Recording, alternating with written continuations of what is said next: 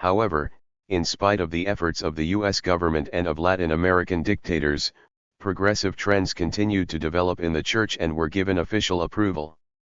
Most notable was the landmark document of the Conference of Latin American Bishops at Medellin in 1968 that called for real structural change and endorsed an emerging theology of liberation. Nelson A. Rockefeller noted these changes and the threat they implied for U.S. interests in his 1969 report to President Nixon. The Catholic Church, he wrote, had entered a new role in Latin America, becoming one of today's forces for social and political change, after recognizing a need to be more responsive to popular will. It was, he warned, vulnerable to subversive penetration, ready to undertake a revolution if necessary to end injustice. 19. In 1975 the CIA helped formulate what became known as the Banzer Plan. This campaign was designed to sharpen internal divisions within the Church, smear and harass progressive church leaders, and cause the arrest or expulsion of foreign priests or nuns who supported social change. Intensively promoted throughout Latin America, the plan got its name from Bolivian dictator Hugo Banzer, whose government described it in a memo submitted to an international meeting of anti-communist organizations in Paraguay. Care must be taken, the memo insisted, to attack only the Church's progressive sector. Not the Church as an institution or the bishops as a group. In the campaign to undermine the progressive sectors, it was essential to insistently repeat that they preach armed struggle, that they are linked with international communism, and that they were sent to Bolivia with the sole purpose of moving the Church toward communism. 20. The Banzer Plan simply formalized a long-standing CIA practice of subsidizing such right-wing organizations as Tradition, Family, and Property, a group that helped destabilize the democratic government in Brazil in 1964, paving the way for a military dictatorship. It sought to promote Christian democracy throughout Latin America as a means of domesticating and de-radicalizing movements of social reform. Here the most thoroughly documented program was that carried out in Chile in the 1960s with the cooperation of West Germany's Christian Democratic government and the German bishops, whose Miserere and Adveniat mission and relief agencies were heavily subsidized by their government. 21 Belgian Jesuit Roger Viekmans, later to emerge as a bitter enemy of liberation theology, served as a channel for at least $25 million a year from the Germans and a further $5 to $10 million in CIA and U.S. Agency for International Development Funds. 22. After the 1970 electoral victory of socialist Salvador Allende in Chile, Viekmans moved to Bogotá. In the more sympathetic climate of Colombia's ultra-conservative church, he teamed up with a young bishop, Alfonso López Trujillo, who shared his aversion to liberation theology. In 1972 the previously progressive staff of the Latin American Bishops' Conference was replaced by a much more conservative group under the direction of López Trujillo as Secretary General. These changes were welcomed by the Vatican, where by this time conservative forces were once again in the ascendancy. Though these changes implied new possibilities for cooperation between Washington, Rome, and conservative forces in the Latin American church hierarchy, they also ensured a profound and painful polarization within Latin America Catholicism itself. The U.S. manipulation of religious issues in Nicaragua. When a group of Reagan advisors met in Santa Fe, New Mexico, in early 1980 to formulate their presidential candidate's Latin America policy, they expressed concern over the continued growth of social activism in the church. The Santa Fe document, edited by Louis Tams, former U.S. ambassador to Colombia and eventually U.S. ambassador to Costa Rica, called for a high level of intervention. U.S. foreign policy, it said, must begin to counter liberation theology as it is utilized in Latin America. 23. Ignoring the fact that the religious media were overwhelmingly controlled by López Trujillo and his allies, whereas the secular media were similarly dominated by conservative elements, it explains social activism as a result of the manipulation of the information media through church-affiliated groups and other so-called human rights lobbies. Such manipulation, it asserted, has played an increasingly important role in overthrowing authoritarian, but pro-U.S. governments and replacing them with anti-U.S. communist or pro-communist dictatorships of a totalitarian character. 24. Upon gaining office, the Reagan team acted quickly to make religious issues an element of its war on Nicaragua. Part of this attack was covered. During the first term of the Reagan administration, the press revealed that the CIA produced two documents designed to guide the Contras. The first was a comic book-style freedom fighters manual, aimed at teaching Contra fighters how to commit sabotage against the treasonous Marxist state. The second, entitled Psychological Operations in Guerrilla Warfare, was a more sophisticated and lengthy piece intended to instruct Contra leaders in the latest techniques of psychological warfare. Both manuals urged the freedom fighters to accentuate religious tension. The comic book, for instance, in exhorting its readers to paint anti-Sandinista slogans, illustrated this idea with a picture of a young person writing "Long Live the Pope" on a wall. 25 In psychological operations, the CIA's surrogate commandos were instructed that if they killed a civilian they should explain that, although like all Christian guerrillas they espoused nonviolence, the action was necessary to prevent the repression of the Sandinista government against innocent people. 26. The authors of Psychological Operations also instructed their surrogates to express indignation over the lack of freedom of worship, and persecution, of which priests are victims, and over the participation of priests such as Miguel Descoto and Escobedo Cardinal in the Sandinista government against the explicit orders of His Holiness, the Pope. The recommended slogans played on the popular religiosity, God, homeland, and democracy. With God and patriotism, we will overcome communism, because we love Christ, we love His bishops and pastors. 27. Contra radio stations, financed in part with US dollars, operated from both Costa Rica and Honduras and used religious themes, heaping praise on Obando the Cardinal of Peace and broadcasting his Sunday homilies. The Nicaraguan Democratic Forces posters proclaimed, "God is on our side and the Pope is with us." The FDN promoted the figure of Obando and devoted its September/October 1985 bulletin, distributed in the United States, to the Cardinal. The December 1985 cover had Obando's picture and the exclamations, "Long live our Cardinal!" and "With God and patriotism, we shall defeat communism." In addition to these efforts to convince the Nicaraguan people that the Sandinistas were enemies of their church, the CIA also apparently put at least some of its abundant resources into efforts to propagandize within the United States.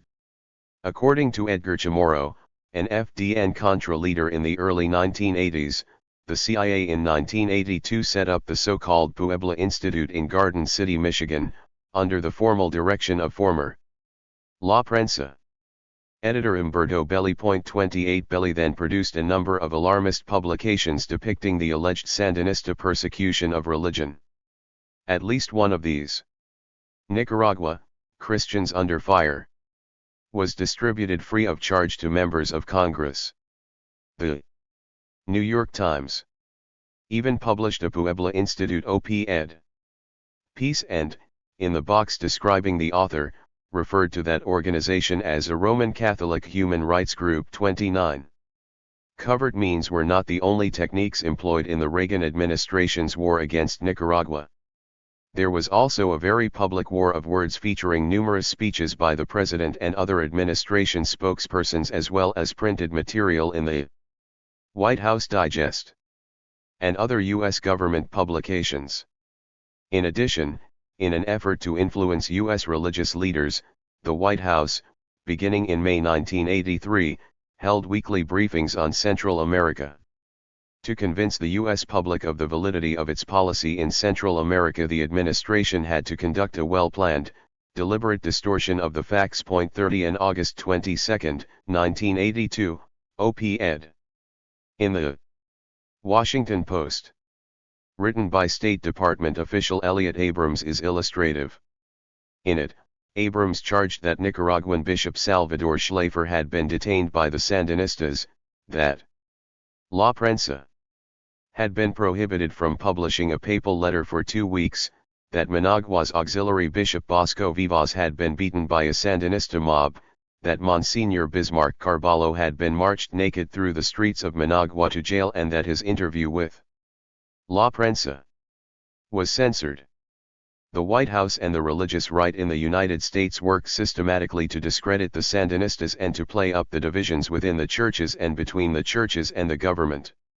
Their approach made use of propaganda channels with direct support of U.S. church figures and institutions opposed to the Sandinistas, press conferences set up by the White House itself or by the Heritage Foundation, the Institute on Religion and Democracy, the Puebla Institute or other like-minded groups, speaking tours arranged for Nicaraguan defectors and opposition and contra figures such as Edgar and Geraldine Macias, Humberto Belli, and Alvaro José Baldazan.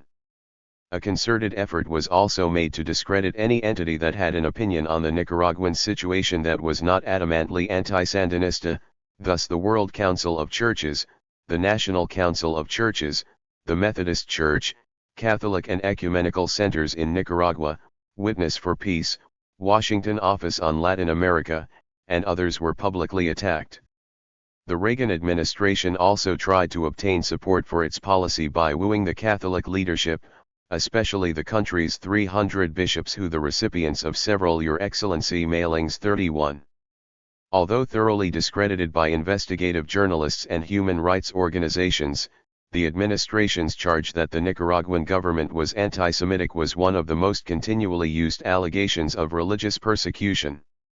In July 1983, 4 days before Reagan's White House briefing on Central America to Jewish leaders, the U.S. Embassy in Managua cabled Secretary of State Schultz, disclosing that the evidence fails to demonstrate that the Sandinistas have followed a policy of anti-Semitism or have persecuted Jews solely because of their religion. 32. Ignoring this confidential cable, Reagan charged that after the Sandinista takeover, the remaining Jews were terrorized into leaving. The Sandinistas seem always to have been anti-Semitic. On December 14, 1985, Reagan repeated, "A tiny population of Jews was bullied and driven out." 33. And, in the 1986 campaign to secure funding for the Contras, the same discredited charge was used over and over again. The White House Digest of February 29, 1984, used allegations by Contra partisans and Sandinista defectors to repeat totally unsubstantiated charges that portray a brutal, anti-church regime in Nicaragua. The Digest quoted ARDE leader Edgar Macias as saying that priests who have expressed a desire to leave the regime have been told by the junta that they cannot resign from their posts. Macias also charged that the Sandinistas are even trying to create a new religious rite, the Sandino-Christian rite, complete with icons to Augusto Sandino, prayers to a new pantheon of martyred Sandinistas who are to be revered as saints, and even the beginnings of a cult of resurrection. North American church personnel living in Nicaragua testified to the absurdity of such charges. 34. A November 6, 1985, White House report on Nicaragua decried the church situation there. It charged that thousands of worshippers have been prevented by force from attending masses given by Cardinal Obando. Theologian Juan Hernández Pico challenged the accusation, while Cardinal Obando, with the state of emergency in October 1985, has been denied permission to hold outdoor processions. He has traveled extensively throughout the country, saying Mass wherever he goes. Nobody has been prevented from attending his masses. 35. The administration's wholesale deviation from fact in justifying its foreign policy eventually came under strong criticism from America's Watch. In its July 1985 report on Nicaragua, it stated categorically, "The issue of religious persecution in Nicaragua is without substance, although it is evident that the political conflict between the Catholic Church and the government has included cases of clear abuses, such as the expulsion of 10 foreign priests. There is not a policy of anti-Semitism, nor are Christians Catholic or Protestant persecuted for their faith." 36. Reagan's disregard for the truth increased with each congressional fight for renewed military aid to the Contras. In a radio address on December 14, 1985, he included this assessment of the Church in Nicaragua. "No institution more deeply embodies or glorifies or seeks to perfect the moral and spiritual goodness of man than the Church in all of its denominations. Yet, in Nicaragua, the Church is the enemy." Cardinal Obando y Bravo, a great hero of truth and courage, is prevented from speaking freely to his flock. The state police have expelled foreign priests and drafted seminarians who are virtual prisoners in the Sandinistas armed forces. The truth is, these men are nothing but thugs, a gang of hardcore communists to whom the word of God is a declaration of liberation that must be stamped out. 37. Reagan's domestic allies. The Institute on Religion and Democracy. Working with the Reagan administration in the ideological war were organizations and individuals of the religious right in the United States. One of the pillars was the Institute on Religion and Democracy.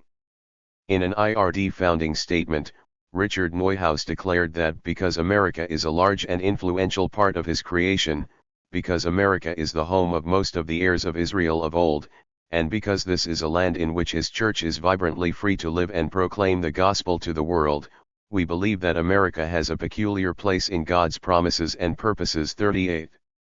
However, according to Martin Lee in a 1983 expose published in Mother Jones, the IRD was established in 1981 with funding from right-wing institutions, including the Smith Richardson and Sarah Scaife Foundations, both of which he asserts have served as CIA financial conduits. 39. At least initially, the IRD was designed to mobilize Protestant opinion against what its founders regarded as a dangerous swing to the left in the major mainline U.S. Protestant churches. An IRD report published in 1981 asserted that the Catholic Church was the only institution in Nicaragua which seems to have much prospect of holding the country back from the drift toward totalitarianism. Whether or not it succeeds may depend on the kind of moral support and, possibly material assistance it gets from the Christian churches throughout the world. 40. Other IRD documents attacked the Sandinista government, the Jesuits, the Evangelical Committee for Aid and Development, the Antonio Valdivieso Ecumenical Center, the Central American Historical Institute in Managua, Father Uriel Molina, the Popular Church, Liberation Theology, and so on.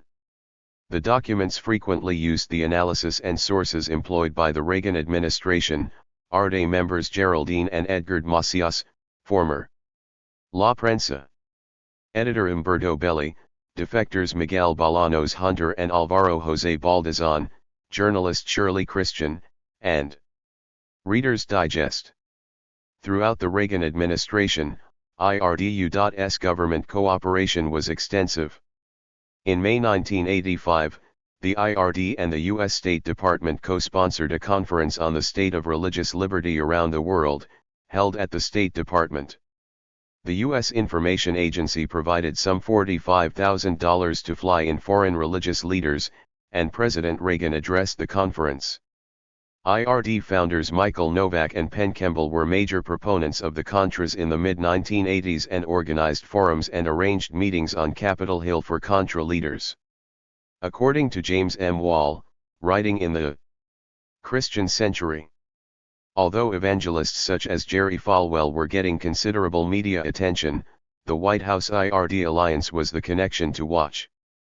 The Reagan administration may give lip service to a prayer amendment, but its real commitment is to waging war against communism.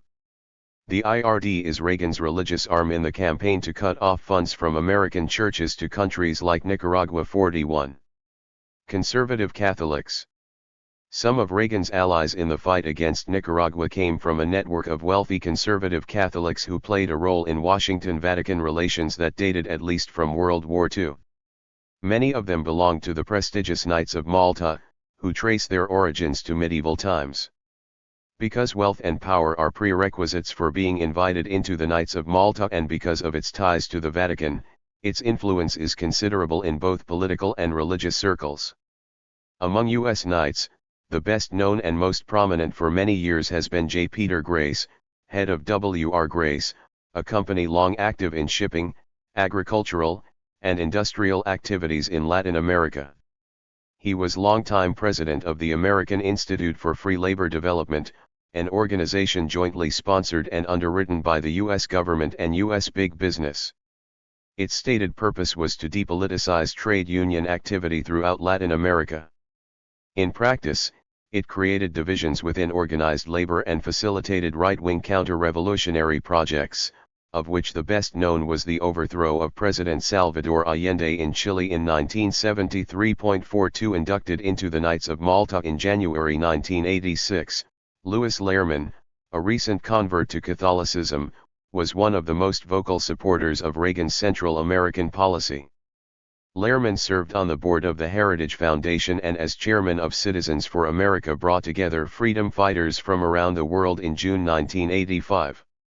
Other U.S. Knights and Dames of Malta include William Casey, James Buckley, Lee Iacocca, William Buckley, Alexander Haig, William A. Wilson, Claire Booth Luce, William E. Simon, Senator Jeremiah Denton, John McCone, Frank Ortiz, and Patrick Frawley.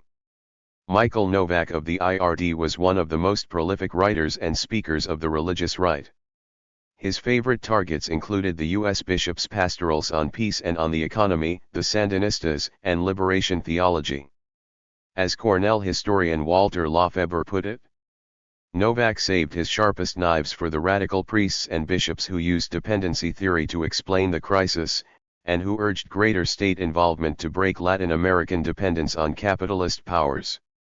He warned that their approach could lead to a new union of church and state that might well end in economic decline and the suppression of individual freedom. 43. The rest of the religious right.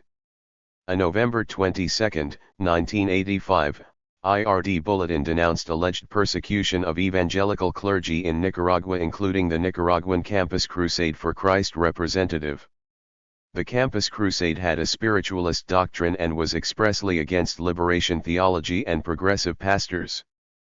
Partially funded by conservative beer magnate Adolf Kors, much of its focus was political with a religious veneer.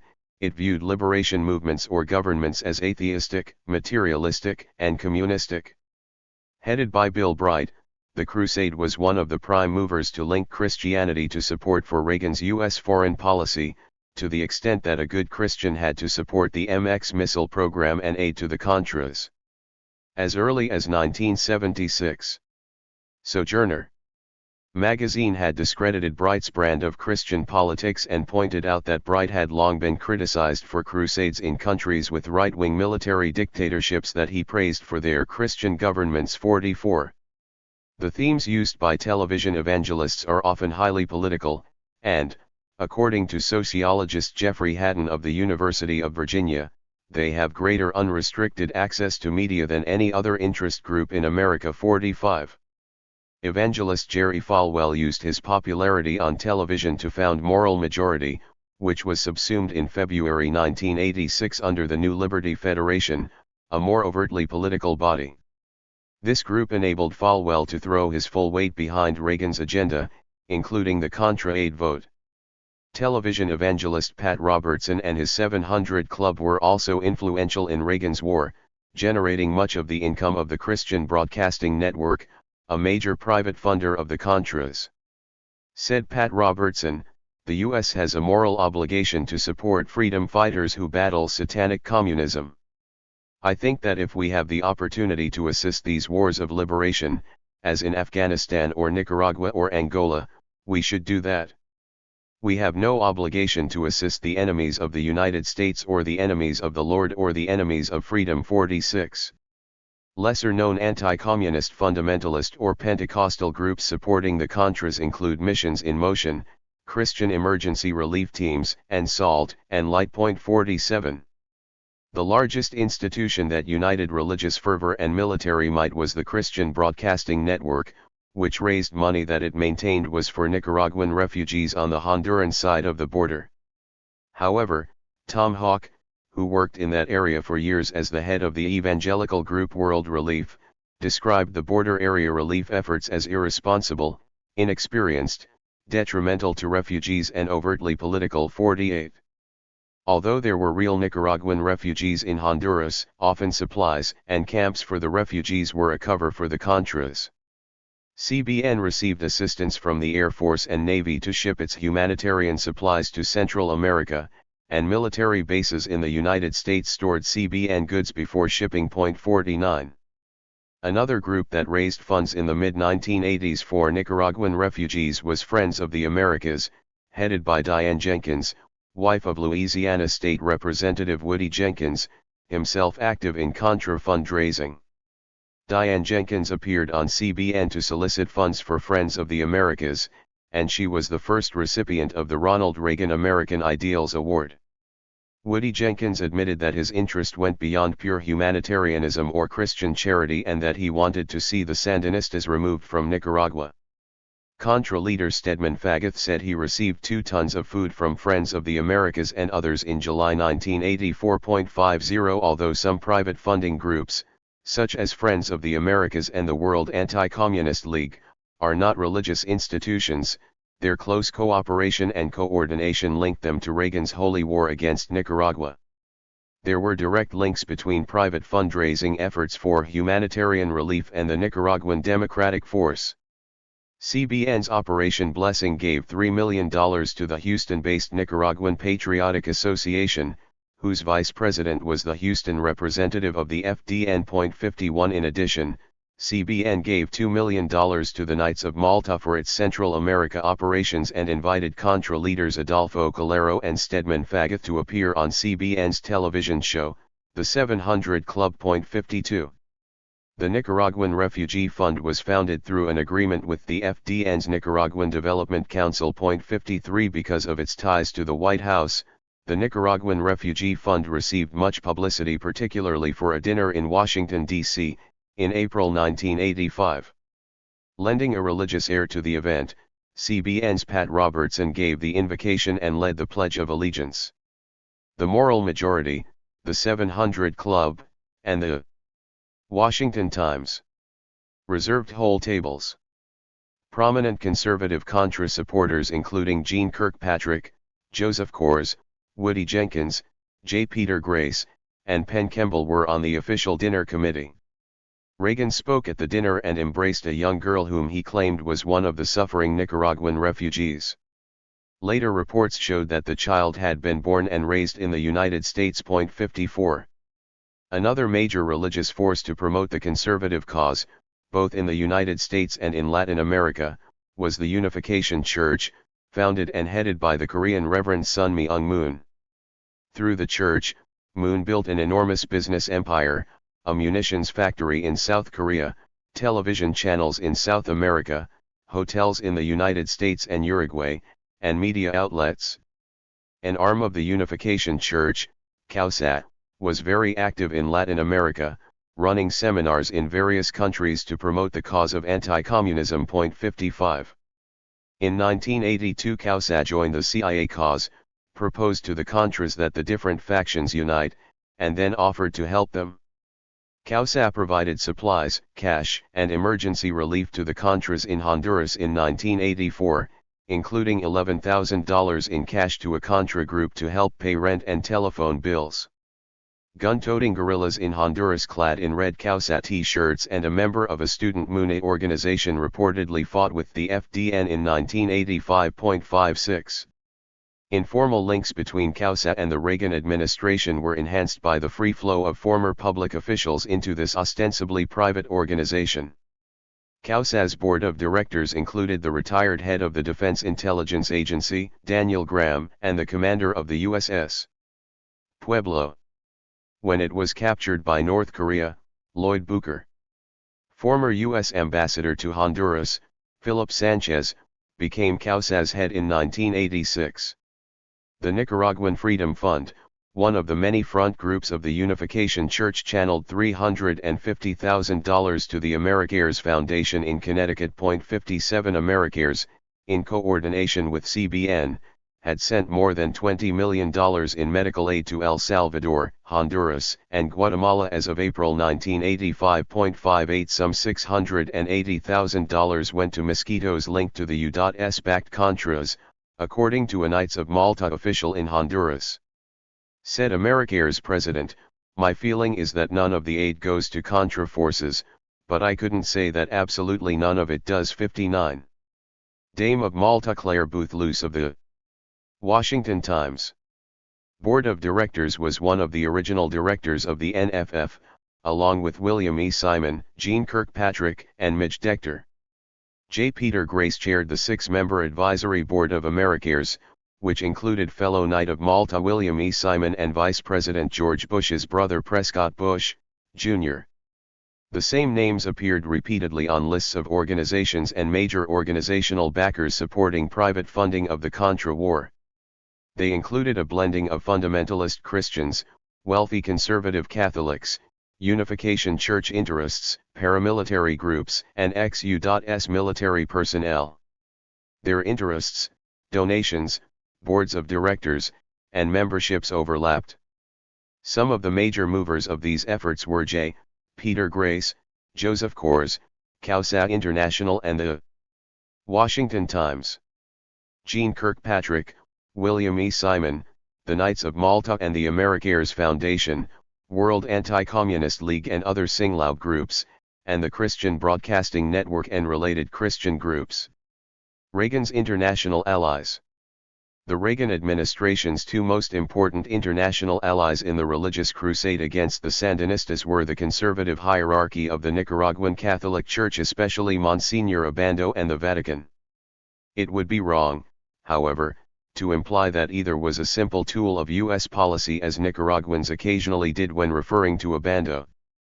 A more accurate interpretation would be that there was a convergence of worldview that often led to cooperative effort. The conservative bishops and the Pope were concerned that the hierarchical organization and authority of the Church, its magisterium, were being threatened by greater grassroots participation in both religion and politics in post-1979 Nicaragua. These fears and a misplaced anti-communism often led Obando and the new Polish Pope to pursue policies that dovetailed neatly with those of Washington. Obando and like-minded bishops. Throughout the first 6 years of the Reagan administration, Archbishop Miguel Obando y Bravo and other conservative bishops were clearly the Reagan administration's most stalwart foreign allies in the undeclared war against the Sandinistas.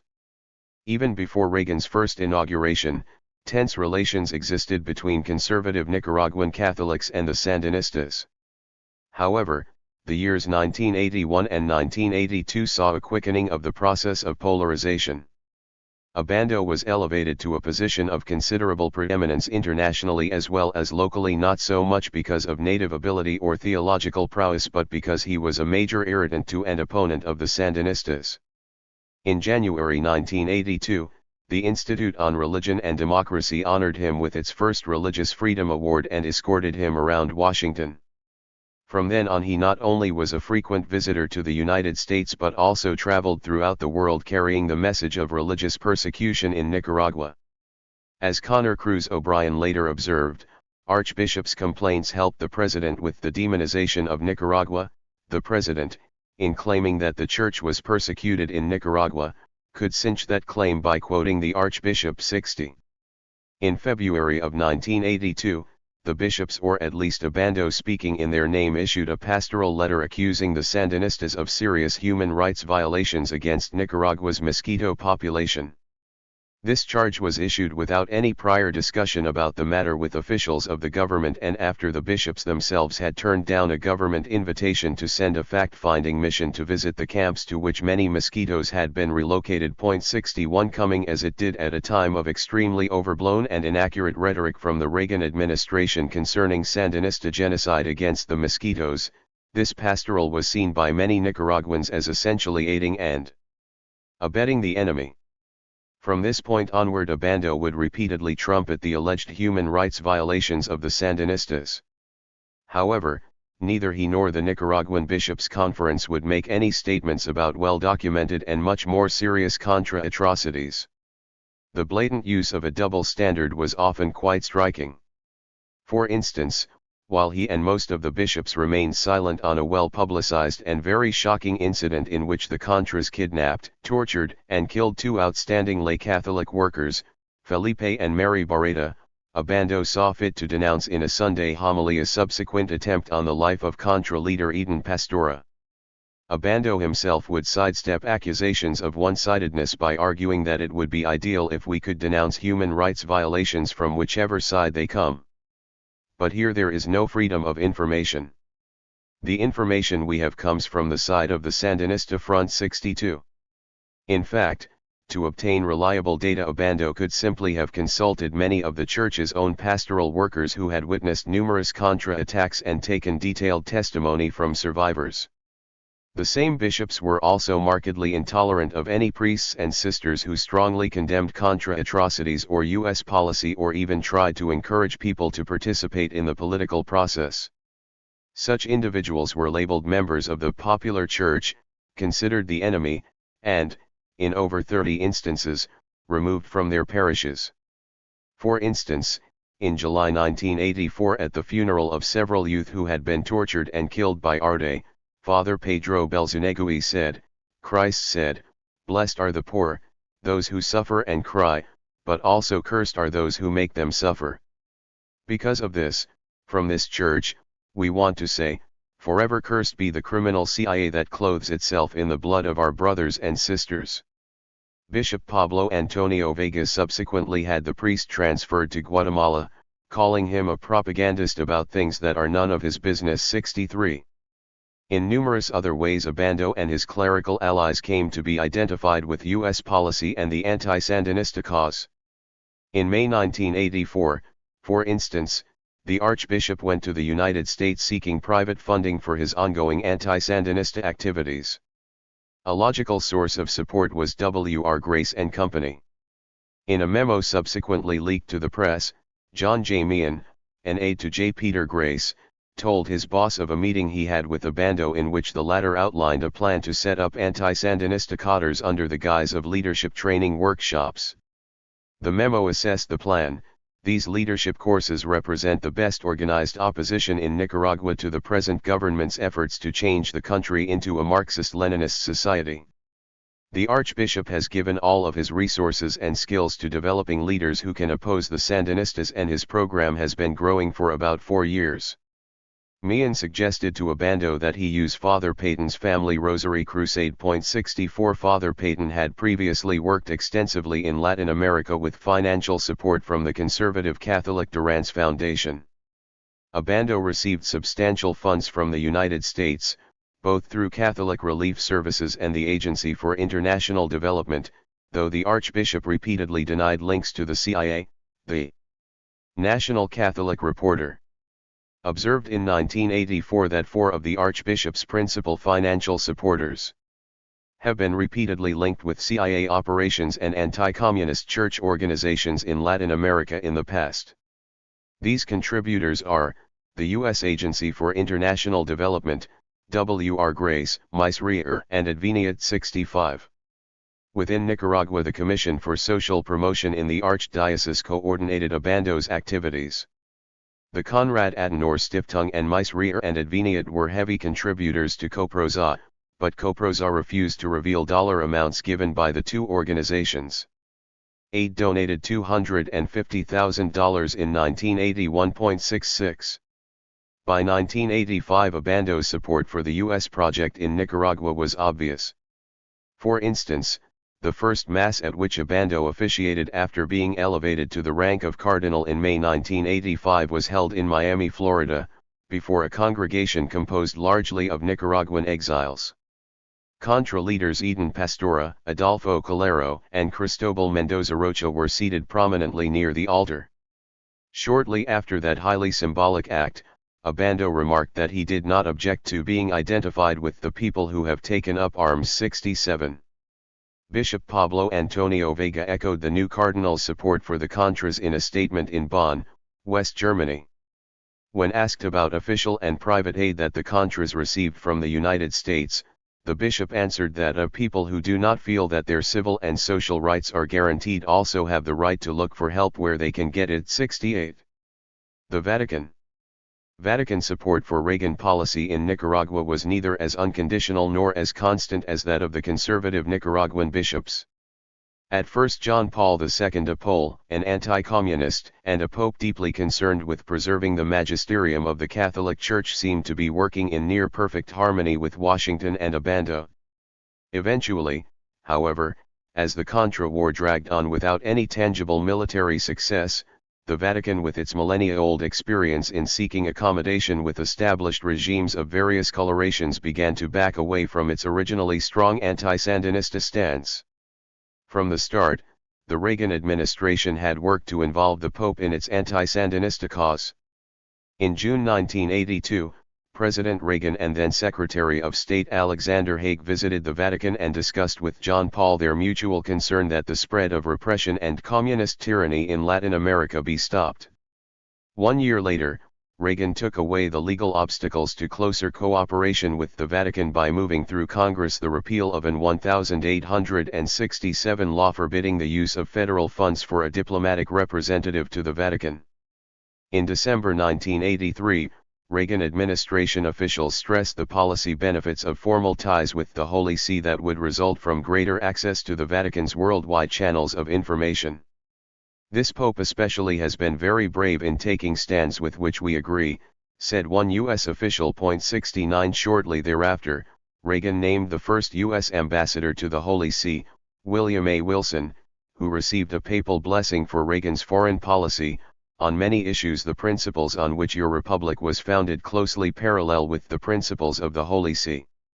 The condition of today's world depends largely on the way in which the United States exercises its global mission of service to humanity." 70. The Reagan administration devoted much energy to the Pope's Central America trip in 1983. U.S. Ambassador at Large Vernon Walters, who had previously served as Deputy Director of the CIA, visited the Vatican on October 18, 1982. Secretary of State George Shultz was at the Vatican in December 1982, and George Bush met with the Pope and Vatican Secretary of State Ciceroli on February 7 just before the papal trip began.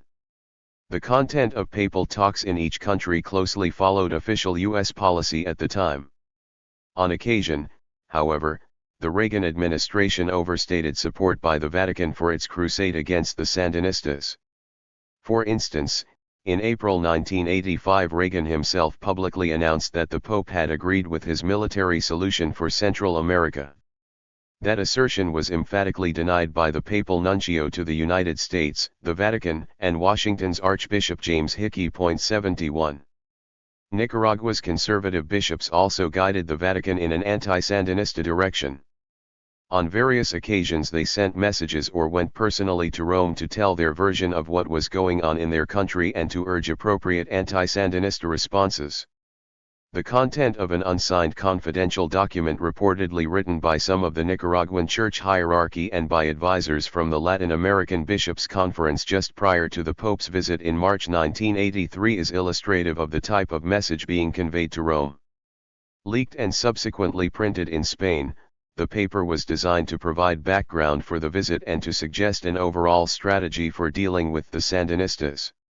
Its attitude toward the revolutionary government is unequivocal. The fundamental reality that the Nicaraguan Church and the Vatican have to confront with complete clarity and without questioning is this, that the Sandinista government is a Marxist-Leninist government, that it is, in short, an enemy. The fact that it is an enemy means that a policy of accommodation cannot succeed. Each concession by the Church will be followed by another government demand, in an unending spiral, because the intrinsic aim of the government is the complete monopoly of political and ideological power. 72.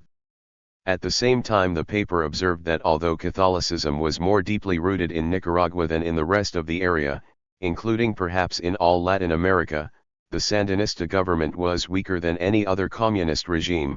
The fragile internal and external situation was forcing it to a certain amount of compromise, and Monsignor Obando was extremely popular. The Church must unite itself around this primate as has been the case in Poland. 73. The paper also included specific recommendations. It stated that the Catholic Church should make clear to the Sandinista government that Obando must be at the center of gravity of church-state communications. Nicaragua should have its own nuncio, not share one with Honduras, for it is necessary to have a nuncio who can work in strict collaboration with Monsignor Obando and a united episcopal conference. The Church must point out specific doctrinal errors, denounce them authoritatively as being opposed to the magisterium of the Church, and point to the specific individuals and organizations that support them. Members of the Church who work to undermine the leadership of Obando must be removed from their positions of institutional authority and influence. For their part, the Sandinistas were acutely aware of the need to avoid a deterioration of relations with Rome. They understood the power of the Vatican. As one Sandinista official said in 1986, the Vatican has made and unmade presidents and kings, it has made and unmade financial empires. Like the United States, its power cannot be overestimated. It has even made someone like a Bando a world figure. That is not something to take lightly. 74. Accordingly, the Sandinistas, too, sent a number of delegations to Rome in an effort to convince John Paul II that religion and revolution could coexist in Nicaragua to the mutual benefit of both. But, through the first half of the 1980s, the voices of alarm coming from Washington and Nicaragua's conservative church hierarchy held the day. During the first 6 years of the Reagan administration, tension between the Vatican and the Sandinistas mounted. The Pope repeatedly made statements implying that the priests in the Nicaraguan government should resign. According to Daniel Ortega, one of the conditions for the 1983 papal visit to Nicaragua, initially conveyed to the junta in the last quarter of the previous year, was that it remove the priests from office. 75 The Pope also sent a message to Nicaragua denouncing the popular church. The Pope's frequent attacks on some aspects of liberation theology, as well as his decision in May 1985 to elevate the viscerally anti-Sandinista Archbishop Miguel Abando y Bravo to the rank of cardinal, also served to exacerbate tensions between Rome and Managua. The most dramatic example of the deterioration of relations between the Vatican and the Sandinistas came with the Pope's visit in March 1983. The Nicaraguan government had gone to great expense and effort to welcome the Pope. Between 600,000 and 700,000 people, around 40% of the adult population of the country, attended the papal mass held in the 19th of July Plaza. 76 Yet from the start everything seemed to go wrong. Junta leader Daniel Ortega's welcoming speech was overly long and apparently misunderstood by the Pope. On the other hand, all the Pope's utterances echoed the viewpoints of the conservative clergy. The people were told to obey their bishops. The popular church was denounced.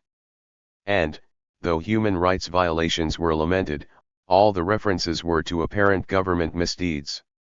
Worse still, especially for mothers of victims of the Contra War, the Pope steadfastly refused to pray for Nicaraguans killed by the Contras.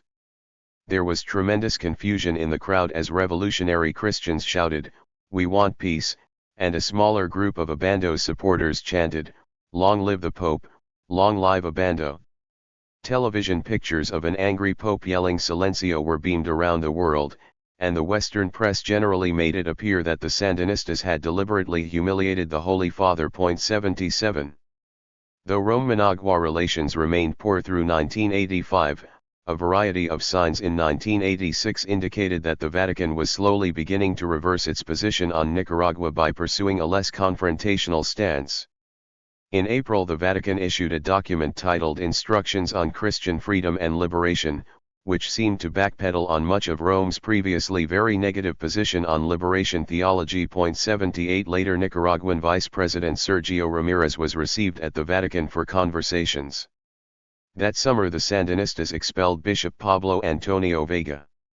Significantly, however, though the Vatican responded with pro forma denunciations of the expulsion, it maintained studious silence on Vega's proposal that he be appointed to head a prelature in exile, meaning a prelature for the Contras 80. And, when the exiled bishop immediately embarked on a speaking tour of the world to denounce the Sandinistas, it ordered him to come to the Vatican and thereafter effectively silenced him. That summer, the Vatican assigned a new nuncio exclusively to Nicaragua. Paolo Giglio, however, was certainly not the Polish nuncio the conservative bishops had requested. In fact, he arrived in Managua with a conciliatory message and orders for Abando to return to dialogue with the Nicaraguan government. Remarkably, an unusually conciliatory statement by Abando followed the first round of talks with Sandinista officials in September 81. In sum, the Vatican appeared to have shifted away from a policy of direct confrontation with the Sandinistas. Though John Paul would perhaps continue to view the Nicaraguan Revolution as a Central American variation of Poland and therefore never publicly recognize the revolution's legitimacy, 82 He had begun to pursue more pragmatic, less confrontational tactics than those espoused by either the Reagan administration or Nicaragua's conservative bishops. Conclusion. In its first 6 years in office, the Reagan administration used a variety of tactics to manipulate religion and the religious issue as one part of its effort to destabilize and destroy its chosen enemy in Nicaragua. These included an elaborate propaganda campaign of half-truths, distortion, and outright falsehoods, CIA dirty tricks, close cooperation with right-wing Catholic and Protestant organizations and other ultra-conservatives in the United States, and the coordination of anti-Sandinista policy with Nicaragua's conservative Catholic hierarchy and a strongly anti-communist pope. Although the effect of these U.S. machinations was impossible to measure precisely, they probably had contributed significantly to the polarization that had taken place not only within the churches of Nicaragua but also between certain segments of them and the revolutionary state. However, at the time this chapter was being written, it appeared that the situation might be ameliorated if the shift in Vatican strategy visible in 1986 continued into the future. Meanwhile, in the United States, although the Reagan administration's torrid rhetoric had had an impact on some segments of the U.S. public, it certainly had not convinced the mainline Protestant and Catholic Church leadership. As Bishop James Malone, head of the U.S. Catholic Bishops' Conference, put it, the difference between Vietnam and Central America is that the Catholic Church stands between us and Central America. 83. He might just as well have spoken for the Protestants, too. A number of national church task forces had been commissioned and charged with carrying out careful investigations of Central American and Nicaraguan reality. Between 1981 and April 1985, 17 major U.S. denominations had formally protested U.S. intervention in the region. 13 of them also condemned the U.S.-inspired and U.S.-financed paramilitary efforts to overthrow the Nicaraguan government. In the words of then Assistant Secretary of State Langhorne Motley, taking on the churches is really tough. We don't normally think of them as political opponents, so we don't know how to handle them. It has to be a kid glove kind of thing. They are really formidable. 84.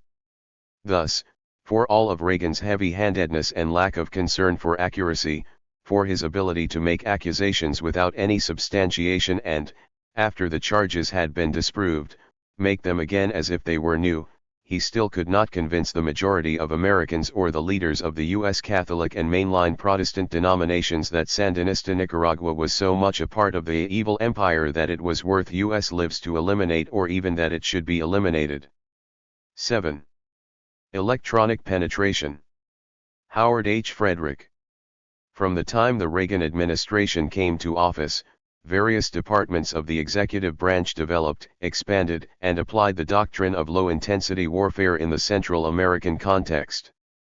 That doctrine was based on the accumulated experience of the Germans in World War II, the British in Malaya, Kenya, and Ireland, the Philippine government against the hook, the French in Algeria, and especially the United States in Vietnam.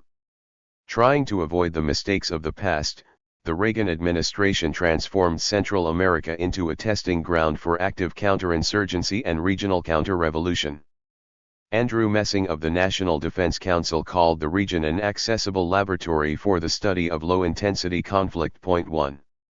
According to the advocates of low-intensity warfare, victory is guaranteed not by military superiority but by carefully executed political and ideological tactics that render the enemy ineffective, demoralized, and isolated. Direct invasion by troops and the large-scale use of military force are reserved for an eventual seizure of territory from an enemy already incapable of presenting significant resistance. In the case of Nicaragua, the constant threat of an invasion and the continual psychological pressure on the government and people required the country to be in a perpetual state of tension, which contributed to a waste of resources and erosion of resolve. The U.S. war against Nicaragua was as much an ideological struggle as a military one. Armed counterinsurgency and psychological war were part of one common strategy. In fact, the CIA's Manual on Psychological Warfare in Nicaragua stated outright that the human being should be considered the priority objective in a political war. And conceived as the military target of a guerrilla war, the human being has his most critical point in his mind. Once his mind has been reached, the political animal has been defeated, without necessarily receiving bullets too. Not widely known in the United States, the Reagan administration's use of propaganda as a weapon against the Nicaraguan Revolution was apparent to the Sandinistas from the start. In 1985, for instance, Nicaraguan Vice President Sergio Ramirez Mercado, in a speech to students at the School of Journalism at the Central American University in Managua, identified 5 themes that Nicaragua's enemies had been using for several years to discredit and delegitimate the revolution in public opinion. 1. The revolution pursues a totalitarian system. 2. Nicaragua is attempting to be a base for Soviet penetration in Central America to challenge the interests of U.S. national security. 3. Nicaragua is the field of confrontation in the East-West struggle. 4. Nicaragua is attempting a revolution without borders and systematically exports its revolution. 5. Nicaragua's excessive militarism only shows its expansion goals. Its army is ready, in the offensive sense, to invade and occupy other countries of the area, and in conclusion, as long as the Sandinist front does not initiate a true national dialogue to include those up in arms, there will be no possibility for peace in the country. 3. In theory, much of the U.S. propaganda campaign or war of ideas against the Nicaraguan people was supposed to have been waged by the surrogate forces, or Contras, which the U.S. organized from 1981 onward to fight the Sandinistas. In 1983, the CIA's manual advised and admonished Contra commanders that in guerrilla warfare, every combatant should be as highly motivated to carry out propaganda face-to-face as he is as a combatant. The techniques of psychological operations. The social psychological effect of a guerrilla movement, converting the guerrilla into a propagandist for. In fact, however, the Contras themselves, perhaps because of the brutal way in which they normally treated Nicaraguan civilians, proved to be of little use as conduits of propaganda. Radio and television were far more effective.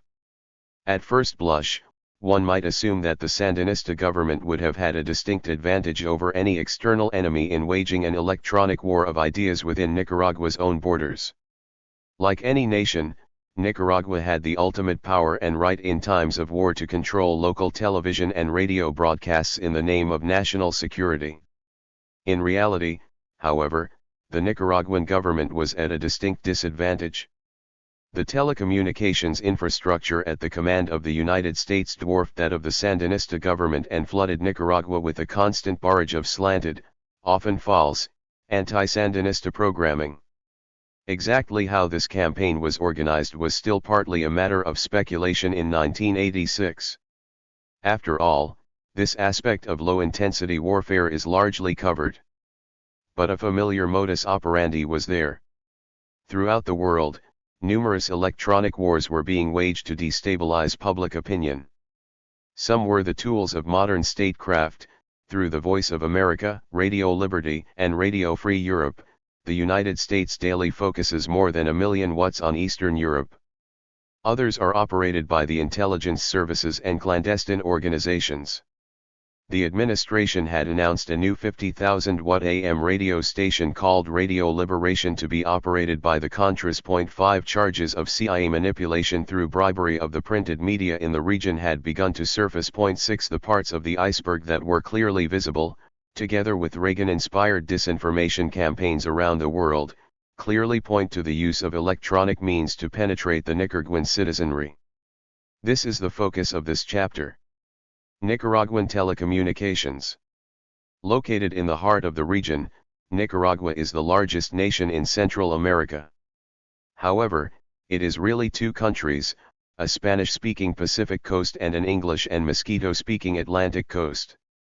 The 2 are separated by jungles and mountains, thus creating a difficult situation for broadcast engineers, who for years had hoped to unite the country electronically. In the pre-revolutionary period, only one radio station could reach the East Coast, and then only at night. 7 Television was limited to only the narrow Spanish-speaking Pacific coast. Even in 1986, with all the efforts of the Sandinista government, the Sandinista television system covered only about 60% of the country and radio only slightly more. 8. Nicaragua's radio infrastructure had its roots in the history of repression by U.S. forces and the Somoza dictatorship. Radio broadcasting began in 1931, during the occupation by U.S. Marines, as a means of fighting insurgent guerrillas. Frustrated by poor telecommunications, the Marines set up Radio Nacional to assist their efforts at routing Augusto Cesar Sandino and his troops, who were fighting a guerrilla war against U.S. occupation. 9 The Somoza family maintained control over Radio Nacional until the 1979 Sandinista Revolution. Throughout this period, numerous independent commercial and religious stations were active. At the time of the revolution in 1979, the Somoza family controlled about a third of the national economy. When the regime collapsed, the new government inherited 16 radio stations, 2 television stations, and 1 newspaper, all previously owned by the dictator. 10 In 1979, some 48 radio stations were operating in the country. 11 In 1986, 49 radio stations were operating, of which 32 were in private hands and 17 belonged to the Corporación de Radiodifusión del Pueblo, the People's Broadcasting Corporation, which inherited Somoza's radio assets. Nicaraguan television was set up with North American equipment in the mid-1950s. By 1967, 5 stations were operating, but by 1979 that number had dropped to only 2 commercial stations. Channel. Figure 7.1 Coverage by Nicaraguan television and radio. Note, Roman numerals on these and other maps in this chapter identify the regions and special zones into which Nicaragua was divided in 1982. 6 was completely owned by the Somoza family and supported Somoza's Liberal Party.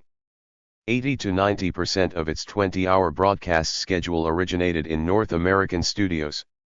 Especially popular were dramatic series, action programs, and public affairs from the U.S. perspective. The only local programs were 2 15-minute newscasts, commercials, Liberal Party political programs, and a cultural program on Sunday. Channel 2 had a more independent broadcasting philosophy but was also privately owned with minority shares controlled by the Somoza family. After the triumph, the new government bought the non-Somoza interest in Channel 2 and merged it with Channel 6 into the Sandinista television system.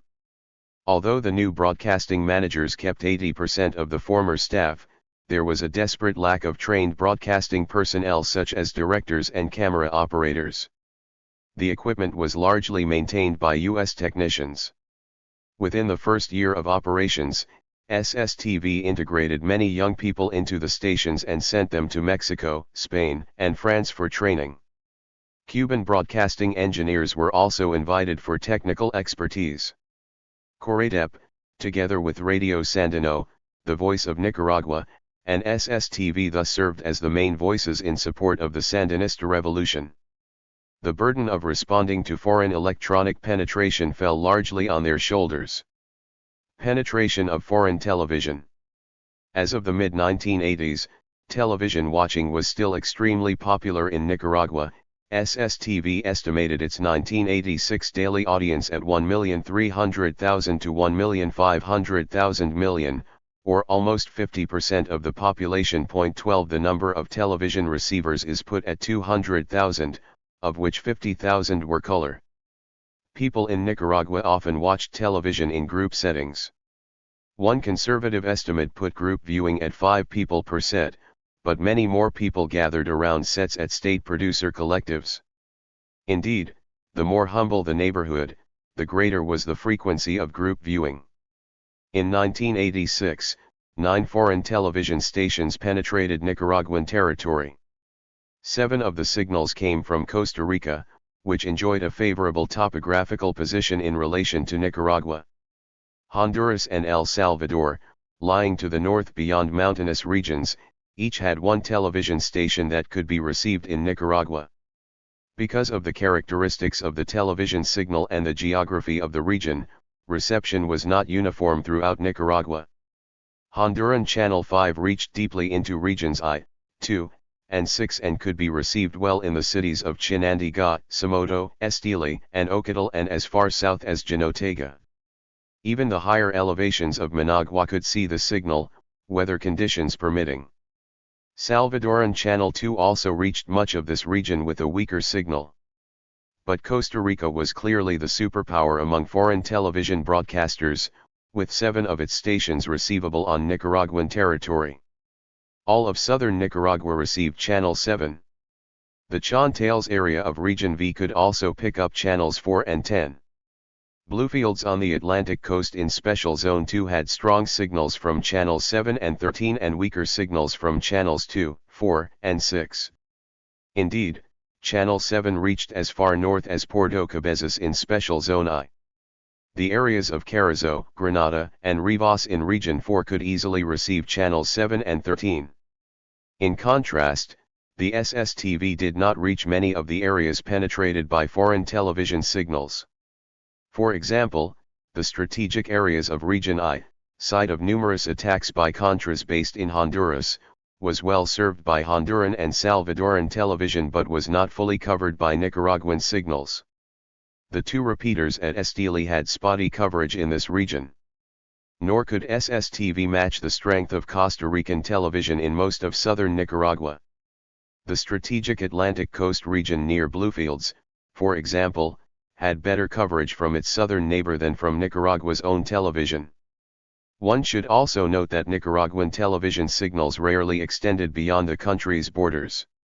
However, when a significant event occurred in Nicaragua, as when the Pope visited, Nicaraguan programming could be shared with neighboring countries through the Central American Microwave Network. The programming of these foreign stations was similar to Nicaraguan programming before the revolution. The predominant content included action/adventures, violence, police, and dramatic series. The entertainment programs did not have content directed at the Nicaraguan people per se, but the placement of these programs against the Nicaraguan offerings often created a drain on SSTV's natural audience. Furthermore, because of U.S. economic blockade, Nicaragua could not provide the highest quality of imported programs to counteract foreign offerings. In contrast to foreign entertainment programs, though, foreign television news often had content directed at Nicaragua. All these channels frequently covered U.S. intervention and the Nicaraguan counter-revolution in a sympathetic fashion. Furthermore, when the SSTV news aired at 8 p.m., these stations often placed their best programs up against it. Acknowledging these problems, SSTV officials believed the only way to respond to penetration was to create better local programming and to produce programs about the areas that were being affected by the penetration. Following a pluralist programming philosophy, SSTV by 1986 was producing 35% of its television day locally, whereas 65% remained foreign. Of this foreign programming, Latin American shows accounted for 30%, the United States, 25%, Western Europe, 30%, and socialist countries, 15%. Penetration of foreign radio. In 1985, 74 foreign AM and FM radio stations were penetrating Nicaraguan territory. 1/3 of these foreign stations were broadcasting from Costa Rica, another 1/5, from Honduras. Other regional broadcasters from Belize, Colombia, Cuba, El Salvador, Guatemala, Mexico, Netherlands Antilles, Panama, the United States, the USSR, and Venezuela were heard in the country. Because of the characteristics of AM and FM radio signal propagation, reception was not uniform throughout the country. Region I, site of intense Contra activity, could hear 32 foreign stations. Only 2 Nicaraguan government stations broadcast in this region. Region I's neighbor, mountainous Region 6 comprising the departments of Matagalpa and Jinotega, also the site of Contra actions, was penetrated by 28 stations. Special Zones 2 and 3 on the Atlantic were especially susceptible to foreign radio penetration because of their low-lying topography and proximity to the coast. For example, Special Zone 2, also the scene of numerous counter-revolutionary actions from troops based in Costa Rica, had 28 non-Nicaraguan stations available on the ordinary radio. There was only one Nicaraguan station in that zone. In contrast, the government-owned and operated Corredep network had only 17 stations with signals of varying qualities to cover the entire country. They had primary responsibility for responding to the 75 external stations penetrating Nicaragua. Formed on April 26, 1981, by Decree 109 of the Junta of National Reconstruction, the People's Broadcasting Corporation operated its stations with old, poorly maintained equipment of North American manufacture. Everything from tape to microphones was scarce. Transmitter capacities ranged from 1 to 10 kilowatts. Corredep had 2 stations in Region I, 2 in Region 2, 4 small stations in Region 3, 2 in Region 4, 1 in Region V, and 2 in Region 6. In the special zones, Corredep had 1 station each in Puerto Cabezas, Tazba Pri, Bluefields, and San Carlos. In opposition to the weak Corredep coverage, 5 foreign AM stations were clearly the radio superpowers in Nicaragua, with coverage far superior to any Nicaraguan station. These included 4 Costa Rican stations, and the Voice of America. 3 other stations could also be heard widely throughout the country. 74 exterior stations heard in Nicaragua were correlated by region, power, and signal quality. Region I and Special Zone 2, where action by counter-revolutionaries was greatest, received a flood of high-quality signals. In Region I, which comprises the departments of Estili, Madres, and Nuevo Segovia, 17 stations from Honduras, 2 from El Salvador, 2 from Costa Rica, and 1 each from Mexico, Colombia, and Cuba entered with a good signal. 13 stations penetrate this region with a fair signal, and 2 stations entered with a poor signal. The equivalent figures for Special Zone 2, containing the Bluefields area of Zelaya Department, were 19 good, 4 fair, and 5 poor. For Region 6, those figures were 10 good, 11 fair, and 6 poor. Another rough measure of radio infiltration was total kilowatts entering the region. Here again, Region I led with 2001 kilowatts of incoming radiated power. Special Zone 2 was in second place with 743.5 kilowatts, followed by Region 2 and Region 6. An examination of kilowatts per population yielded the same pattern. Special Zone 3 on the Costa Rican border was subjected to 8.0 watts of foreign radio per capita. Region I on the Honduran border received 6.67 watts per capita, whereas Special Zone 2, containing the strategic city of Bluefields, was subject to 6.65 watts per capita. Region 4, in contrast, received only 0.79 watts per capita. Shortwave stations, of course, have a far greater international reach. Though they were not included in this study, all major international broadcasters had serviceable signals throughout Nicaragua and Central America. A U.S. Congress study during the debate on Radio Marti claimed that foreign international broadcasters had far more hours of Spanish programs directed at the Caribbean/Central American region than did U.S. stations. Religious station HCJB, the Voice of the Andes, led the list with Figure 7.4 reception quality of leading foreign AM stations in Nicaragua.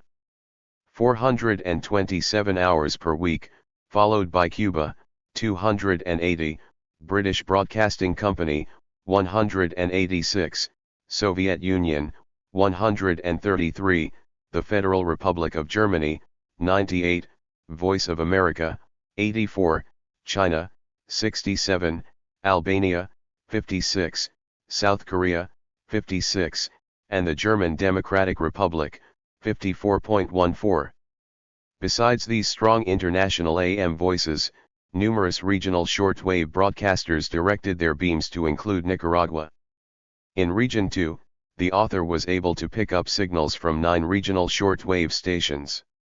These stations were particularly interesting because they included 2 clandestine stations and 3 religious stations as well as commercial stations. Content of foreign radio. The following remarks on the ideological perspectives of these stations were based on transcripts of non-music content made from recordings in Chinandega, Nicaragua, during July 1985 as well as transcripts of the Foreign Broadcast Information Service. The war of ideas against Nicaragua had four orientations. Perhaps the most pervasive penetration of alien values came from foreign commercial stations. Not only were their economic messages often at odds with the goals of Nicaraguan government, but their overall ideological line was markedly anti-Sandinista and pro-Contra. The second orientation included several clandestine/insurgent stations with language and content that was so at variance with normal radio programming that all but the most committed listener may have tuned them out. Next, and most powerful, were governmental stations such as the Voice of America. Finally, the fourth group, foreign religious stations, was generally composed of the evangelical/proselytizing variety that many devout Nicaraguan Catholics might have disregarded. Commercial stations. The foreign commercial stations whose signals could be received in Nicaragua aired material both directly and indirectly inimical to the revolutionary process in Nicaragua. First, through commercial advertisements they pushed values of consumerism.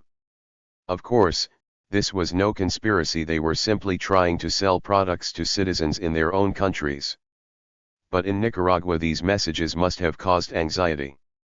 For although most of the productive capacity of the country had remained in private hands, U.S. programs of economic destabilization and the Contra War itself had caused an economic situation in which most Nicaraguans had little access to anything except the bare necessities. Radio Valle, broadcasting from Colutka, Honduras, to an area which included regions I and II in Nicaragua, was typical of many small commercial stations in that revolutionary country. Advertising dominated the non-music content of the station. Headache medicine and youth potions appealed to the symptoms of life stresses, and tire and battery ads appealed to the desire for physical and psychic mobility. Eye drops, nail polish, numerous brands of coffee, and appliances all contributed to an impression in the mind of the average Nicaraguan that life was better outside the country. If the negative impact of this commercialism was largely unintended, the political slant and content of the news and commentary on foreign commercial stations audible in Nicaragua appear to have been more deliberate. Take, for instance, Costa Rica's Radio Colombia, one of the region's true superstations of commercialism.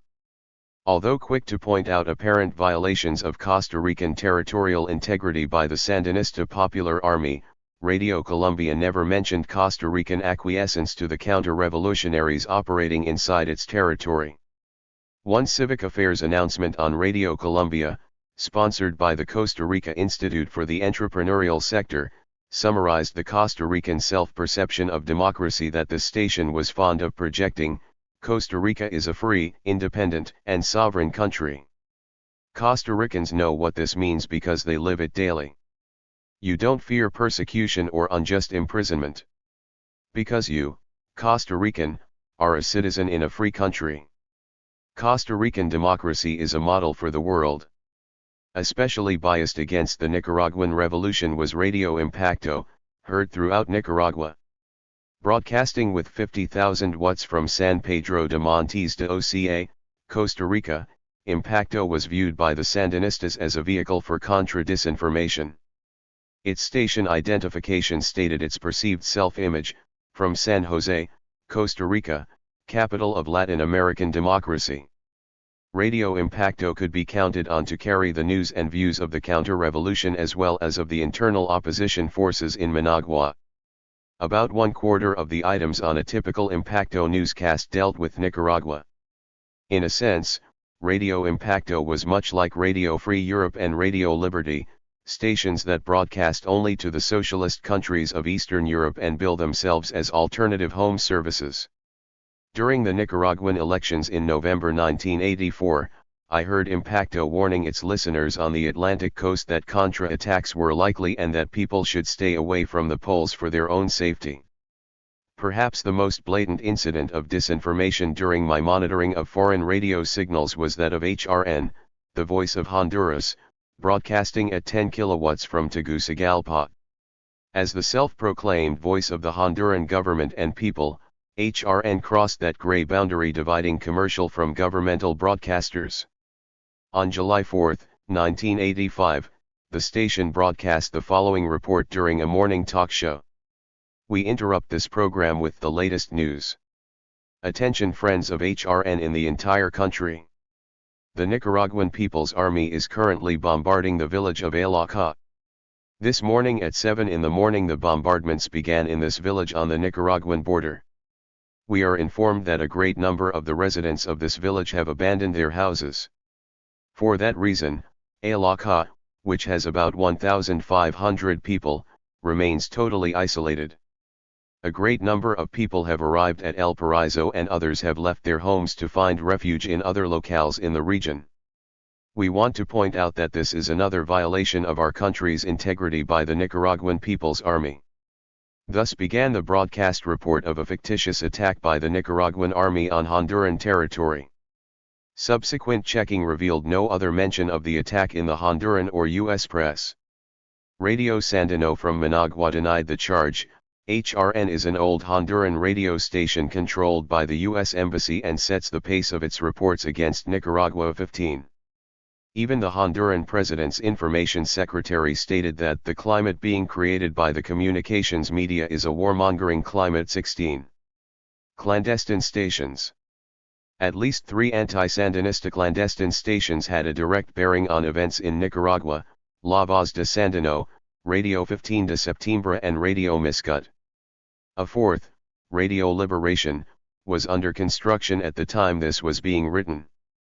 Although it claimed to be broadcasting from within Nicaragua, Radio 15 de Septiembre was thought to be located in Valle de Angeles, 30 kilometers northeast of Tegucigalpa. Run by Frank Arana, a Nicaraguan expatriate. 17. It was the official voice of the Nicaraguan Democratic Front, the Contra organization operating in Honduras.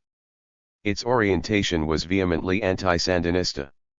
Broadcasts monitored in July 1985 contained interviews with FDN commanders and Nicaraguan peasants, who revealed details of Sandinista repression and harassment. They also included statements by FDN leaders about battles, death counts, and promises of further violence, military music, coded messages, and announcements. One interview with Johnny and Henry, both instructors of a regional command, boasted that one day we will walk freely in Nicaragua. Don't worry, we will be in the cities. We will kill the contemptuous Sandinista army that is killing our women and children. We don't want a communist regime. We are commandos for freedom and democracy. To the sounds of martial music, the announcer proclaimed Radio 15 de Septiembre, voice of the Christian Freedom Commandos. The puppets of Castro will be destroyed. Many claims were made about the support of the Nicaraguan people for the Contra forces. Commander Dennis said about 80% of the people are on our side. About 40% in the cities are on our side. The Nicaraguan people, he claimed, were against the Sandino communists. The number of tanks makes no difference because the people support us. We have about 20,000 commandos. Announcers excoriated the Sandinista defense committees and the so-called divine mobs allegedly operated by the government. FDN leader Adolfo Calero Portocarrero was often at the microphone exhorting his supporters and trying to win converts. With God and patriotism we will destroy communism. Our forces are growing each day. Our people should not believe what Nuevo Diario and Barricada are saying. Radio Sandino and Radio Nacional are full of lies. Soon we will be in Managua. They are not capable of confronting our troops. This is the reality. Radio 15 de Septiembre featured statements by ordinary Nicaraguans who had escaped Sandinista tyranny. One woman complained of the Sandinista militia raping women and oppressing Nicaraguan peasants. You have 2 small meals a day to keep the Sandinistas in power. Young Nicaraguans, your families are starving. 1985 will be the year of victory. At the opposite side of the country, broadcasting from northern Costa Rica, was the voice of Sandino, the official station of the Democratic Revolutionary Alliance. Ex-Sandinista Eden Pastoro was often heard conducting lessons in guerrilla warfare for Nicaraguans who oppose the government. A beehive at night: you cut a hole in the beehive, place it at the edge of the road, tie a 50-meter rope to it, and pull on the rope when the enemy was close becomes a weapon.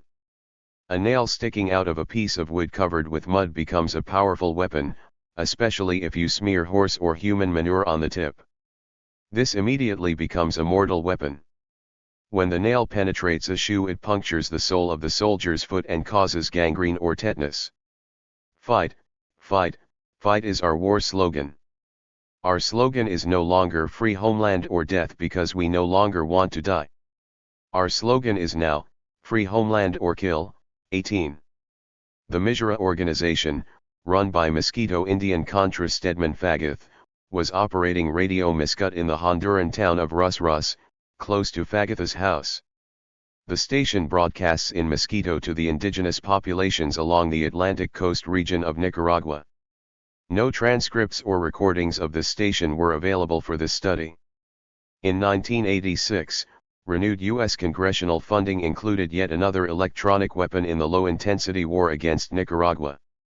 As part of the Contras campaign to win the hearts and minds of Nicaraguan citizens, Radio Liberation was expected go on the air in 1987 to transmit anti-Sandinista songs, soap operas, editorials, and commentary by Contra leaders. Broadcasting from El Salvador, this 50,000-watt station would have 5 times the power of the largest transmitter in Nicaragua. Day and night it would reach most of the country with a strong signal. But unlike its predecessors, Radio Liberación would broadcast on the AM band. To be run under the name of the United Nicaraguan Opposition, Radio Liberation was likely to have a far greater impact than previous Contra efforts on shortwave. The signal itself would be beyond the Sandinistas' capacity to jam effectively. The cost of electricity and transmitter maintenance, and the need for dozens of such devices, would make that option prohibitive. As a result, polished programs produced in Miami and Washington would reach deeply into Nicaraguan public awareness in the middle of the most listened to band on the radio dial.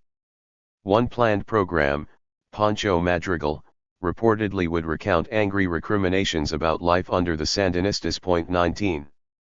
Governmental stations. The Voice of America had been heard for years throughout Nicaragua from transmitters in the Caribbean. But because the VOA had just launched a new AM transmitter in Costa Rica, the signal quality was among the best heard in Nicaragua. Sometimes this signal obliterated even Nicaraguan stations such as Radio Mundial on an adjacent frequency. These facilities retransmitted the VOA's Spanish service, directed at Central and South America. Though it was a hemispheric, and therefore generalist, news and information service, numerous news items focused on Nicaragua. Here, for example, is a sample of Voice of America's coverage during the 6th anniversary of the Nicaraguan Revolution. July 18, 1985, the Sandinista government tomorrow commemorates the 6th anniversary of its revolution at a time when the country is confronting serious economic problems and a guerrilla war of 4 years' duration. Sandinista leaders say 400,000 people will attend the ceremonies, but among the mass media covering the event will not be an American Spanish-speaking crew that was deported. July 18, 1985, in interviews published on the evening of the celebrations, President Daniel Ortega reiterated his belief that the United States is planning to invade his country. In Washington, President Reagan's security advisor Robert McFarlane repeated that the U.S. has no intention of invading Nicaragua. July 19, 1985, the United States has offered a reward of $100,000 for information leading to the arrest of the murderers of 6 Americans in El Salvador last month.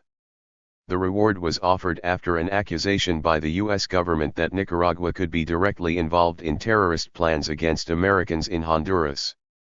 July 20, 1985, the Nicaraguan government aided the terrorist attack carried out last month in El Salvador.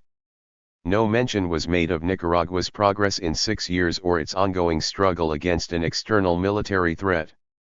The reports clearly insinuated that Nicaragua was responsible for the deaths of 6 Americans in El Salvador. This reinforced a constant propaganda theme that Nicaragua was trying to foment revolution elsewhere in the region. The VOA, like the clandestine Contra stations, gave ample coverage to Nicaragua's enemies. When Eden Pastora's helicopter crashed, daily news items followed his rescue and recovery. The hierarchy of the Nicaraguan Catholic Church was especially highlighted. July 24, 1985, Nicaraguan Catholic bishops oppose a national fast planned by the so-called liberation theology in support of Foreign Relations Minister Miguel Descoto's hunger fast. It warned that only the bishops have the authority to invoke a religious act. Minister Descoto has been suspended as a priest by the Vatican because he assumed a governmental post. Father Descoto is protesting U.S. support of Nicaraguan rebels trying to overthrow his government. The so-called liberation theology, the VOA failed to inform, comprised many of Nicaragua's churchgoers. The report legitimized the minority hierarchy's absolute powers. The item also called the Contras rebels and attributed their aims clearly to overthrow. The Voice of America's orientation often put it in the same camp with other destabilizing stations such as Radio Impacto and the Voice of Honduras. One interesting development was the Voice of America's overt attempts to circumvent Costa Rican law, which prohibited foreign nationals from operating a radio station in the country. But the law did not prohibit the Voice of America from operating a Costa Rican-owned transmitter facility. After learning that the VOA would be violating Costa Rica neutrality by setting up a repeater facility, a group of conservative Costa Rican media executives, journalists, and politicians set up the Costa Rican Association for Information and Culture. One of the leaders of this group was Lilia Berrocal, owner of 7 other stations, 3 of which were already penetrating Nicaraguan territory. Berrocal defended the move, saying that the people of northern Costa Rica have been exposed to extensive propaganda from the Nicaraguan communication system 20. The Voice of America, through formal agreements with Costa Rican citizens, installed a repeater station at Ciudad Quesada, in north-central Costa Rica and began broadcasting on January 19, 1985. The transmitter made a semblance of being a local station by sending out locally produced material of the Costa Rican Association of Information and Culture. The installations were made up of 4 70-meter towers, directional at 100,000 watts. Besides the $3.2 million authorized to build the facility, the VOA was to give $168,000 each year to the private association that controlled the transmitter. Though the agreement was criticized by the Costa Rican Congress as circumventing the country's neutrality, it was initialed in the home of President Luis Alberto Monge. 21 as partial compensation to feelings that Costa Rica's neutrality had been violated. The agreement stated that the VOA could use the transmitter only 60% of the time. Other U.S. activities in the region pointed to an increase in the Central American radio war. The United States was promoting an AM/FM transmitter in Honduras to beam Voice of America programs to Nicaragua. The station was to be located at the airfield in San Lorenzo, on the Gulf of Fonseca. 22 Honduran law stipulated that radio stations on its territory were not permitted more than 1/3 non-Honduran ownership. Part of the Voice of America's expansion in the hemisphere was a $150 million shortwave and medium-wave relay station in Puerto Rico to cover the Caribbean and Central and South America. This project was slated for completion in 1990. Finally, site preparation and engineering studies were reportedly underway for a VOA transmitter in Belize. Religious stations. Finally, some brief mention must be made of the religious stations broadcasting to Nicaragua. More than 90% of Nicaraguans are practicing Catholics. Many found themselves in opposition to the Catholic hierarchy, which supported Nicaragua's enemies. Several religious stations sent signals to the country, but the content of these broadcasts was evangelical Protestant. The Lighthouse of the Caribbean from Costa Rica had North American preachers who insisted that God helps only those who use the Bible. The Evangelical Voice from Honduras was owned by the conservative Home Baptist Mission Society in Wheaton, Illinois. It blamed the region's problems on lack of faith. Souls are dying today because Christians are not preaching the Word of God. Christians are sleeping. External religious stations opposed both the Catholic hierarchy and the liberation theology movement. International law implications. The Reagan administration's strategy for overthrowing the Nicaraguan government included using mass international propaganda as an essential component in subverting public opinion and individual morale of Nicaragua's citizens. Much of this broadcast onslaught was being carried out by the U.S. Information Agency and the Central Intelligence Agency. Commercial stations in alliance with North American capitalism and liberally bribed by the CIA were also doing their part. Over time, the extensive complicity of clandestine and commercial stations in these violations of international law was likely to emerge. Foreign radio stations were directing broadcast provocations against Nicaragua that threatened regional peace and harmony. This aggression violated not only fundamental principles of international law but also specific international accords. The Declaration on Principles of International Law concerning Friendly Relations and Cooperation among States in accordance with the Charter of the United Nations, October 25, 1970, specifically prohibited propaganda for wars of aggression. This complemented the International Covenant on Civil and Political Rights of December 16, 1966, wherein any propaganda for war shall be prohibited by law. The declaration precluded not only armed intervention but also all other forms of interference or attempted threats against political, economic, and cultural elements. This prohibition included subversive foreign broadcasts attempting to change Nicaragua's governing system or trying to foment discontent and to incite unrest. The electronic aggression against Nicaragua violated numerous international legal agreements, UN General Assembly Resolution 110 on measures to be taken against propaganda and the inciters of a new war, passed on November 3, 1947, condemns all forms of propaganda, either designed or likely to provoke, or encourage any threat to the peace, breach of the peace or act of aggression. The International Convention concerning the Use of Broadcasting in the Cause of Peace, of September 23, 1936, undertake to ensure that transmissions shall not constitute an incitement to war, to prohibit and, if occasion arises, to stop without delay within respective territories any transmission likely to harm good international understanding. The Convention on the International Right of Correction guaranteed states the right to correct inaccurate information disseminated in other states. Finally, the International Covenant on Civil and Political Rights, adopted on December 16, 1966, explicitly bound states to prohibit, by law, any propaganda for war. In the opinion of this author, stations HRN and TIRI had violated these proscriptions and warranted being brought to account before the World Court. In addition, the attempt by the Voice of America and the CIA-directed Contra stations to flood Nicaraguan airspace was a provocation against Nicaragua's sovereignty. Conclusion. During the Reagan years, Nicaragua had become the target of a war that was as much psychological as military. Bombarded with propaganda-laden radio and television signals transmitted by the varied, powerful, and rapidly growing foreign telecommunications systems encircling their tiny country, the Sandinistas were at a distinct disadvantage.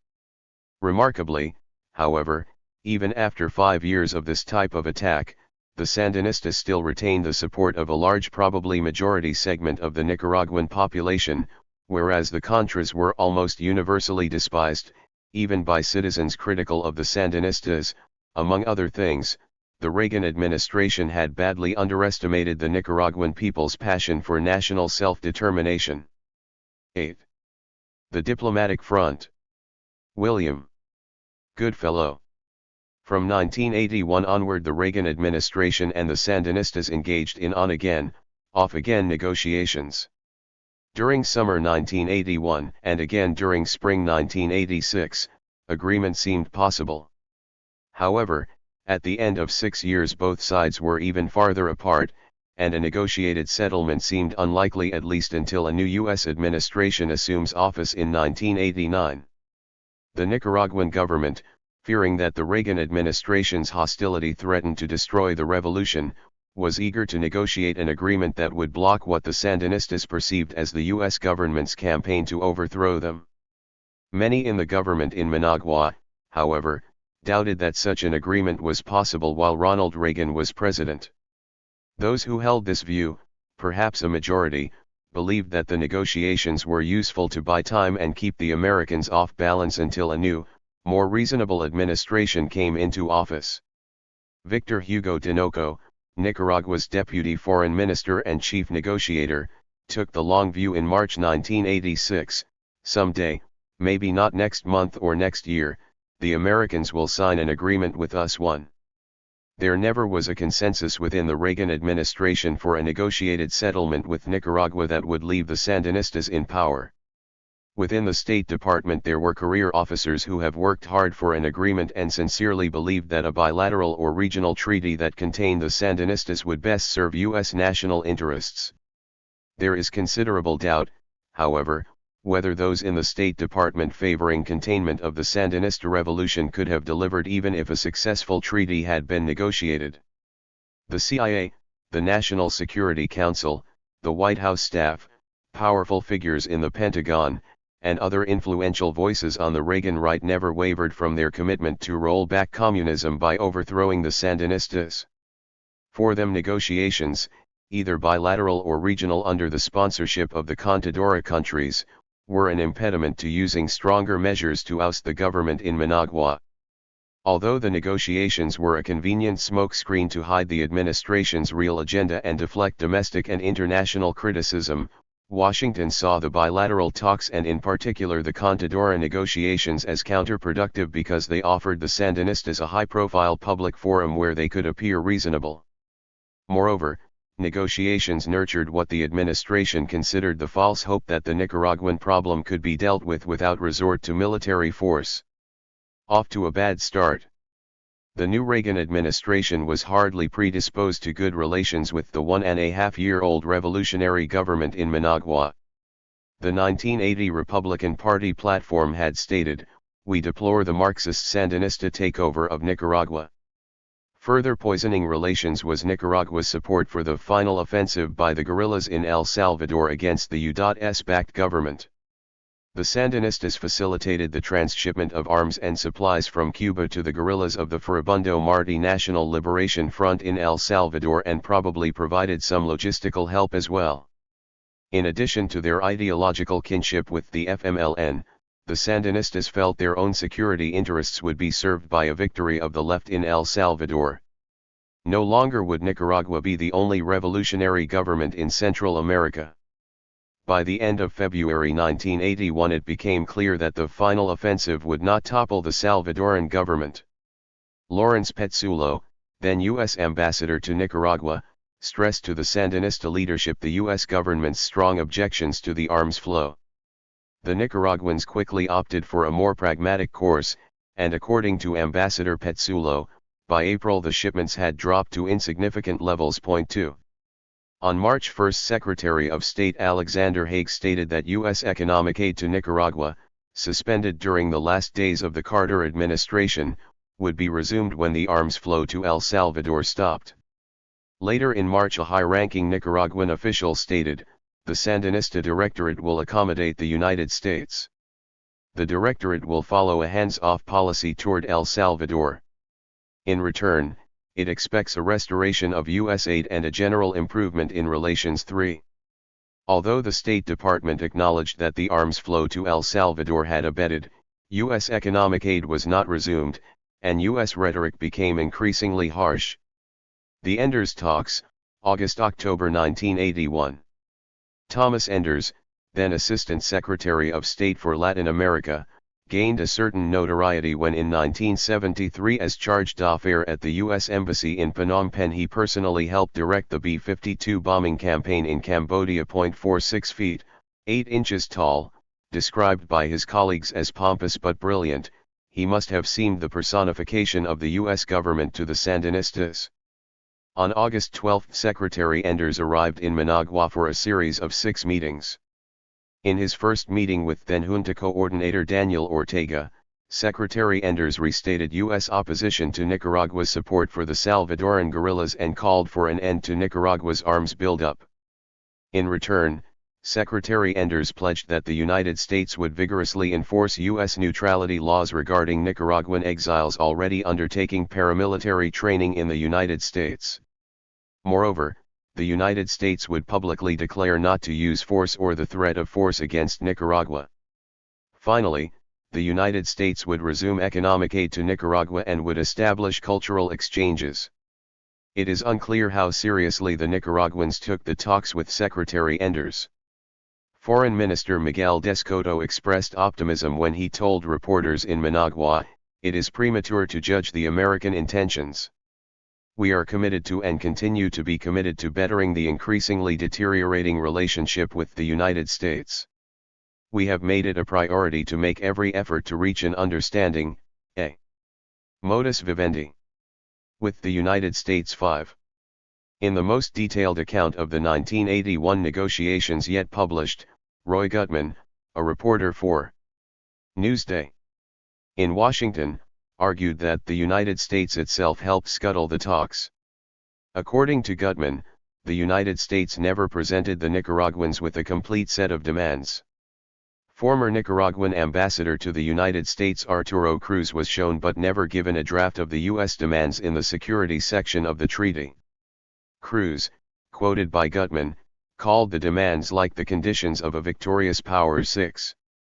The Nicaraguan negotiators, in addition to being insulted and angered by what they considered unreasonable U.S. demands, were unsure of Secretary Enders's mandate. Did his position represent the consensus of the Reagan administration or merely the State Department's position? At their final meeting on August 13, Secretary Enders proposed to Junta Coordinator Daniel Ortega the exchange of proposals in 5 areas. These included a non-aggression pact with Nicaragua in exchange for a promise from that country not to use force against its neighbors, plus proposals on other security issues, cultural exchanges, and U.S. economic aid. The first of these proposals was delivered on September 8. It promised vigorous enforcement of U.S. neutrality laws regarding Nicaraguan exiles training in the United States. Attached to the proposal, however, was a notice saying that the remaining U.S. economic aid to Nicaragua had been cancelled, hardly the sort of gesture intended to encourage goodwill and flexibility on the part of the Nicaraguans. 8 days later a second draft on non-intervention was delivered, but subsequent drafts were never presented. 7. Because of their inexperience, the new government had been in power for only 2 years and their deep distrust of the United States, the Nicaraguans never presented a substantive reply to the U.S. demands. Also at work was national pride, the Sandinistas' belief that as a sovereign nation they could negotiate as equals with the United States. As a Mexican diplomat noted in an interview with me in 1986, "We have never been able to convince the Sandinistas that although in theory Nicaragua and the United States are equals, in the real world it is a different story. We have never been able to convince them that they must swallow their pride and go more than halfway, much more than halfway, to satisfy the Americans." Most observers doubted that the basis for an agreement existed in 1981 regardless of the response from Nicaragua. Ambassador Petzulo, however, disagreed. "There are magic moments. Little windows of opportunity, and then they close, and everybody's caught with their prejudice in place." He felt Secretary Enders made a good faith effort, but the unresponsiveness of the Nicaraguans and the passage of time doomed the attempt. 8. On October 7 Daniel Ortega, speaking before the United Nations, delivered a blistering condemnation of U.S. intervention in Central America. The Americans saw the speech as a violation of an understanding not to escalate public rhetoric during the talks. Moreover, during summer 1981 the Sandinistas repeatedly closed down the opposition paper La Prensa, further strengthening the position of hardliners in the Reagan administration opposed to any negotiations with the Sandinistas. In November 1981 the National Security Council drew up a broad range of policy options for covert actions against Nicaragua, including the overthrow of the Sandinista government. The plan finally approved by the NSC included military aid to allies in Central America and a broad program for covert action. According to leaked NSC documents, the United States was to work with foreign governments as appropriate to conduct various covert operations against the Cuban presence and Cuban Sandinista-supported infrastructure in Nicaragua and elsewhere in Central America. 9. On December 2, 1981, President Reagan signed the legally required presidential finding that such covert activity was in the national interest. The secret war against Nicaragua was on. The Mexican Initiative. As relations between Nicaragua and the United States deteriorated throughout 1981, the Mexican government became concerned about the direction of the Reagan administration's policies. Because of its geographic proximity and shared cultural heritage, Mexico found it hard to ignore the conflicts engulfing Central America. In 1979, Mexico helped thwart a U.S. effort to have an Organization of American States peacekeeping force prevent the Sandinistas from assuming power after Somoza's defeat. In August 1981, Mexico and France issued a joint declaration recognizing the FMLN-FDR opposition in El Salvador as a representative political force and urging the government of El Salvador to negotiate with all parties to the conflict. 10. As news of U.S. covert operations against Nicaragua began appearing in the press in January and February 1982, the Mexicans became alarmed. In a major effort to change the course of Washington's policies, President José López Portillo of Mexico presented a comprehensive peace plan on February 21 in Managua. Emphasizing that it would be a gigantic historical mistake for the United States to militarily intervene in Central America, López Portillo called on Washington to end its use of force in the region and to disband the Contras and other Nicaraguan exiles training in the United States. He also called for a system of treaties of non-aggression between Nicaragua and the United States and between Nicaragua and its neighbors. 11. President López Portillo's plan received widespread support, although not from the Reagan administration. Nicaragua and Cuba agreed to negotiate within López Portillo's framework. Over 100 U.S. congressmen signed a letter urging President Reagan to accept the Mexican offer. Second round of U.S. Nicaraguan negotiations, Spring 1982. To appear responsive to international pressure and to quell growing domestic opposition to its policy in Central America, the Reagan administration presented an 8-point proposal to Nicaragua on April 8. The proposal, presented by then U.S. Ambassador to Nicaragua Anthony Quainton, was for the most part a restatement of Secretary Enders's 1981 proposal with one important addition. The new proposal called for the Nicaraguan government's continued commitment, in line with earlier pledges, to permit political pluralism, a mixed economy and non-alignment in foreign affairs as a determinant of future relations with the United States. 12. On April 14, Nicaragua responded with a 14-point agenda and stated that it had no objections to discussing the 8 U.S. points. However, the Nicaraguans insisted that the talks be held in Mexico with the Mexicans present as moderators. The United States responded on April 29, insisting that any dialogue should take place strictly between the United States and Nicaragua and that talks should be held at the ambassadorial level. Ambassador Quainton conveyed Washington's position to the Nicaraguans. I must note that your response did not direct itself to the essential question of Nicaraguan support of the guerrilla and terrorist groups in other countries. Progress in this areas is essential for our dialogue to be successful. Until there is some sign from you that you are willing to seriously address yourselves to these matters, we believe that these conversations ought to take place within normal diplomatic channels. 13. On May 7, 1982, the Nicaraguans responded to the 8 points of the U.S. proposal. The Nicaraguan response emphasized the lack of evidence to support the U.S. assertion that Nicaragua was trafficking arms and offering material support to the Salvadoran insurgency. Nevertheless, the Nicaraguans stated that they would be willing to exchange viewpoints and discuss the issue of limiting their arms and military forces. 14. The last of the spring 1982 exchanges was issued on July 1 by the United States. The U.S. response complained about the unhelpful negative tone of the earlier Nicaraguan note, took issue with most of the Nicaraguan positions, and finally offered to send a U.S. technical assistance team to Managua to help the Nicaraguans locate the command and control elements of the Salvadoran guerrilla United Revolutionary Directorate that Americans said were located in the vicinity of Managua. 15. An examination of the exchange of notes suggests that the Americans viewed the process as primarily a propaganda exercise. Although the Nicaraguans showed some receptivity to U.S. concerns, the United States increased its demands and decreased its commitment to dialogue. The full extent of the Reagan administration's cynicism was revealed a year later when a National Security Council document was leaked to the press. The NSC policy paper, produced in April 1982 when the talks were in progress, called for a more active campaign to turn around Mexico and Social Democrats in Europe while in the meantime keep them isolated on Central American issues. The policy toward Nicaragua, according to NSC, was working. The Sandinistas are under increased pressure because of our covert efforts and because of the poor state of their economy. The NSC also called for increasing the pressure on Nicaragua and Cuba to increase for them the costs of interventionism.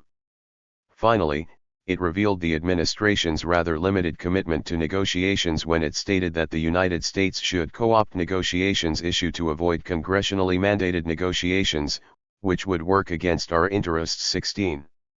Extensive press coverage of the second round of U.S. Nicaraguan talks exposed the Reagan administration's bad faith. In August 1982, the U.S. abandoned bilateral negotiations in favor of a public campaign to project a more conciliatory stance. Behind the scenes, however, the administration was increasing its military pressures on Nicaragua. Contadora is born. As relations between the United States and Nicaragua continued to deteriorate, U.S. allies in the region began to take a more active role in attempting to resolve the deepening dispute. On September 7, 1982, the presidents of Mexico and Venezuela issued a joint declaration on the Nicaraguan-Honduran border conflict. The declaration called on the United States to put an end to its support, organization, and emplacement of former Somocista guards and for Nicaragua to avoid military engagement in its border with Honduras. 17.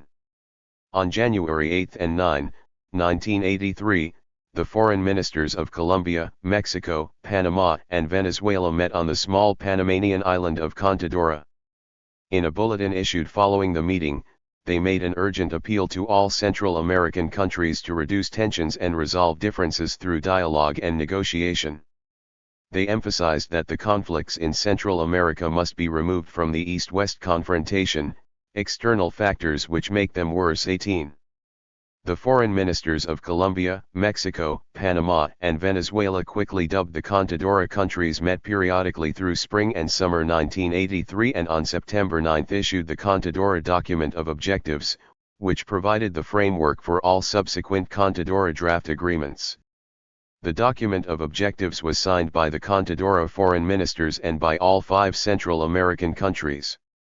It called for reduction of tensions, establishment of democratic, representative political systems with honest and periodic elections, and national reconciliation.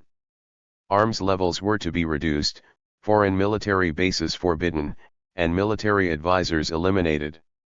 Furthermore, arms trafficking was to be stopped, as was any support for groups attempting to undermine or destabilize Central American governments. The Document of Objectives ends with a pledge to begin negotiations to formalize an agreement between the 5 Central American countries and establish adequate control and verification mechanisms. 19. The Contadora negotiators continued meeting throughout winter 1983 and spring 1984. At one point there were over 100 technical advisors and diplomats in Panama working on a draft agreement. Finally, on September 7, 1984, in Panama City, the Contadora foreign ministers presented the Contadora Act for Peace and Cooperation in Central America. The act followed closely the Document of Objectives of a year earlier and provided for elaborate verification procedures, including the right of on-site inspection by the Verification and Control Commission to investigate possible violations. On the day it was issued, U.S. Secretary of State George Shultz praised the draft treaty. He called it an important step forward. Secretary Shultz noted its conditional acceptance by Costa Rica, El Salvador, Guatemala, and Honduras, and added, Nicaragua, on the other hand, has rejected key elements of the draft, including those dealing with binding obligations to internal democratization and to reductions in arms and troop levels. 20. The State Department was taken completely by surprise when 2 weeks later Nicaraguan President Ortega sent a letter to the Contadora countries agreeing to sign the Contadora Agreement. We inform you of the Nicaraguan government's decision to accept in its totality, immediately and without modifications, the revised proposal submitted September 7 by the Contadora Group 21. The Nicaraguan acceptance included the sections dealing with binding obligations to internal democratization and to reductions in arms and troop levels referred to by Secretary Schultz. A State Department spokesperson, reflecting the department's surprise and confusion, said, "It's not at all clear to me that in the long run Nicaragua won't come to regret its precipitous action." 22. The U.S. government, losing its earlier enthusiasm for the agreement, was now calling it unsatisfactory and one-sided. Immediately after Nicaragua agreed to sign, the United States initiated intensive consultations with Costa Rica, Honduras, and El Salvador, who subsequently insisted on further revisions of the text. A month later the National Security Council could exult in a secret memo, "We have effectively blocked Contadora Group efforts to impose the second draft of the revised Contadora Act." While publicly continuing to support the Contadora negotiations, the administration privately rejoiced, "We have trumped the latest Nicaraguan/Mexican effort to rush signature of an unsatisfactory Contadora agreement." 23. Nicaragua's concessions. In accepting the September 1984 Contadora Act, Nicaragua agreed to expel all Soviet bloc military advisors, estimated by the State Department to number between 2,500 and 3,500. Stop all imports of new Soviet weaponry, from Mi-24/Hind helicopters to AK-47 rifles. Shrink its 60,000-person army and scrap part of its inventory of weapons. End all types of aid to the Salvadoran guerrillas. Enter into a dialogue with the internal opposition. Let in a verification commission with powers of on-site inspection to verify all these commitments. Nicaragua's concessions satisfied all the Reagan administration's publicly stated policy objectives. They did not, however, remove the Sandinistas from power, which was the ultimate objective of U.S. policy. Moreover, Contadora called on the United States to accept limits on its military options in Central America. The United States would have had to stop its military exercises within 30 days and close down its military bases and schools in the region within 6 months. These provisions would have also applied to Nicaragua but would have had no effect because Nicaragua had never allowed foreign military bases or exercises on its territory. The September 1984 draft also would have placed limits on U.S. military aid programs in El Salvador and Honduras and would have expelled U.S. military advisors. Finally, the agreement would have ended U.S. support for the Contras and would have made it a violation for Honduras and Costa Rica to have continued to allow the Contras to use their territory to launch attacks against Nicaragua. Manzanillo talks. On June 1, 1984, Secretary Schultz made a hastily arranged trip to Managua where he spent 2 hours at the airport conferring with President Ortega. Secretary Schultz proposed bilateral talks between the United States and Nicaragua. Late in June the talks got underway at the Mexican resort of Manzanillo.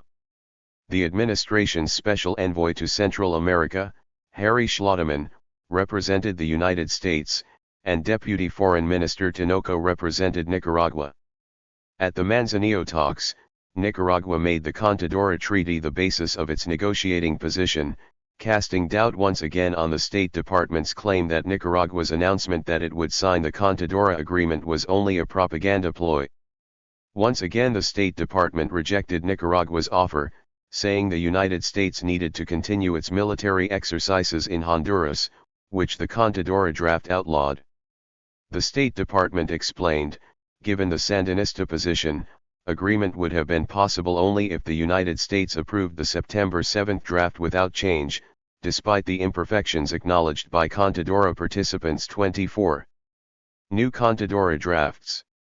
On October 19, 1984, the foreign ministers of Honduras, El Salvador, and Costa Rica, meeting in Tegucigalpa, Honduras, unveiled a new draft Contadora agreement of their own.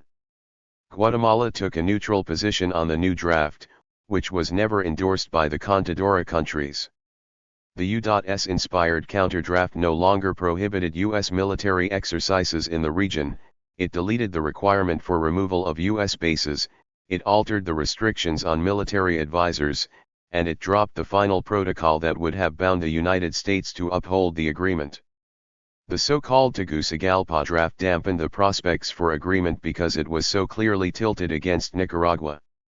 The Contadora nation's next task was to try to incorporate provisions of the September 1984 draft that Nicaragua had agreed to sign with those of the U.S.-inspired counter-draft endorsed by Honduras, El Salvador, and Costa Rica.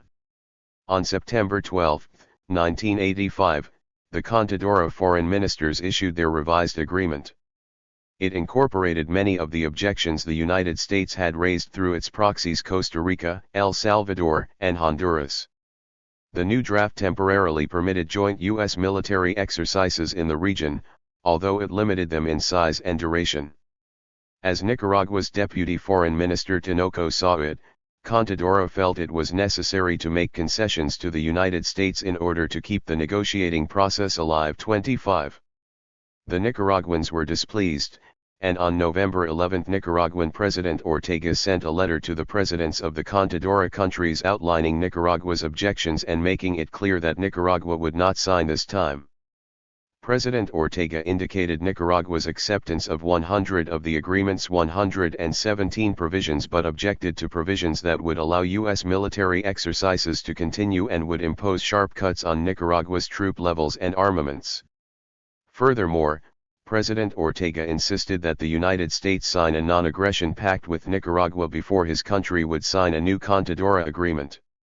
On December 3, disturbed that the Contadora countries were overlooking the threat from the Contras, Nicaragua seconded Costa Rica's proposal for a suspension of Contadora negotiations for 6 months. The Nicaraguans felt that the inauguration of new presidents in Guatemala, Costa Rica, and Honduras would work to their advantage, a decision that proved correct. Carabalita Declaration.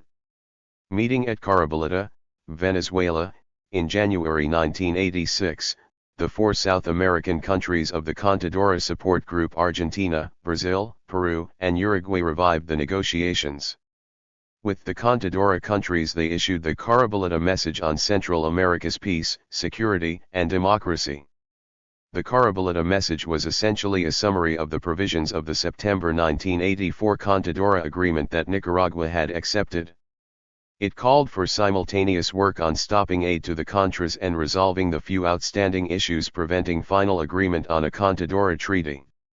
3 days later, newly elected Guatemalan President Vinicio Cerezo took advantage of the presence of the other Central American presidents at his inauguration in Guatemala City and convinced them to endorse the Carabalita Declaration.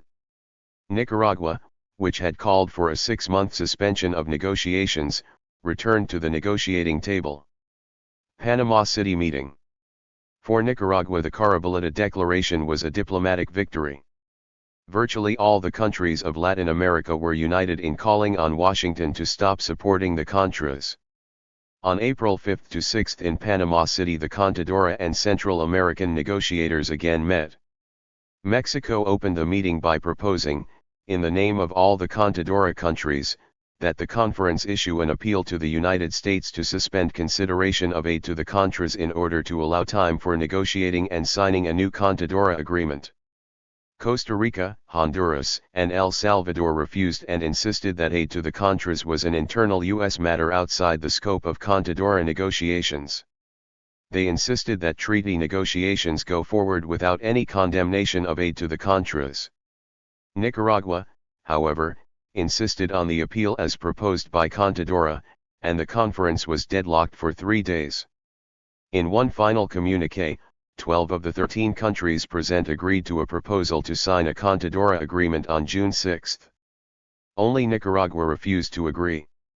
The Latin solidarity of Carabalita was shattered.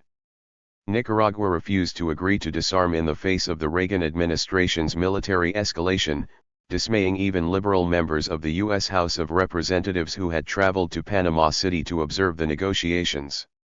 When asked whether he thought Nicaragua was the obstacle to agreement, Peru's President Alan Garcia tried to explain Nicaragua's position.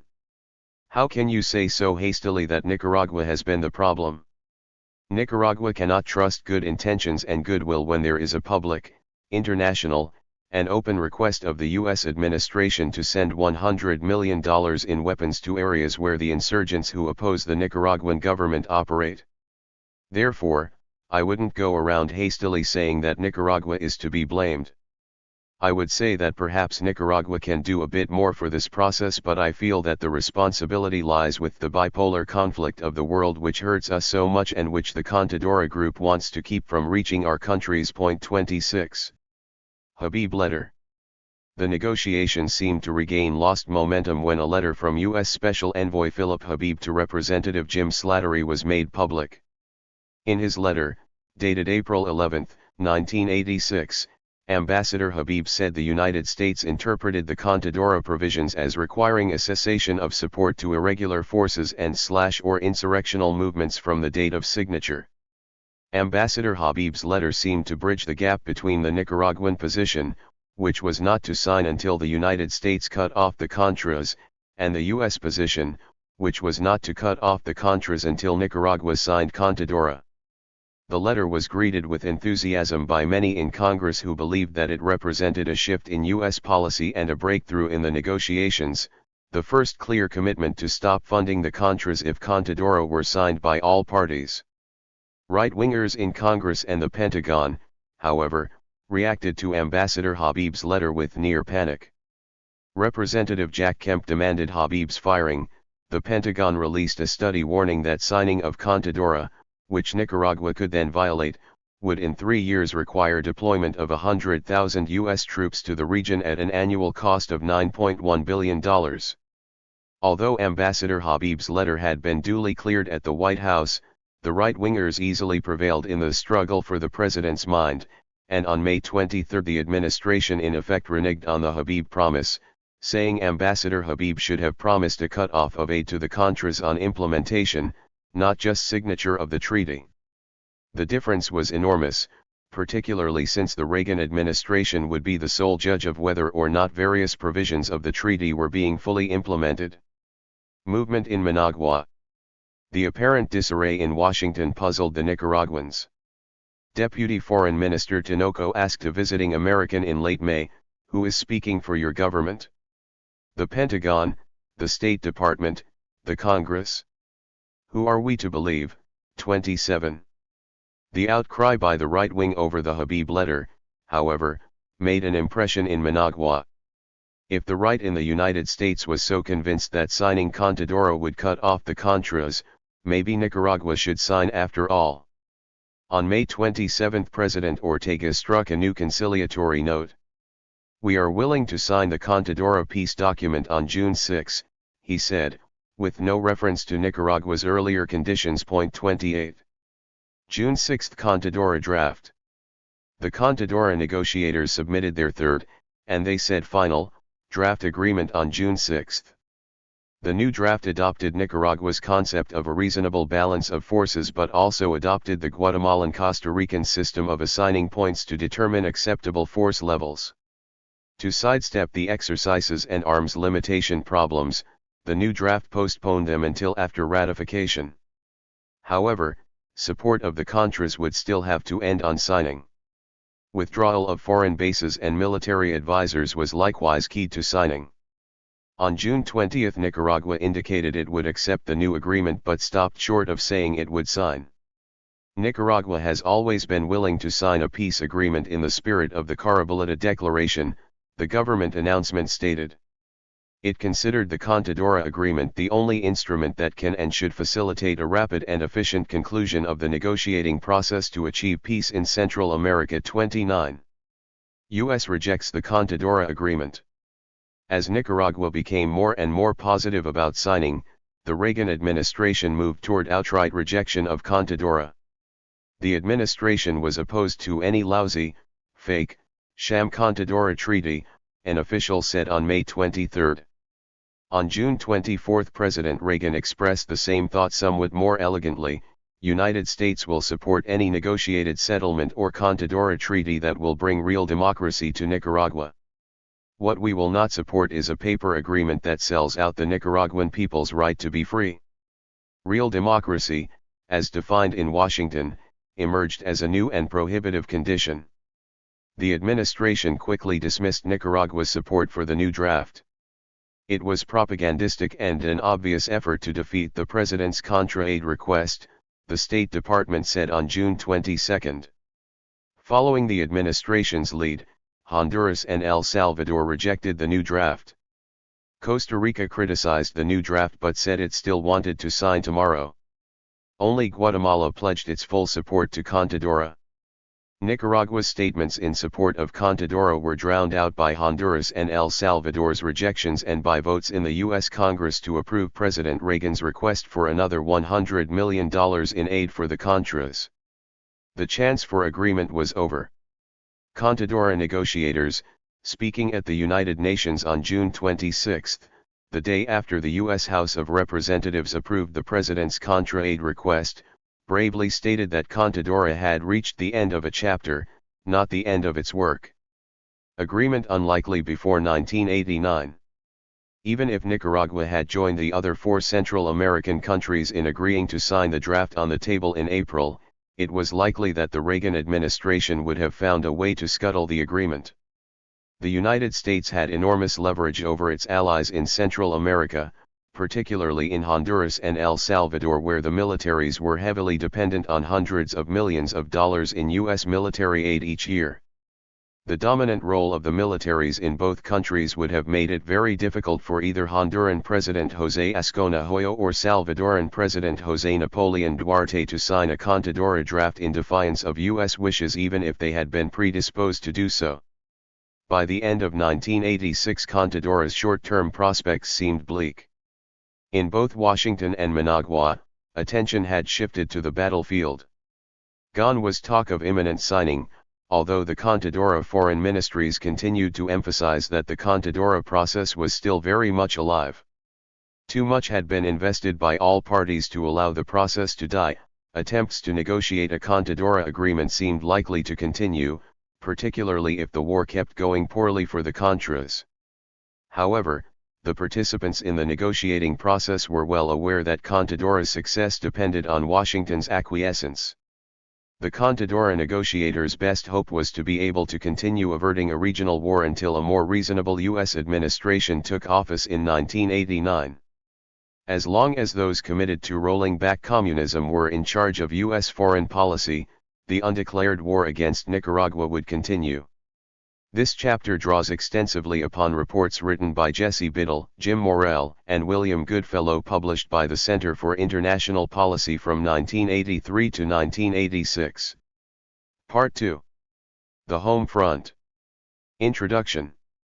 When Ronald Reagan was first elected president in November 1980, U.S. relations with Nicaragua and the U.S. public image of the Sandinista revolution were still relatively good. However, by the time this book was being written less than 6 years later, the Sandinistas had been fully demonized and Congress had virtually declared war. This rapid metamorphosis had little to do with internal Nicaraguan reality. As the editor pointed out in Chapter 1, Sandinista policy remained fairly constant and, for a revolutionary government, remarkably pragmatic and moderate throughout the first 7 years. The real intervening variable was the coming to power of a highly ideological U.S. administration that deliberately chose Nicaragua as convenient target enemy in its effort to demonstrate its resolve to stand up to and possibly roll back international communism. The 4 chapters in Part 2 are concerned with the devices used by the Reagan administration and others to facilitate and legitimize this abrupt about-face in U.S. policy. In Chapter 9, Eldon Kenworthy discusses the Reagan administration's massive and imaginative anti-Sandinista propaganda campaign. He notes the problems inherent in trying to market a policy of confrontation to a public wary of the costs of a possible second Vietnam, and he shows that the Reagan administration exhibited considerable skill in framing false assumptions and thus guiding public debate on the subject. In Chapter 10, Jack Spence details the way in which the U.S. media, by allowing the president to set the news agenda and by almost never investigating the validity of wild unsubstantiated charges against the Sandinistas, played a major role in the demonization of the Nicaraguan government. William Leo Grande in Chapter 11 examines the battle for aid to the Contras in the U.S. Congress. He shows that although most members of the House felt that a confrontational policy was unwise and few were taken in by the Reagan administration's overblown rhetoric, even the Democrats eventually found it politically expedient to publicly concede the president's main points about the Sandinista enemy. Having done so, it was only a matter of time before a persistent chief executive could box them into endorsing the Contra War. In Chapter 12, Margaret Leahy discloses that a campaign, albeit amorphous and relatively unsuccessful, was even underway to intimidate and quiet academicians and others who traveled to Nicaragua and continued to contradict the Reagan view long after Congress and the media had succumbed. 9. Selling the policy. Eldon. Kenworthy. Intentions have deliberately been kept cloudy. His main effort has been to reassure citizens while frightening the enemy. These goals are inconsistent, and include various kinds of deceptions, especially in relation to one's own public. Richard Falk, 19821. Why did President Reagan's Nicaraguan policy require so much selling that the administration created a new bureau for this purpose at the State Department, the Office of Public Diplomacy for Latin America and the Caribbean, along with a new White House orchestrated outreach working group on Central America? Why was a perception management team set up at the National Security Council and numerous special reports released, aimed at Congress and the press, several substantial enough to be called white papers? Why were there Wednesday briefings of influential citizens and many televised speeches by the president, replete with fancy graphics? Why was a blue ribbon bipartisan commission on Central America created, led by Henry Kissinger, and a rarely called joint session of Congress convened to hear the president on Central America? The short answer to these questions lay in the ambivalence key constituencies felt about a policy that, by mid-1982, rested on U.S. support for a covert war aimed at overthrowing the Nicaraguan government. First, as detailed in Chapter 11, the House of Representatives, until it finally succumbed in 1986, repeatedly voted down or watered down administration efforts to aid the Contras. Second, despite high ratings for overall performance, President Reagan fared poorly in public opinion polls addressing his Nicaraguan policy, frequently losing by a 2-to-1 margin. 2. Finally, by late 1985 all major U.S. allies in the region were on record opposing Washington's involvement with the Contras. The White House failed in its attempts to revive CONDECA, the Central American Defense Council, or to upstage Contadora with a Central American organization more susceptible to Washington's control. Knowing it would be outvoted, the United States did not take its case against the Sandinistas to the Organization of American States, as it had in past instances when a Central American or Caribbean government was labeled a security threat. For various constituencies that the Reagan administration could not ignore, its Nicaraguan policy presented costs and risks, both moral and material. The cooperation necessary for carrying out this policy rested on administration success in denying the risks and justifying the costs. These denials and justifications will be examined here. Although the motives of administration policy toward Nicaragua cannot be ignored, the emphasis here falls on legitimation's rhetoric that tries to make costs and risks acceptable. To show why a president known as the Great Communicator found legitimation difficult, I will first discuss Nicaragua in the context of U.S. foreign policy worldwide. After exploring this big picture, I will examine legitimations specific to Nicaragua along with the rhetorical techniques used to sell them. Discussions of administration attempts to manipulate public perceptions of Nicaragua often focus on distortions of fact. I will examine such distortions in the final pages of this chapter. Too much emphasis on factual error, however, diverts attention from the agenda setting, debate shaping assumptions that are more significant in the long run. Public debate on Nicaragua was corrupted more by unchallenged assumptions than by errors and omissions of a factual nature. The paradox of a democracy having an empire. Richard Falk did not have Central America in mind when writing the words that began this chapter, but policies governing when and on whom Washington considers using thermonuclear weapons. Falk's statement is a reminder that to understand why so much misinformation was generated over Nicaragua, Nicaragua must be seen as the Reagan administration saw it geostrategically, or in the context of U.S. power worldwide. The defeat of the United States in Vietnam shattered a barrier in public consciousness that had isolated the dangers of nuclear confrontation from operations in the Third World. From the CIA coups of the 1950s through the counterinsurgencies of the 1960s, Third World interventions had been considered low-risk operations carried out by elite corps and kept from public awareness. The Pentagon's revival of low-intensity warfare in the 1980s was an attempt to regain the low profile that had accompanied pre-Vietnam interventions, including successful Green Beret actions in Guatemala and Bolivia. Viewed by many as a unique trauma the U.S. public would outgrow, Vietnam Syndrome actually represents the universalization of a core dilemma of U.S. foreign policy, that empire comes at a price many Americans are reluctant to pay. This dilemma impacts on presidents as they mesh imperial with domestic leadership. How can they persuade an indifferent or wary public to assume the human and material costs of maintaining global commitments? That domestic politics can disrail imperial projects means national leaders must allay or transform reservations the public holds about foreign intervention. They cannot merely ignore them. No matter how the U.S. public is characterized as privatistic and isolationist or as pluralist and tolerant, it is hard to square quintessential American values with the mentality needed to sustain empire. Modern empires require citizenries high on arrogance or obedience, and preferably both. Americans are attracted to the fantasies of imperial rule. The movie Rambo had sequels because the hero never got killed but quickly tire of the real thing. The central problem the Reagan administration faced in Nicaragua was that country's refusal to be another Grenada, much less a repeat of those moments when a shoe dropped in the White House sent a Latin regime packing. The or death alternative ringing in the chants of the Sandinistas, as in free homeland or death, was no empty slogan. In selecting another Vietnam as the dominant metaphor for Central America, U.S. political cartoonists captured a widespread fear. As Falk reminds us, nuclear policy is a realm where presidents have had to overcome a similar reticence.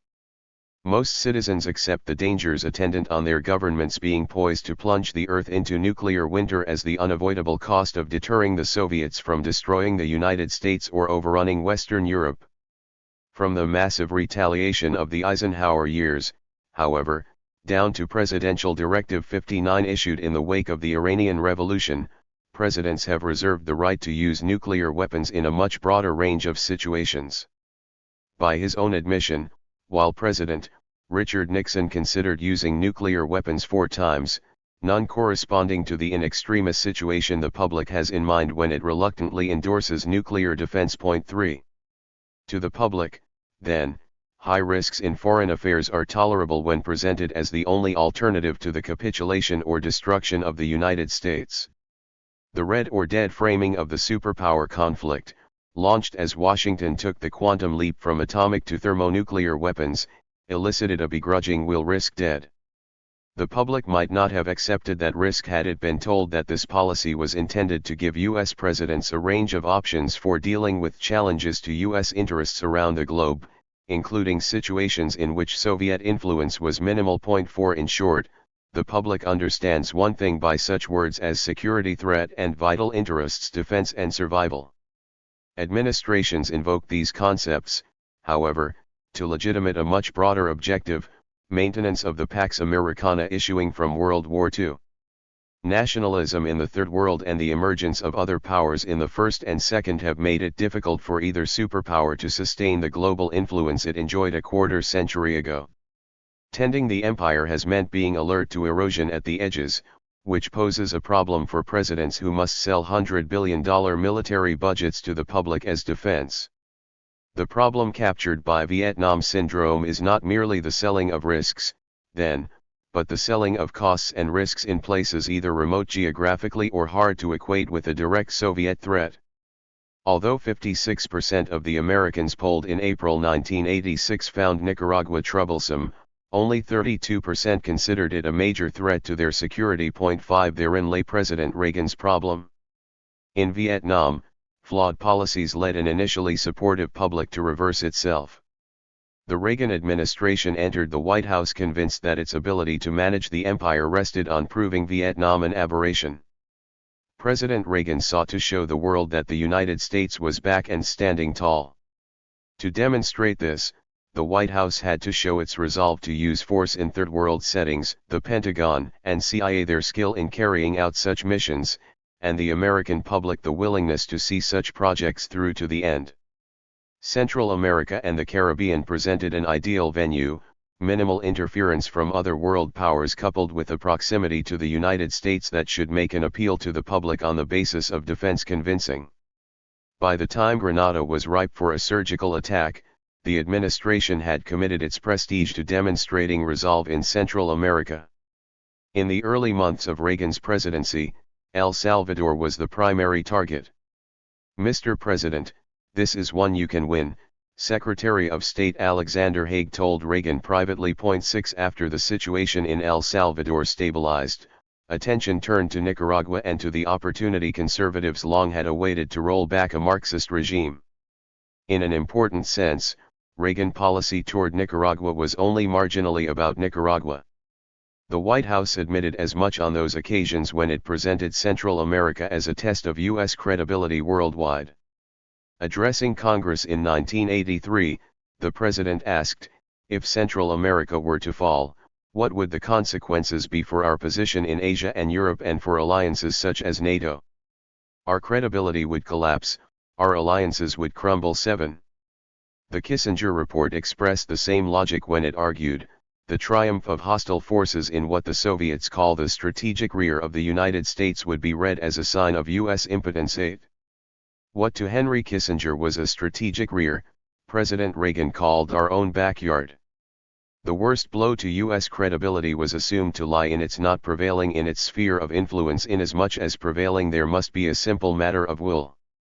Failure to support the Contras, the president said, would send an unmistakable signal that the greatest power in the world is unwilling and incapable of stopping communist aggression in our own backyard. 9. One of the attractions credibility holds for policymakers is that its claims are irrefutable, based as they are on the perceptions of others and on futures. The recipients of the unmistakable signals rarely are specified, their actual response to U.S. moves rarely investigated. Another attraction is credibility's ability to turn into that defense the public is predisposed to support whatever event makes Washington look weak or stupid, whether or not the rival superpower is behind it. In the Kissinger formulation, the triumph of hostile forces, not necessarily forces aligned with the Kremlin, threatened U.S. security. Although credibility is the logical solution to the problem of selling imperial risks to an enfranchised yet wary public, it has not captured the public's imagination. There remains an abstract, academic quality to this concept, comparable to how its principal proponent, Dr. Kissinger, is perceived.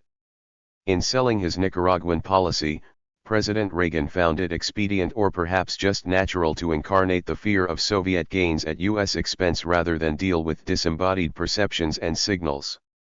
The incarnation he chose, for reasons embedded in his biography, was monolithic communism. World communism rivals credibility in its power to relate challenges to U.S. hegemony, wherever they occur, to the elemental defense of the American homeland. To summarize, Fox insight regarding cloudy intentions points to the mystification necessary to muster sufficient domestic political support for the policies needed to preserve an extensive empire. At the core of this mystification is the spinning of linkages, offense linked to defense, corporate interests to personal survival, attenuated alliances to moral obligations. 10.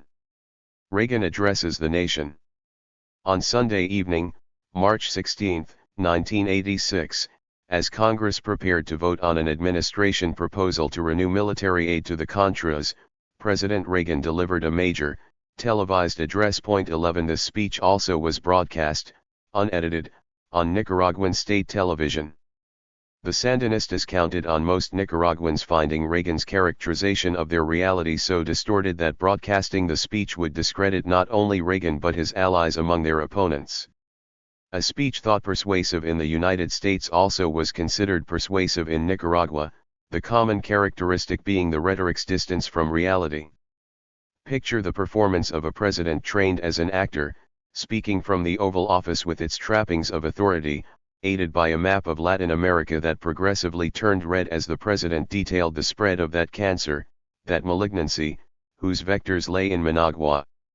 The president made the four claims about the Sandinistas found in virtually every administration statement of this period.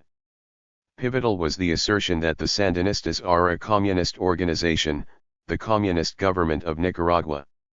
In a radio address the week before, the president described the Sandinistas as a cruel clique of deeply committed communists at war with God and man. 12. Through such phrases as like communist governments everywhere, the Sandinistas. Communism explained why the Sandinistas did the wicked things they do. Communists oppress their own population and subvert their neighbors. Focusing on the threat to the hemisphere, Reagan described the Sandinistas as a Soviet ally, obedient to Soviet mentors. Nicaragua was a base and a beachhead facilitating Soviet entry across our own doorstep. Thus, Nicaragua's campaign to subvert and topple its democratic neighbors, if left unchecked, promised an outcome deeply injurious to the national security of the United States. The implication was clear: for the United States to be secure, the Sandinistas would have to go. In the president's words, having this regime in Central America imperils our vital security interests. Invoking the Truman Doctrine of 1947, as Reagan had in earlier addresses, the president suggested that the United States once again faced Soviet expansionism. Yet the weight of the speech's ire fell on those who logically were intermediaries, accomplices. Associated with Nicaragua were all our nemesis, Arafat, Gaddafi, and the Ayatollah Khomeini. Eliminating the Sandinistas would take care of drug trafficking and illegal immigration. The president accused the Sandinistas of violence toward their own people, blacklists, secret prisons, brutality, and mob violence. Despite possessing all the internationally recognized criteria of a legitimate state, the Sandinistas were dismissed as an outlaw regime that bore the face of totalitarianism. The Contras, on the other hand, were analogues of the French resistance that fought the Nazis and the true heirs to a revolution the Sandinistas betrayed. So structured, the crucial test for the Congress was not whether to aid exiles attempting to overthrow an established government but whether to abandon the democratic resistance. Congress was asked to do what was easy to do as well as what was right, so history will say of us, we had the vision, the courage and good sense to come together and act. When the price was not high and the risks were not great. I am not talking about American troops. They are not needed. Although credibility was not invoked in this speech, communism was used to tie Sandinista defiance of the United States not just to the Soviet threat or to Libyan terrorism but to down-home fears regarding drugs and illegal immigration. The central claim was defense: we must stop this communism that impinges upon us, that threatens our own southern frontier. My fellow Americans did not include Latin as well as North Americans, as it had in some previous speeches. Point 13. On this occasion the threat to keeping America safe, America secure conjured up the image of Latin peoples by the millions streaming north should this communist menace go unchecked. And should Congress fail to meet its responsibilities. 2 weeks before the speech, the President's Director of Communications, Patrick Buchanan, published an op-ed with which the President expressed no disagreement with the vote on Contra aid. Wrote Buchanan, the Democratic Party will reveal whether it stands with Ronald Reagan and the resistance or Daniel Ortega and the Communists. 14.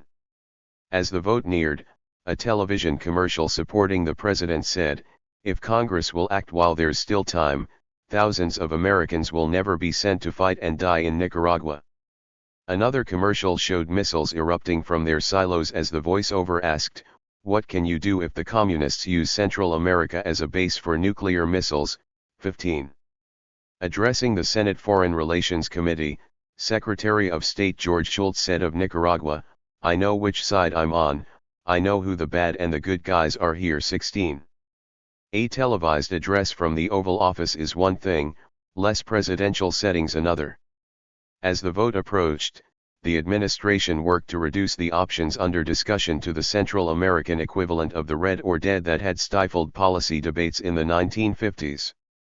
Hoping to turn Vietnam syndrome to their advantage, Reagan aides argued that failure to support the Contras would result in U.S. troop commitments later. The administration staked out that privileged place in American political discourse of offering the only reasonable option bracketed by two unacceptable choices. You can use American military force, which is the last thing we wish to do, or you can surrender, which is, I would think, unacceptable. Those were the only alternatives to resuming official U.S. military support for the Contras, according to Elliott Abrams, Undersecretary of State for Inter-American Affairs. 17. The policy that could not go public. Another step removed from the Oval Office were leaks and backgrounders. Public debate was manipulated by anonymous but authoritative statements critics could not challenge in a timely fashion. Despite its intelligence-sensitive nature, for example, word of a Soviet freighter bearing MiGs to Nicaragua was leaked on the day of the 1984 U.S. election. Later, when the ship was unloaded and no MiGs were on board, it scarcely mattered, the Soviet Sandinista connection had received ample airplay. Leaks and backgrounders also were used by administration factions to advance positions, close off options, and shoot down rivals. As internal battles spill into public view, we glimpse the extent to which formal speeches, such as the one just summarized, sell policy more than they reveal it. Take the administration's commitment to finding a negotiated solution. In the March speech the president said, "We have sought and still seek a negotiated peace and a democratic future in a free Nicaragua." Few listeners would have recognized in those final 6 words the administration's code for preconditions that effectively ruled out negotiation. The administration's real position had been revealed 7 months earlier when, in a backgrounder, a senior official told the New York Times that the prevailing view in the administration is that you cannot negotiate a deal with communists. 18. In another backgrounder, a senior official pointedly exempted Nicaragua from a second-term strategy of create incentives for Soviet friends or clients to have a more balanced relationship with the West. 19. What emerged from the leaks, backgrounders, and the spontaneous interplay of press conferences was that the Reagan administration wanted the Sandinistas out. When asked if the United States was out to overthrow the Sandinista regime, Mr. Speaks said, "Yes, to be absolutely frank." 20 officials involved in Central American policy told the New York Times that they wanted to push communism out of one country. 21. At a press conference on February 21, 1985, this exchange took place. Mr. President, on Capitol Hill the other day Secretary Schultz suggested that the goal of your policy is to remove the Sandinista government in Nicaragua. Is that your goal? Well, remove it in the sense of its present structure, in which it is a communist, totalitarian state, and it is not a government chosen by the people. Sir, when you say remove it in the sense of its present structure, are you not then saying that you advocate the overthrow of the present government of Nicaragua? Well, what I'm saying is that this present government was one element of the revolution against Somoza. Is the answer yes then? To what?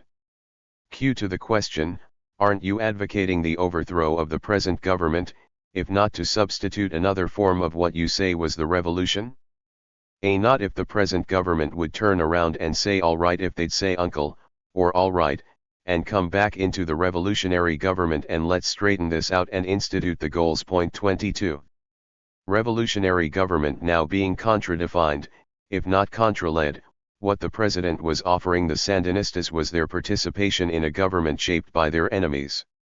If overthrowing a regime is equated with a knockout in boxing, the president was willing to settle for a TKO and to call it a negotiated solution. That at the center of Reagan policy lay the removal of the Sandinista government did not mean that the administration preferred military means. What the administration wanted, however, was not likely to be obtained by any other method. The White House continually pledged its support for a diplomatic solution while calling the Sandinistas terrorists, genocidal, murder incorporated, a cancer, and people who hijacked their own country. The diplomatic solution the administration had in mind could only be produced if the Sandinistas were on the ropes, if they'd say uncle.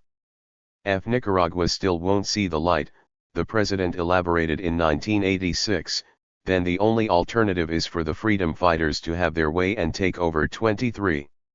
After each such interchange with the press, the State Department would insist that U.S. policy rested on the search for a peaceful, political solution.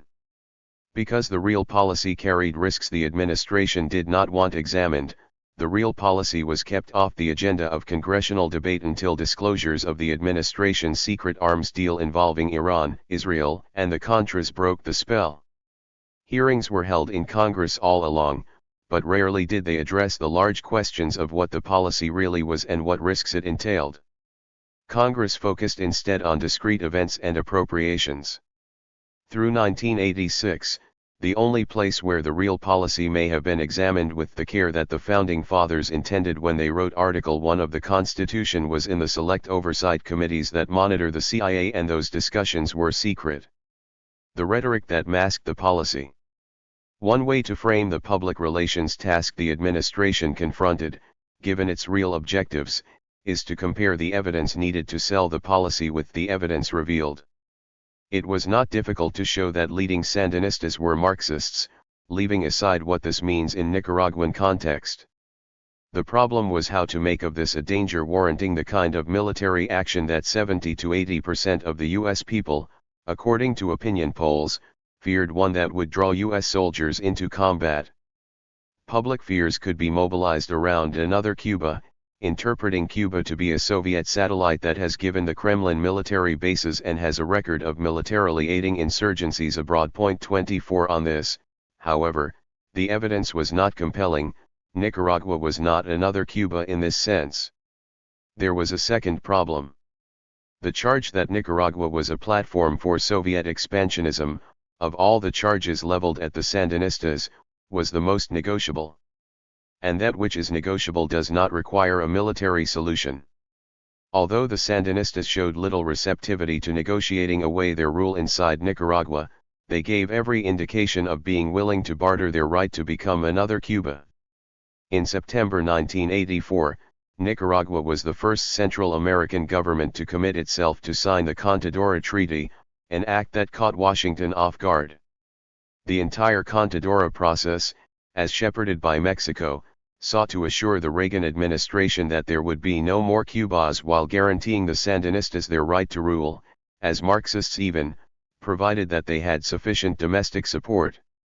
If the Marxist nature of the Sandinista regime was the problem, then the administration's strategy of military force was appropriate. For it would take force either to drive the tiger off or to make him change his spots. Justifications for force, however, were couched in charges other than the Sandinistas' Marxism, the most invoked being Nicaragua's becoming another Cuba. This charge, potent with the U.S. public, lacked compelling evidence and had a negotiable solution. The administration's response to this bind was linkage. What was most feared was tied, rhetorically, to what most easily could be proved yet distanced from a diplomatic solution. The key to Reagan administration rhetoric on Nicaragua lay in creating links where they did not exist while denying them where they did. A second contradiction for the administration lay in its strategy for overcoming the Vietnam syndrome. The administration played both sides of the street, scaring the public with "the Russians are coming" while reassuring it that the problem could be taken care of without sending American boys to battle.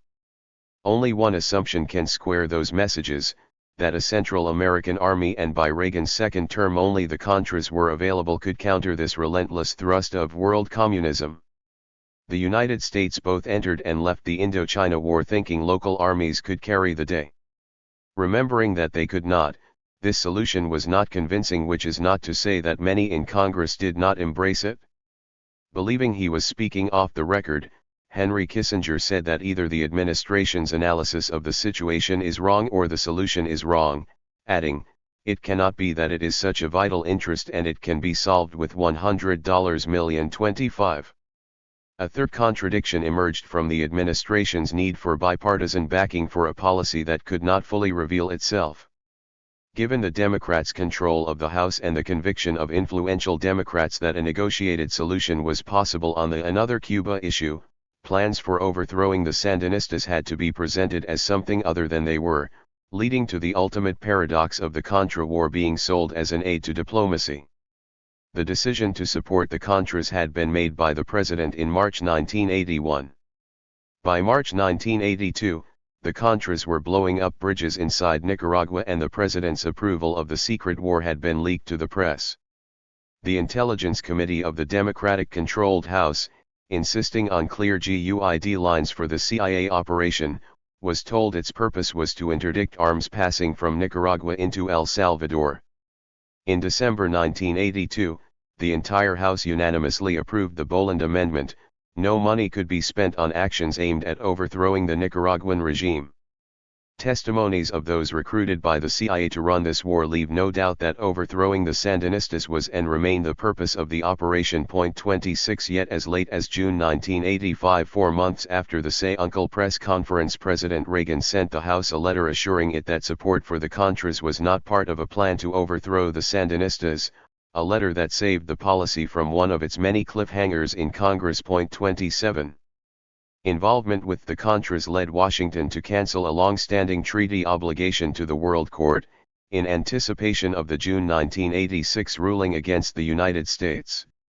By March 1986, the State Department was arguing that Nicaragua, as a self-evident aggressor state, was not entitled to hot pursuit. 28 As its commitment to the Contras produced these contortions in its relationship to international law, the administration sold Contra pressure as the handmaiden of diplomacy. The Sandinistas will come to the negotiating table only when they see the carrot of peaceful settlement backed up by the stick of a well-equipped armed opposition. 29. Since the White House demanded that the Sandinistas first sit down and talk with their opposition, both armed and unarmed, 30. And since altering power arrangements inside one's country to placate outside forces is something no self-respecting government does, not surprisingly this rationalization of violence as diplomacy failed. A final contradiction emerged with the overthrow of dictatorships in Haiti and the Philippines early in Reagan's second term, accompanied by a return to civilian rule in some Latin American countries. Winds, tides, and waves of democracy-laced administration rhetoric in 1986. Successes in Central America were paraded before a deficit-minded Congress being asked to grant still more millions to that region. Democracy also was an issue on which the White House hoped to isolate Nicaragua from its supporters in Europe and Latin America. In the president's words, Sandinista rule was the one tragic, glaring exception to that democratic tide. 31. Finally, democracy provided the needed link between the diplomatic settlement popular in Congress and the White House's goal of overthrowing the Sandinistas. Democratic governments are more reliable signatories to agreements because their actions are subject to public scrutiny, is how one State Department official put it. 32 His boss, Elliott Abrams, was more blunt: "It is preposterous to think we could sign a deal with the Sandinistas and expect it to be kept." 33. Here the contradiction lay in not letting go of the Russians are coming theme while embracing the winds of democracy rationale. At the same time that the administration was proclaiming gains in El Salvador, Honduras, and Guatemala, the map at the televised March 1986 speech turned progressively red as Reagan ticked off where weapons supplied by the Sandinistas have been found and where radicals trained in Nicaragua operated. As every Central American country from Panama north turned red, the president recalled the old communist slogan that the Sandinistas have made clear they honor: "The road to victory goes through Mexico." To embrace democracy as a foreign policy priority also raised questions about administration policy toward Chile, South Korea, and South Africa. "It is not our job to beat up on these friendly regimes," the ubiquitous senior official was said to have said while the born-again democratic emphasis was still receiving airplay. 34 Nicaragua conspicuously remained the only country on which the White House was prepared to impose democracy by force. 35. What the Reagan administration sought in Central America was no different from what previous administrations had achieved: getting its way. By the 1980s, however, a U.S. president could be neither as preemptory as Teddy Roosevelt had been when he took Panama or as sanctimonious as Woodrow Wilson when he set out to teach those republics to elect good men. nor could the region's contacts with other world powers be as tightly circumscribed as when, in 1945, John McCloy outlined Washington's strategy for the post-war era. I've been taking the position that we ought to operate under this regional arrangement in South America, at the same time intervene promptly in Europe. Prophetically, in his reply to McCloy, Secretary of War Henry Stimson feared that these little South American peoples might throw a monkey wrench into the thing. 36. Because Reagan could not announce his purposes as openly as his predecessors had done, real objectives were disguised in false, or at least secondary, goals that stood a better chance of overcoming the resistance of Congress, the public, and the few allied governments that mattered to the administration. This opportunistic approach to foreign policy yielded the contradictions previously described. That a policy fails the tests of coherence and objectivity, however, is not to say that it fails its public relations task. Given the superficiality with which Congress and the media approached Central America, given the refusal of most Democrats to challenge traditional assumptions regarding communism in our backyard, and given the episodic, thin involvement of the public, those contradictions largely served their purposes. Smoking guns. Disinformation commonly is equated with inaccurate data, suppressed facts, and statements wrenched from context. So far a different order of dissimulation has been emphasized, agenda setting and debate manipulating assumptions which, in the U.S. political consensus, often escape even the critics. The interplay of these two forms of misrepresentation is best examined by focusing on specific issues. At the heart of the White House's case against the Sandinistas were the interwoven assertions that Nicaragua subverted neighboring governments, built up its military for aggressive purposes, and functioned as a Soviet satellite. 4 presentations of the administration's case substantial enough to be dubbed white papers were published between February 1981 and January 1987. Despite different titles and emphases, they seemed successive drafts of the same document, each better documented than the last, each more nuanced in its argument. In fairness to the Reagan policy, then, I shall concentrate on the most recent of these white papers, Revolution Beyond Our Borders, published in September 1985.37. In the white papers, as in the public debate, attention initially focused on the smoking gun hard evidence of arms being smuggled from Nicaragua to El Salvador. For several years the administration tantalized its critics by claiming to have evidence it could not reveal, to protect its intelligence network.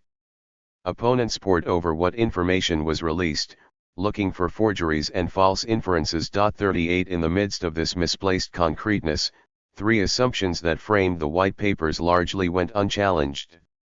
The white papers assumed that Nicaragua had no right to aid guerrillas elsewhere, not even the right to provide safe houses, radio transmission, and RNR. The second assumption was that, in supplying such aid, the Sandinistas confirmed their role as Soviet proxies in a Kremlin-directed campaign to subvert Central America. That is, Sandinista internationalism was assumed to be prima facie evidence of Soviet control. From these assumptions sprang a third, that a diplomatic solution to arms trafficking in Central America never could arise. Sandinista behavior in supplying Salvadoran rebels being both criminal and Soviet orchestrated, how could Managua's participation in a regional diplomatic solution be anything but a feint? By the time RBOB was published, there were some smoking guns. Evidence contained in this report undercut critics who took too literally ex-insider David McMichael's assertions that no traffic in military supplies from Nicaragua to El Salvador occurred after April 1981. A CIA analyst of such matters with a top security clearance, McMichael left the agency in April 1983 but continued to issue authoritative statements, such as his September 1985 testimony before the World Court. I do not believe that such traffic goes on now. 39. On the basis of captured documents, defector testimony, serial numbers on U.S. rifles left in Vietnam, aerial photography, and a few well-publicized incidents in Honduras, RBOB made a probable case for the Sandinistas facilitating military equipment reaching the Salvadorans past April 1981. Much remained shrouded in secrecy, however. RBOB did not prove that these flows were massive, did not pinpoint their paths, did not establish, for example, that Vietnamese supplied weapons had to pass through Nicaragua, and brushed aside the diplomatic implications of periodic halts in Sandinista assistance to the Salvadorans. In aiding armed struggles in neighboring countries, the Sandinistas were doing what governments left, right, and center traditionally have done in Central America: smuggling weapons, lying about it, providing safe houses, helping to unify rebel factions. Which country in the region, including the United States, has not done these things? In overthrowing Somoza, the Sandinistas had been assisted by Venezuela, Panama, Costa Rica, and Cuba. In attempting to overthrow the Sandinistas, the Contras were aided by Honduras, El Salvador, the United States, and initially Argentina.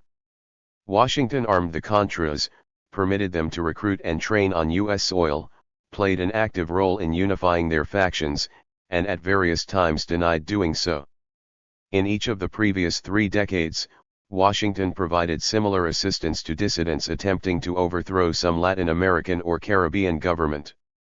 So, whether one approves of such behavior or not, it was tendentious of the White House to present state-supported subversion of another state in this hemisphere as prima facie evidence of Soviet plotting.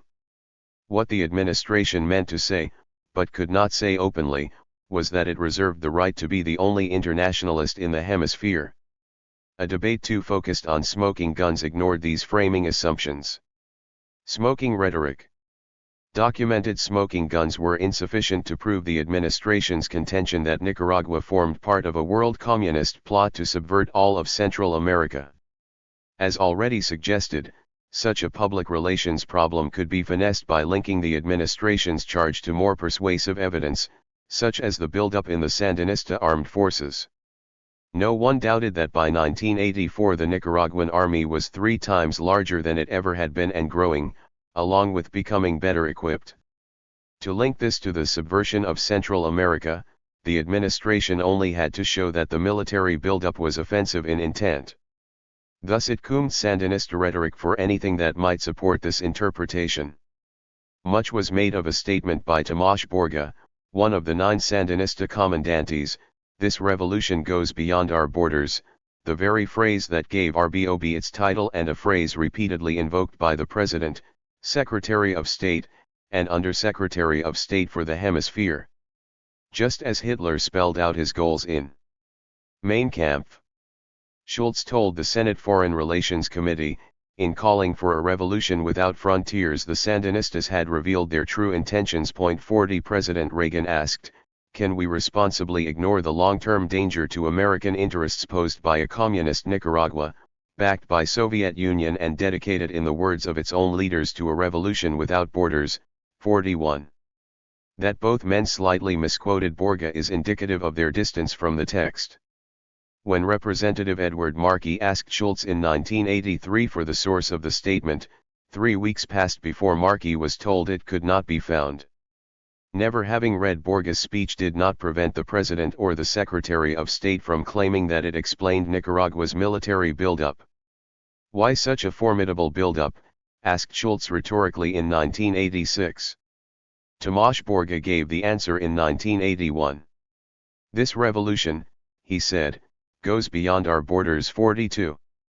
Borga's speech was recorded and translated by Washington's own Foreign Broadcast Information Service as follows: "The defense of our revolution has not been organized to conquer neighboring or faraway territories but to win peace. Our neighboring friends can rest assured that this revolution was carried out to defend the land on which we were born. Has joined the current of the revolutions of our time, and it is a country with moral authority, not just in Central America or Latin America, but throughout the entire world. We are proud to be Nicaraguans. Our revolution goes beyond our borders. Our revolution was always internationalist from the moment Sandino fought in La Segovia. With Sandino were internationalists from all over the world." 43. The emphasis, then, was on Nicaragua's having received help from others and having joined a worldwide historical movement. Clearly Borga felt the Sandinistas had a debt to discharge. Nothing in this speech suggests, however, that the Sandinistas planned to discharge this debt through military means or that they identified the worldwide revolution with communism. According to RBOB, the Sandinistas' growth in armed forces and acquisitions of major weapons systems were planned and, for the most part, implemented well before the time the Sandinistas allege any significant security threat existed. 44. Thus, their intentions were offensive. For evidence of such early planning, RBOB cites an internal Sandinista communique of October 1979, known as the 72-hour document.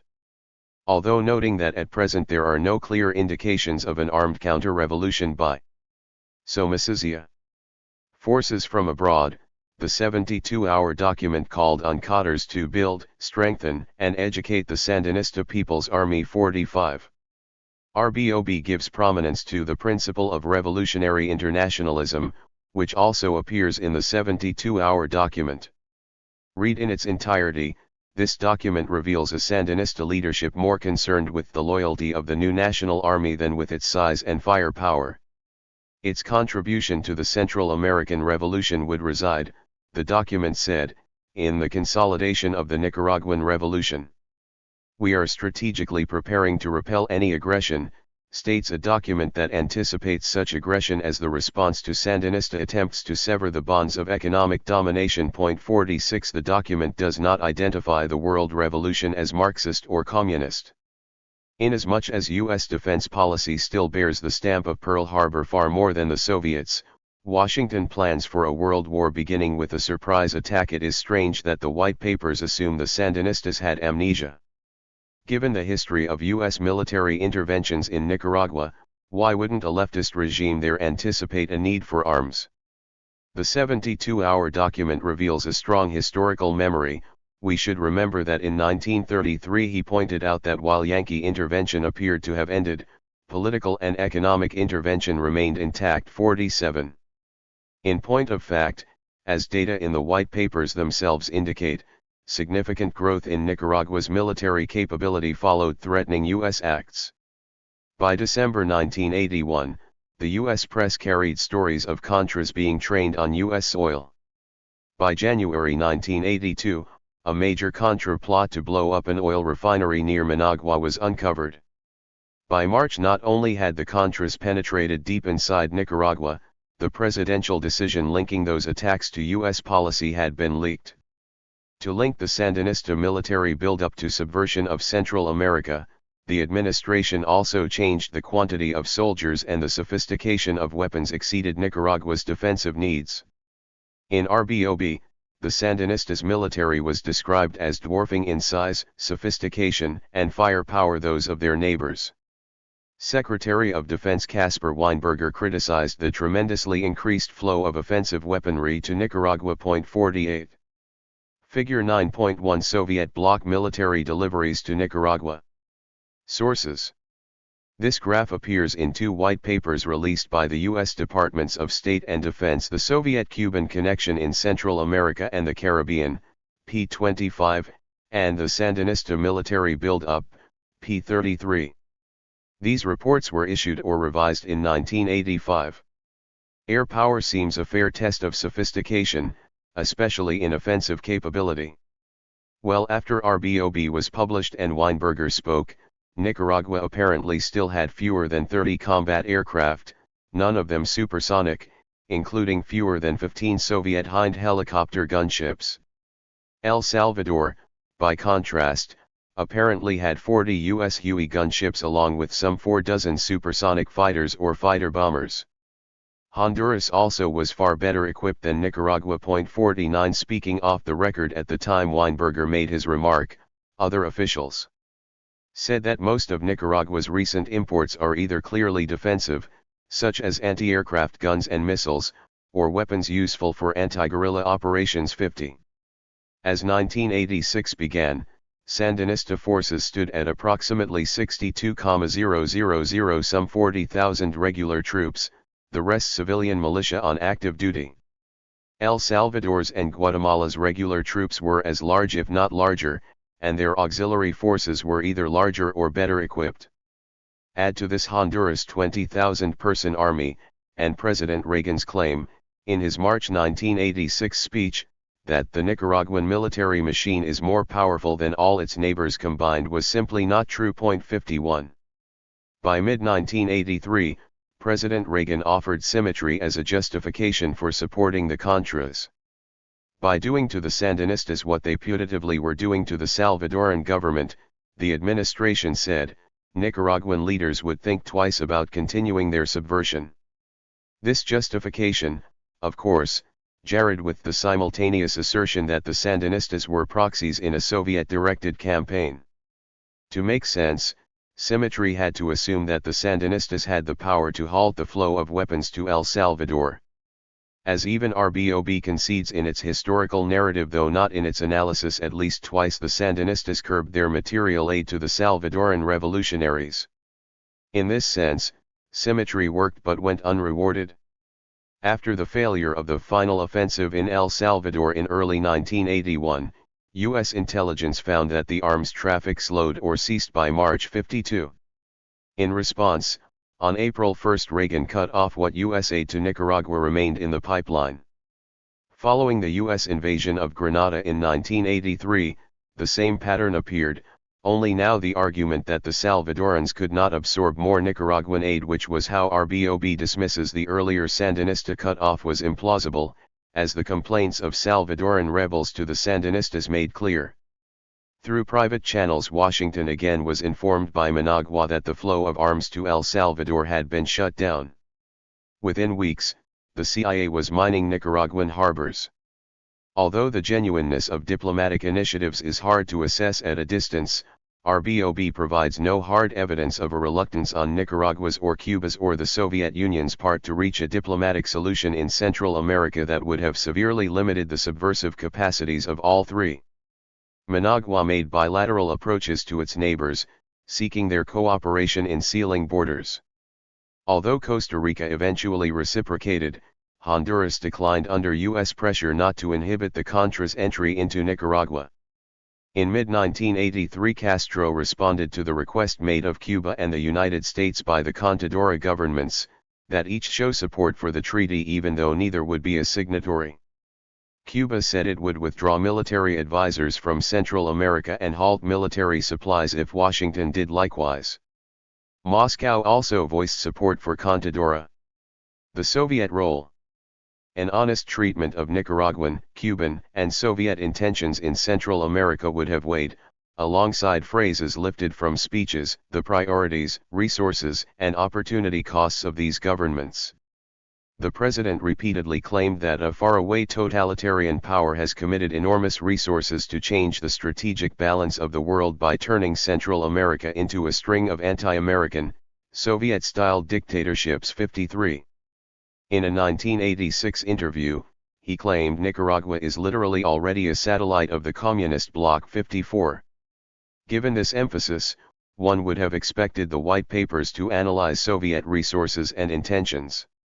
After all, whole departments of Washington's intelligence apparatus are devoted to evaluating such data. On this point, however, the white papers remain silent, allowing their readers to assume that the Kremlin had unlimited resources to gamble on distant Central America. Arms and oil. The Kremlin sent Nicaragua, advice and training as well. At every opportunity, Soviet leaders wished Central American revolutionaries success. When it came to statements that count, however, such as mutual defense agreements, Moscow was circumspect. No agreements to come to Nicaragua's defense, no identification of it as part of the Soviet bloc. The Soviets permitted Nicaragua less sophisticated weaponry than they provided Peru. Had the white papers incorporated analyses of Soviet intentions by specialists on Soviet affairs at the CIA, this is what they would have contained. In the words of one such specialist, Central America and the Caribbean, with the exception of Cuba, are peripheral to Soviet geostrategic concerns. Central America, moreover, is too far removed for Moscow to be able to adequately project its military power and, more importantly, it is a region where U.S. military and economic power is predominant. 55. With regard to other Central American revolutions, the Soviet Union is seen by many rebels to have abrogated its revolutionary role, wrote A.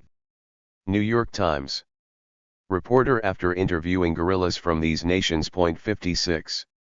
It might be argued that Cuba's role in Nicaragua surpassed the Soviets, certainly more Cuban advisors were involved. Unable to deliver what the Kremlin could, Havana's relation to Managua remained more one of equals. Nobody is running this thing except the Sandinistas, a senior Western diplomat in Managua told the Wall Street Journal. The Sandinistas aren't letting their Cuban advisors control the ministries. 57.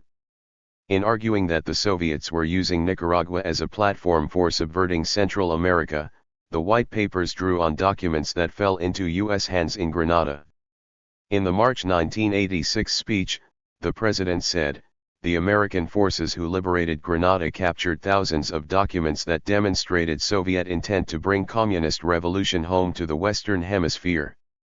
Using these documents, the ranking Pentagon official specializing in Central America and the Caribbean estimated that the military aid promised Grenada by East Bloc nations over several years would equip 10,800 men under arms. 58. To Nestor Sanchez that seemed too large a military for Grenada's needs. Missing from Sanchez's analysis was any consideration of hostile U.S. rhetoric and naval maneuvers during the 2 years preceding the U.S. invasion, an omission also found in most White Papers' treatment of Nicaragua. With U.S. aggression factored in, the amounts and types of weapons listed in the captured documents seem entirely appropriate for the island's defense. Harvard political scientist Jorge Dominguez read thousands of pages already declassified of the captured documents and assumed he had been given those most favorable to the U.S. government position. 59.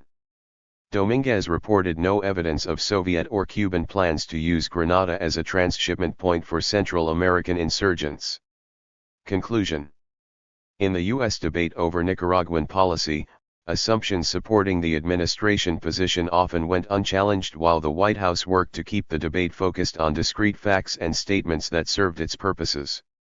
The administration had to behave this way, given the underlying contradiction between its insistence on maintaining control over Central America and the reluctance of most U.S. citizens to assume the risks and costs of doing just that in a region transformed by nationalism.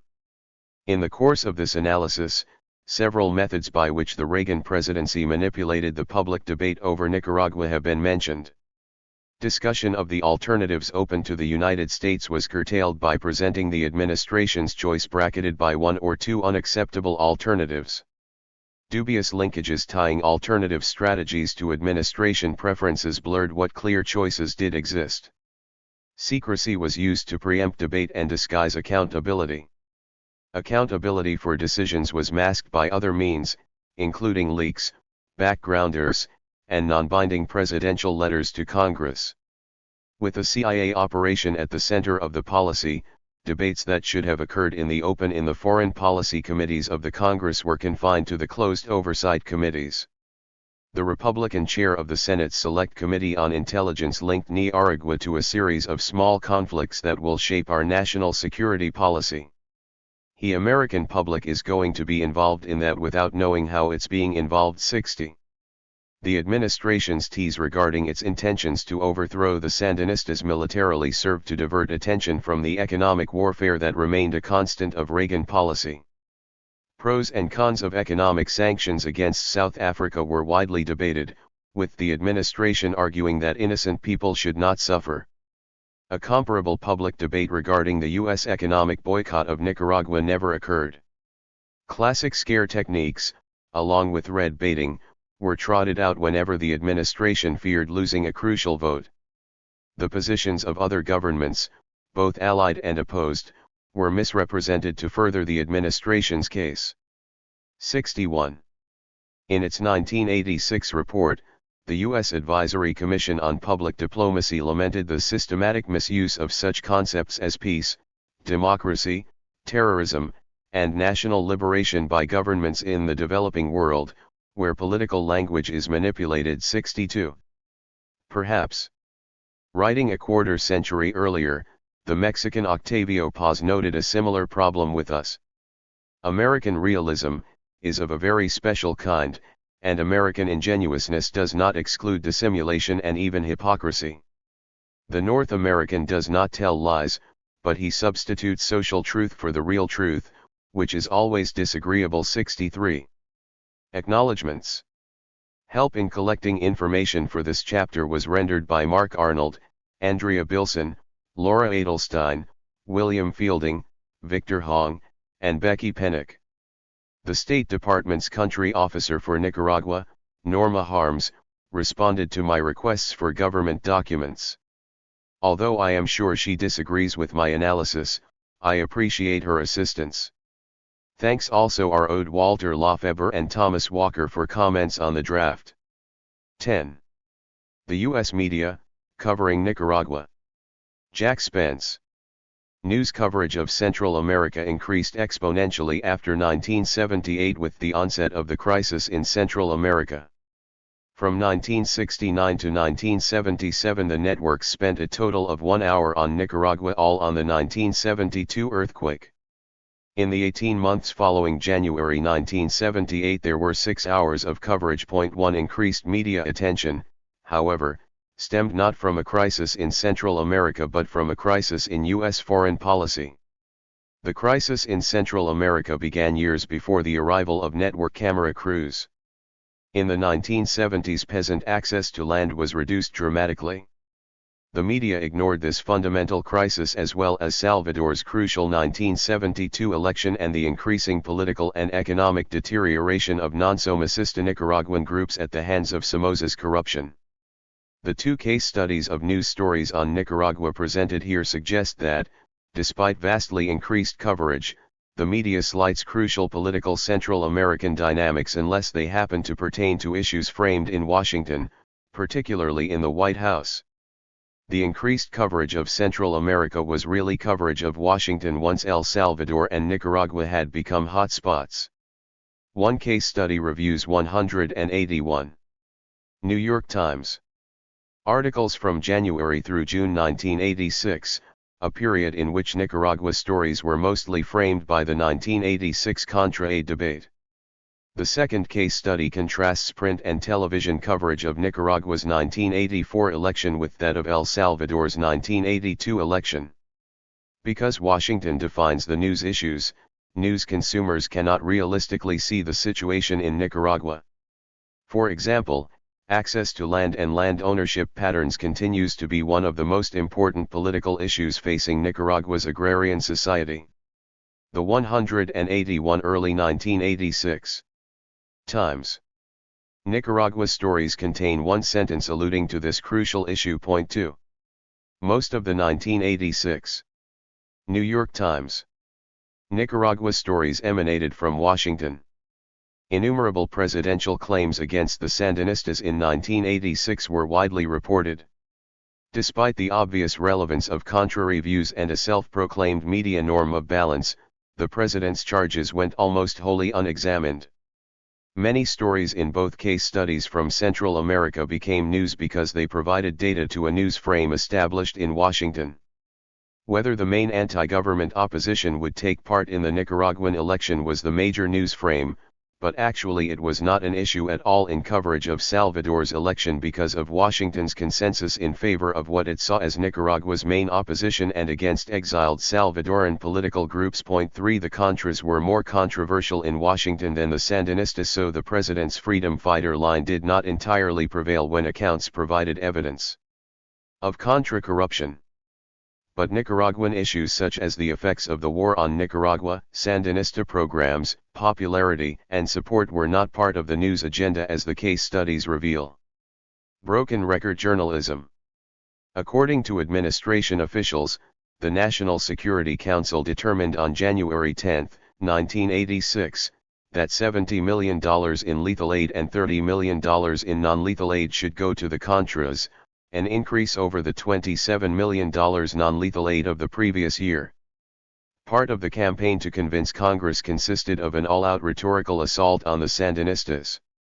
Each salvo received press coverage, propaganda, events, and pseudo-events. Why was this news? These charges were parts of 23 stories in a subset of 60 in which the administration was addressing Congress directly or through the media, or in which Congress was responding.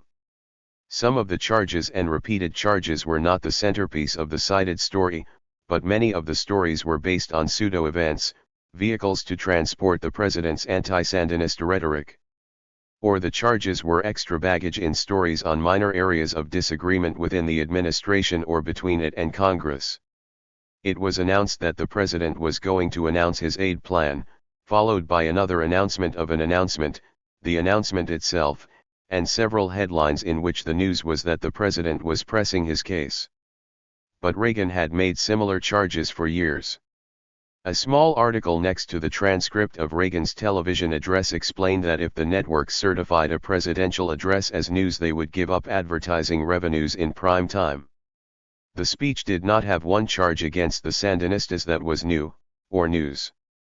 The endlessly reported charges became the rhetorical equivalent of habitual news photos of a smiling president waving on arrival or departure. This approach is like selling aspirin. It is propaganda, except a departure for Camp David is not controversial. The charges against the Sandinistas were 60 stories of legislative news amounted to news of contest, not presentation of substance.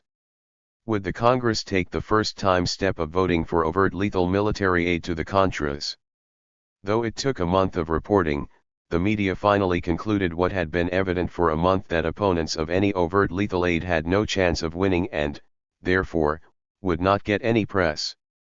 The New York Times focused on the narrow substantial issue of whether the $70 million in lethal aid would be delayed, with another vote, while Reagan sought diplomatic solutions or answers to such questions as whether he would get the aid with no strings attached.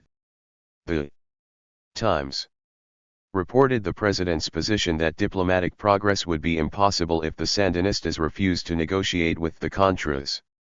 But in almost a dozen full pages of print, it did not report much more than this. The substance of the positions was usually at the end of the story. The main line of the story was whether the president would or would not consider a compromise, whether the administration's rhetoric against congressional opponents and fence-sitters had been too harsh.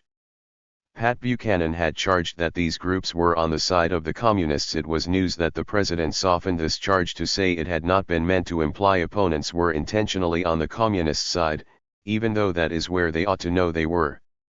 Fine-tuning minimal distinctions was news. The Times reported contest, not context. It ignored the military implications for the region, did not ask anyone to assess the strength of the proposed strings, and did not place the congressional debate in the context of international law or the Contadora process. The obviously relevant pending World Court decision was not mentioned in the 171 stories that preceded the World Court decision itself. Senator, do you think voting aid for the Contras is a violation of international law? Senator, do you think giving the Contras more military aid, and perhaps a larger army than Honduras, might reduce Honduran sovereignty? These apparently were not newsworthy questions.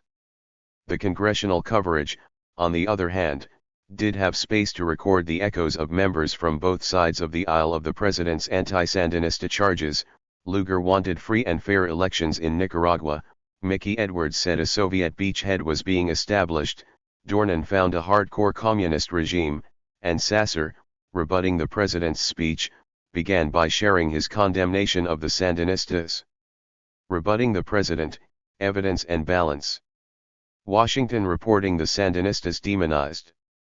Modern journalism is supposed to be differentiated from the old-fashioned news form of trumpeting the proclamations of the king because the former includes dissenting views. Regarding the charges leveled against the Sandinistas, almost no contrary view could be found in the Times. Particularly not in the 60 President/Congress stories or stories from Washington regarding international diplomacy or military affairs or Nicaragua itself. And the exceptions, as we will see, prove the rule. This exclusion might be defended on the grounds that, after all, the Washington story was mainly the debate between the President and Congress, and, to take Elliott Abrams' word for it, the Sandinistas no longer had friends in Congress. This defense does not hold up. If there was no question that the Sandinistas were brutal dictators, why was it necessary for the times. To repeat the charges with such frequency unless the news hook was an apparent verbal obsession in the White House. The president sought to eliminate from public view favorable or even ambivalent evaluations of the Sandinistas. The Times tacitly accepted his views, seeking out no others, thus contributing to a drastic narrowing of acceptable grounds for public debate. The president's red-baiting strategy worked. One story noted at the end that no evidence of that day's charge had been offered, but supporting evidence was never present. The Times rarely gave a tip of the hat to balance. 4 times the Nicaraguan embassy was given a buried line or two. Once it got to state that it regretted that the aid was being considered. Another time its assertion that the findings of international human rights groups did not support the president's charge made the story. Half a dozen times in 60 president/Congress stories the reporter added a background balance line. In one story, late in the campaign, the president had Cubans swarming the streets. Caspar Weinberger said that there was really no debate about the brutal actions of the Nicaraguan leaders. In paragraph 12 of this 15-graph story Gerald Boyd added, although the Reagan administration often refers to the Nicaraguan government as Marxist, Sandinista leaders say their ideology is based only partly on Marxism. They say it is also a product of their country's history of conflict with the United States, which sent troops to occupy Nicaragua early in this century and later supported the long rule of the deposed Somoza family. This comment was helpful because U.S. support of Somoza no longer resided in White House historical thinking but hardly responsive to the charges.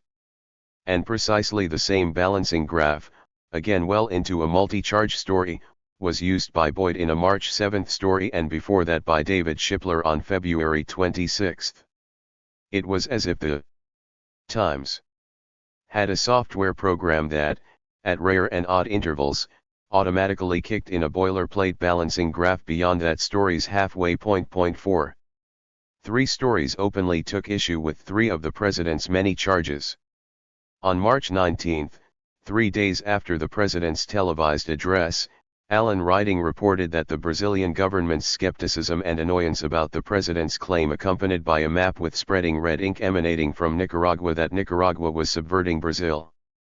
Another story reported that the president's own drug enforcement agency found no convincing evidence of Sandinista drug trafficking. One story on March 19 aired the doubts of a rabbi that there had been Sandinista persecution of Jews in Nicaragua. However, 2 more stories on this theme followed, generally favoring the president's viewpoint. 5. These exceptions so violated the no debate about rule that the president discussed them on April 9 in a Times-reported speech to the American Society of Newspaper Editors. I'd hardly gotten through my televised address asking support for the freedom fighters in Nicaragua when some voices were questioning some of the charges I made against the Sandinista regime. For example, that the Sandinistas engaged in vicious acts of anti-Semitism and that they'd been deeply involved in the illicit drug trade. But, the Anti-Defamation League of B'nai B'rith quickly issued a strong statement confirming the truth.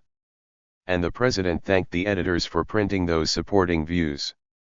One can only imagine the intensity of a presidential rebuke had the Times published stories debating other charges or airing positive opinions about the Nicaraguan government.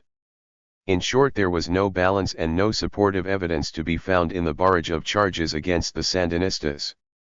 A modicum of balance could be found in the views of Washington newsmakers who disagreed with the president's tactics but apparently not with his views on the Sandinistas. The Times, no less than Congress, rode the ideological narrows of the Potomac River. The freedom fighters. The administration's unrelieved, unchallenged criticisms of the Sandinistas found their counterpoint in its gushing enthusiasm for the freedom fighters, Reagan's glowing spotlight on the Contras and his dominant power in shaping the news agenda brought to the Times 33 articles about the Contras, as opposed to the congressional debate on Contra aid. The Contras, in fact, received more stories and more ink than did the Nicaraguan government. 6 The discrepancy increases by adding 11 stories on the internal anti-Sandinista opposition. 7 3 of the 33 Contra stories simply amplified the president's campaign, with Contra leaders Calero, Cruz, and Robelo featured in White House-sponsored news events. These stories did not allude to the CIA organization of the Contras or its payments to Cruz and Calero. 5 other stories attributed the Contras' reduced military presence to dwindling supplies and poor training, and to the new Sandinista helicopter air power, precisely the conditions Reagan wanted to correct. But the Contras did not emerge from these stories as soldiers victimized by an irresponsible Congress. They were disorganized and inept. 8. Only one of the 33 stories, a full month before the first House vote, focused on Contra human rights abuses. Stephen Kinzer verified a case in a human rights report by going to one of the towns included in the report. Other stories on the Contras made reference to these abuses, in particular a James Lemoyne story analyzing the diminished presence of the Contras. One story, focusing on CIA involvement in Honduras, implicated the Contras in disappearances and killings of Honduran leftists. A Kinzer story, several weeks after the first House vote, described a Contra attack on a village. The Contras had burned some houses and taken away Sandinista officials. Kinzer had picked a village in which the Sandinistas were not likely to be popular, one inhabited by displaced mosquitoes. Another story told of charges of Contra cocaine and arms trafficking. 3 stories aired claims that the Contra leaders had been skimming money. 9 Another 5 articles chronicled power struggles in Contra ranks. Pastoro was dumped by his lieutenants, who were urged on by a CIA operative, and who then joined the Robelo/Cruz faction, rivaling the Calero/Colonel Bermudez faction. James Lemoyne evidently sided with the Cruz/Robelo wing against the extreme conservative, Somocista-dominated Calero wing as the battle was joined in a Miami convention. In the final story, a compromise was struck. In these stories the freedom fighters did not measure up to Reagan's heroic images. But, stories of factionalism and corruption received far more and better time journalistic play than evidence of a pattern of disemboweling Sandinista officials and other civilians. The implication of the Times imbalance was that honest use of the taxpayers' money is important, atrocities less so if the victims are pro-Sandinista. The coverage made little effort to see U.S. aid to the Contras in historical perspective. Carter's negotiating stance when Somoza looked shaky was to keep the Sandinistas out of power, first by controlled, open elections with Somoza running, and then, as the military balance tipped against him, to have him and a few notorious colonels removed but to keep his party and the National Guard intact.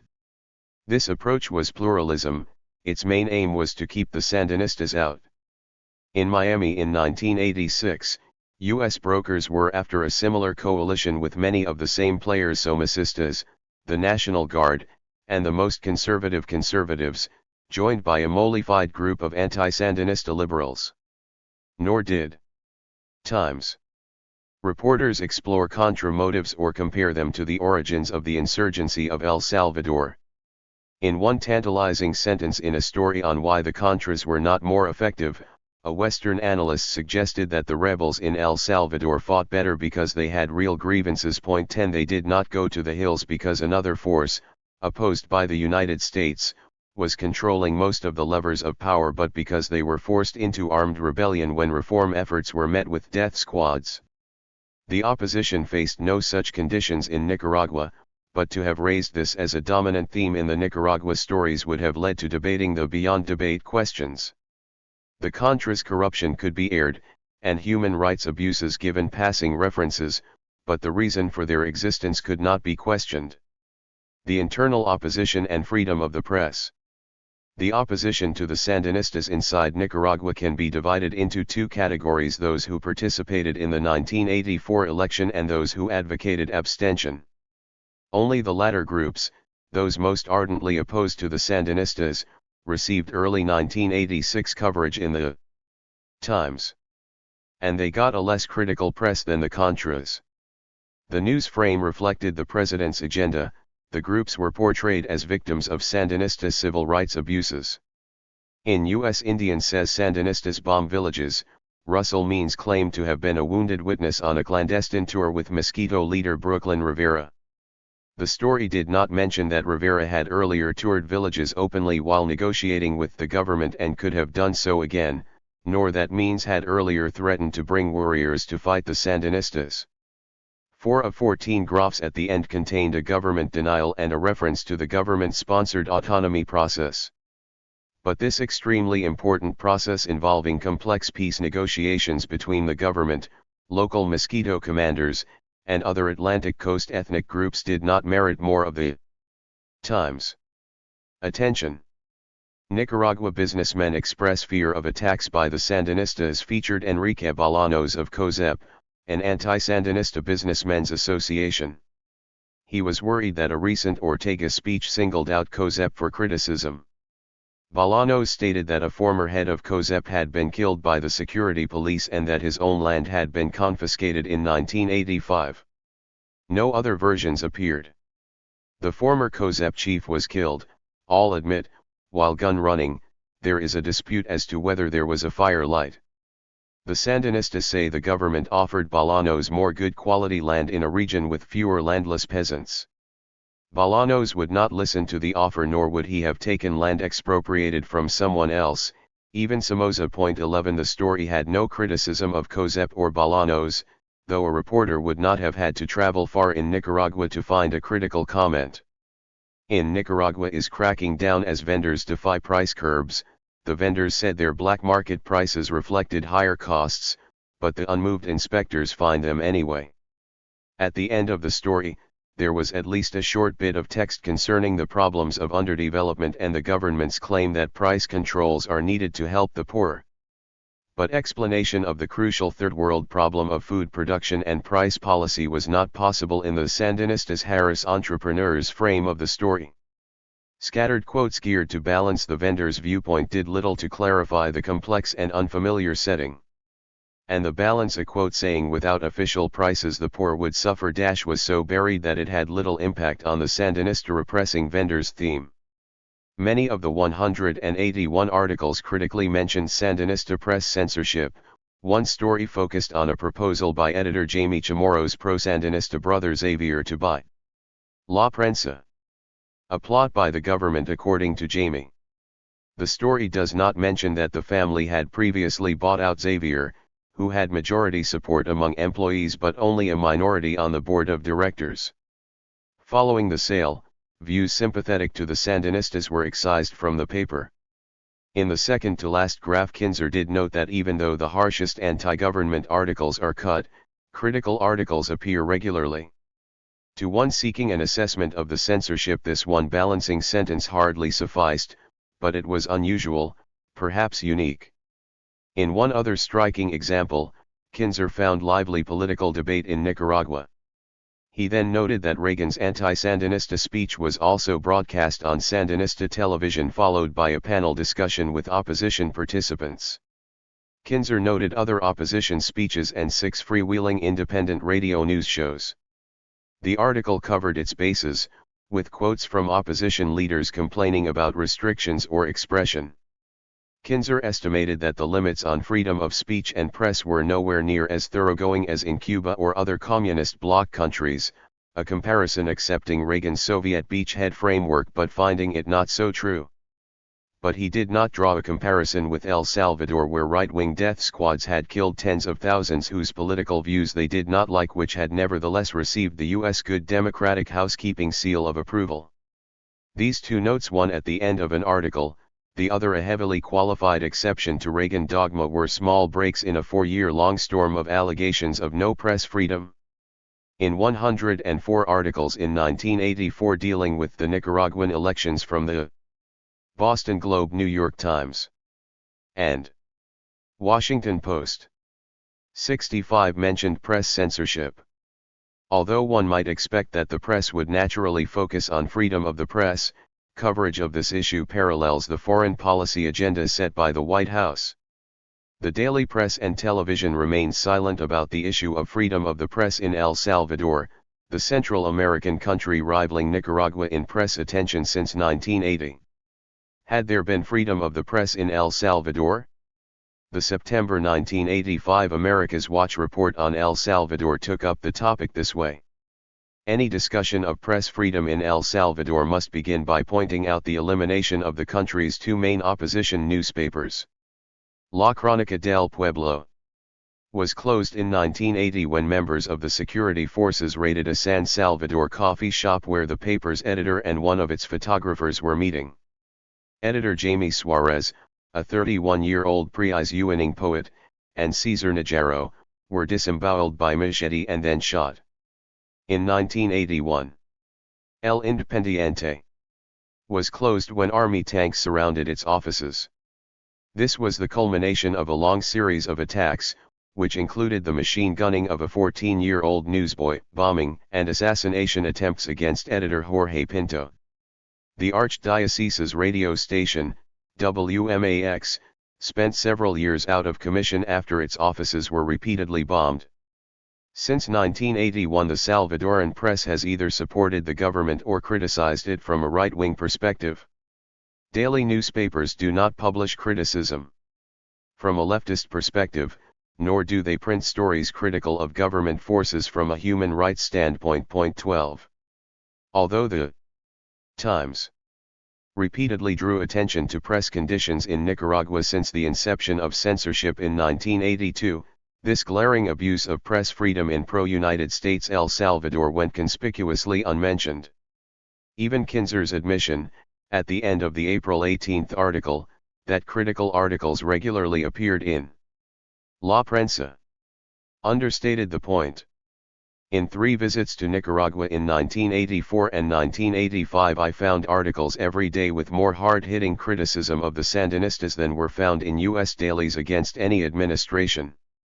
An issue of La Prensa that I discovered by accident in a New York office prior to my doing a television interview on La Prensa illustrates the point. La Prensa's middle of the page lead headline that day announced the World Court ruling that held that the court did have jurisdiction to try Nicaragua's case against the United States. At the top of the page, La Prensa placed a large, grim picture of soldiers carrying a coffin. Next to this, a story featured a Nicaraguan opposition party. Below this, and above the main headline, appeared a Reagan attack on the Sandinistas with a large picture of Reagan. Below the main headline, the editors chose 2 more stories highlighting opposition parties. And below them was a positive view of the Salvadoran election. The space on the front page was almost taken up by stories on the opposition and Reagan without one story featuring the Nicaraguan government. Imagine an issue of the New York Times without one story emanating from the current administration. Finally, in the bottom right corner, a tiny story could be found about the Nicaraguan government giving military decorations to those who had downed a Honduran helicopter. The grim-looking coffin in the far corner of the page held 1 killed when the copter crashed. In the main story, the headline on the court decision did not mention that Nicaragua won and the United States lost. It simply said that the court ruled that it had jurisdiction over the case, a point bitterly contested by the United States and ardently upheld by Nicaragua. There were 6 graphs on the first page, all of them devoted to the U.S. reaction to the decision, stating basically that it was meaningless. On the back page were a few graphs explaining the meaning of jurisdiction and then, a graph from the end, a sentence of reaction from the government of Nicaragua. In the United States, Jesse Jackson on the left and Barry Goldwater on the right had both concluded that mining the harbors, the center of the World Court case, was an act of war in the country being attacked.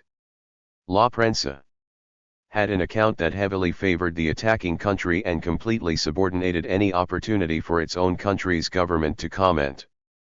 These uncensored stories and the makeup of the page look somewhat like those in the New York Times. Reagan was featured, Nicaragua got a sentence on the back page. The series of 1985 Times articles framed by the Contra-Aid vote closes with the crucial House vote, the definitive World Court decision against the United States, and an article from Managua on the Sandinistas closing of La Prensa. Headline: Sandinistas say closed newspaper backed U.S. Not until the last quarter of the last article, following numerous quotes from the opposition, and then one by the government that repeated the headline. Did the author offer evidence pertinent to the headline? He said that the paper had been reluctant to criticize the U.S.-backed rebels and that its last edition had called for negotiations with the rebels, the position of the United States and the rebels. None of the final articles assessed the impact of the war on Nicaraguan society, though they stressed the decree suspending La Prensa. Publication in civil libertarian terms. The Times systematically underplayed or eliminated the perspective of the Sandinistas, a product of the range of permissible debate and a legacy of patriotic journalism, as well as of the Times' own ideological leanings. Imagine, if possible, that an army financed by an alien power, one with long-standing bad relations, had been making cross-border raids into Minnesota for some 5 years, and the violence had led to a death in one of every 50 families. A St. Paul daily, heavily financed by the same alien power, had published stories criticizing the Minnesota government but none about the alien-financed and organized army.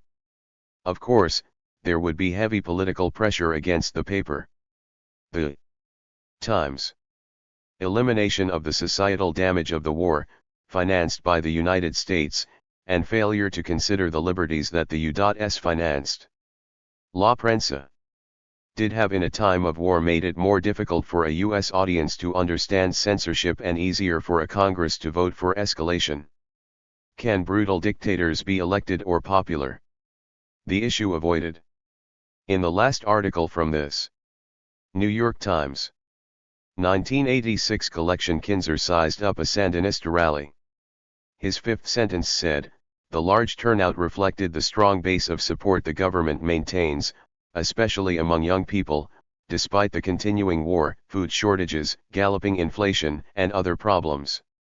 After journeying through many stories affirming the anti-Sandinista views of Reagan, the Congress, pundits, the Contras, and the internal opposition who all agreed the Sandinistas were repressive or brutal dictators, casual readers might blink in disbelief at this needle in the haystack sentence. On their journey they would have encountered nothing, almost nothing to suggest that anybody but Ortega could favor the Sandinistas or that the brutal dictators were elected. Reporters were not wholly unconcerned with the hearts and minds of the Nicaraguan people. 3 articles that might be called the riddle of lack of support for the Contras implied, without addressing the issue, that the Sandinistas had little support. They asked, in a time of growing discontent with the Sandinistas, why had the Contras not received more support?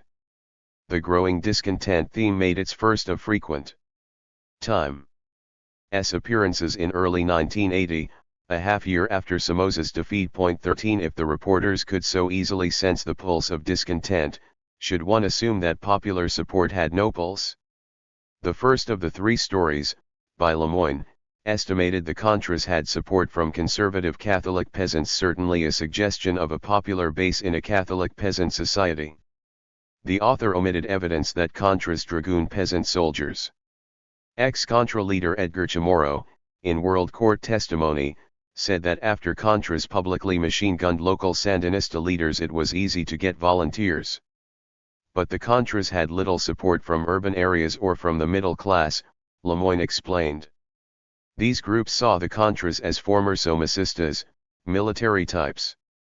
In the second story, Lemoyne added that the Contras had no program and even worse often brutalized Sandinista officials, enabling the Sandinistas to wage an effective propaganda war. In the third story, Kinzer also said the Contras were not capitalizing on Nicaragua's discontent. Many Nicaraguans were frustrated and angry that life is in some ways worse than before. Kinzer found deep resentment in some quarters over economic changes and a lack of Sandinista respect toward religion. Still, the Contras were not getting the support in the urban areas that the Sandinistas had mustered in their fight against Somoza. Why?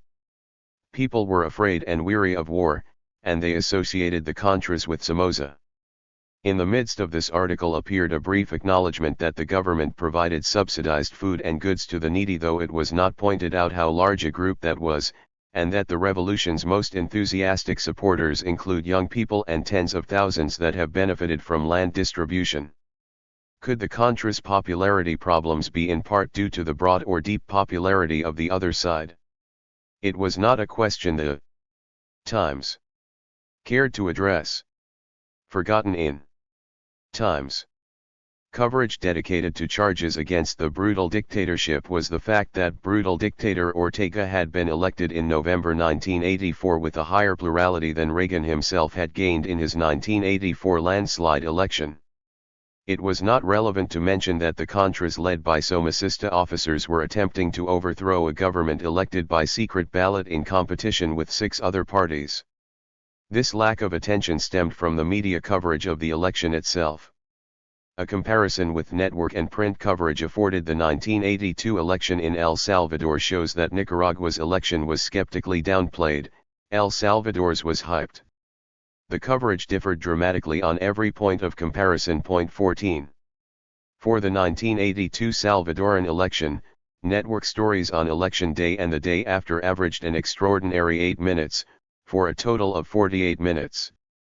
The network's attention to the Nicaraguan election on election day and the day after amounted to 6 minutes 20 seconds, 13% of Salvadoran coverage. NBC did not broadcast on Sunday and gave the election no coverage on Monday. For CBS, the election was a non-event on Monday. In 1982, the Times ran 4 front-page stories in 2 days. The Nicaraguan voting did not make the front page. Media coverage of the 1982 Salvadoran election celebrated a return of democracy to El Salvador.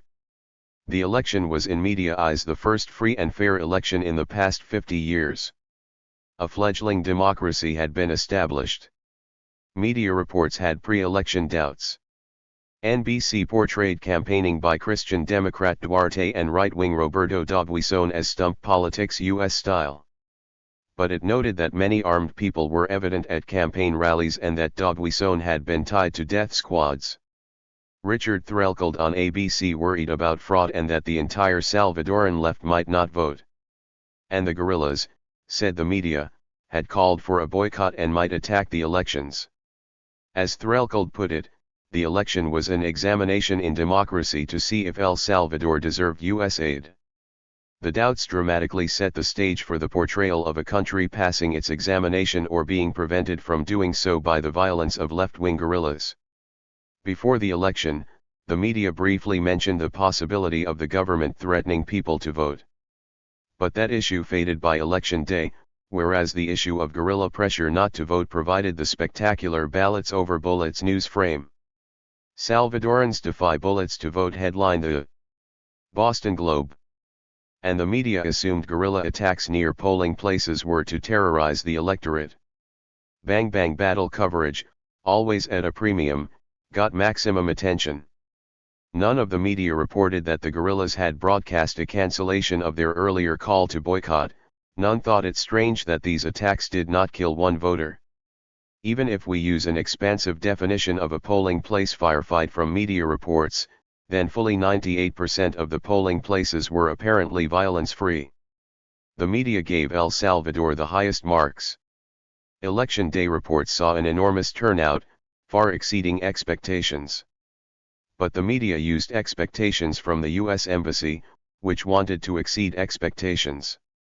The Times illustrated a multicolored sea of people marching down roads to the polls. Cameras panned long lines of voters who had turned out, the networks said, despite guerrilla bullets. The media saw the election as a referendum on the leftist boycott of the election. Earlier stories had a buried sentence without explanation that the left thought the election was a farce. Of course, the left had no access in this referendum to the Salvadoran media or any traditional electoral rights. Still, the media agreed that the left had lost the vote. A host of mutually reinforcing commentators drove these messages home. The media quoted members of the official U.S. observer team who found no fraud or coercion. The U.S. ambassador lauded the election on network morning shows. Strangely, the White House and State Department, also given extensive coverage, had similar views. Salvadoran politicians, mostly Christian Democrats, found this an astounding exercise in democracy, though there was no voter registration because many of the people were displaced, and though innumerable left political figures had been shot, tortured, or forced into exile. Of some 45 voters quoted in 3 major papers and the major news weeklies and on the networks, only one, speaking to a reporter who went to a slum where there had been a firefight, had anything negative to say about the election. The others said they were voting for peace and democracy, or, more cryptically, because it was their civic duty. Reporters added their own voices to this chorus of praise. Frank Reynolds found this exercise in democracy gratifying, even inspiring, and, he said numerous times, a defeat for the left. Dan Rather called it a triumph. Tom Brokaw, one of the most remarkable election days anywhere. There were a few post-election doubts. Would Dogwison's party win, thereby creating more doubts about aid from Congress, or would there be an ungovernable coalition?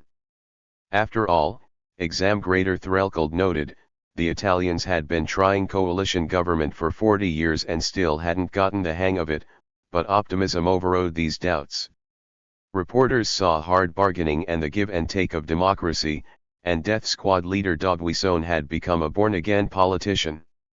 The press ignored the election's repressive conditions.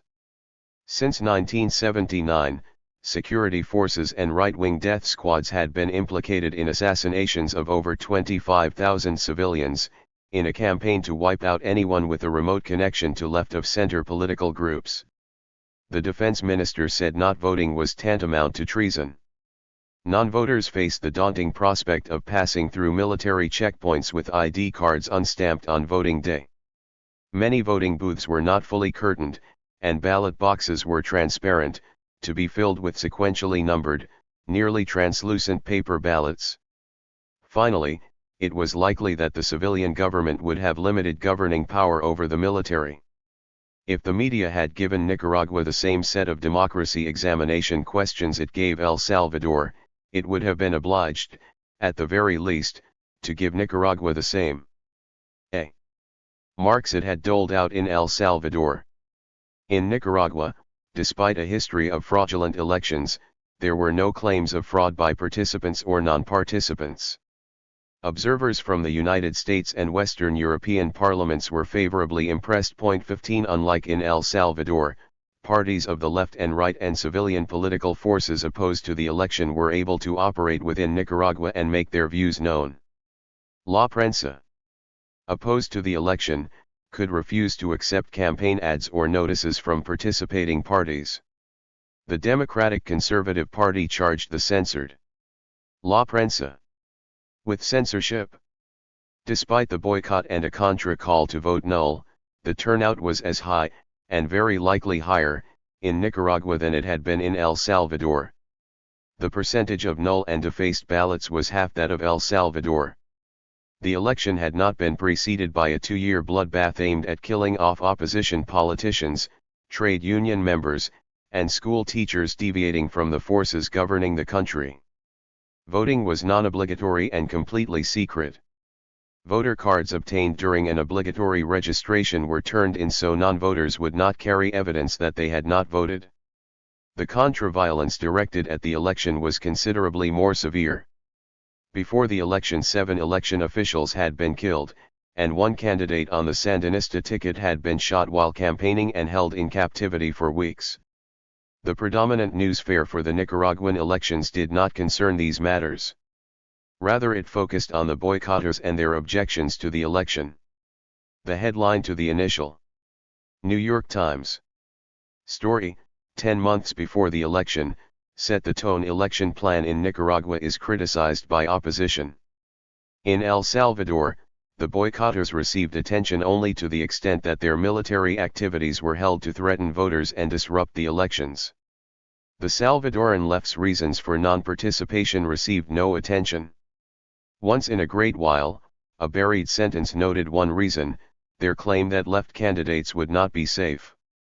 By contrast, in Nicaragua, the military activities of the boycotters, heavily criticized by America's Watch for a policy of violence against civilians, received no attention. Of 104 stories from the Boston Globe, New York Times, and Washington Post. Dating from January 1984 through the aftermath of the November election, boycotters and Reagan administration's objections to the election received, at a minimum, very substantial mention in 80. The only election story that made the Times front page, 4 months before the election, featured Reagan calling it a Soviet-style sham. The possible boycott of Arturo Cruz was the centerpiece of this coverage. His coalition was always billed as the leading opposition group. Other opposition groups received no coverage until, late in the race and under U.S. Embassy pressure, they contemplated dropping out. Not one shred of evidence could be found in media coverage to suggest that Cruz had any more vote-getting pull than the Democratic Conservative Party or the Independent Liberal Party. One would have to make mind-boggling assumptions about the election returns to imagine he would have significantly outpolled other opposition groups, much less rivaled the Sandinistas. The focus on Cruz's objections continued, even after coverage of CIA financing of COSEP, the strongest group in his coalition, and after July interviews with leaders of his coalition suggesting that they never seriously considered having Cruz run. The press downplayed the voting. The next day, a Times piece presented administration views that the election would worsen relations. As the results were coming in, the Nicaragua story moved to the front page, not a story on the issue of elections, but one on Reagan administration leaks that Soviet ships were bringing MiGs to Nicaragua. The anti-Sandinista bias in this coverage is another story, but the MiG crisis completely overshadowed election coverage as the administration MiG leaks intended. The media followed along. Conclusion. Coverage of Nicaragua's Sandinistas amplified the president's condemnation. It did so literally by repeating the president's repetitions. Evidence supporting the president's charges was not relevant. Stories never said the charge could not be independently confirmed. The president did not wholly get his way in news reporting. The Contras did not emerge from press accounts as Boy Scouts. But the critique of the Contras in the press was more attracted to money-skimming charges than gross human rights abuses. The press did not offer views that questioned whether the United States should finance a war to overthrow an elected government because the legitimacy of the government was not an issue in Washington, as coverage of the 1984 election made clear.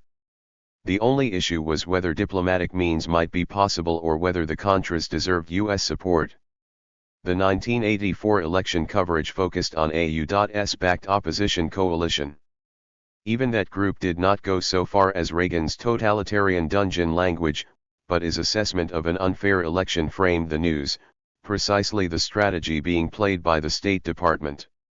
In contrast to the bubbling coverage of the Salvadoran election, the Times headline for Nicaragua's election day saw voters going through the motions.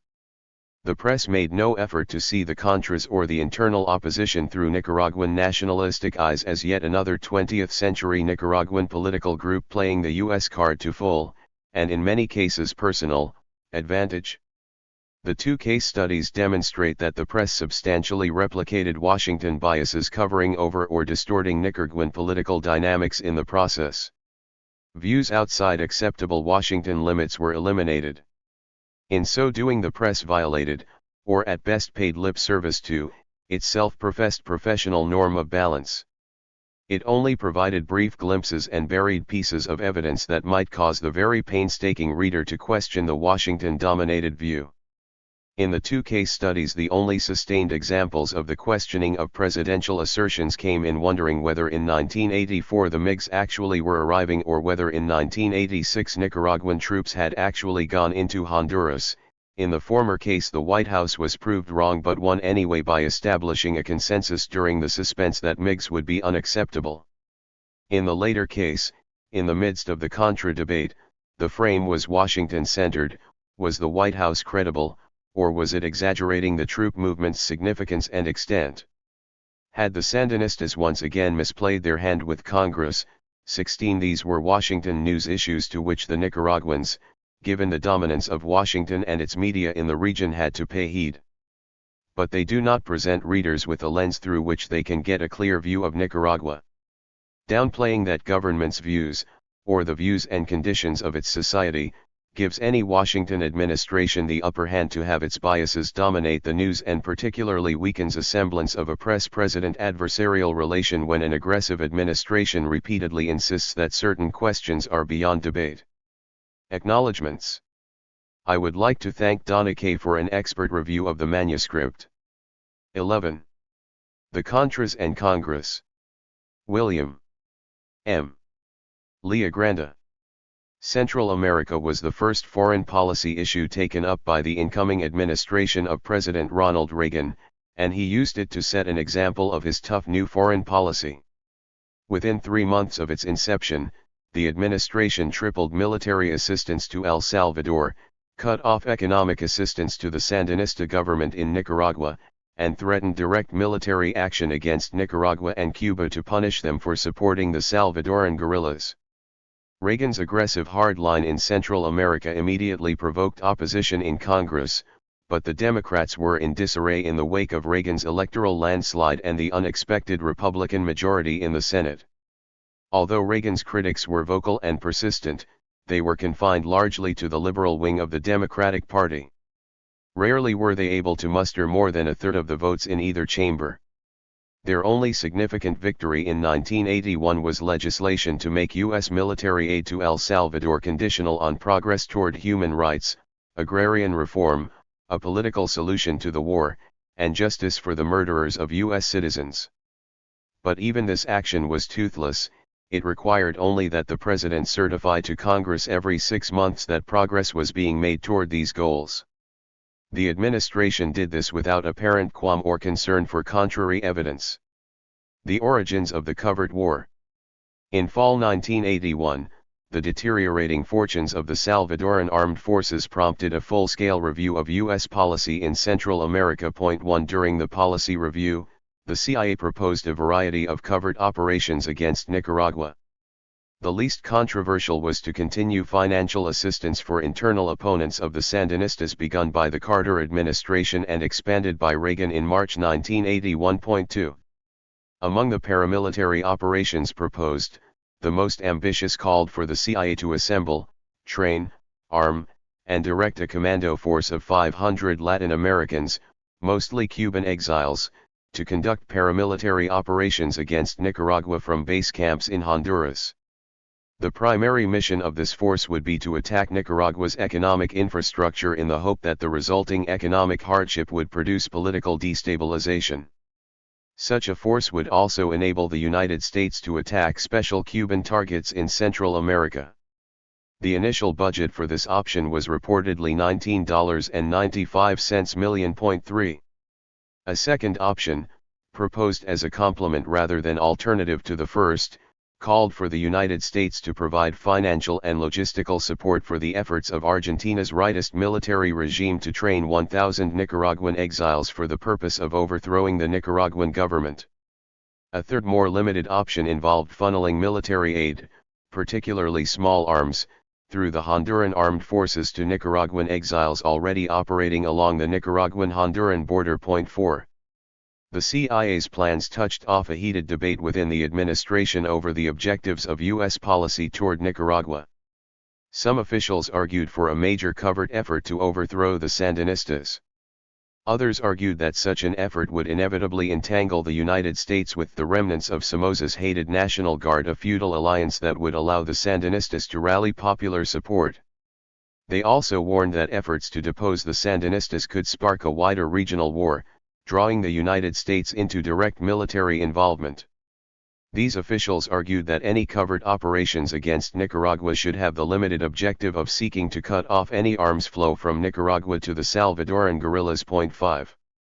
After extended debate, President Reagan signed National Security Decision Directive 17 and a December 2, 1981, presidential finding granting the CIA broad authority to conduct covert operations in Central America. 6. The CIA was authorized to proceed with the creation of the 500-person commando force, to assist the Argentine effort to build an exile army, to establish liaison with exile groups operating from Honduras, and to work toward the creation of a broad political opposition front to the Sandinistas. In short, all the operations originally proposed were approved. Those within the administration who had argued that such operations would prove counterproductive won only a small victory. The objective of these programs would be limited, nominally at least, to halting the arms flow from Nicaragua. 7. When the presidential finding was submitted to the intelligence committees of Congress, many members voiced concerns similar to those debated within the administration. There was strong bipartisan opposition to creating a commando force for attacking special Cuban targets, and this aspect of the program was apparently dropped. 8.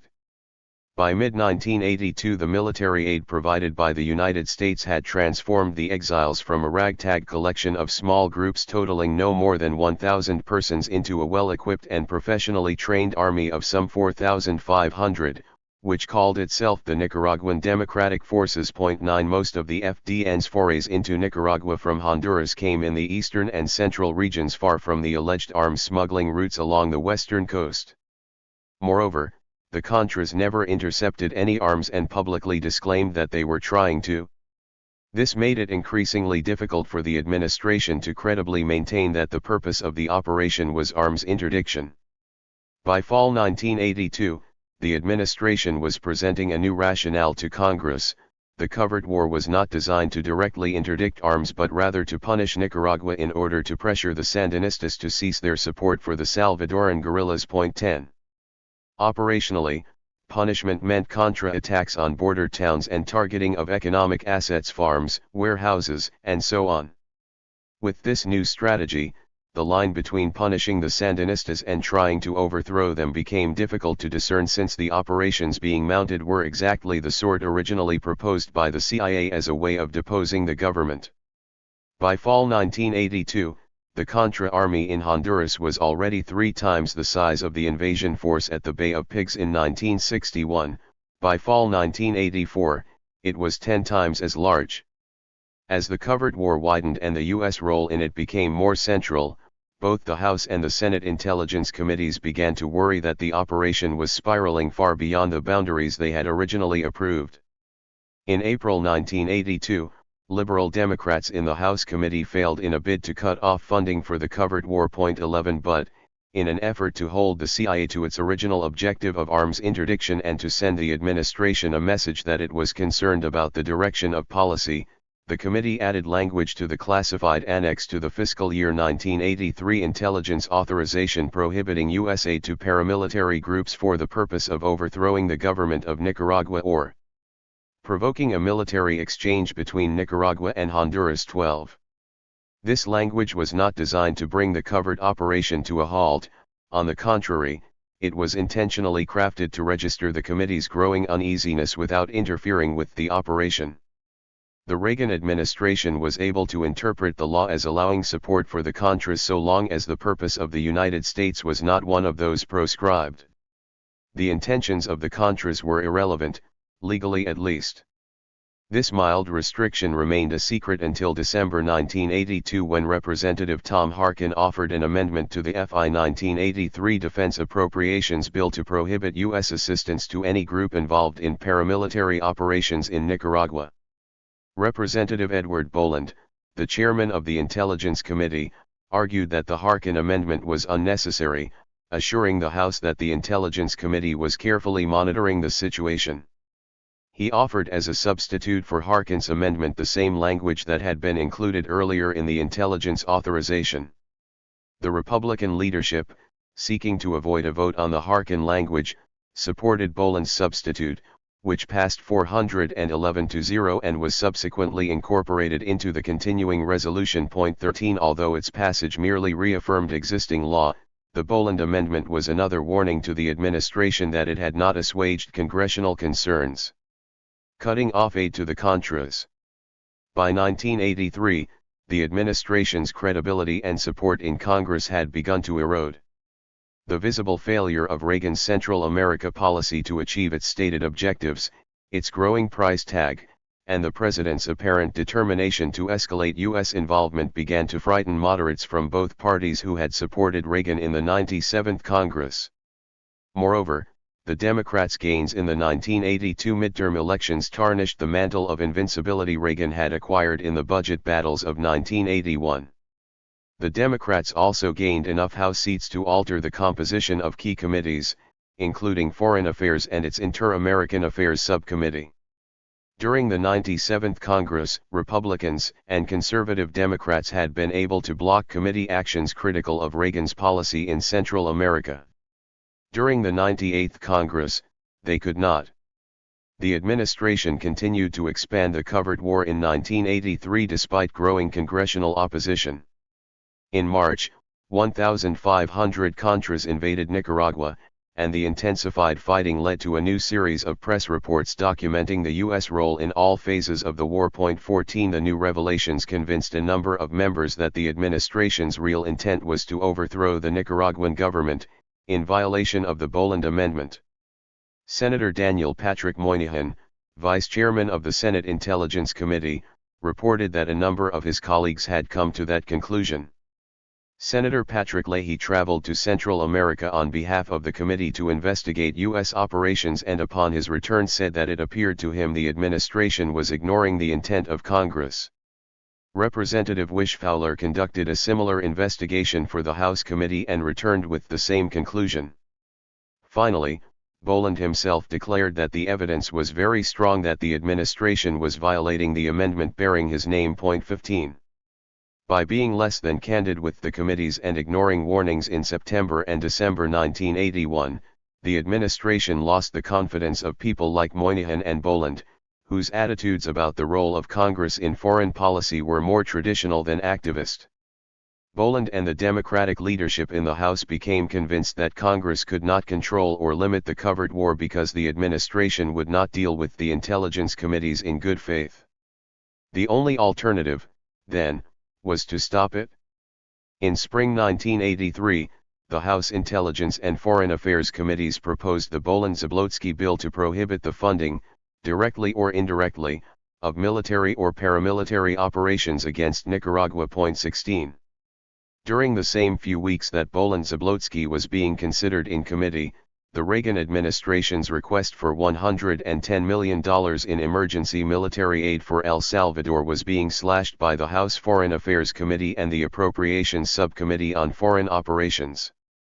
These setbacks led President Reagan to make an extraordinary speech on Central America to a joint session of Congress on April 27, 1983.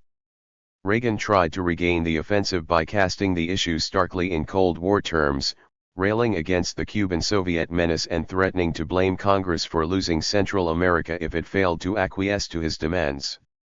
Who among us, he concluded his speech, would wish to bear the responsibility for failing to meet our shared obligation? 17. In case there was any doubt about the import of this thinly veiled threat, UN Ambassador Jeane Kirkpatrick was more blunt a few days later when she complained that the administration's problems resulted because there are some members of Congress who want to see Marxist victories in Central America. 18.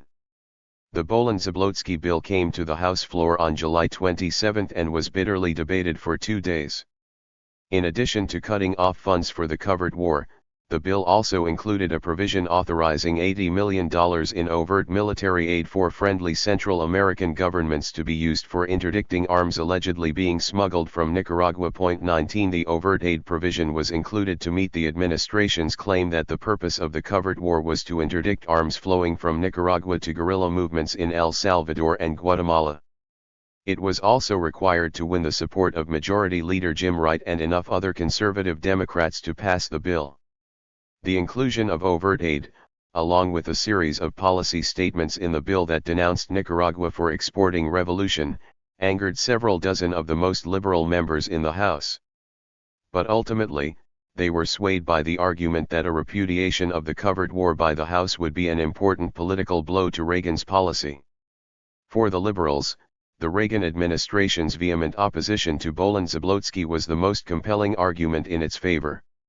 When the bill came to the floor, they swallowed their discomfort and supported it. The final tally on July 28 in favor of H.R. 2760 was 228 to 195. Not surprisingly, the Republican-controlled Senate refused to take up Bolin-Zablotsky, but the House was not so easily dissuaded. On October 20, it voted 227 to 194 to add the Bolin-Zablotsky provisions to the FI 1984 intelligence authorization, and on November 2, it passed the defense appropriation, which included the prohibition on aid for the Contras without providing any overt aid for arms interdiction. The Senate version of the intelligence bill authorized a continuation of the covered war by giving the administration its full funding request. The Contra aid issue stalled both the intelligence and defense bills in conference until a compromise was reached on the defense appropriation.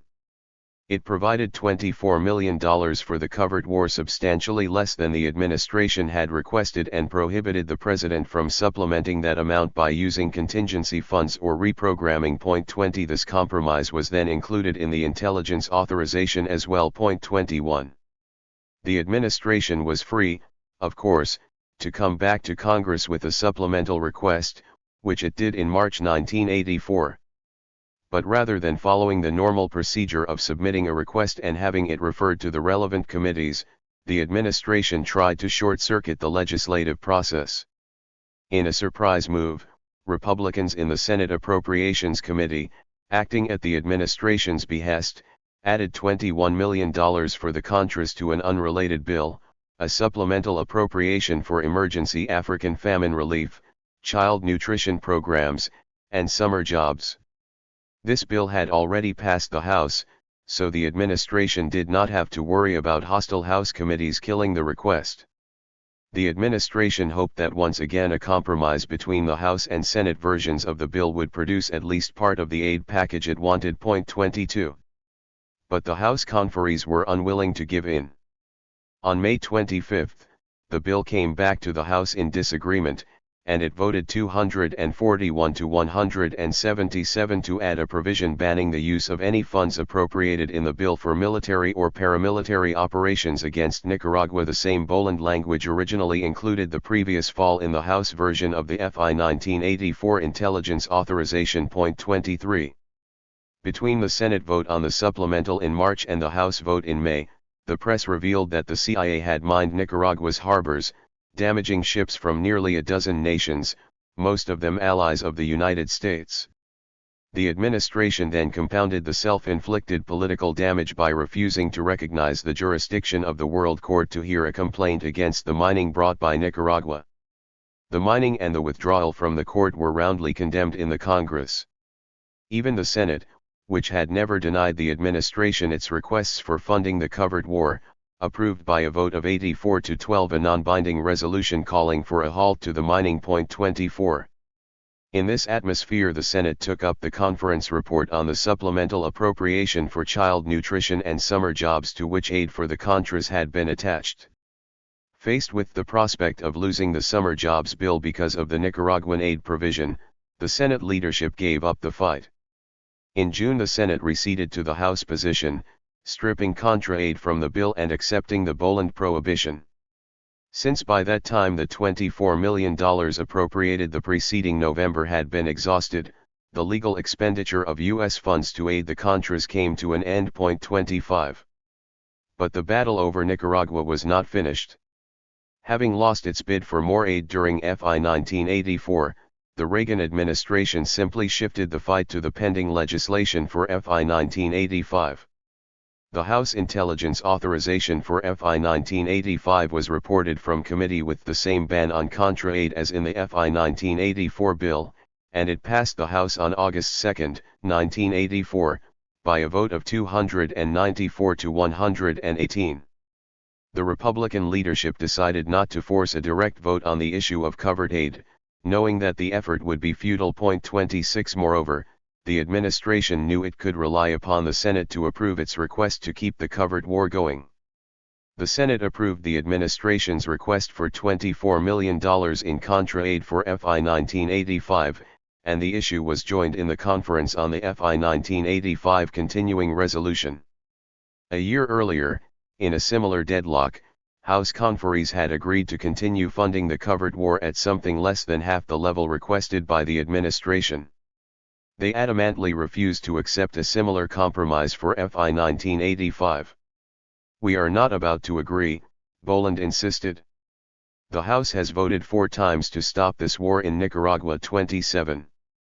The issue deadlocked the conference for several days until a compromise was finally agreed upon.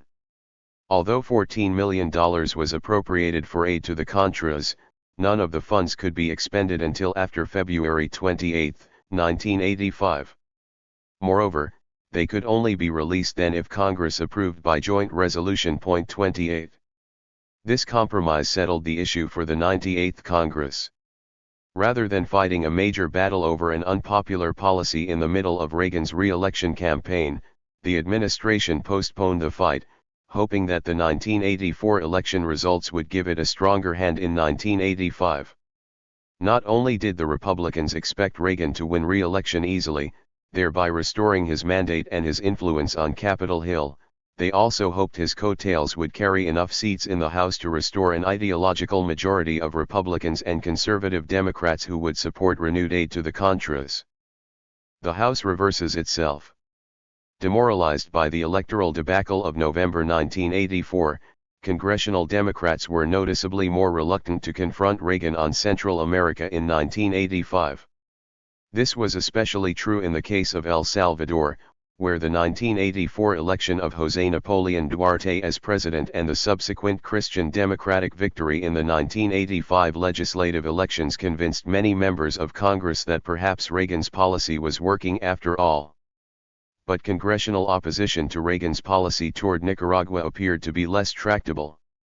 The House Democrats were firmly on record against a continuation of aid for the Contras, and the Republicans had failed to gain enough House seats in the election to close the margin. Although the Democrats lost about 24 seats in 1984, many of them were conservatives from Texas and North Carolina who had consistently voted in favor of the covered war. The election appeared to cost opponents of the covered war about 13 to 15 votes, well short of the 32 votes by which the Republicans lost the issue in May 1984. Even as resistance to Reagan's policy in El Salvador was crumbling, opposition to the covered war seemed solid.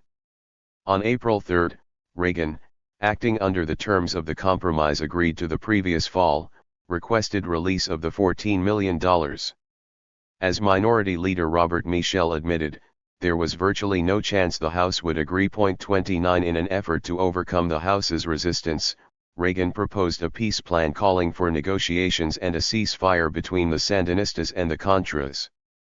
He promised to spend the $14 million only for food and medicine, unless the Sandinistas refused to accept the Contras' offer of negotiations, in which case military aid to the Contras would be resumed.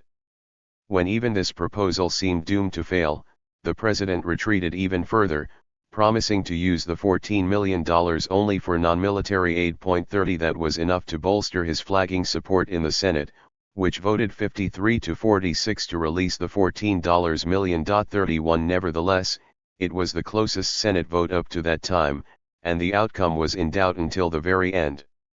Had Reagan forced the Senate to vote directly on military aid, he might well have lost. In the House, the situation was much more complex.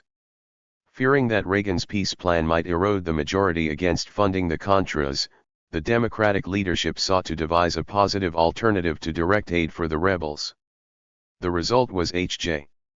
Res. 247, sponsored by Michael Barnes, chairman of the Western Hemisphere Subcommittee, and Lee Hamilton, the new chairman of the Intelligence Committee. It thus came to be known as the Barnes-Hamilton Proposal. While continuing the ban on military aid for the Contras, it provided $10 million for the International Red Cross and the UN High Commissioner for Refugees to aid Nicaraguan refugees and $4 million to help finance the Contadora peace process. To bring the Barnes-Hamilton proposal to the floor, the Democrats were forced to let the Republicans present an alternative of their own. Sponsored by Minority Leader Michel, it provided $14 million in direct, non-lethal aid to the Contras to be administered by the Agency for International Development rather than the CIA. The Republicans hoped that by limiting aid to non-military supplies and prohibiting CIA involvement, they could regain enough votes to keep the covered war going. 32. to the extent that the House leadership's strategy was designed to ensure a solid victory against the release of the $14 million in military aid for the Contras. It succeeded. The resolution to release the aid was defeated 248 to 180, almost exactly the same margin registered in May 1984 when the issue had last been contested. But from that point, the leadership's strategy began to unravel. The first vote on Barnes-Hamilton produced a much narrower victory than the Democrats anticipated, 219 to 206. The vote on Michel's substitute could not have been closer. It was defeated 215 to 213, with the winning margin provided by members changing their votes moments before the final tally was announced. Even this drama was surpassed on the vote for final passage of the underlying resolution. To everyone's surprise, Barnes-Hamilton was overwhelmingly defeated by a bizarre coalition of Republicans and Liberal Democrats. 33 The Liberal Democrats, many of whom complained that they had not been consulted by the leadership when Barnes-Hamilton was devised, voted in favor of it on the first vote only because its defeat then would have made the passage of Michel's amendment more likely. Once the Michel proposal had been defeated and the choice was between Barnes-Hamilton or no aid at all, the Liberals voted for no aid. The Liberals were also worried that the passage of Barnes-Hamilton would provide a legislative vehicle that the Senate could use to go to conference and insist upon direct humanitarian aid to the Contras. Since the Senate had approved the release of military aid and Michel's proposal for non-lethal aid had failed so narrowly, the Liberals were afraid that the end result of this process would be to restore aid to the Contras. By voting against Barnes-Hamilton, they deprived the Senate of a vehicle because there was no House bill to go to conference. The Democratic leadership knew that many liberals would vote against Barnes-Hamilton on final passage, but no one on the Democratic side imagined that the Republicans would vote against it at that stage. For them, the logical strategy was to support Barnes-Hamilton on final passage, even though they despised it, in order to create a vehicle for conference with the Senate. But the Republican leadership had as much difficulty with its most conservative members as the Democratic leadership had with the liberals. The Republican right simply refused to vote for Barnes-Hamilton, which they regarded as tantamount to surrender in the war with Nicaragua. Thus, the moderate Democrats were left alone in their support for Barnes-Hamilton. The press headlined the votes as a total defeat for Reagan's Nicaragua policy because all the aid proposals had failed.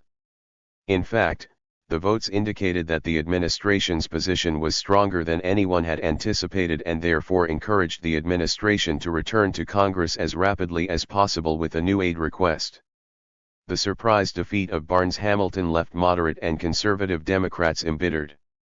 The whole purpose behind the bill had been to give them political cover, a politically defensible alternative that did not totally abandon the Contras. The failure of Barnes-Hamilton left a number of those Democrats feeling politically vulnerable. Some of them publicly blasted their liberal colleagues for sinking Barnes-Hamilton and vowed that if they had known what was going to happen, they would have supported Michel's amendment. 34 Since the Republicans only needed to pick up 2 votes to pass Michel's amendment, the prospects for non-lethal aid looked excellent. They looked even better the day after the vote when the headlines reported that Nicaraguan President Daniel Ortega was on his way to Moscow. Ortega had made half a dozen trips to Moscow over the preceding 4 years, and the political reverberations in the United States had always been slight.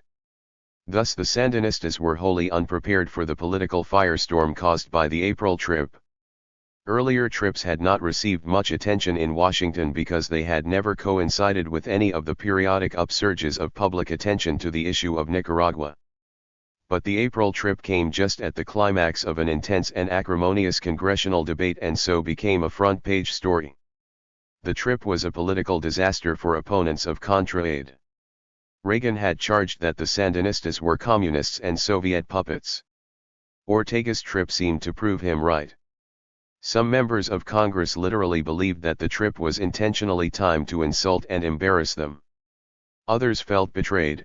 They had gone out on a political limb for Nicaragua, and the Sandinistas had unthinkingly cut it off.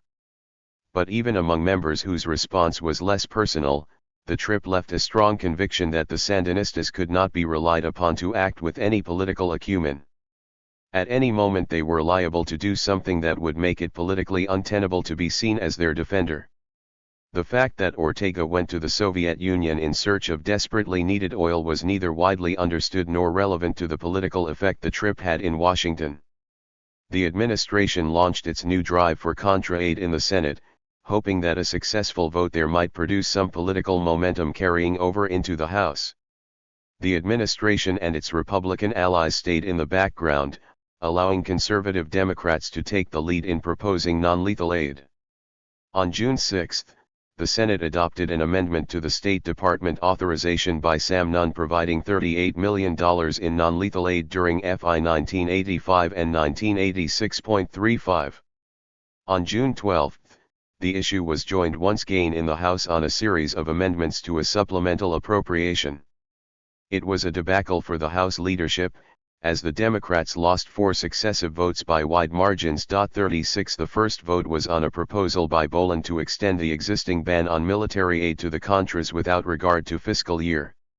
The Democrats were most confident of passing this amendment since the Boland language had passed by substantial margins 3 times since 1983. It was also a kind of poison pill for the Republicans. If they wanted non-lethal aid for the Contras, they would have to accept a permanent ban on military aid to get it. But the Boland amendment was defeated 232 to 196. The second vote came on an amendment by Richard Jefford that would have postponed any aid to the Contras for 6 months and required another vote before money could be expended. The idea behind this proposal was simple enough to give the Democrats time to regroup and to allow Ortega's Moscow trip to fade from memory. But for members who felt a political need to be on record favoring some sort of policy toward Nicaragua, this approach was worthless. Jefford's amendment failed, 259 to 172. The Third Amendment was a new version of the Michel proposal sponsored this time by Joseph McDade to attract support from moderate Republicans in the Northeast. The new Republican proposal had been worked out in negotiations between the Republican leadership and a group of conservative Democrats headed by Dave McCurdy. It provided $27 million in non-lethal aid for the Contras as long as it was not administered through the CIA or Department of Defense. In addition to these restrictions, McCurdy also received a letter from President Reagan forswearing any intent to overthrow the Nicaraguan government, pledging to resume bilateral negotiations with the Sandinistas, and committing the administration to efforts to remove Somocistas and human rights violators from the Contra ranks. The amendment passed, 248 to 184, getting 35 more votes than it had gotten in April. Finally, Lee Hamilton offered a new version of the Barnes-Hamilton proposal to channel $14 million in refugee aid through international relief organizations. It failed 254 to 174.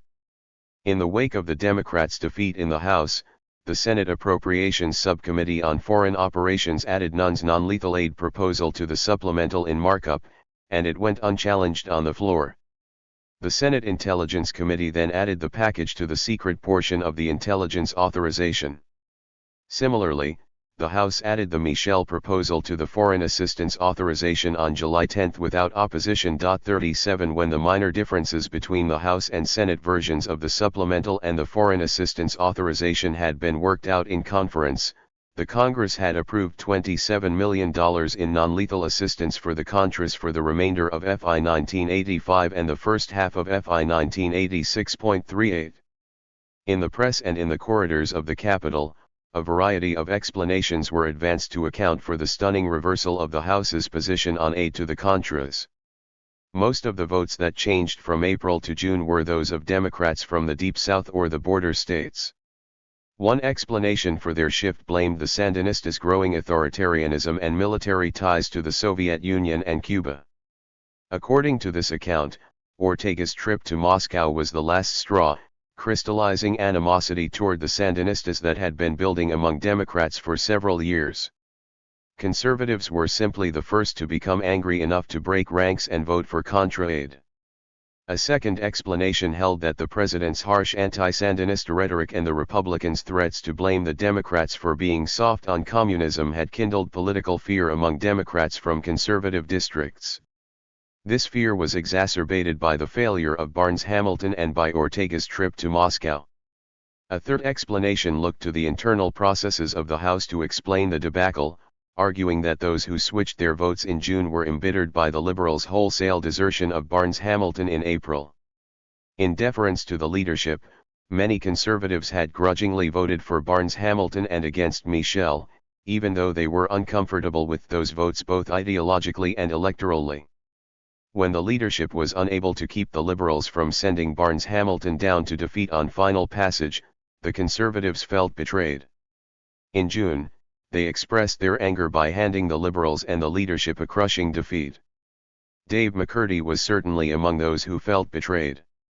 As a border state conservative and a member of the Intelligence Committee, McCurdy was influential among conservative and moderate Democrats.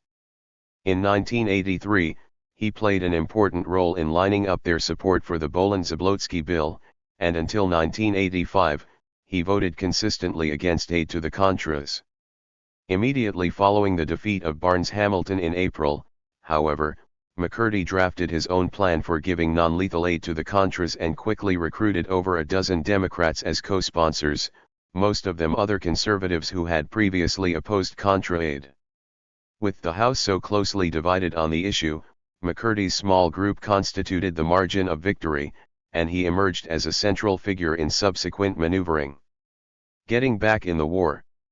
The $27 million in aid to the Contras that Congress approved in June 1985 extended only through the first half of FY 1986.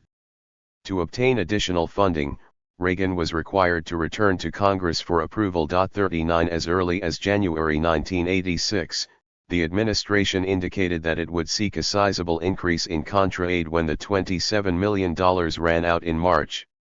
Even more important, the administration hoped to win a repeal of the ban on lethal military aid and the prohibition on CIA involvement in the war. 40.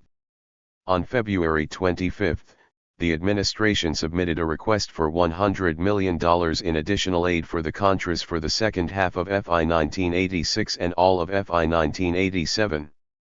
In an effort to break the back of congressional opposition, the administration went all out to win its full request. 41 Reagan spoke on the subject constantly, culminating the campaign with a nationwide television address on the eve of the congressional votes. 42. The administration's strategy was to bludgeon the Congress into surrender. This strategy had worked well in summer 1985, when the administration had gained votes among Southern Democrats by branding opponents of Contra aid as soft on communism. In March, the administration returned to this theme with a vengeance. The bare-knuckled assault was led by White House Communications Director Patrick Buchanan. In an opinion piece for the Washington Post, and in subsequent television interviews, he impugned the loyalty of Democrats opposing Reagan's Nicaragua policy, accusing them of being Moscow's allies. The National Democratic Party has now become, with Moscow, the co-guarantor of the Brezhnev Doctrine in Central America, he wrote in the Washington Post. With the vote on Contra aid, the Democratic Party will reveal whether it stands with Ronald Reagan and the resistance or Daniel Ortega and the Communists. 43. This time, however, the strategy backfired. Buchanan's hyperbole was too crude and strident, too obvious an attempt at intimidation. The attacks were widely criticized in the press, and, rather than cowering, the Democrats fought back, accusing the White House of McCarthyism and even calling for Buchanan's resignation. Although Reagan never disowned Buchanan's vitriolic attacks, they subsided shortly after Senator Nancy Kassebaum, a supporter of Contra aid, took the Senate floor to reproach the White House for abandoning reasoned and rational debate. The administration was distorting the issue, she argued, by presenting it as a conflict between Republicans in white hats and Democrats wrapped in red banners. Impugning the patriotism of anyone who disagreed with Reagan's policy was simplistic and highly offensive, Kassebaum warned. 44. The administration's rhetorical excesses regarding the Sandinistas did not subside, however. They were accused of every sin imaginable from drug smuggling to anti-Semitism. The president's televised address to the nation offered the full litany of charges, many of them so extreme and resting upon such dubious factual grounds that several national newspapers felt compelled to run stories assessing their accuracy, a highly unusual practice. 45. Having turned the Contra aid issue into a veritable crusade, the White House rejected any compromise, insisting on the passage of its full, undiluted proposal. 46. At the last minute, when it was clear that the administration was at least 10 votes short of a majority, Reagan offered some minor concessions in a letter to the House, but they were not enough. 47. The aid package was rejected, 222 to 210, a major political defeat considering how much attention and presidential prestige the administration had invested. 48. Several factors contributed to the outcome.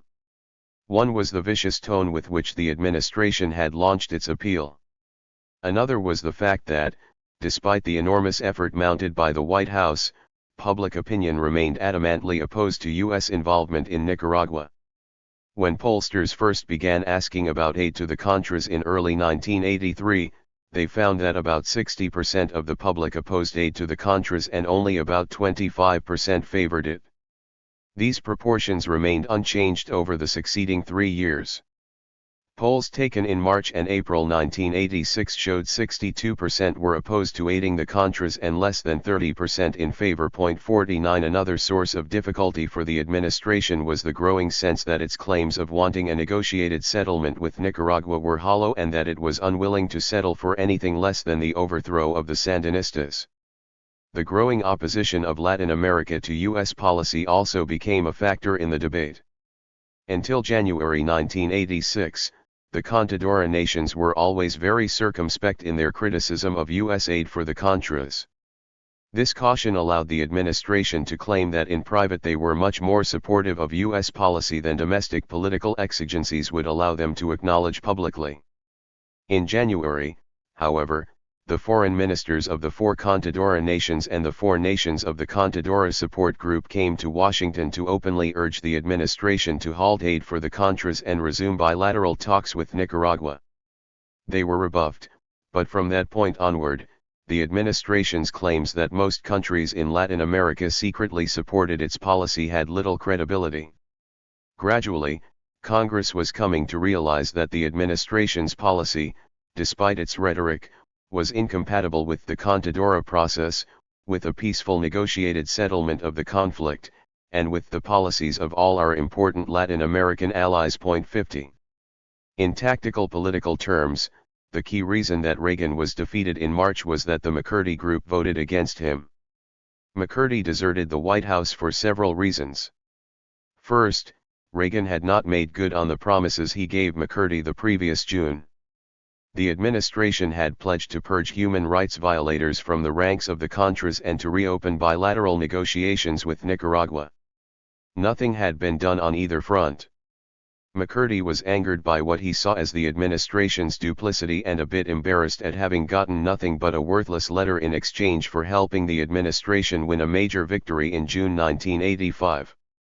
At the same time, he was still intent upon playing a central role in the formation of U.S. policy toward Nicaragua. 51. Following the example set by Leigh Aspin on the issue of the MX missile, McCurdy sought to position himself as the spokesperson for a group of moderates holding the balance of power between the administration and its Democratic opponents. From this vantage point, he aimed to mold U.S. policy by making the administration negotiate with him for his support. The administration, however, was not keen to negotiate again with McCurdy. To win his support in June 1985, the administration had agreed to a bill that limited aid to non-lethal supplies and prohibited CIA involvement in its delivery. By 1986, with the Sandinistas making major gains on the battlefield, these limitations loomed large. Moreover, the administration was not pleased at having its policy held hostage by McCurdy, who was sure to demand more concessions in 1986. The consensus among Republicans was that they had been too quick to negotiate with McCurdy in 1985 and had given up too much to get his support. In 1986, they resolved to try to win without him. The Democrats, on the other hand, had no hope of defeating the White House request unless a substantial number of the McCurdy group voted against it. To ensure McCurdy's opposition to the administration's request in March, Speaker Tip O'Neill promised him an opportunity to present his own plan for Contra aid later in the year. McCurdy agreed, and most of the conservative Democrats who had followed him into Reagan's camp in June 1985 voted against the administration in March 1986. A week later, on March 26 and 27, the Senate took up the administration's request, modified it slightly, and passed it by the narrow margin of 53 to 47. Political alignments around Contra aid in the Senate mirrored those in the House, except that the Republicans began with the majority. As in the House, about two-thirds of the Democrats opposed any form of aid for the Contras, whereas a substantial minority bloc of conservative Southerners supported the administration. The Senate vote in March was close only because the moderate Republicans opposing Contra aid in the Senate were numerous enough to offset the Southern Democrats supporting it. 52. Moderate Senate Democrats repeatedly tried, without success, to find a compromise position that would command broad support within the party and, by attracting moderate Republicans, have a chance of passage. Attempts to craft such compromises by Senator Joseph Biden in 1985 and by Senators Jim Sasser and Albert Gore in 1986 were overwhelmingly defeated. They were opposed both by liberal Democrats who, like their House colleagues, refused in principle to vote for any Contra aid, and by the administration, which saw no need to make any real concessions in order to prevail in the Senate. 53. In the House, the vast majority of Democrats continued to oppose any Contra aid whatsoever, but this was clearly a minority position in the chamber as a whole. The McCurdy group still held the balance of power, and McCurdy's own position was still closer to the administration's than to the Democratic leadership's. As the political maneuvering began for the second round of Contra aid votes in April, the issue was whether the Democrats could muster the votes to impose any significant restrictions on the administration's aid package. As the debate unfolded, the restriction that appeared to have the best chance of passage was one that allowed only $30 million in non-lethal aid to be distributed to the Contras immediately and required a second vote by Congress in July before any of the $70 million in military aid could be released. Holding off military aid would delay a major escalation of the war and give opponents of Contra aid another opportunity to block it in July. Despite its defeat in March, the administration did not alter its legislative strategy. The White House remained convinced it could win without McCurdy and without making any real concessions. It focused on bringing renegade Republicans back into the fold and picking up a few conservative Democrats. The arithmetic looked favorable. 16 Republicans had voted against the White House in March. If that number could be reduced to the 7 diehards who voted against the administration in June 1985, Reagan would win. After being spurned by the administration, McCurdy's only hope for remaining a central player in the debate was to join forces with the Democratic leadership. After some negotiation, McCurdy agreed to sponsor the Democrats' restrictive amendment requiring a majority vote from both chambers of Congress in July before military aid to the Contras could be released. A second amendment was developed by Robert Mrazek and Norman Mineta to prohibit U.S. military personnel from training the Contras in Honduras, Costa Rica, or El Salvador. 54. When the House returned to the Contra issue in April, the key fight was around the relationship of Contra aid to the supplemental appropriation. In March, the Speaker had promised McCurdy that he would have a chance to offer a Contra aid proposal as an amendment to the supplemental. The Republicans, however, did not want the aid package tied to the spending bill because the administration opposed other aspects of the bill and Reagan was threatening to veto it. They wanted the Contra aid package to be considered as a separate measure, so that whatever aid package passed, it could go quickly to conference with the bill the Senate had already approved.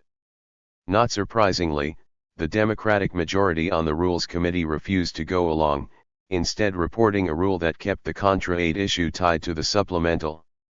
Though the Republicans protested the rule bitterly, it was narrowly approved, 212 to 208.55. The rule provided that the administration's aid package as passed by the Senate on March 27 would be taken up and that 3 amendments would be in order. First, a substitute by Lee Hamilton would be voted on, allowing the Democrats to establish that they remained opposed in principle to any Contra aid. No one expected Hamilton's amendment to pass, however. If it was defeated, the rule provided that McCurdy's restrictive amendment would be taken up, followed by Mrazek's. Finally, there would be a vote on final passage of the proposal as amended.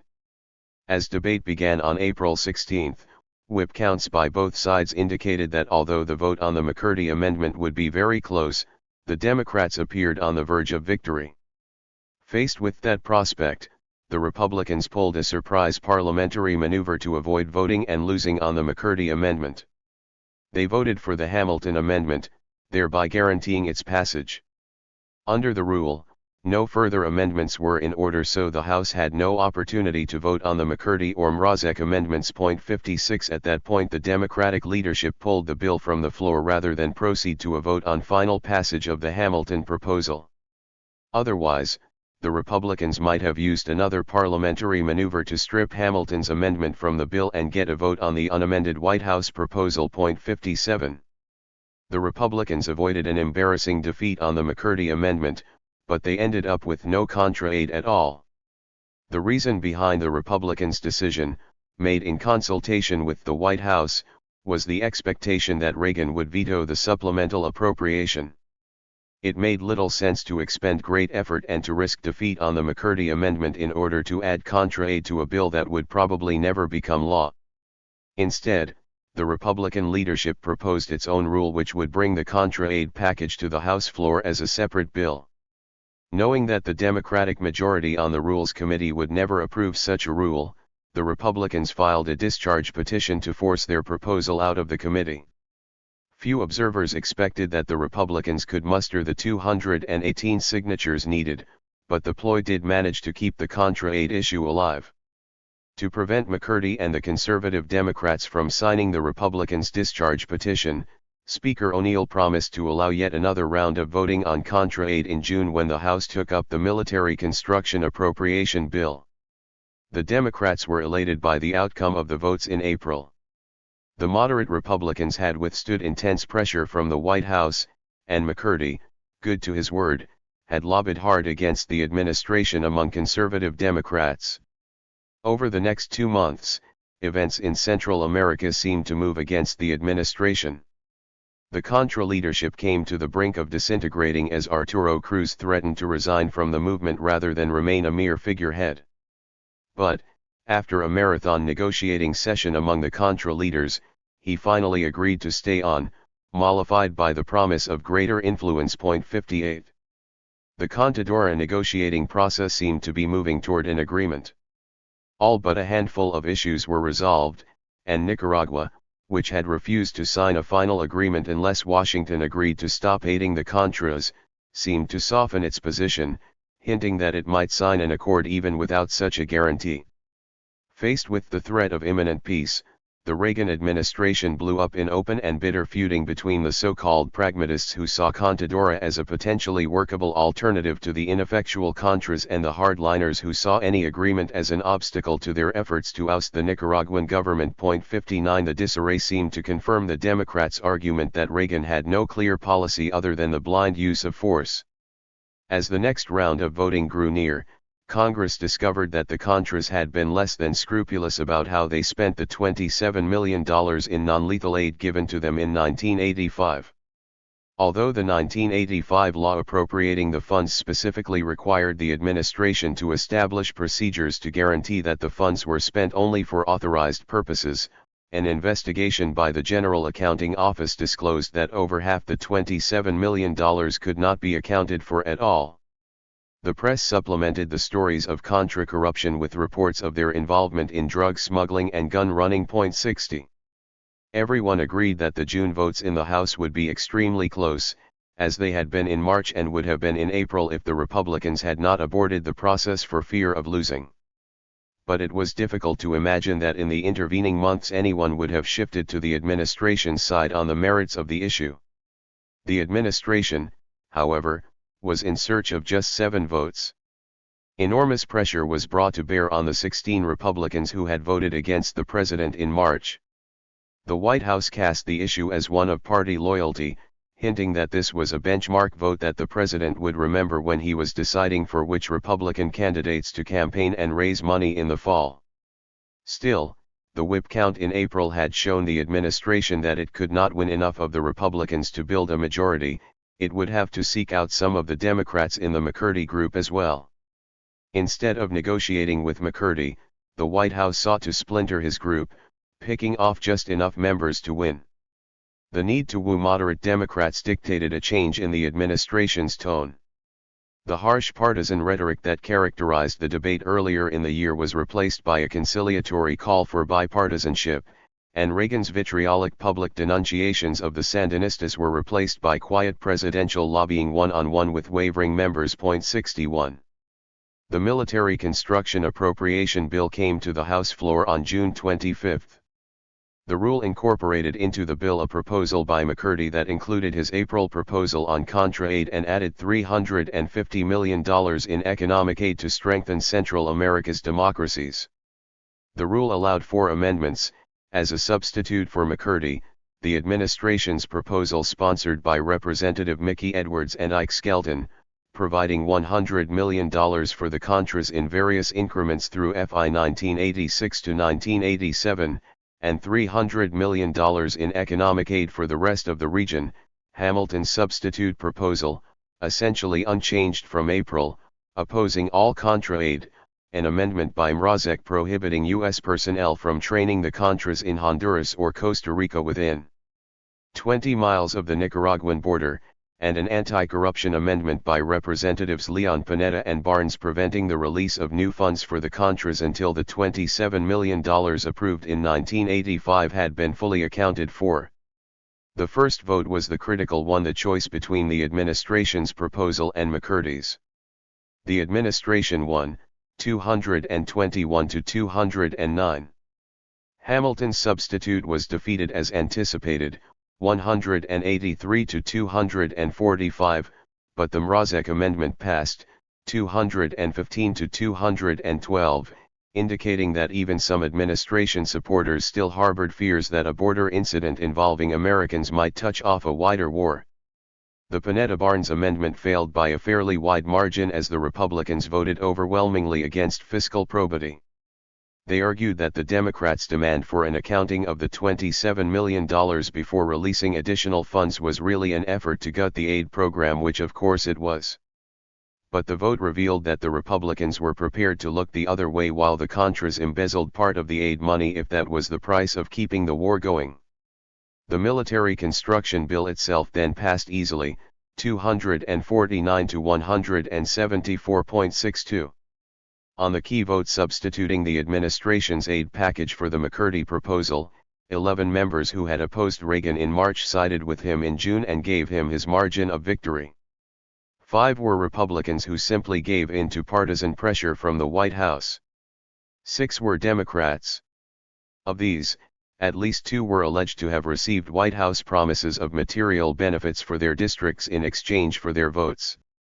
4 of the 6 were members of the Armed Services Committee, including Chairman Leigh Aspin, whose vote almost certainly influenced those of his committee colleagues. For Aspin, the motive was largely ideological. Privately he had favored Contra aid for over a year, but he hesitated to break ranks for fear of further complicating his already difficult relations with the party leadership and the Liberals, relations strained by his championing of the MX missile. The administration moved quickly to add the Contra aid package to the military construction bill in the Senate, the next necessary step toward final approval. Senate opponents of Contra aid had little hope of mustering a majority to reject Reagan's proposal. In March, the Senate had voted 53 to 47 in support of Contra aid, and no one had voiced any subsequent change in their position. But Reagan's victory in the House had a sobering effect on Senate Democrats, who were accustomed to relying on the House to put the brakes on the administration's policy. Now they were the last bulwark against a major escalation of the war in Central America, and the sense that they stood at an historic turning point galvanized them to action. Liberal Democrats began to organize a filibuster. The move was led by freshman Senators Tom Harkin and John Kerry but quickly picked up the support of senior members Alan Cranston, Edward Kennedy, and Intelligence Committee Vice Chairman Patrick Leahy.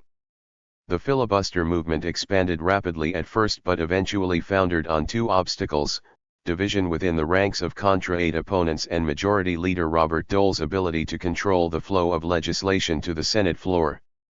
Not all opponents of Contra thought that a filibuster was a good idea.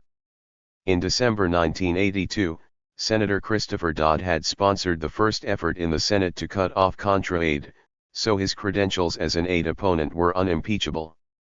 Yet he opposed the filibuster, fearing that it would allow Reagan to brand the Democrats as obstructionist and thereby damage their chances for regaining control of the Senate in the upcoming 1986 election.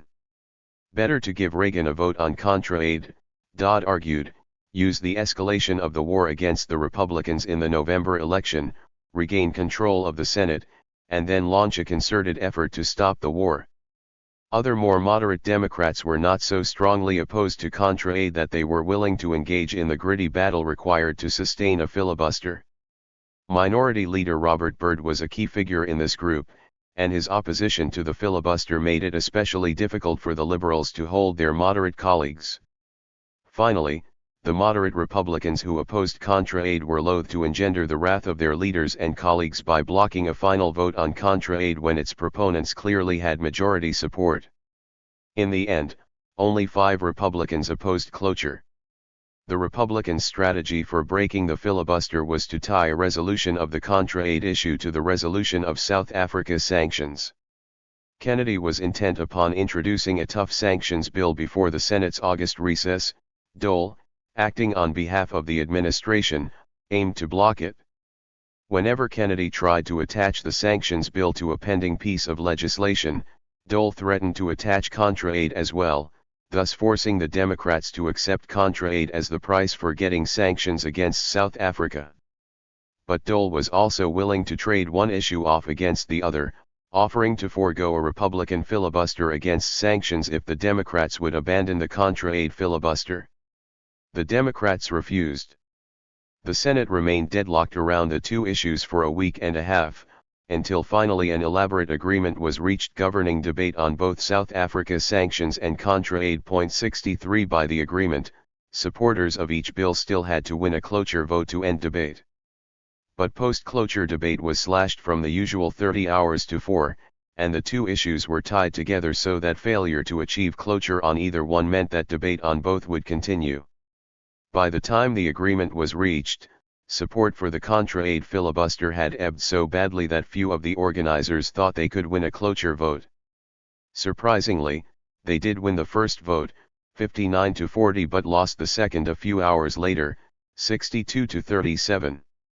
The Democrats offered over a dozen amendments to the Contra-Aid package, all of which were defeated.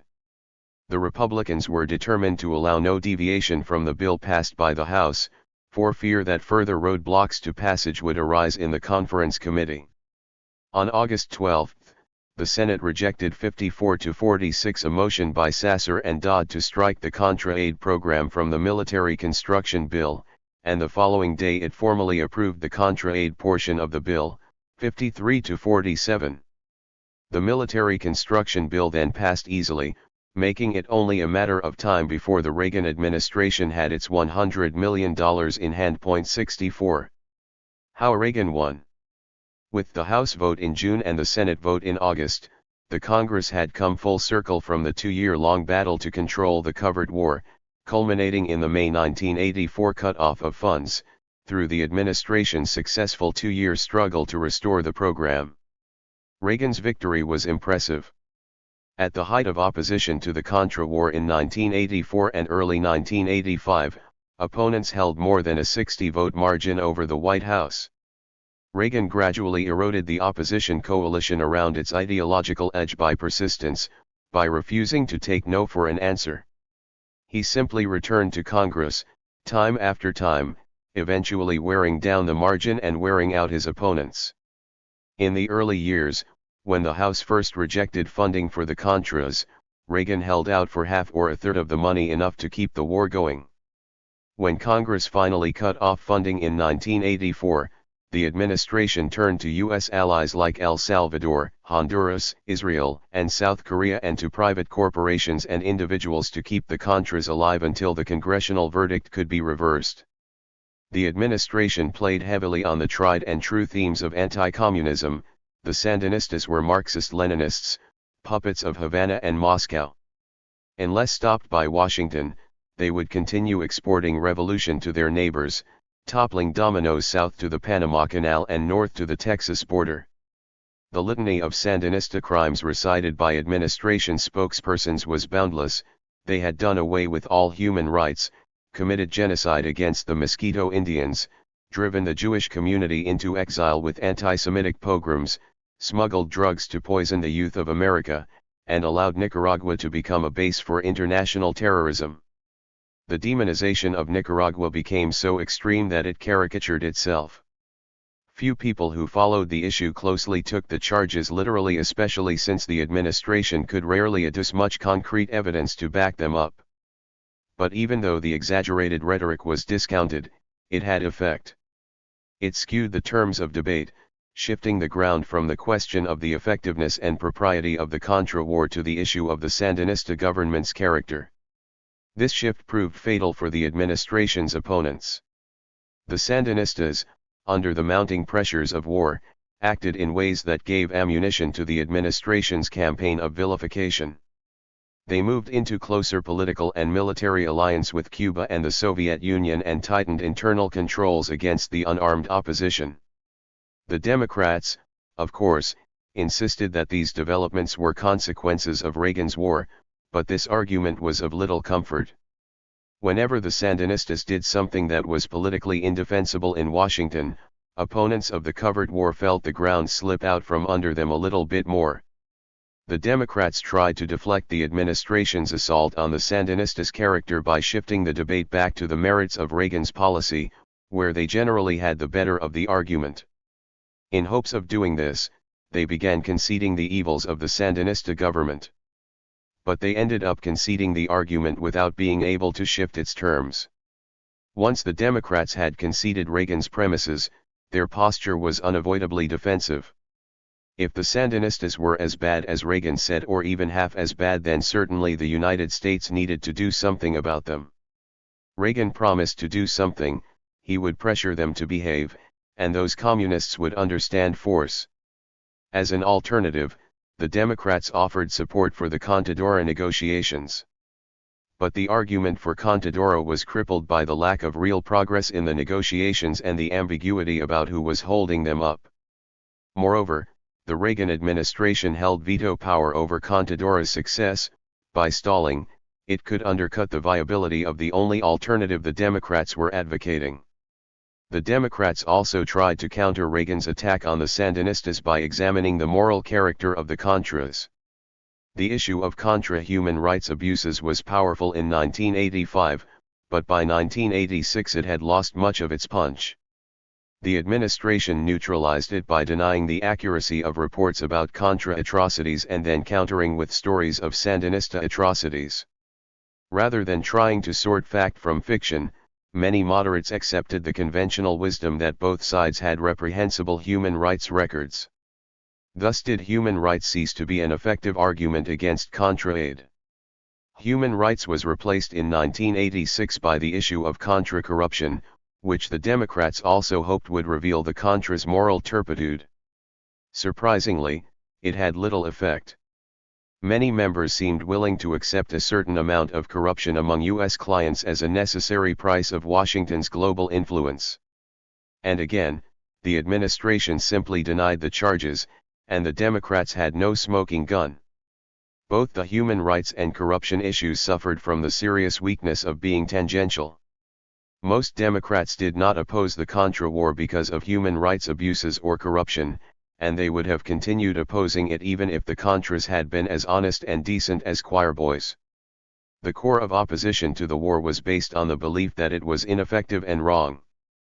But by focusing on these peripheral issues rather than on the war itself, the Democrats left their argument vulnerable to Reagan's pledges to reform the Contras.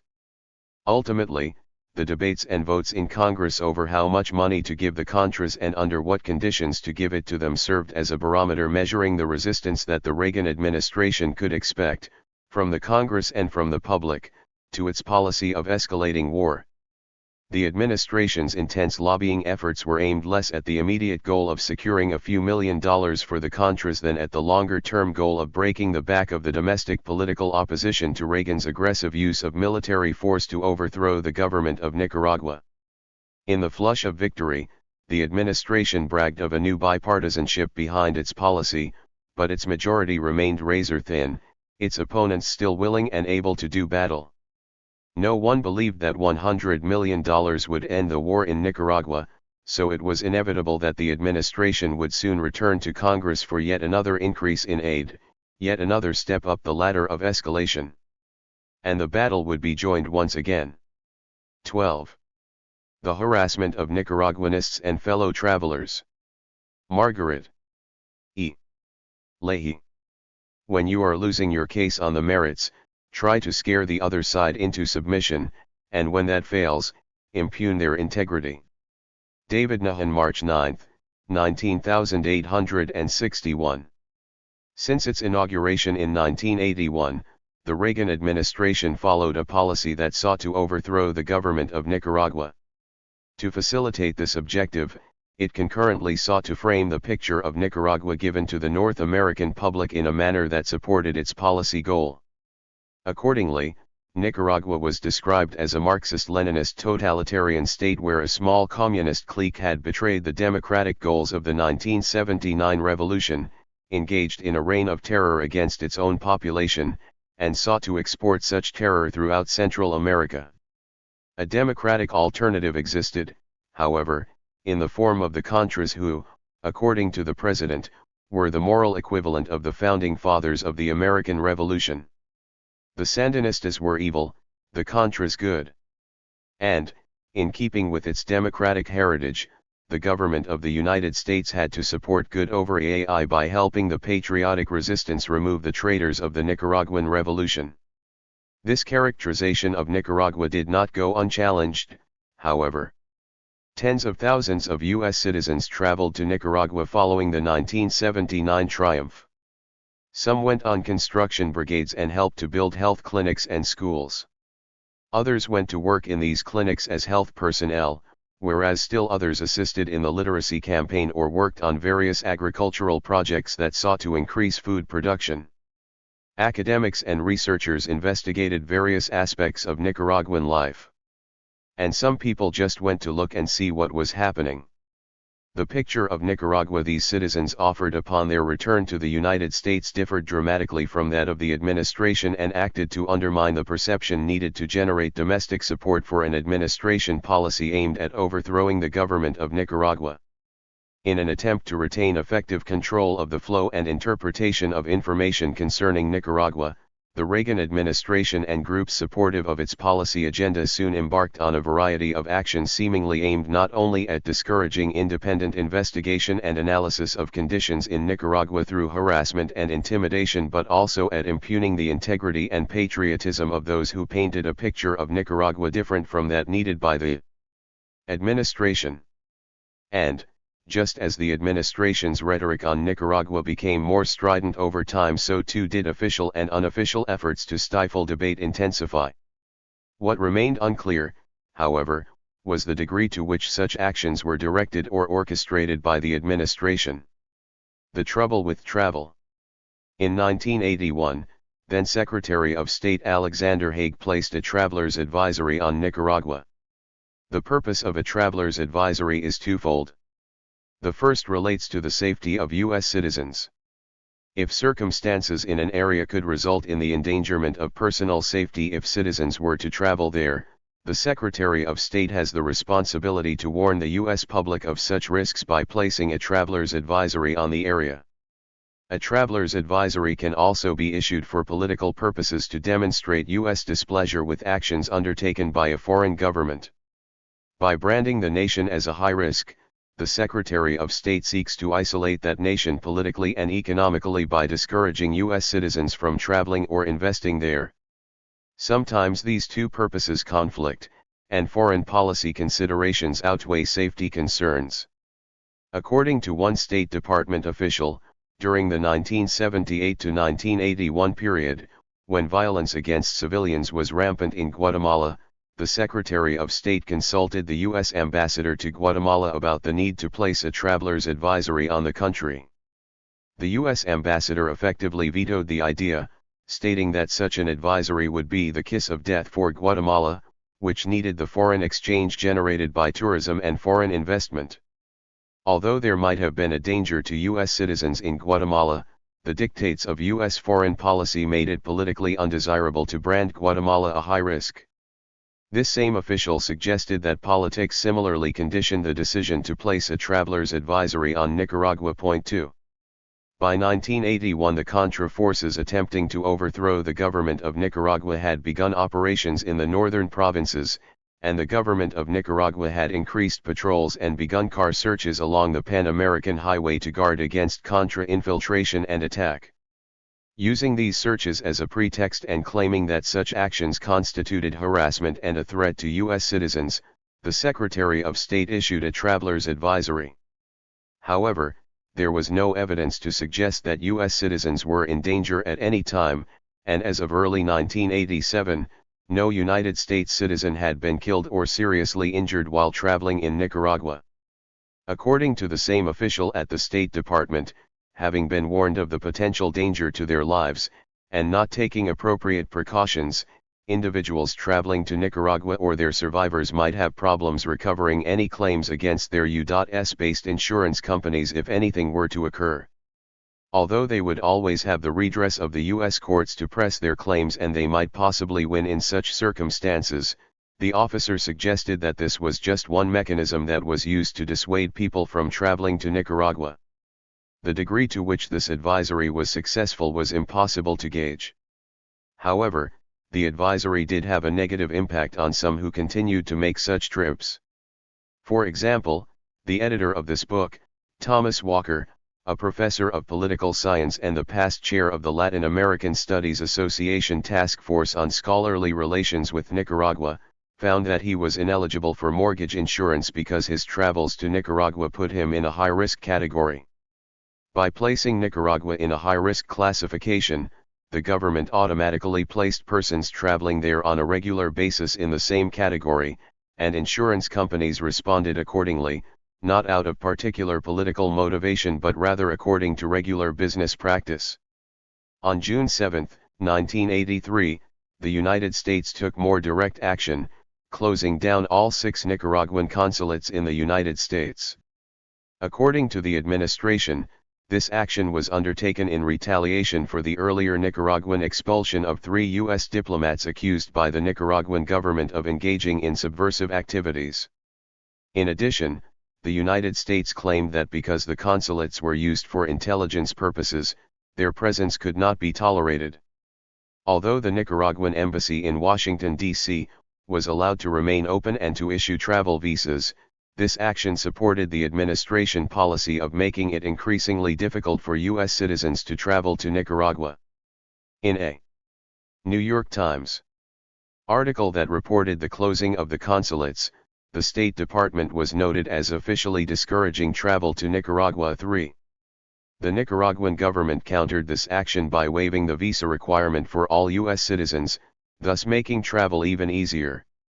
On May 1, 1985, President Reagan claimed that Nicaraguan policies constituted an unusual and extraordinary threat to the national security and foreign policy of the United States and declared a state of national emergency under which all direct trade with Nicaragua was prohibited, and Aeronica, the Nicaraguan national airline, lost landing rights in the United States. 4. None of these official actions stopped U.S. citizens from going to Nicaragua and returning to the United States with accounts that challenged the premises of administration policy. However, those who persisted in such travel soon found themselves confronted by more direct efforts at harassment and intimidation. The Big Chill. Recent events strongly suggest the FBI and perhaps other federal agencies are once again collecting names and making lists, planting informants and watching organizations, opening mail and burglarizing offices. William Grider, May 23, 19,855. Early in 1985, reports began to surface of travelers returning from Nicaragua being harassed by the U.S. Customs Service and the FBI. The first widely publicized incident was the Hossa case. On January 16, 1985, Edward Hossa of Kansas City, Missouri, returned from Nicaragua through the Miami airport. At customs, he was confronted and interviewed by an FBI agent who seized and copied Hossa's personal address book and diary, a list of organizations concerned with Central American support work, and documents of a Nicaraguan support group with which Hossa was affiliated. Hossa immediately contacted the Center for Constitutional Rights in New York. Acting on Hossa's behalf, the center contacted the supervisor of the Miami FBI office and requested that all copied materials be returned immediately to Hossa. According to a later report by Anthony Lewis, the agent in charge, Mr. Phillips, refused to return the material. He said the F.B.I. was interested in it and that it was properly disseminable. The material was under review, and when the review was completed, any information found important would be sent to the relevant federal agency. 6. In February, the Center for Constitutional Rights filed a federal suit, charging that the seizure of such materials violated Hossa's constitutional rights to free speech and free association. In a preliminary ruling, the court ordered the government to stop using, copying, or distributing the materials and to provide the court with information as to the previous dissemination of them. On May 14, 1985, the case against the FBI was dismissed. In dismissing the Hossa suit, Federal District Court Judge Thomas Penfield Jackson stated that Hossa had all the equitable relief could conceivably win since the FBI had offered to return all copies of the documents and promised that they would not be used for investigative purposes. As a result of this ruling, Hossa had no standing to seek a broader injunction barring federal agencies such as the FBI and Customs Service from subjecting travelers returning from Nicaragua to such questioning or searches in the future. In a further clarification of his decision, the judge also stated that the injunction against federal agencies was not needed, as there was no evidence to suggest that actions such as those particular to the Hossa case were likely to occur again. 7. The court decision was appealed. The judge's assumptions that the information obtained had not and would not be used for intelligence purposes and that cases similar to that of Hossa were not likely to occur again were incorrect. 3 days after the January seizure of Hossa's materials, a Missouri man whose name appeared in the copied address book received a call asking him about Nicaragua, his political opinions, and his political activities. On April 2, 1985, Alice Heidi was returning from Nicaragua through the New Orleans airport. Her address book and notebook were seized by customs officials and copied. On July 29, 1985, Mark Rogers had 125 pieces of literature seized by customs upon returning from Nicaragua through the Houston airport. George Rose and Hayron Rose returned through the Houston airport on August 1, 1985. Various books, magazines, and newspapers were seized but later returned when found not to be in violation of 19 U.S.C. 1305, which prohibits the importation of subversive literature. Additional incidents at other airports were reported throughout 1985.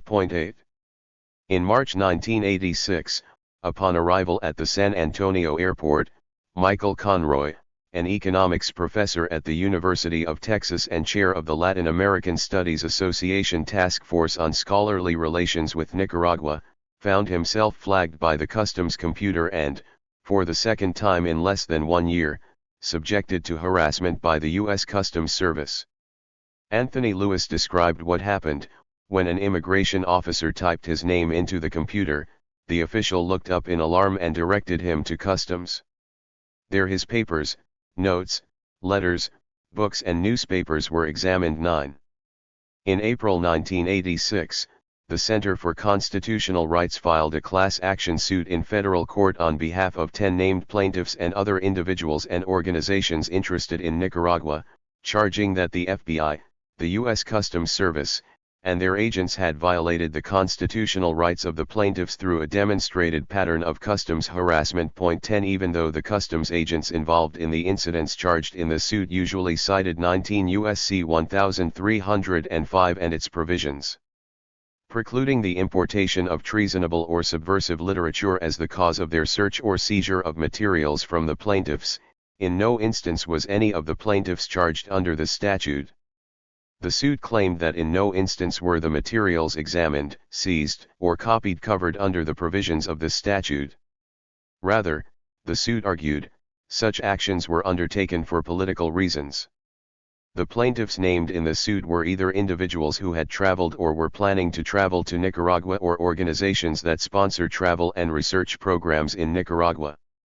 Alice Heidi, for example, was a member of the National Central American Health Rights Network, a national association of physicians, nurses, and others committed to promoting health care in Central America, and to educating North Americans about the deleterious effects of administration policies on the health rights of Latin American people. 11. Upon her return from Nicaragua, customs seized and copied, among other things, her personal address book containing the names and addresses of other members of NCARN and a notebook with information on NCARN health projects in Nicaragua. Others, such as Michael Conroy and Thomas Walker, are members of the LASA task force that had sponsored research trips to Nicaragua in the past and planned additional trips in the near future. They, too, had materials examined or copied at customs. The suit claimed that the actions of the U.S. Customs Service, in addition to violating the plaintiffs' constitutional rights, were the result of a policy, pattern, or practice of the U.S. Customs and the FBI to use the customs inspection process to harass and intimidate travelers returning from Nicaragua, to disrupt the flow of information to U.S. residents about events in Nicaragua, to gather intelligence about likely opponents of the administration's policies in Nicaragua, to discourage travelers to Nicaragua from bringing Nicaraguan publications back to the United States, and to discourage U.S. residents from traveling to Nicaragua. 12. The suit asked the court to do two things: to enjoin such practices by customs and other government agencies and to issue a preliminary injunction against such practices. During the process of discovery, testimony given by customs agents revealed some important information. First, individual agents had no clear idea as to the types of materials that could legally be classified as seditious and thus could be confiscated under 19 U.S.C. 1305. As a result, agents had confiscated materials simply because they were critical of U.S. policy toward Nicaragua or because individual agents believed the source of some of the documents, the Sandinista National Liberation Front, was a terrorist group. With these revelations, and under threat of court order, the U.S. Customs Service agreed to promulgate directives that would clarify and narrow what materials were seditious and therefore subject to confiscation under the law and establish strict controls on the consequent dissemination and disposition of such materials. 13. Such a directive was issued on August 29, 1986. According to a report by Anthony Lewis, the directive now classifies and thus makes subject to seizure only material that incites imminent acts of armed or other violence against constitutional government. 14. Final disposition in this case is still pending. Persons who traveled to Nicaragua were not only subject to harassment upon their immediate return to the United States at customs. Numerous incidents of harassment and attempts at intimidation undertaken by other official government agencies, such as the FBI, were also documented. For example, a New York man who worked on a construction brigade in Nicaragua in late 1984 found that his landlord was subsequently visited by the FBI 3 times. 15. Also in 1984, another man living in New York City returned from Nicaragua only to find that the FBI had questioned 2 of his friends about him and his political affiliations during his absence. Both friends felt intimidated by such questioning and, when they related the incidents to him, stated that if the FBI was investigating him he must have been involved in something illegal or subversive. The young man had been a volunteer health worker in Nicaragua. He felt intimidated and harassed by the actions of the FBI, stating in a letter to the Center for Constitutional Rights that his responsibilities to family and friends would have to be weighed against my commitment to volunteer health services in Nicaragua if this harassment continue or worsen. 16. New York City was not the only area where such FBI visits occurred. Daisy Cubias, a member of the Central American Solidarity Association, lived in Milwaukee when she was questioned by the FBI after a trip to Nicaragua. FBI agents visited her at both her home and her work, asking her about other individuals she knew who were working with CASA. Stating that specific individuals were under investigation, they inquired as to any knowledge Cubias might have about their possible involvement in terrorist activities. 17. Not only were those who went to Nicaragua and their friends, landlords, and families queried by the FBI, even those who had only shown a cursory interest in the Nicaraguan situation became suspect. In March 1985, for example, David Riston, a New York City law student, found a card left by FBI agent Ken Goldsmith at his door. The card read, "Please call me, I'd like to talk about Nicaragua. This will be a friendly chat."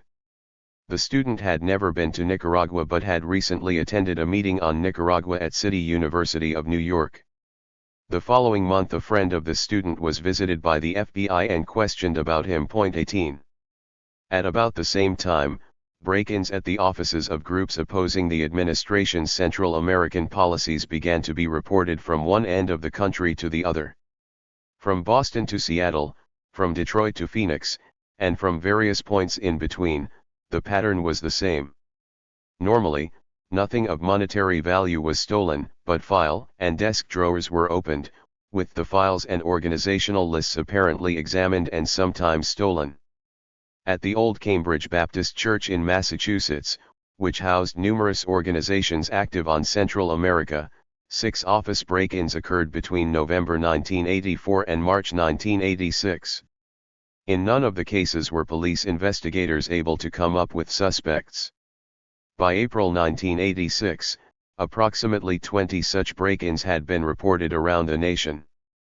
Although no one claimed responsibility, an incident that occurred in 1985 at the Washington, D.C., offices of Sojourner, an independent religious magazine that had published various articles contradicting the administration's version of Nicaragua, shed additional light on these matters.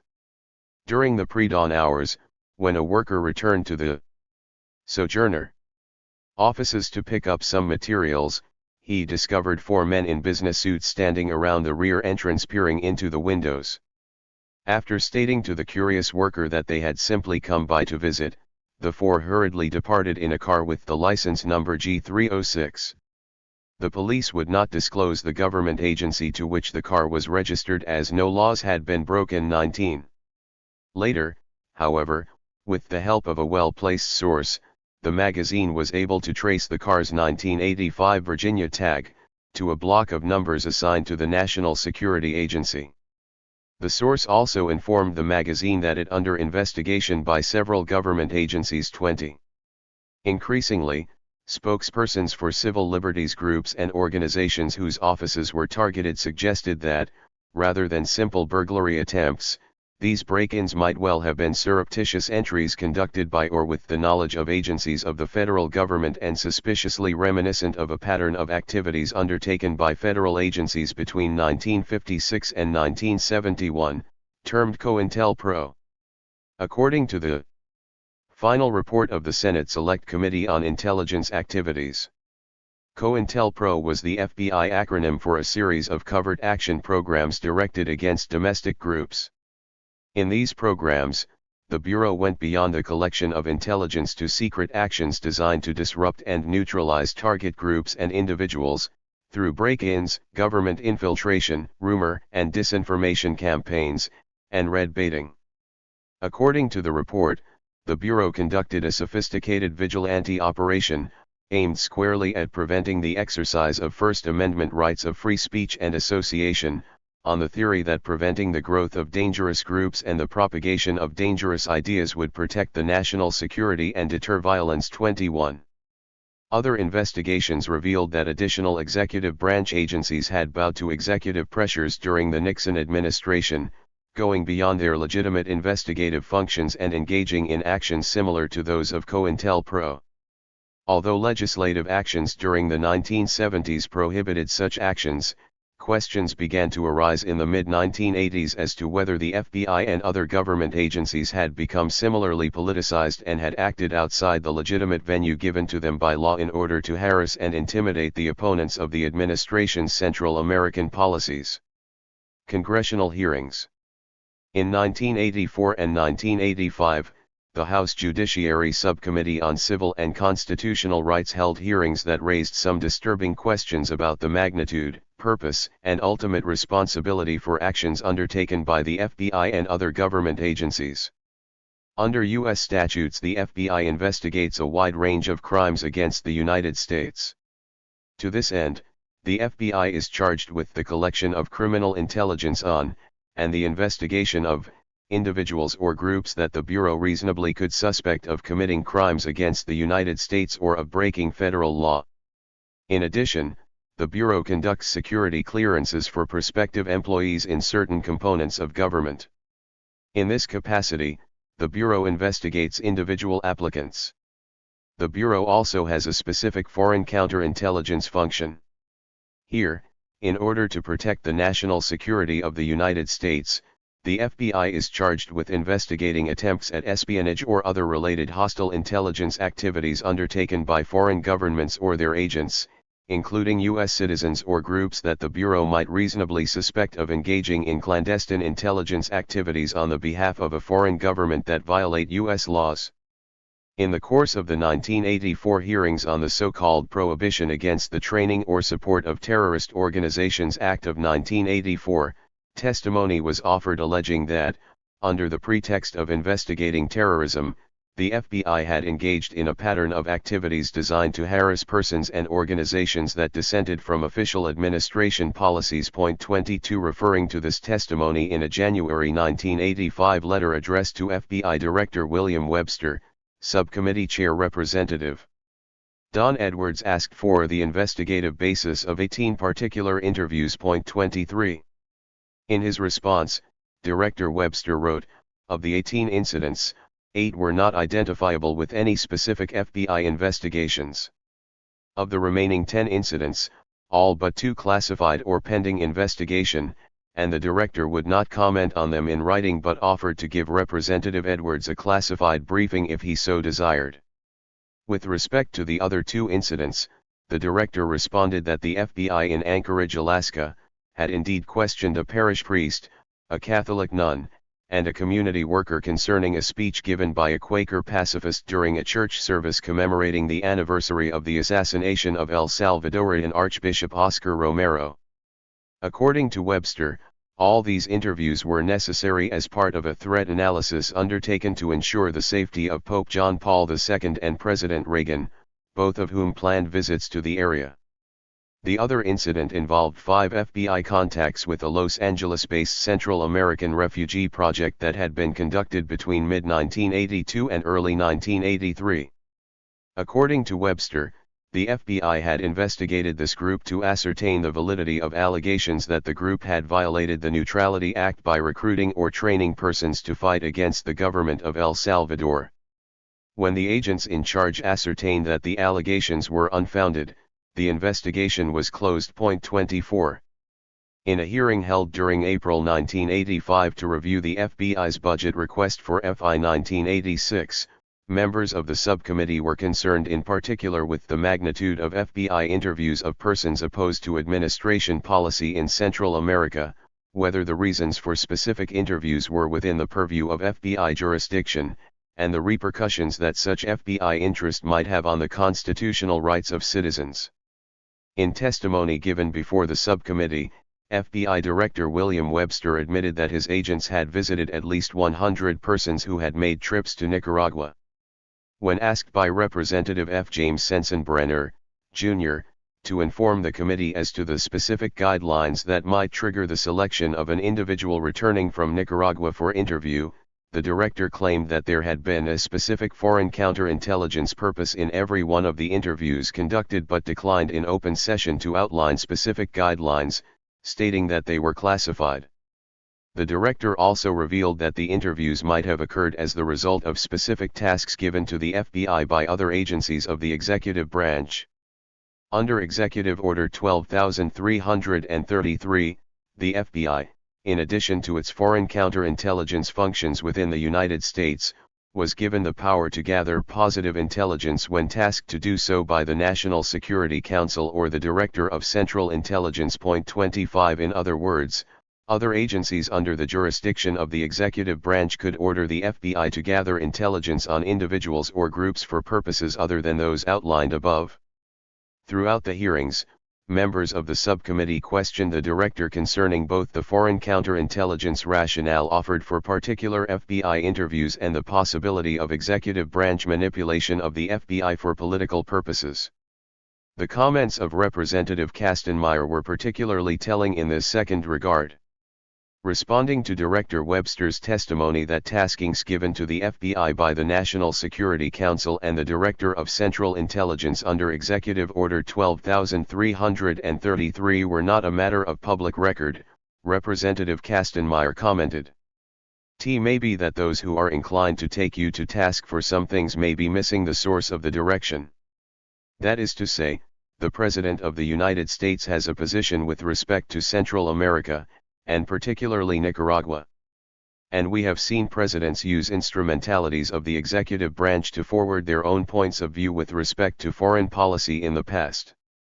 Whether or not one agrees with what the Bureau may be doing in its foreign counterintelligence program, the direction and tasking for that suggests higher accountability. 26.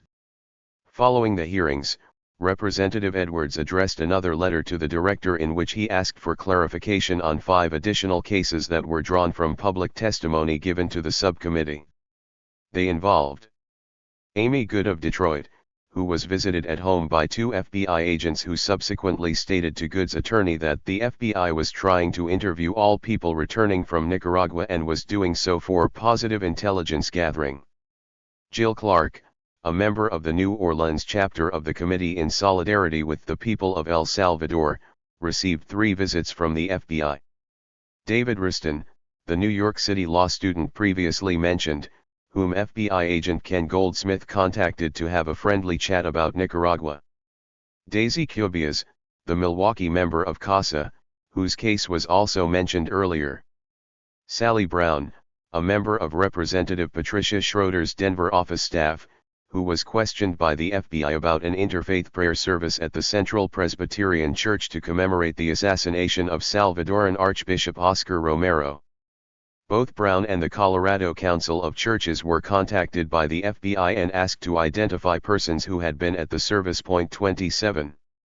In his response, Webster once again claimed that all the investigations in question were legitimately conducted pursuant to either the Attorney General's guidelines or Executive Order 12333. Of the 5 incidents, Webster said that all but one classified or pending investigation and that he could not discuss them except in a classified briefing. With regard to the Brown incident, however, the director informed Representative Edwards that this was not an FBI case. Rather, Brown was contacted during an investigation conducted by the Defense Investigative Service during a background investigation of a Hughes Aircraft employee, and the director suggested that any further clarification would have to come from DIS. 28. The content of Director Webster's briefing to Representative Edwards was classified. However, an extensive review of the testimony presented before the subcommittee demonstrates no clear correlation between a legitimate foreign counterintelligence purpose and the incidents related. The question also remains as to whether, in their taskings to the FBI, other executive branch agencies had initiated politically motivated investigations. The possibility that the FBI might have been used for political purposes raised for some the specter of a COINTELPRO. This suspicion was given further credence by the pattern of break-ins discussed earlier. Representative Edwards commented on the break-ins in his May 1985 letter to FBI Director Webster. There is no indication that the FBI was involved in these break-ins. There is also no indication that they were the work of ordinary criminals. The incidents raise the question whether right-wing groups of which the FBI is aware, may be seeking to intimidate opponents of U.S. foreign policy, with or without the knowledge of the Bureau. 29. Representative Edwards pursued the matter of the break-ins, writing to Director Webster in January 1986. Webster responded in writing on April 11, 1986, and in sworn testimony before the subcommittee stated that the FBI was not responsible for the break-ins and did not know who was .30. However, for some the specter of government involvement or complicity in such actions remained. And such suspicions were reinforced by other concurrent governmental and non-governmental actions. Just as the COINTELPRO practices of old used rumor and disinformation campaigns and red baiting to disrupt and harass individuals and groups, so too did the most recent campaigns conducted against those who challenged the premises of administration policy. Rumor, disinformation, and red baiting. After returning from Nicaragua, a woman was visited at both her home and her job by FBI agents who asked her if she was aware of the fact that some members of a coalition with which she worked, the Ecumenical Refugee Council of Milwaukee, were in the Communist Party. They told this woman, "You're going around with a bunch of terrorists, and we want to help you keep clean." 31. Similar accusations have been reported around the country by members of the committee in solidarity with the people of El Salvador. 32.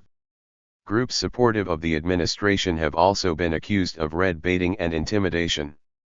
Accuracy in Academia, a spin-off of Accuracy in Media, emerged in 1985 with the avowed purpose of monitoring university professors who provided students with incorrect information which leads to conclusions that may be distasteful from the point of view of our nation's heritage or national security. Just plain bad facts. 33. This group at various times claimed to have lists of between 1 and 10,000 such professors teaching at U.S. colleges and universities. The manner by which AIA compiled such lists was interesting. In a New Republic article recounting his life as a double agent for AIA, James Ledbetter reported that then executive director of AIA, Laszlo Ksorba III, told him he had gotten the initial list of targets from a list of professors who had endorsed a rally opposing U.S. involvement in Central America. 34. For Ksorba, opposition to the administration's policy in Central America made one's academic credentials and patriotism suspect. What did AIA plan to do about such professors? According to its own publications, the group hoped to monitor classes and report to the university administration anyone who gave interpretations different from those the group members thought should be offered in support of U.S. interests. According to Reed Irvine, president and founder of Accuracy in Media, the parent organization of AIA, after that it would be up to the administration if they want a guy on the faculty who was consistently distributing misinformation to students. 35. By the end of the academic year 1985 to 1986, AIA had publicized the names of some professors who it felt were providing bad facts. In one report the following list was provided: Samuel Bowles of the University of Massachusetts at Amherst, Richard Fagan of Stanford University, Salvador Luria of the Massachusetts Institute of Technology, Cynthia McClintock of George Washington University, John Weeks of American University, John Womack and George Wald of Harvard University, Howard Zinn of Boston University. 36. AIA did not offer specific reasons for placing any of these professors on this list, but the McClintock inclusion is instructive with regard to the logic behind AIA targeting. The readings for the course for which Professor McClintock was targeted included U.S. government publications and a book by the Hoover Institution. To AIA, so far, so good. But Professor McClintock also used a film in that course that was critical of the Contras. It seems that the use of this film exposed her students to bad facts. She became a target. 37. According to Jordan Kurland, Associate Secretary General of the American Association of University Professors, such a targeting effort would not necessarily affect many of those whose names were initially listed by AIA. They were prominent members of the profession who were tenured at major universities. However, he suggested that such actions might affect the careers of lesser-known professors, especially those who were without tenure or who taught at smaller, Less prestigious universities. 38 Although some professors reportedly felt the need to tape their lectures to provide a record in case of later AIA misrepresentation, AIA efforts to limit the range of academic debate did not seem particularly effective in its first year or two of operation. Other groups were not as subtle in their efforts to limit debate. In December 1984, for example, a slideshow and talk on Nicaragua had to be cancelled and the building evacuated when Omega 7, an anti-Castro, expatriate Cuban terrorist organization, claimed to have planted a bomb in the meeting hall. The next day, the secretary to the minister who was to have made the presentation received a call from someone once again claiming to represent Omega 7. "You're a bunch of communists," the caller said. "We're going to blow you up." The minister's office was located in a complex that housed a daycare center. As a result of these threats, the minister felt compelled to move his office. 39. The actions of such groups were not without models from within the Reagan administration. In February 1985, Director of the Central Intelligence Agency William Casey revealed a secret Sandinista disinformation and public manipulation plan to a select few congressional representatives.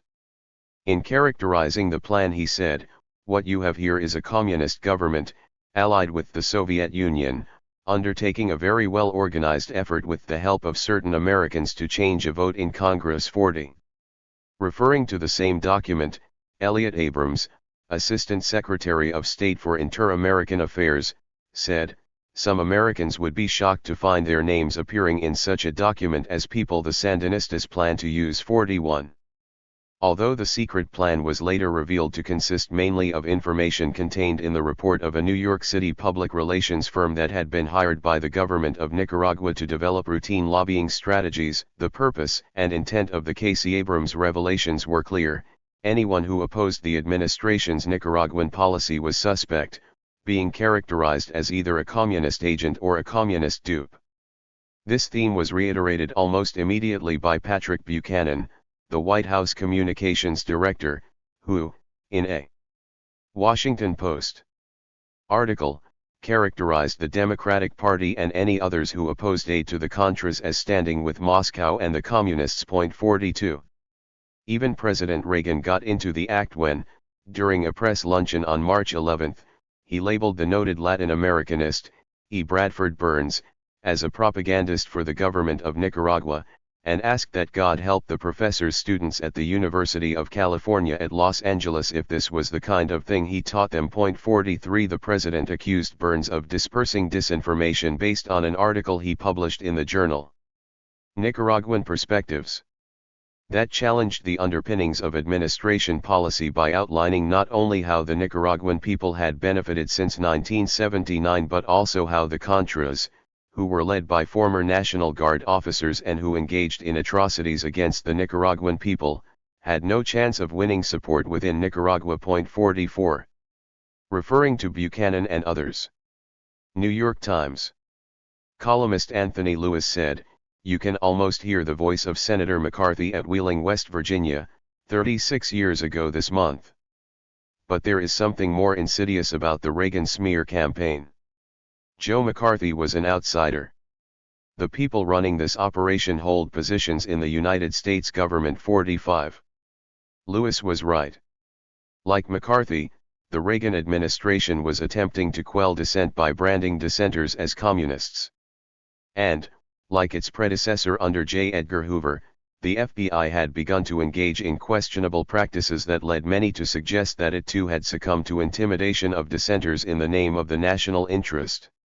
That the U.S. Customs and the National Security Agency might also have been involved in attempts at harassment and intimidation added fuel to the fire that saw the possibility of a new McCarthy era emerging. By early 1987, however, there was at least one important difference from the McCarthy era. Intimidation, harassment, and red baiting had not quelled dissent, and those attempting to present a view of Nicaragua that would preclude a popular stampede in support of the administration's war policies remained, for the most part, undeterred. Whether or not this would be enough to preclude more and greater involvement in attempts to overthrow the Nicaraguan government remained a question. It was, however, a ray of hope. Part 3. Impact and Implications. Introduction.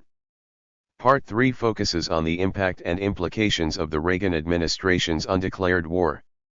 The intended and most obvious impact was on Nicaragua itself in diminishing the ability of the revolutionary government to provide social services to that country's poor majority, and thereby in eroding the image and legitimacy of the Sandinista revolution at home and throughout the world. In Chapter 13, Harvey Williams contends that, although the hard-won social programs of the Nicaraguan people would not easily be reversed, by 1986 they had clearly been damaged and made much more difficult by the Contra War. In Chapter 14, Sung Ho Kim examines Reagan administration policy toward Nicaragua in terms of international law, morality, and prudence. He contends that a policy that is both illegal and immoral is also imprudent because it is particularly difficult to justify and sustain in a democratic society. In Chapter 15, Noam Chomsky brings the discussion full circle to focus on the implications of the Reagan War for and about the United States as a polity. In it, he digs beneath the self-serving, Orwellian rhetoric of the Reagan administration and the corporate media and identifies the double standards, warped definitions, and real motivations at work. 13. The social impact in Nicaragua. Harvey Williams.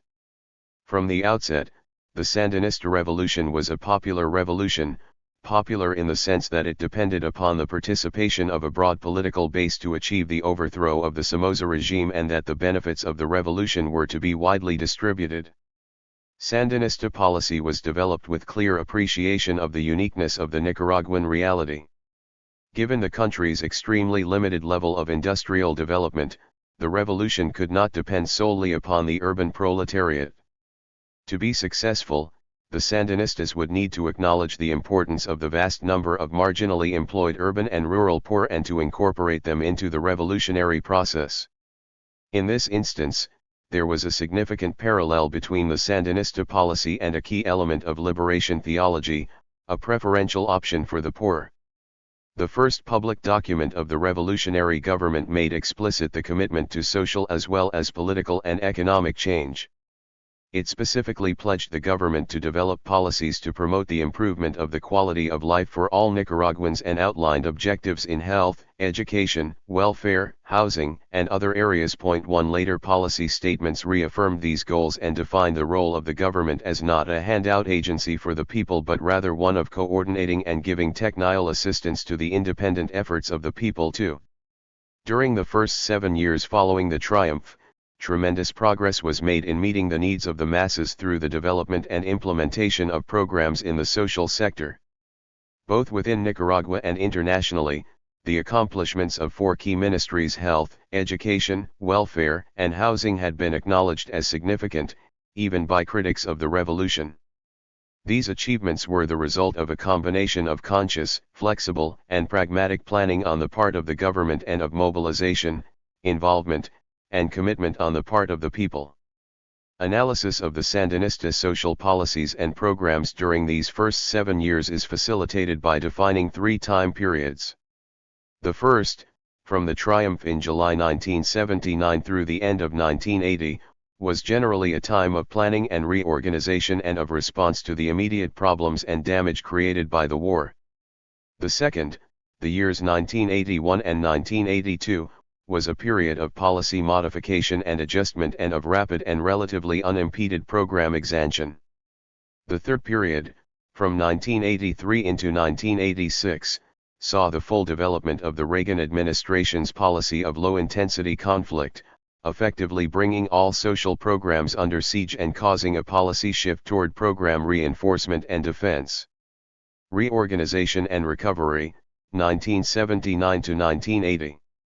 On coming to power in July 1979, the new government had to confront serious problems.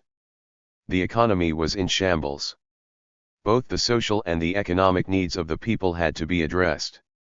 This was not merely a reactivation of processes temporarily halted. New programs needed to be designed and implemented to promote the revolutionary process. In their urgency to satisfy immediate needs with limited resources, planners and policy makers put together a patchwork of programs, borrowing heavily from a wide range of other countries and their own past experience.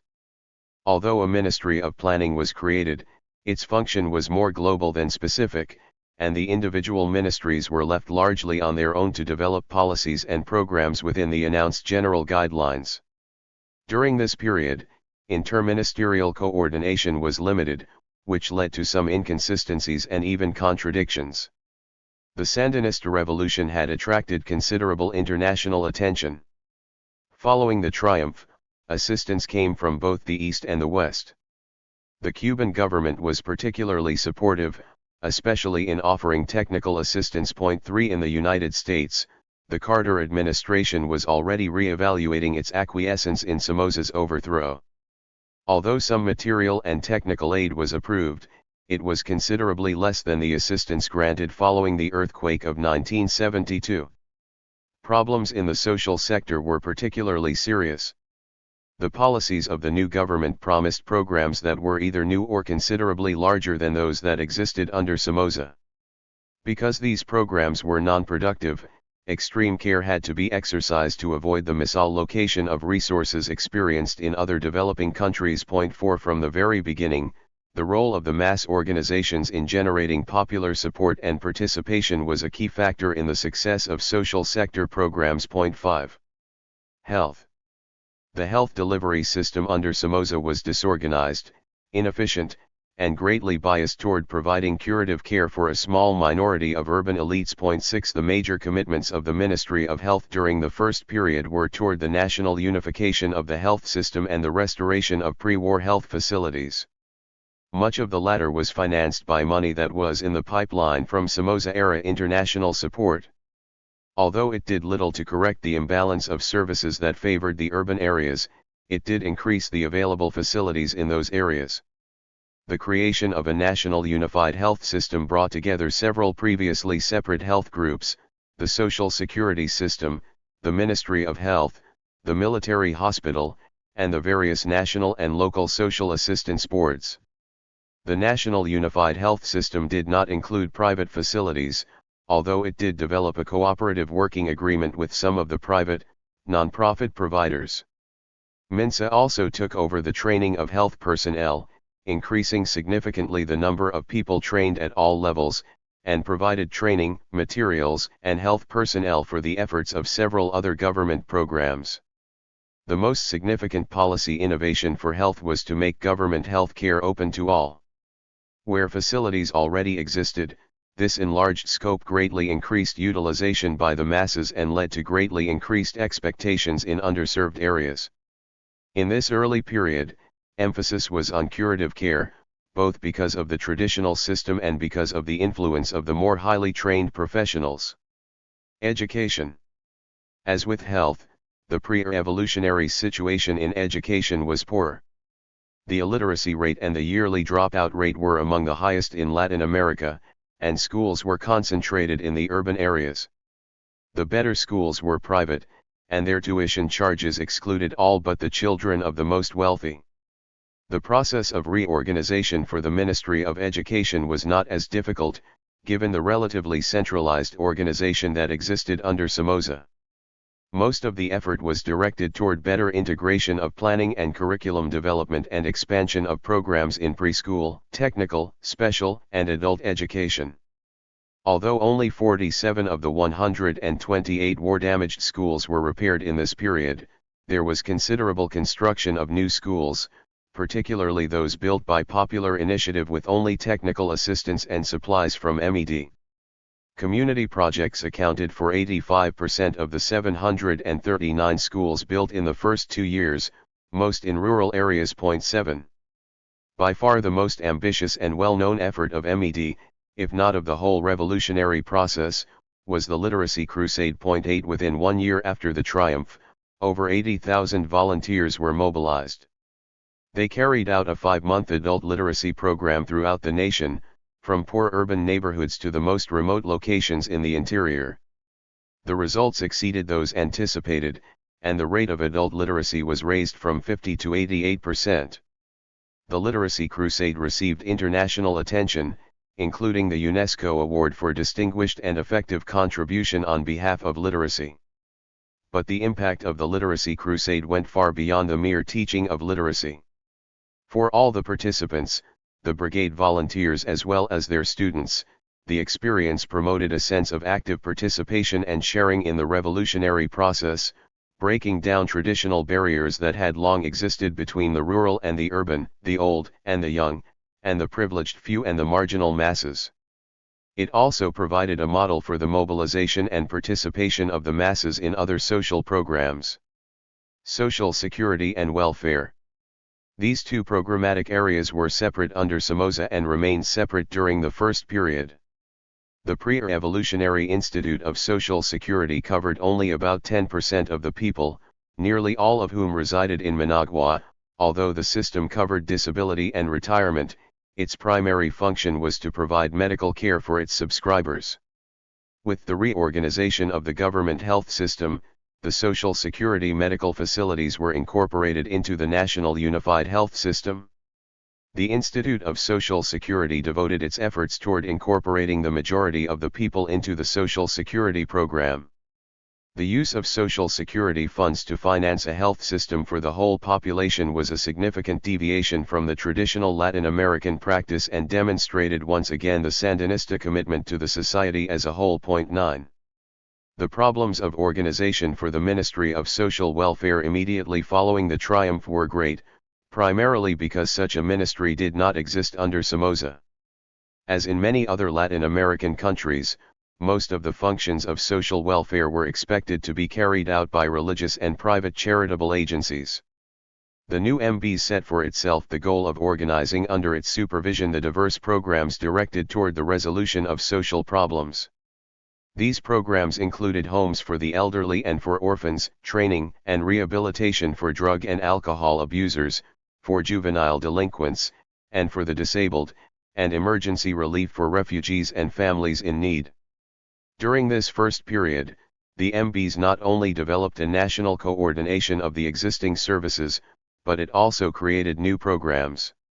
To the single child care center that existed under Somoza were added 17 new urban centers and 14 rural centers. Among other new programs were 3 rehabilitation centers for the disabled, 3 centers for abused or abandoned children, 3 new homes for the elderly, and nutrition programs that served over 250,000 children and pregnant or nursing mothers. 10. Housing. The war contributed to the already serious housing situation that existed under Somoza. The Somoza regime never fully recovered from the effects of the 1972 earthquake, and most of the housing built in that recovery effort was designed for middle and upper income families. 11. Efforts of the new Ministry of Housing and Human Settlements during this first period went into reorganization and into planning and the development of legislation. New laws introduced rent control and restructured mortgages. But the law with the broadest impact was that for the consolidation and ordering of illegal subdivisions. This law cleared the way for nearly half of the urban householders to acquire title to their land and outlined policies for the provision of supportive infrastructure. By way of satisfying immediate needs, some 1,146 new houses were constructed, and repairs were made to 4,676 houses damaged by the war. 12. Adjustment and expansion, 1981 to 1982. The 1981 to 1982 period was, as Vice Minister described it to me, one of relative bonanza. Most of the reconstruction work had been completed, and many of the problems of organization within the various ministries had been overcome. As part of the dynamic revolutionary process, a more clear and widely accepted view of the Sandinista goals was developed. 13. Local and regional organization was strengthened, and a new system of regionalization was enacted in order to decentralize and make more efficient the administration of government programs. 14. Although the U.S. government cut off aid entirely, total aid from all sources increased in 1981.15. The agrarian reform program showed great advances, and agricultural production began to increase toward pre-war levels. Although military expenditures were high and climbing, they were still exceeded by public spending in the social sector. Quality of service and public spending in health and education, which had been the lowest in the region under Somoza, surpassed those of El Salvador, Guatemala, and Honduras, and nearly equaled those of Costa Rica. 16. Popular participation continued at a high rate, and organizational effectiveness was increased. Most adults belonged to one or more of the mass organizations, and many others participated occasionally through special mobilizations. Participation was not limited merely to providing physical labor for government projects. Increasingly, the mass organizations were involved in planning, organizing, administering, and evaluating a wide range of public programs. 17. But though internal development and international support increased during this period, aggression against the Sandinista government became stronger and better organized. The Reagan administration hardened its position against Nicaragua, launching frequent verbal attacks and increasing economic pressure. Not only were loans and PL 480 food credits, which came directly from the U.S. government, eliminated, but the Reagan administration began to use its influence in international loan programs to block international support. 18. The counter-revolutionaries, fueled by covert assistance from the Reagan administration, began to step up their military operations against government targets. Operation Red Christmas in 1981 and extensive sabotage in early 1982 led to the imposition of a state of emergency by the Sandinistas. The Nicaraguan Democratic Front was officially formed in 1981 and given a civilian directorate in late 1982, and it was estimated that the number of persons under arms increased to over 5,000. 19 War damage to the economy during this period was estimated to be $40 million, 20 small by comparison to later years but still equal to one-third of the 1982 public expenditure for health. Increasingly, social programs and those that participated in them became the targets of the counter-revolutionaries. Health. MINSA received top priority among the social sector ministries during this period. The government budget for health was greater than for education, a rarity among Latin American countries. Improvement continued in all types of programs. Construction on 4 new regional hospitals was begun. The number of health posts was increased by over 25%, most in rural or underserved urban areas. There was a significant increase in the number of medical personnel at all levels. The number of consultations increased by over 20%. 21. During this time there was a noticeable shift from a concentration of resources and services in urban areas to a dispersion toward underserved areas. Dramatic increases in accessibility and utilization were seen in poor urban neighborhoods. 22 and in the interior. 23. There was an even more noticeable shift from curative health to preventative health. The oral rehydration program was greatly expanded with the opening of more than 300 centers. During the first years of the revolution this program was called the major factor in the significant reduction of infant mortality. Major efforts in environmental sanitation included community programs for garbage removal and latrine construction. 24. The programs that drew the most attention, including the recognition of the World Health Organization and UNICEF, were the preventive campaigns carried out by the health brigades during the popular health workdays. Using as a model the successful literacy crusade, MINSA organized and trained community volunteers for a series of national inoculation campaigns. Popular participation and cooperation were widespread, and the results were dramatic. Polio and diphtheria were effectively eliminated, and the incidence of measles, tetanus, tuberculosis, and whooping cough was greatly reduced. 25. But as the health programs became more widespread and more successful, the counter-revolutionaries saw them as appropriate targets for their campaigns. In spite of the fact that hostilities against civilians, and particularly medical personnel, violated several articles of the Geneva Conventions, 3 health workers were killed by the counter-revolutionaries during this period. 26 There were incidents of sabotage of expensive medical equipment, and several health facilities were damaged or destroyed. The worst incident took place in December 1981 when the counter-revolutionaries overran the Atlantic coast community of Bilbao Carma. Doctors, nurses, and other health workers were beaten, raped, and kidnapped, and the hospital was destroyed. 27. Education. In this second period, MED continued to expand both its physical structures and the enrollment of students. Although community-sponsored school construction dropped significantly, MED built more than 3 times the number of schools in this period than it had in the previous period. It gave special attention to underserved rural areas and to the construction of secondary schools in underserved areas of the interior. Enrollment neared 900,000 students, with primary and preschool showing the greatest increases. 28 Planning and curriculum development were expanded, and MED began to publish new textbooks. The regionalization and reorganization of MED were formalized in law in late 1982, officially creating a Vice Ministry of Adult Education. 29. The most significant growth took place in adult education. Following the literacy crusade, basic popular education centers were set up to reinforce and extend the crusade's gains. More than 150,000 adults continued in these programs. The total number of teachers grew from 12,975 under Somoza to over 40,000 in this period. Of these, some 20,000 were empirically trained teachers working in the popular education centers. 30 Both the teachers and students participated at some risk, for it was the common understanding that they would be prime targets for the counter-revolutionaries. Toward the end of 1982, 4 adult education teachers and assistants were killed, and several others were kidnapped and threatened because of their activities. 31. Social Security and Welfare. The major change during the second period for these programs was the combination of the Ministry of Social Welfare with the Nicaraguan Social Security Institute to form a new ministry-level agency, the Nicaraguan Institute of Social Security and Social Welfare. INSPI continued to incorporate new workers into the program and by the end of 1982 had nearly doubled the number of subscribers.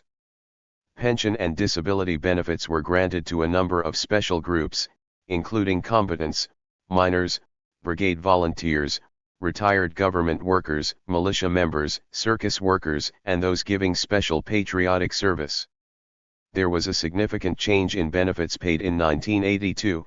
The proportion generated by death and injuries caused by counter-revolutionary aggression increased from 0 to over 1/2 the total. 32. The social welfare programs began to show the effects of a reduced budget. Relatively few new child care centers were opened, and several pilot programs had to be curtailed. Increased emphasis was given to integrating the community and the mass organizations into the provision of services.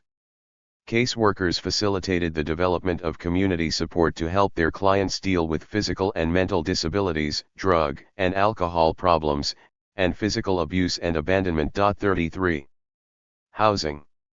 In both 1981 and 1982 MINVAG increased the number of housing units built, completing a total of 5,762 in this period, more than 5 times the number completed in the previous period. Although more than half were built in Managua, a shift began toward the underserved areas of the interior. Over 1,000 new units were constructed in a settlement for the relocation of Mosquito Indians from the border region following the Red Christmas attacks of the counter-revolutionaries. 34. There was also a shift toward facilitating housing for the very poor. MINVAG realized that its funds were too limited to anticipate building even low-cost housing for all that needed it. Therefore, 2 new programs were initiated, the Materials Bank and the Progressive Urbanizations. The former was a program for the production and distribution of housing materials that could be purchased at low cost and with low interest financing. The latter was a sites and services program to provide low-cost controlled development. During this period 551 units were completed with the Materials Bank program and nearly 10,000 parcels distributed in Progressive Urbanizations. 35. Also during this period, MINVAG administered a World Bank loan of $22 billion for urban reconstruction. In the project completion report, evaluators stated that it was probably one of the most effective urban projects supported by the bank. 36 and commended MINVAG on its organization and the mass organizations on their support of the project. But even this glowing report did not keep the Reagan administration from blocking future loans. Reinforcement and Defense, 1983 to 1986. During the 1983 to 1986 period, a marked hardening took place in the position of the Reagan administration toward the Sandinistas. Although expressing verbal support for the Contadora process, the Reagan administration seemed to be following the recommendations of the Rand Corporation's 1984 report: rejection of accommodation as untenable, emphasis on diplomatic efforts to isolate the regime, raise the regime's costs, reduce the support it receives from Latin America and Europe, 37, and strengthening of the rebel forces to concentrate their attacks on economic targets, 38. This approach was part of a conscious shift to a new type of military strategy, called low-intensity conflict, 39.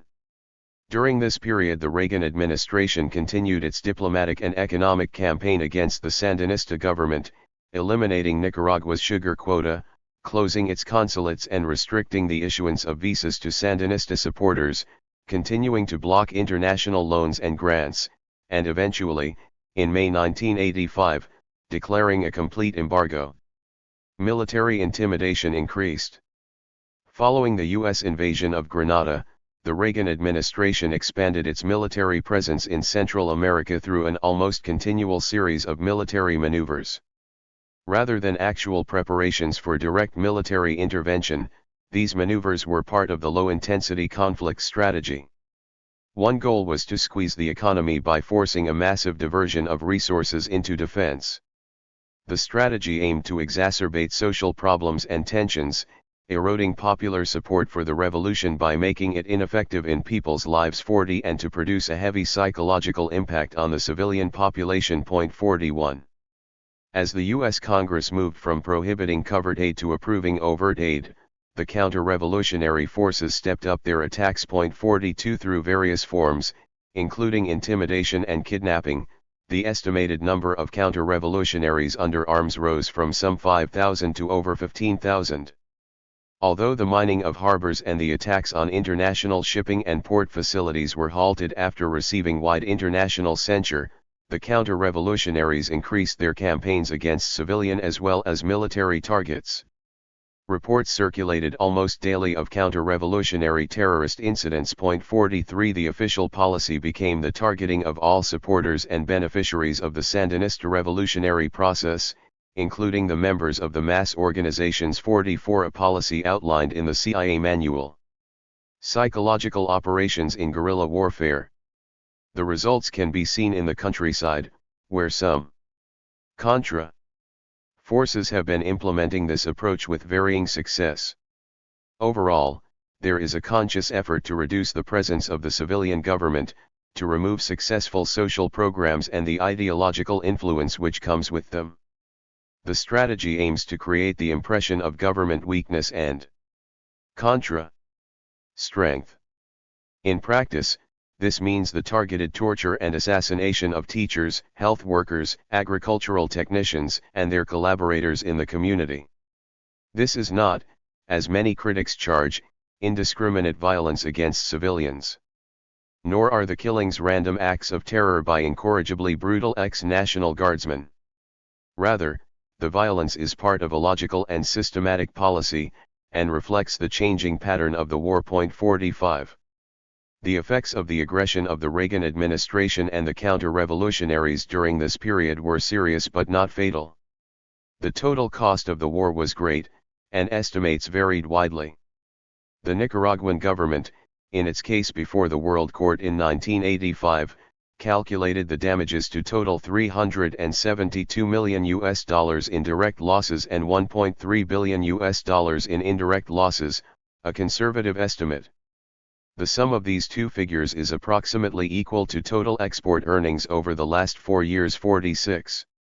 The proportion of the national budget that went for defense rose to 37% in 1983, passing health and education expenditures under the Sandinistas for the first time. 47. By 1985, defense expenditures had reached 50% of the national budget. 48. Social sector programs were severely constrained in this period. A freeze was put on the extension of services for the urban areas, and investment in the social sector was reduced severely. Military obligations reduced the number of young men studying or employed in social programs. but the Sandinistas used the pressure from the aggression to reinforce the revolutionary process. As early as 1983, they recognized that the strategic goal of low-intensity war was population, not territory. 49. The Sandinistas continued to develop the support of mass organizations, responding to their complaints and concerns 50 and developing programs in their support. The priority programs of health, adult education, and agrarian reform were reinforced and expanded, particularly in the rural areas, offsetting the traditional preference for the more visible but less productive urban masses. The resettlement of peasants from scattered and vulnerable locations to new cooperative farms was viewed by most as positive. They ended up with more and better land and were less vulnerable to the attacks of the counter-revolutionaries, and they received the benefits of the government programs in health, education, welfare, and housing. 51. Contrary to the wishes of the Reagan administration, the Sandinistas continued to receive aid and assistance from a wide range of sources. And even though official U.S. government aid was eliminated, U.S.-based private nonprofit organizations and solidarity groups continued to support the Nicaraguan people. Health. Throughout this period, MINSA remained a Sandinista priority. Although investment in new facilities was severely curtailed after 1982, programs in preventive health and early treatment in rural areas were maintained. In spite of the fact that nearly 100 health facilities were destroyed or were closed as a result of hostilities in the Area 52, the total in service remained above the 1982 level. More impressive was the fact that medical consultations by region were in proportion to their respective populations for the first time in history. 53 Gains in trained personnel, immunizations, and reductions of mortality were maintained or improved. Although the U.S. embargo seriously affected the importation of medications and repair parts for medical equipment, it also stimulated innovative responses in equipment repair and herbal medicine substitutes. Difficulties in serving the more isolated areas actually served to reinforce popular participation through the mass organizations and local health committees. 54. But the negative effects were also great. By 1985, an estimated 11,000 were dead and 5,000 wounded as a result of the aggression. Between 1983 and September 1985, 35 health providers were killed, 11 were wounded, and 28 were kidnapped. 55 Among those killed were 2 internationalist physicians, one from France and one from West Germany. The latter was murdered in cold blood by the counter-revolutionaries after they had raped and shot 2 nurses who were working with him. 56 In clear violation of the Geneva Conventions, the counter-revolutionaries defined non-combatant international volunteers as prime targets for kidnapping and assassinations. A clandestine rebel radio station warned last month that rebel forces regarded all foreigners who come to implant communism in Nicaragua as legitimate targets. At particular risk, because of their extended stays in remote parts of the country, are foreign doctors who have helped boost government health services while Nicaraguan physicians are being trained to replace those who left after the 1979 revolution. Alongside 500 Cubans, an equal number of European and North American doctors work for the Ministry of Health. 57. From 1983 through 1985, more than 5,000 health workers were mobilized for defense, representing a serious drain of resources from the civilian population. The economic value of damages to the health infrastructure from 1980 through September 1985 was estimated to be nearly $1.8 million, over 70% in the eastern part of the country. 61 health facilities were destroyed, including 3 belonging to the Nicaraguan Baptist Convention. 58. Although polio and diphtheria appeared to be diseases of the past for Nicaragua, early advances against measles and malaria were being slowly eroded. 59 The incidence of dengue fever, a mosquito-borne disease that appeared to have been totally eliminated in 1982, showed a tremendous resurgence in 1985, reaching epidemic proportions and affecting over half the population of Managua, leading some to suggest the possibility of biological warfare. Despite a shortage of larvicide, a mass mobilization campaign to destroy mosquito breeding places was expected to reduce the incidence significantly. Education. During this period MED was severely strained to maintain the gains made in the first years.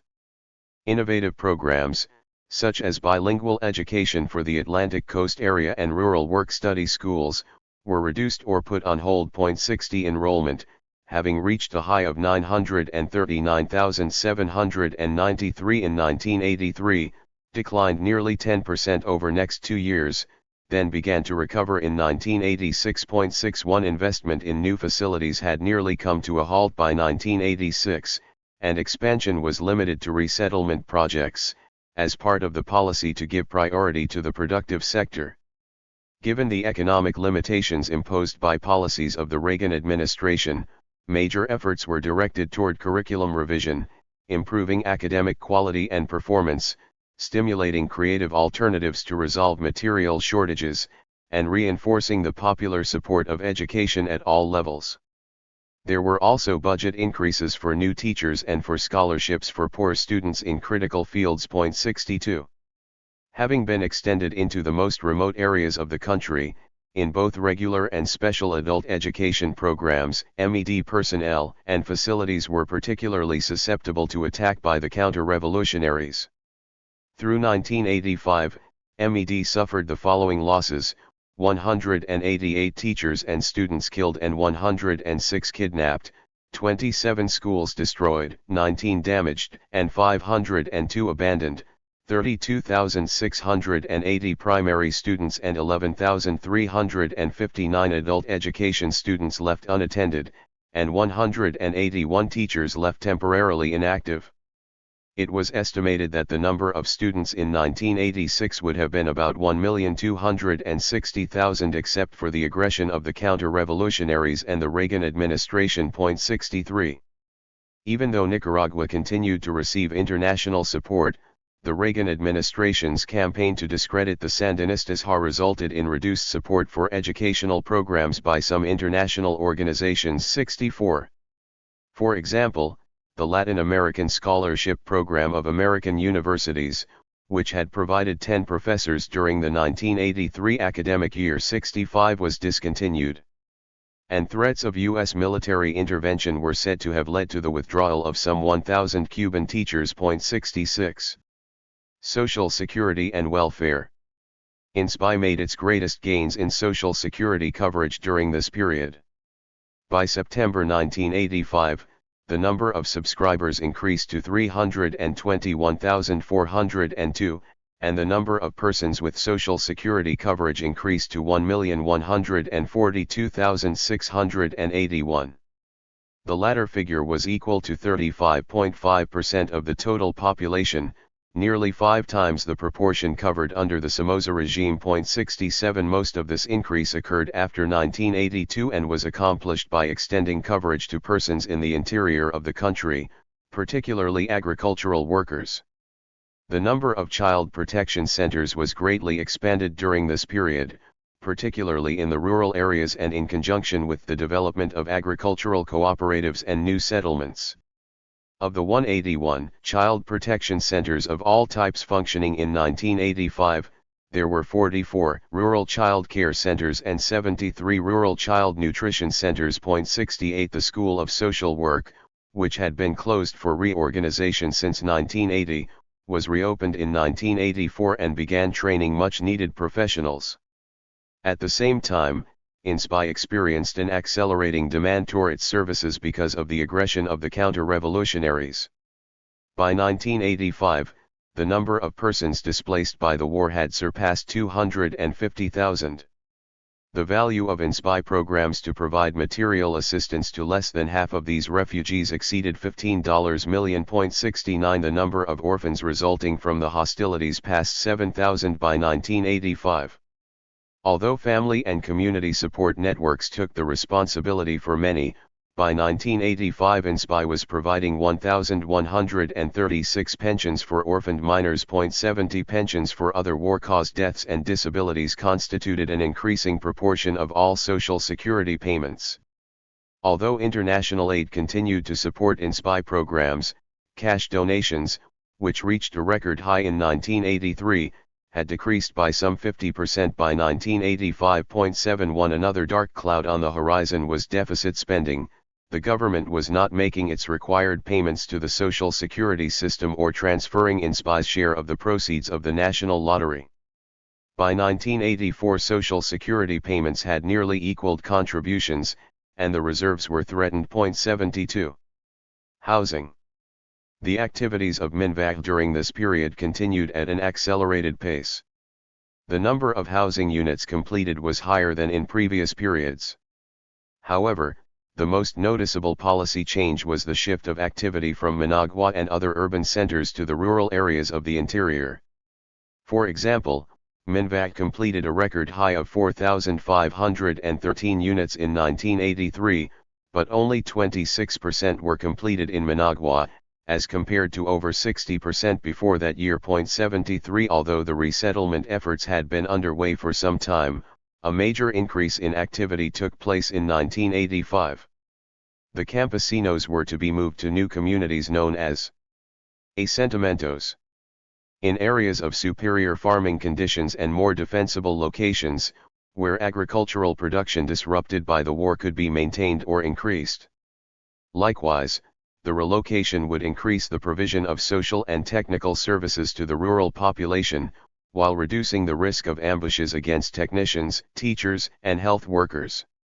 Organized relocation would also reduce the flow of displaced campesinos to the cities, which was overtaxing housing and social services. 74.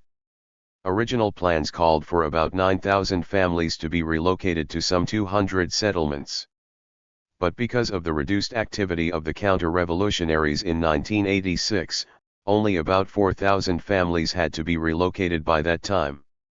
Housing provided by MINVAG in the new settlements ranged from conditioned sites with a minimal structure with roof to sites with completed, prefabricated units. 75. Unfortunately, this plan had little immediate effect in deterring the flow of migrants to the cities, and the limited funds available to MINVAG were not used for urban development in this period. Asked what would be done for the many migrants residing in Managua and clamoring for housing and services, the head of MINVAG replied, "We do not propose to do anything. We are not going to evict them, but neither are we going to provide them with services such as electricity or water connections, and much less initiate programs to confer property titles. We are simply going to ignore them." 76. This statement is an example of the revolutionary government's reluctance to encourage urban migration and the development of the marginal, non-productive sector. In spite of this pronouncement, the granting of property titles continued as fast as technical limitations would allow, and considerable housing was built by owners. In the rural areas, the Materials Bank program increased its activities. Alternative construction materials were developed to replace those previously imported and to make up for the decrease in lumber harvesting caused by counter-revolutionary activities in the forested regions of the country. MINVAG received considerable technical support from international groups, especially in the form of volunteer construction brigades. But these were also targets of the counter-revolutionary attacks.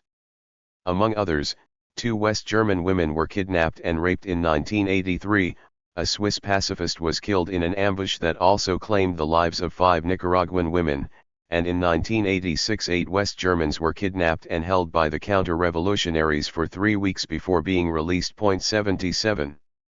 Conclusion. The social sector policies and programs of the Sandinista government of Nicaragua had broad popular and political support. 78 It was notable that a government with such limited resources could make as much progress in so many areas within the first 7 years after coming to power. It was remarkable that Nicaragua achieved these accomplishments while defending against the aggression of one of the most powerful nations on earth. Whether by design or by happenstance, the Sandinistas refined and developed their social policies in a way that reached and involved the vast majority of the previously underserved poor. Social programs and the populations they served became so enmeshed in one another that it was impossible to separate the two. The people and the revolutionary process became one. What one observer remarked about health could be equally applied to all social programs. By building toward a strong and equitable healthcare system, the Sandinistas may be doing more to secure themselves with their constituents than all the rhetoric and armed force in the world. 79. Although serious problems and limitations remained, even beyond the aggression of the counter-revolutionaries and the Reagan administration, it was unlikely that any power would easily be able to take away the hard-won social progress of the Nicaraguan people. 14. The issues of international law, morality, and prudence. Sung Ho Kim. On June 27, 1986, the International Court of Justice, by 12 votes to 3, ruled that the United States was in violation of international law by training, arming, equipping, financing and supplying the Contra forces or otherwise encouraging, supporting, and aiding military and paramilitary activities in and against Nicaragua, and ordered the United States to cease such activities and to pay Nicaragua for damages caused by them. 1. In one sense, this was a grave and sad event. Here the world's leading industrial democracy representing the virtue of procedural justice was found guilty of perhaps the most serious offense under the UN Charter and customary international law: aggression and armed intervention by the most authoritative world institution embodying the ideal of rule of law in international relations.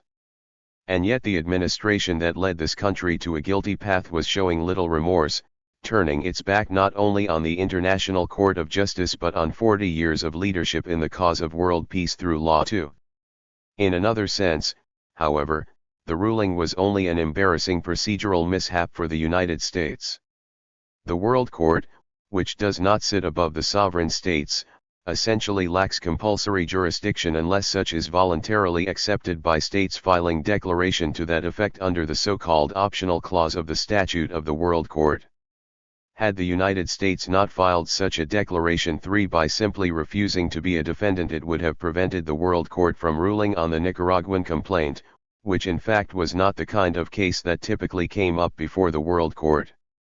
Because the Reagan administration took action in October 1954 to terminate the 1946 declaration, the United States will avoid the embarrassment of future unconsented World Court litigation. In any event, according to the Reagan administration, the court should not have assumed jurisdiction over essentially non-justiciable issues of security and military matters on which the Nicaraguan case was based. These narrowly circumscribed views from opposite perspectives offer no satisfactory answer to a broader but urgent question facing U.S. people in the 1980s. Was the Reagan administration following a wise foreign policy in pursuit of the true national interest of the United States in Central America by waging its Contra war against the Sandinistas? This chapter addresses this question by focusing on the analysis and clarification of the issues in the making of normative judgments about the foreign policy of the United States. What, in other words, should be the appropriate U.S. foreign policy toward Nicaragua in the balanced considerations of law, morality, and prudence of power? I shall begin my inquiry with the most relevant questions of international law in this instance. What are the contemporary standards of international law with respect to intervention? How is the common practice of intervention to be reconciled with the principle of non-intervention in international law? 5. The principle of non-intervention in international law. Intervention, according to Hans Morgenthau, is as ancient and well-established an instrument of foreign policy as are diplomatic pressure, negotiations, and war. 6. Few students of international law would take exception to the statement of obvious political fact. It has been said that the emergence of two superpowers after World War II with conflicting ideologies and national interests, each claiming its own hegemonic zones, has made this world a hotbed of big power practice intervention. These objective conditions so conducive to interventionary practice, however, have been in marked contrast with the steadily growing number of international agreements or pledges by governments that they would seek friendly relations based on the principle of non-intervention and self-determination of peoples, among others. Significant for the United States, the principle of non-intervention seemed to have evolved into a contractually binding international obligation within the inter-American system, when, with the ushering in of the Good Neighbor policy by the Roosevelt administration, the American Republic signed in 1933 at Montevideo the Convention on Rights and Duties of States, which proclaimed in its Article 8 that no state has the right to intervene in the internal or external affairs of another. 7. In signing the convention, however, the United States attached a long reservation that in effect would reserve for the United States such rights as are generally recognized by international law. 8. The lingering doubt about U.S. willingness to commit completely to the principle of non-intervention appears to have diminished when it joined other sister republics at Buenos Aires in 1936 to sign without reservation the additional protocol relative to non-intervention, which formulated more elaborately the principle of non-intervention. Article 1 of the protocol provided that the high contracting parties declare inadmissible the intervention of any one of them, directly or indirectly, and for whatever reason, in the internal or external affairs of any other of the parties. 9. The same principle has been reiterated in various forms in succeeding inter-American conferences at Lima, Chapultepec, and Mexico City and has become finally incorporated into the Charter of the Organization of American States, signed at Bogotá in 1948. Thus, Article 15 of the OAS Charter solemnly declares as one of the fundamental rights and duties of states that no state or group of states has the right to intervene, directly or indirectly, for any reason whatever, in the internal or external affairs of any other state. The foregoing principle prohibits not only armed force but also any other form of interference or attempted threat against the personality of the state or against its political, economic, and cultural elements. 10.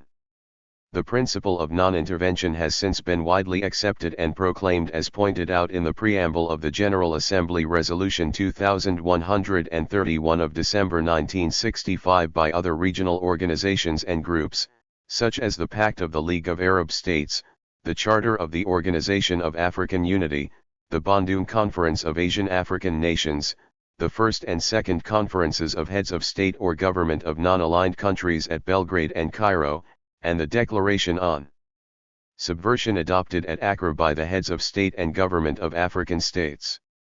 Almost from the very beginning, the United Nations, which was founded on the principle of the sovereign equality of all its members, which pledged themselves to refrain in their international relations from the threat or use of force against the territorial integrity or political independence of any state, or in any other manner inconsistent with the purposes of the United Nations, has been active in promoting the principle of non-intervention as a basis of friendly international relations. Since its second session in 1947, the General Assembly has adopted numerous resolutions, recommending that UN members observe the rules of conduct conducive to the maintenance of peaceful international relations, including the principle of non-intervention in the internal or external affairs of another state. The most comprehensive to date of those resolutions dealing more exclusively with the principle of non-intervention is an 8-point declaration adopted on December 21, 1965, under the title, Declaration on the Inadmissibility of Intervention in the Domestic Affairs of States and the Protection of Their Independence and Sovereignty. 11. It has since become a part of the Declaration on Principles of International Law concerning Friendly Relations and Cooperation among States in accordance with the Charter of the United Nations, adopted by the General Assembly on October 24, 1970, in commemoration of the 25th anniversary of the World Organization. 12. In 1981, the United Nations renewed its efforts in this direction by adopting another declaration on the inadmissibility of intervention and interference in the internal affairs of states. 13. The typical paragraph of non-intervention principle as it has been solemnly proclaimed by successive declarations reads, "No state or group of states has the right to intervene, directly or indirectly, for any reason whatever, in the internal or external affairs of any other state." Consequently, armed intervention and all other forms of interference or attempted threats against the personality of the state or against its political, economic, and cultural elements, are in violation of international law. 14. Though not a strict contractual obligation as a treaty is, these declarations, which have been expressly formulated as the principles of international law and adopted repeatedly by a unanimous or near unanimous General Assembly, are no longer considered as a mere recommendation but are now widely recognized as a binding international obligation, either as an authoritative interpretation of the UN Charter or as a new customary international law norm. The typical non-intervention declarations, however, prohibit intervention or interference without defining it, thus leaving open the most fundamental question concerning the concept of intervention and the principle of non-intervention in international law. What are impermissible acts of intervention or interference that are to be distinguished from the normal exercise of power and influence in multiple contexts of interstate relations? Unfortunately, non-intervention is a norm without clear consensus about its definition. Moreover, it is a contextually diverse concept in international law. Point 15. The issues of impermissible intervention typically arise in three basic situations or contexts of influence behavior by states. First, an assistance to the incumbent government may become an issue of intervention if that government is itself a party to internal strife in the target country, particularly when such an assistance involves tactical deployment of military personnel of the sending state. Intervention on the side of a patron government obviously constitutes an infringement of the process of self-determination of that country. It may also disturb the public order of the world community when such an intervention provokes suspicion and hostile reaction by other powers that might then threaten to counter-intervene on the other side of the internal strife of the target state. Despite these problems, the structural biases of the Westphalian political order in favor of the incumbent government would make it well nigh impossible to delegitimize patronage intervention by a patron state on behalf of a client government. In the second context of influence behavior of a state, any action or deliberate inaction aimed at inducing the incumbent government in a target state to do something that that government would otherwise not do may give rise to issues of intervention. Here impermissibility of intervention is dependent on the degree of coerciveness in the means of influence behavior and with the degree of authority orientation in the ends sought. The traditional controversy over the definition of intervention as a dictatorial interference given by L. Oppenheim 16 essentially amounts to an effort to determine, by way of definition, the non-intervention threshold of influence behavior in this context of direct intergovernmental interaction. What separates intervention from normal practice of statecraft is the elemental test of dictation or coercion. The earlier view of equating coercion with actual use or threat of force is now generally rejected by most contemporary writers as too narrow a definition of intervention. The growing frequency with which public international documents nowadays refer freely to, among others, economic forms of coercion also indicates that the idea of coercion or dictation is no longer confined to the use or threat of physical force. Thus, the 1970 Declaration on Principles of International Law concerning Friendly Relations and Cooperation among States proscribes the use of economic, political, or any other type of measures to coerce another state. Finally, in the third situation, any action aimed at assisting anti-incumbent elements in a target state would provoke issues of intervention. Here the non-intervention threshold is obviously very low, and such an action may give rise to issues not only of subversive intervention but also of indirect aggression, which has come to be considered as serious as direct aggression. Armed intervention involving military force, used directly against the target state or indirectly through armed proxies or mercenaries, is the most coercive form of intervention and, in the absence of comparable prior wrongs by the target state to warrant plea of self-defense, would constitute one of the most serious offenses under international law, direct or indirect aggression. When armed intervention is aimed not merely at policy changes by the target state but at the fundamental change in its authority structure, it is obviously the most serious form of aggression. Such was precisely the charge brought by Nicaragua against the United States before the UN Security Council and the World Court in spring 198,417 and, in further efforts to influence the world public opinion, before the Permanent People's Tribunal in October 1984.18. U.S. intervention in Nicaragua, self-defense or aggression. In terms of history, the geopolitical context of intervention, and the scope of military operations, there was little parallel between Vietnam and Nicaragua. In other ways, however, Vietnam held some valuable lessons in international law for the United States in Central America. A striking aspect of the war in Vietnam, as in Nicaragua, was that in large part the controversy surrounding the U.S. role in that war was debated in the language of international law. Both the specialists in the field of international law and the public at large asked the same question: was the United States justified in the military intervention in Vietnam, first against the communist insurgency in South Vietnam and then against the North Vietnamese forces? The legal position of the U.S. government was that it was assisting the South Vietnamese government at its request in the exercise of the right of collective self-defense against indirect and direct aggression by the North Vietnam. 19 The framing of the legal claims in justification of the U.S. intervention in this manner was dictated by the existence of perhaps the most fundamental prohibitive rule under the UN Charter that the United States and most other sovereign states of the world had pledged to uphold as a binding legal obligation. That prohibitive rule, often considered to have gained the solemn status of jus cogens, a norm so peremptory as to void all other conflicting treaties or customary norms, is declared in Article 2, Paragraph 4, of the UN Charter. All members shall refrain in their international relations from the threat or use of force against the territorial integrity or political independence of any state, or in any other manner inconsistent with the purposes of the United Nations. An important exception to this rule, however, is provided in Article 51, which recognizes the inherent right of individual or collective self-defense if an armed attack occurs. The precise meaning of this exception to the rule of non-use of force in international relations has been extensively debated in the various forums and learned circles, particularly with respect to the meaning of if and armed attack in the qualifying statement if an armed attack occurs.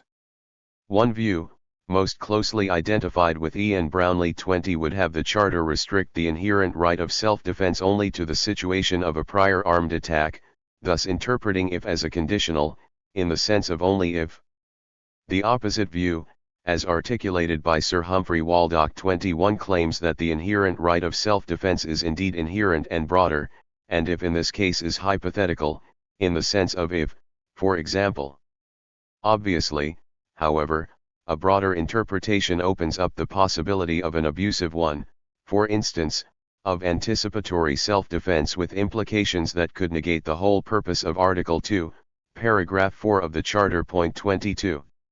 As to the meaning of the use of force prohibited by the Charter and of the prior armed attack that would then justify the use of force in self-defense, the United States government took the lead in advocating that it meant both direct use of force in the conventional sense and indirect one using subversive elements or proxies. In fact, World Court Judge Stephen M. Schwebel of the United States, who sat in judgment on the Nicaraguan charge of indirect U.S. aggression, had argued, when he was U.S. representative to the UN Special Committee on the Definition of Aggression, that the Charter of the United Nations makes no distinction between direct and indirect uses of force and that the most pervasive forms of modem aggression tend to be indirect ones. 23. By an ironic twist of fate, the United States was now accused of indirect aggression, which it had earlier claimed to be as serious a crime as direct aggression. The publicists of international law, by virtue of special training and professional commitment, are supposed to have a unique role in articulating what international law is at any given time. 24 In making intellectual judgments about the alleged facts against legal claims by governments, however, they depend heavily on the expert knowledge of the political history of the case. As with the scholars of Southeast Asia in the era of Vietnam War, the Latin Americanists little over a decade later were expected to make their major contribution to the clarification of the facts alleged by the contending parties to the conflict. In the absence of a Supreme Court of the world, the final judgment would be made by the world public opinion and, in the United States, by U.S. public opinion. The efficacy of U.S. interventionist policy in Nicaragua was bound to be affected by these legal judgments. The two most important considerations in making such a judgment are the nature and extent of the prior wrongs alleged to have been committed by Nicaragua and the proportionality of the U.S. responses to them. If the prior wrong by Nicaragua had constituted an armed attack against El Salvador, the latter would have been entitled to invoke the right of individual and collective self-defense and to request armed assistance from the United States. In the light of a number of the UN General Assembly's lawmaking resolutions and other public documents, armed attack would include both direct and indirect ones. Thus, in the 1974 definition of aggression resolution of the General Assembly 25, an act of aggression was defined as the invasion or attack by the armed forces of a state of the territory of another state. bombardment, or the use of any weapons by a state against the territory of another state. The blockade of the ports or coasts of a state by the armed forces of another state. The action of a state in allowing its territory, which it has placed at the disposal of another state, or be used by that other state for perpetrating an act of aggression against a third states. The sending by or on behalf of a state of armed bands, groups, irregulars, or mercenaries, which carry out acts of armed forces against another state of such gravity as to amount to the acts listed above, or its substantial involvement therein. It is significant to note that although the resolution recognized an indirect form of aggression, it also required the test of gravity in such an act amounting to the direct conventional forms of aggression or substantial involvement therein before it could be considered an aggression. The question, therefore, is whether the alleged Nicaraguan involvement with the El Salvadoran guerrillas was indeed so grave as to be an equivalent of the conventional form of attack. If the answer is yes, the second requirement would concern the appropriateness or proportionality of the U.S. responses to the alleged Nicaraguan involvement in the Salvadoran guerrillas. To justify its action on the grounds of self-defense, the United States would have had to confine its actions only to the extent of defeating the alleged Nicaraguan aggression. In the famous statement about the need for proportionality, U.S. Secretary of State Daniel Webster wrote, in 1842 to the British government following the Caroline incident of 1837, that for a claim of self-defense to be legally justifiable the British government had to show the existence of necessity of self-defense, instant, overwhelming, leaving no choice of means, and no moment for deliberation, and the act justified by the necessity of self-defense, must be limited by that necessity, and kept clearly within it. 26. This standard is obviously too strict, but it communicates an idea and concern that the failure to restrict the reason for self-defense and the justifiable response would result in giving governments a legal excuse for escalating a conflict. 27 To the detriment of world order. What, then, were the prior wrongs allegedly committed by Nicaragua? Despite some questions about accuracy and credibility of the State Department's white paper, Communist Interference in El Salvador, issued on February 23, 1981-28, it does appear that the Sandinista government had in some way been involved in the arms supply to the leftist guerrillas in El Salvador even after its revolutionary victory in July 1979. The precise extent of the Sandinista government's involvement in the alleged arms traffic, however, is not clear. Why the Sandinistas felt obliged to help the Salvadoran guerrillas is obvious: they were revolutionary comrades in arms from years past. But once established as legitimate, the Sandinista government came under the same obligation as other states to observe international law, particularly with respect to the principle of non-intervention. Whether by design or mistake, the Sandinista government thus made itself vulnerable to the charge of prior wrongs justifying appropriate responses by the injured parties. Whatever the extent of the Nicaraguan intervention in El Salvador, the initial response by the United States appears to have been appropriate as long as it was intended for and limited to the actual interdiction of arms allegedly flowing from Nicaragua. Why, then, was it necessary for the United States to authorize covert activity by the CIA? If it was a justifiable counter-intervention in collective self-defense, why did the United States feel it necessary to do it under the cover of secrecy? Was it because of the concern for effectiveness of the planned operation, especially when the alleged external communist involvement with the Salvadoran guerrillas was itself clandestine? This would have been a critical factual issue on which to base a judgment about whether the United States could be considered as exercising the right of individual and collective self-defense. Say, during the early months of 1981, the widely reported suspension of the $75 million aid agreement approved by the Carter administration and economic pressures put on national and international lending agencies to deny credit to Nicaragua in the early months of the Reagan administration might therefore be regarded as a justifiable economic intervention in retaliation against the Nicaraguan connection with the Salvadoran guerrillas.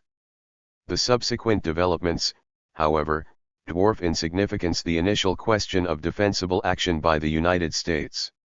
Accounts widely reported in the U.S. media, research findings by U.S. scholars, reports by the interested public groups, and congressional debates on Contra-Aid all point to an inescapable conclusion that, as the original Nicaraguan arms connection with El Salvador appeared to have ceased, the United States increased its anti-Sandinista campaign. Not only had the CIA-supported Contra forces continued to increase, it also became obvious to everyone that their activities were directed not at supposed arms interdiction but at selected governmental, economic, infrastructural, and civilian targets within Nicaragua in concerted efforts to destabilize the country. The Reagan administration obviously had a different goal. Thus, according to David McMichael, a high-ranking CIA analyst on Central America until 1983, the U.S. systematically misrepresented Nicaraguan involvement in the supply of arms to Salvadoran guerrillas to justify its efforts to overthrow the Nicaraguan government. 29. Even if we assume as correct all the allegations ever made against Nicaragua by the United States government, they could not possibly justify the extent of subsequent U.S. intervention as an act of justifiable defensive counter-intervention or collective self-defense. On the contrary, Nicaragua was threatened with subversive intervention by the United States and was theoretically entitled to invoke the right of individual and collective self-defense. The Soviet and Cuban military assistance to Nicaragua, which the United States viewed as a threat to this hemisphere, could then be justified as a defensive reaction, as long as it was proportional to the U.S. threat against Nicaragua. Nicaragua, Cuba, and the Soviet Union would not dare to invoke openly such a right, not because they had no legal right to do so but because of the fundamental political fact that the United States was a widely acknowledged hegemonic actor in the region. 30.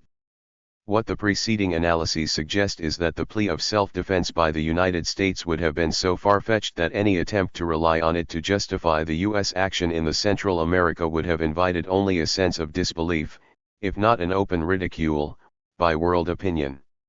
It was obvious to many that the United States was intervening in the internal affairs of another country with absolutely no legal excuse, request by the incumbent government, invitation by an established insurgency holding territory and operating as a de facto government, authorization by a competent global or regional organization, evidence of gross human rights violation by the target state, or danger to the lives and property of U.S. nationals abroad. By withdrawing from the World Court proceedings, the United States was in effect admitting that it had no legal case. Blatant untruth in wanton disregard of the facts would have discredited the United States even more. Besides, it was apparently not a great concern of the Reagan administration to comply with the principle of non-intervention in international law. The rhetoric of the Reagan administration characteristically placed more emphasis on moral claims that it was fighting against evil forces of totalitarian communism. How sound, then, were such moral claims? Morality and Convet War in Central America. Claiming to be responding to the demands from the younger generation that he clarify his views on the relationship of moral considerations to American foreign policy expressed in his famous first book, American Diplomacy 1900 to 1950.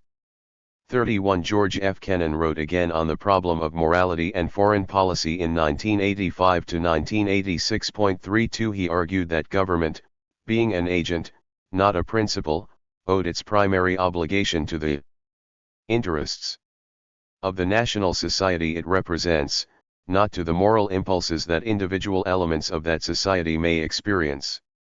The interests of the national society, defined basically as its military security, the integrity of its political life and the well-being of its people, according to Kennan, have no moral quality and arise from the very existence of the national state in question and from the status of national sovereignty it enjoys. 33. The fundamental problem of political realism in foreign policy, however, is that it goes against what seems to be a deeply ingrained need of most people to justify their conduct in moral terms that are often self-serving. Only the Rawlsian veil of ignorance might put people in the original position from which to make correct moral judgment. 34. Most people in real life, however, make their judgments from interested positions and are probably not even aware that they are often ideological reflections of such positions. It is not surprising, therefore, that political idealism, defined in terms of a proposition that foreign policy goals and means must be morally justifiable, is in a state of fundamental conceptual confusion for failing to distinguish between moralizing as value preferences that give meaning to life among the like-minded people and moralizing as an exercise in judgment about good relations between the peoples with divergent and conflicting value preferences. One is morality of solidarity, the other, morality of coexistence. A good example of moralizing for solidarity in the era of the Reagan administration can be seen in the typical rhetorical style of its one-time ambassador to the United Nations, Jean J. Kirkpatrick. In her well-known article, Dictatorships and Double Standards, Kirkpatrick defends U.S. support of traditional autocracies against a greater evil of revolutionary autocracy. The evidence that traditional autocracies are still preferable to a revolutionary autocracy is that euc societies create no refugees, whereas revolutionary communist regimes do so by claiming jurisdiction over the whole life of the society and make demands for change that so violate internalized values and habits that inhabitants flee by the tens of thousands in the remarkable expectation that their attitudes, values, and goals will fit better in a foreign country than in their native land. 35. In a world like this, the United States is a shining example of virtue, which owes no apology to anyone in the world.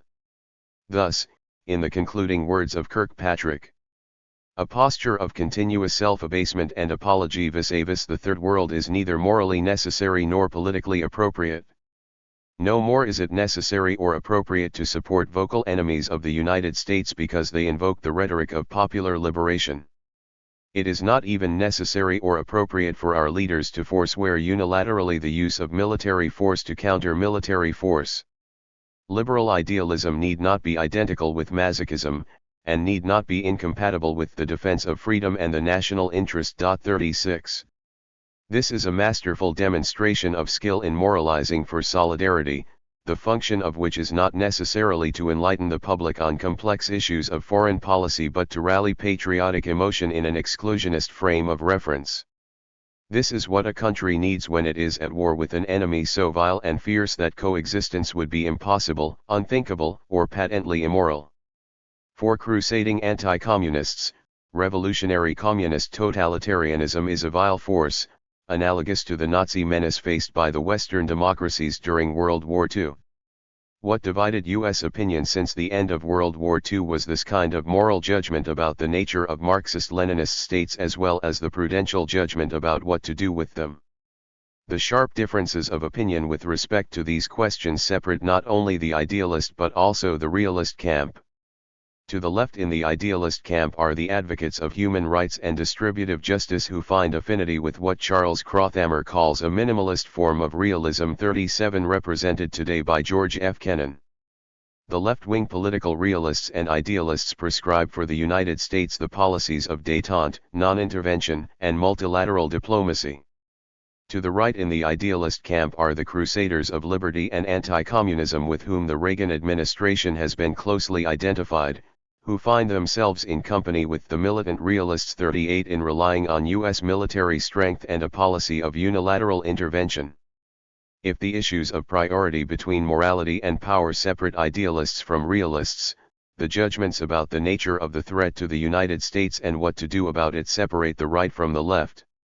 The fact that the division between right and left replaced that of idealism and realism as a dominant characteristic of U.S. foreign policy debate came to reflect the centrality of the question, what is the nature of the revolutionary struggles in certain parts of the Third World and the role of the Soviet Union in them? On this question, the right tends to see the Soviet Union as the principal antagonist, using Cuba as its major proxy in the business of exporting communist revolution. Now, Nicaragua is added to the list to make up the Soviet-Cuba-Nicaragua axis as a fundamental threat to the United States. Poverty, social injustice, and autocratic regimes are not the principal causes of revolutionary violence in the Third World, the Marxists-Leninists from Moscow, Havana, Managua are. The left, however, views social injustice as a major reason for revolutionary turmoil and the Soviet Union only as an opportunistic agent. If the right is sustained by a patriotic sentiment, the left relies on the empathy many Americans have for the impoverished and suffering people at home and abroad, the sentiment that can be described as the noblesse oblige of the U.S. middle class. It may also be a compassionate sentiment in the finest tradition of Judeo-Christianity that urges the brotherhood of all mankind. The U.S. left today clearly is not a politically dogmatic left, nor is it a moralistic one. It seems to flow from the simple kindness of heart. In eloquent words reflecting such a sentiment on the war in Vietnam, John G. Stossinger writes, "Johnson used the strategy of the strong against the weak with Ho Chi Minh. He believed that he could bend the enemy to his will so that the North Vietnamese could avoid pain, death, and material destruction. It was a plausible strategy for someone who was rich, loved life, and feared pain. But Johnson confronted the strategy of the weak. The weak defied the American president by their readiness to struggle, suffer, and die on a scale that seemed beyond the bounds of reason. Such defiance forced Lyndon Johnson to confront the necessity of carrying out the threat of ultimate escalation, to bomb North Vietnam into the Stone Age. In short, to commit genocide. At that point, Johnson hesitated, remembering Hitler and Hiroshima. And ultimately, the only answer was withdrawal. 39. The lessons of Vietnam seem clear. Neither the powerful nor the weak can afford to ignore moral constraints on foreign policy in a hegemonic war. The use of treacherous means by the weak will deprive them of their only strength, the ability to suffer and endure pain, death, and destruction that might arouse moral sensibilities in the hearts of the powerful but reasonable adversary. Treachery by the powerful, on the other hand, deprives them of the only enduring basis of political control, the willing compliance by the weak.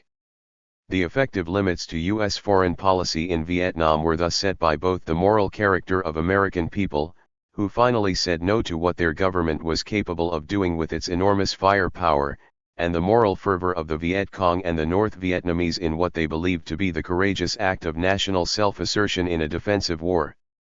The rhetoric of anti-communism, the moralism of democracy, and the legal claims of collective security and defensive counter-intervention against communist aggression from the North became increasingly hollow to many Americans as they witnessed the horrors of war in the mass media and different accounts of U.S. intervention presented by learned people whose loyalty to the United States could not be questioned. 40.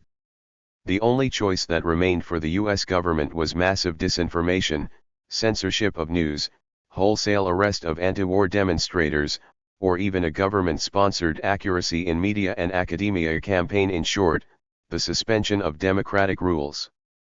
The American people would have been willing to live by a lesser democracy had they really believed that the country was in clear and present danger. But the specter of totalitarian slavery looming over San Francisco Bay by the domino effect if the United States let Vietnam fall to communist aggression was not taken seriously. In the end, to many Americans the Saigon government was nothing more than corrupt dictators interested only in maintaining their privileged status in that impoverished country while masquerading as freedom fighters against totalitarian communists. Similarly, to many Americans, the Reagan administration's objection to the Sandinista government as an evil totalitarian was not very convincing when compared to the brutal dictatorship of Anastasio Somoza, which the Popular Revolution overthrew in 1979. Beyond the simple morality of compassionate Americans, additional moral constraints have been imposed on U.S. foreign policy, and they are founded on traditional American principles of justice and propriety. 41. These are unilateral, self-imposed constraints in affirmation of the moral character of the United States as a society. Americans cannot suspend them without losing their soul except in a national emergency. Hegemonic intervention by a great power that typically takes place within its sphere of influence cannot, by the very nature of it, be considered such an emergency. Even when the major adversary power is directly involved in the situation, U.S. moral principles cannot be suspended.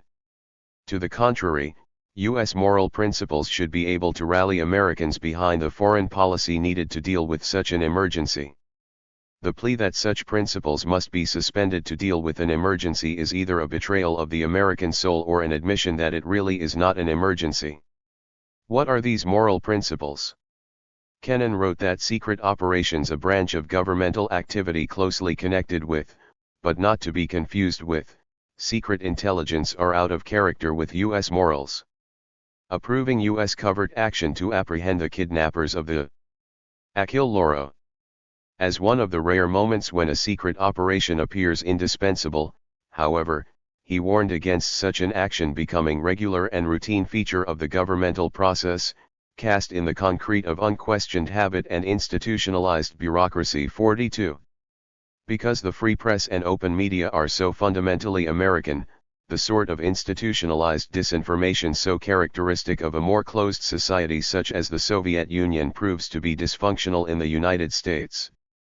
The credibility gap, as evidenced during the Vietnam War era, is a very serious moral and political issue of the social contract between the people and government in the United States. Covert operations, in short, cannot remain covert very long, and a storm of controversy is likely to arise if Americans find out that their government has engaged in or supported objectionable covert activities. They will ask, does our destabilization campaign to overthrow another government include plans to assassinate its leaders and terrorize innocent civilians? The answer to such a question reported in the U.S. press balanced against the perception of national emergency has a way of swinging crucial congressional votes. These, then, are the most important moral constraints on U.S. foreign policy, which many foreign observers have come to admire in American people.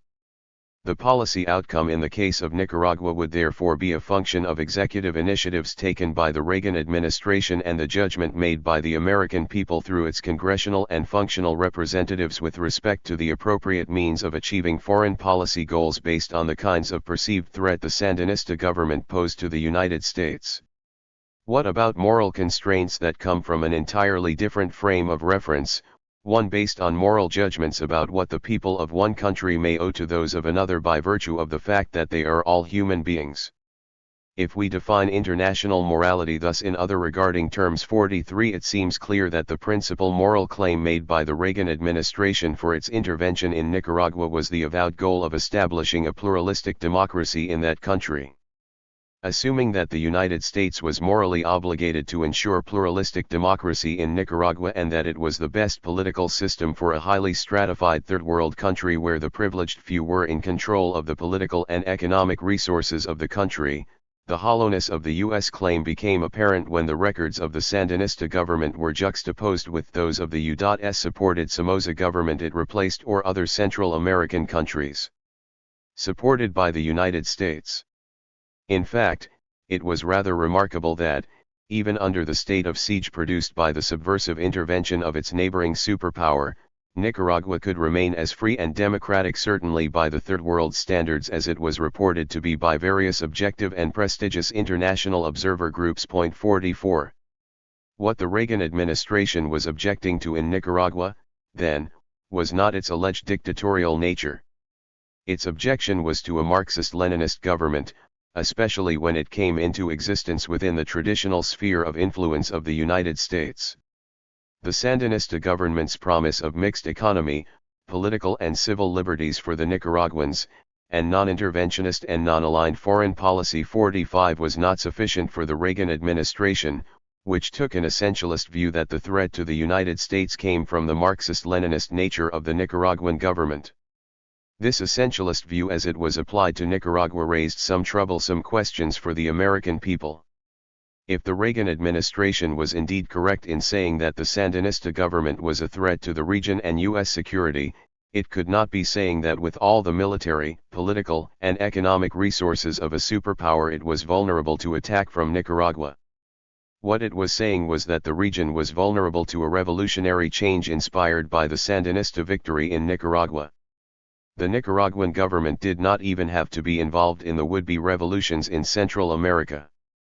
Its mere existence in the region as a successful revolution against oppression and social injustice might be enough to inspire other revolutions in Central America. It thus seems that the most probable goal of the Reagan administration in its campaign against the Sandinista government was, failing its overthrow, to discredit the regime or turn it into an unbearable burden to the Nicaraguan people through the sustained economic and political strangulation of the country. In that way no one would look to Nicaragua as a model for future. On the other hand, it appears that the Sandinista government was determined to prove the Reagan administration wrong by adhering within the limit of national emergency created by the U.S.-backed Contra War to a non-aligned foreign policy and mixed economy with guarantees of basic political and civil liberties for people and all political groups in Nicaragua. In this curious battle between the Reagan administration committed to making the Sandinista revolution go sour and the latter refusing to turn ugly, one would have to stretch the imagination to say that morality was on the side of the U.S. policy. But, is this not a sentimentalist moral judgment? Is there not a higher morality of public order? U.S. hegemonic interest and prudent foreign policy toward Nicaragua. One does not have to be a right-wing political realist or crusading neo-internationalist to recognize that the United States as a superpower is bound to claim for itself special privileges of power beyond the minimum sovereign right of territorial integrity and political independence. But no rational power, however indifferent to the legal, moral, or other such normative constraints, can afford to behave in a reckless and imprudent way that is harmful to its own interest. Without prudence, power has no meaning. So the final question before us is, was the Reagan administration's Nicaraguan policy a prudent policy? In the often quoted classic statement about political prudence, Machiavelli declared that it is much safer to be feared than loved, if one of the two has to be wanting. 46 Because men love at their own free will, but fear at the will of the prince, and that a wise prince must rely on what is in his power and not on what is in the power of others, and he must only contrive to avoid incurring hatred. 47. What has not been quoted so often is his reminder that one ought to be both feared and loved. 48 For power that relies on fear alone is not likely to last very long. This is particularly true with the imperial or hegemonic power, for the subjugated people are in a potential state of rebellion unless they benefit from the security or glory of the empire. The ancient Han Chinese were frequently conquered by the barbarians who, however, became Sinanized by a superior Han culture, which ultimately ruled. The British Empire ruled so successfully not only by means of a powerful navy, balance of power, and the divide and rule principle, but also by virtue of its civility, rule of law, and competent civil service, which won for several centuries admiration and willing compliance by many of its colonial peoples. What really sustained Rudyard Kipling's White Man's Burden were both the bayonets and Shakespearean sonnets. Even in the good old days of imperial rule, the successful empires did not rule by fear alone. The whirlwind of change has since come to the peripheral world that would have made it difficult even for the most virtuous empire to rule. That change was brought on by the passions and legitimizing forces of nationalism or ethnicism. This is particularly true in that part of the Third World that had been subject to colonial or hegemonic control by outside power in the past and where brutal traditional autocracies were believed to be the link between the hegemonic state and dependent state.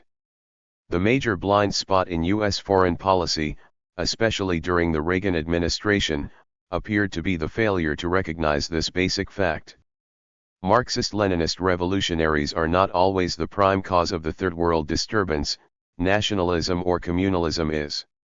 In fact, the success or failure of the Third World capitalist elites or communist counter-elites has depended significantly on their opportunistic and historical connection with the forces of nationalism.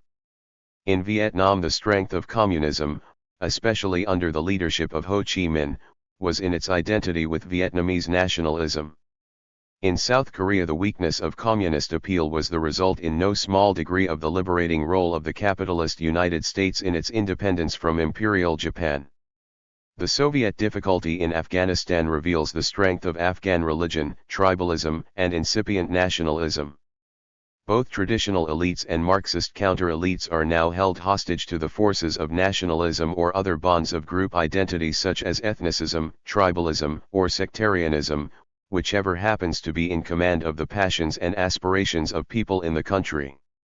In Central America, the United States bears a special burden of having been the chief imperialist in the region during most of the 20th century. Although rejecting traditional empires and fancying itself to be a sister republic to the south, the United States has often, though not always, practiced what might be called absentee imperialism in Central America. Thus, to the people of Central America the United States is both hypocritical in masking its hegemonic ambition with the Monroe Doctrine and callous in denying responsibility for cruelty perpetrated by its surrogate autocrats. In an era of mass communication with rising levels of nationalistic consciousness and shrinking emotional distance between peoples in Latin America, nothing is more likely to arouse anti-U.S. sentiment than the direct U.S. armed intervention in Central America. Without willing compliance by people in client states, the political and economic cost of maintaining hegemonic order is likely to outweigh its benefit. One essential requirement of prudent U.S. foreign policy is the intellectual understanding of the point at which the benefit of hegemony decreases as its cost increases. Conclusions. No doubt a direct U.S. military intervention could in a matter of weeks drive the Sandinista government out of Managua, but then the new Contra government would have to deal with hundreds of thousands of Sandinista guerrillas. The Sandinistas in power might be constrained by international law and the political reality of U.S. hegemonic interest in Central America, but what would constrain the Sandinistas in the mountains and urban hideouts? Would not such an intervention likely produce greater fermentation of anti-U.S. revolutionary passions in the region? On the other hand, would not the successful Sandinista revolution, if left alone to mature and prosper, become a catalyzing role model for others in the region? Faced with this dilemma, the Reagan administration apparently pursued its policy of a protracted war of harassment and economic strangulation of Nicaragua. It was a no-win but a low-cost policy for the United States. Nicaragua was not a Vietnam. It is a tiny country of a little over 3 million people at the doorstep of the United States. What it took in terms of dollars needed to sustain the Contra War was a pittance to the supereconomy of the United States. Because Nicaragua was located in a well-acknowledged sphere of influence of the United States, its rival hegemonic power, the Soviet Union, was unlikely to provoke a major inter-hegemonic crisis by openly challenging U.S. hegemony, thereby counter-intervention involving the actual deployment of the Soviet or Cuban troops. The survival of the Sandinista government, thus, did not seem to depend on the U.S. fear of a major international crisis.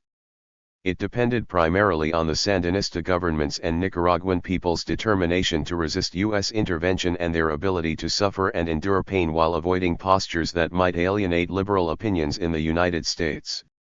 If the Sandinista government should succumb to desperation and abandon its policies of moderation, it would prove the Reagan administration's point that traditional autocracy is a lesser evil than totalitarian communism. On the other hand, if through non-alignment, independent development, and political and economic democracy the Sandinista government should survive, it would become history's first third world nation to have successfully put an end to its traditional autocracy without the resultant revolutionary excesses or totalitarianization of a society, a rather fascinating alternative to a rule by right-wing death squad or left-wing terror.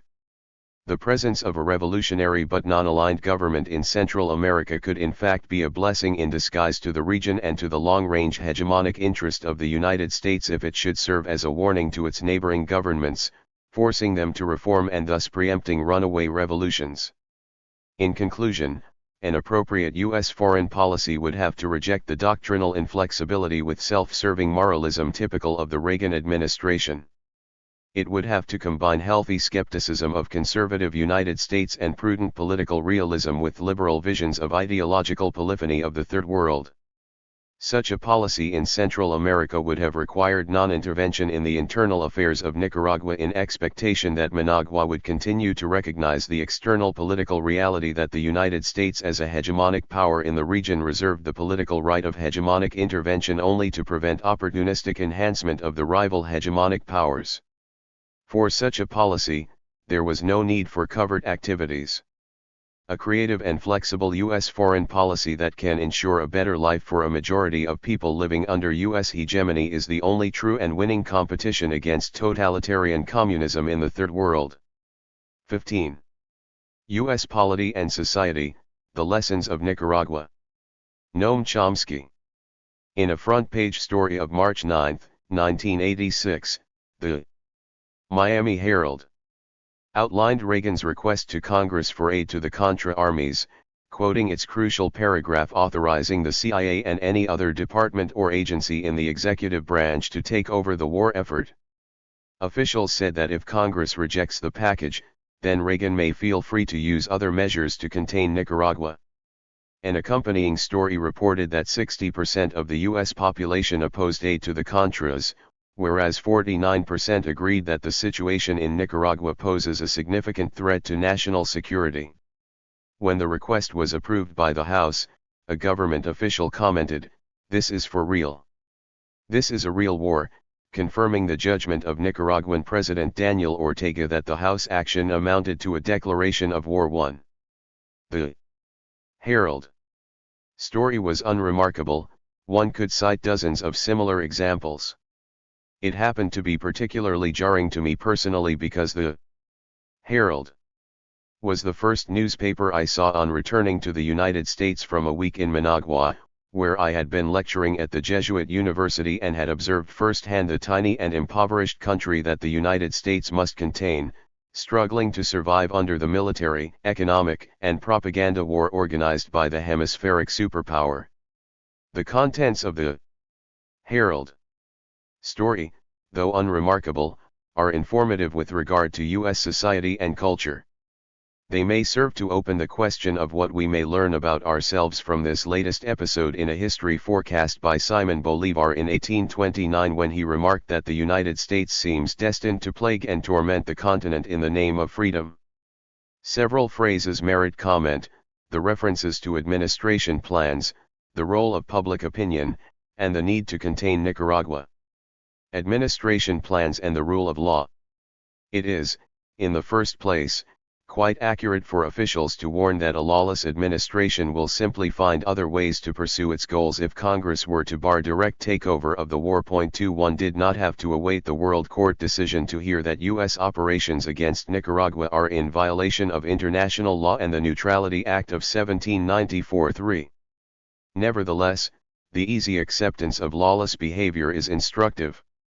As Jack Spence comments in Chapter 10, the obviously relevant pending World Court decision was ignored in prior commentary. The decision itself was generally dismissed by elite opinion as a minor embarrassment. Its contents were suppressed or falsified. The World Court, not the United States, became the criminal, and the rule of law was held inapplicable to the United States. The World Court determined that U.S. actions constituted an unlawful use of force and violations of treaties. It ruled that these violations cannot be justified either by collective self-defense, nor by any right of the United States to take countermeasures involving the use of force in the event of intervention by Nicaragua in El Salvador, since no such right exists under the applicable international law.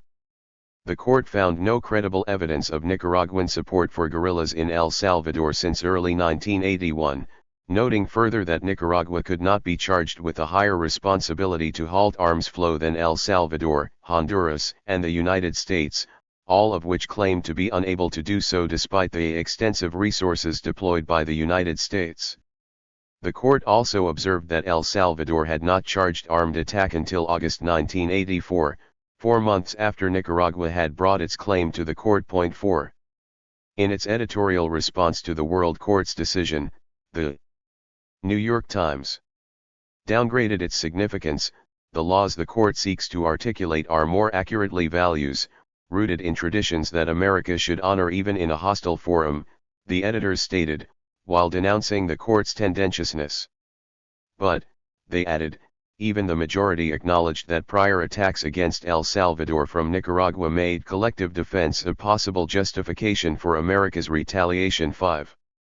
The editors voiced no criticism when this same hostile forum ruled in favor of the United States in May 1980 in the matter of the Iran hostage crisis, nor have they been reluctant to denounce official enemies for their violation of the rule of law. Furthermore, contrary to what they assert, the court explicitly rejected the claim of collective self-defense as a justification, even if the United States could establish its factual allegations. Contra-lobbyist Robert Lycan blamed the court, which he said suffers from the increasing perception of having close ties to the Soviet Union. 6. But even rational commentary held that the United States should not be bound by the World Court's decisions. Thus Thomas Frank of New York University Law School argued that the United States should not accept world court jurisdiction because America acting alone or with its allies still needs the freedom to protect freedom. 7 If other powers have a comparable right to use violence to protect what they will call freedom, then the framework of global order constructed after World War II reduces to empty pieties. Note further that the author, quite typically, does not consider it necessary to establish that the U.S. goal is to protect freedom.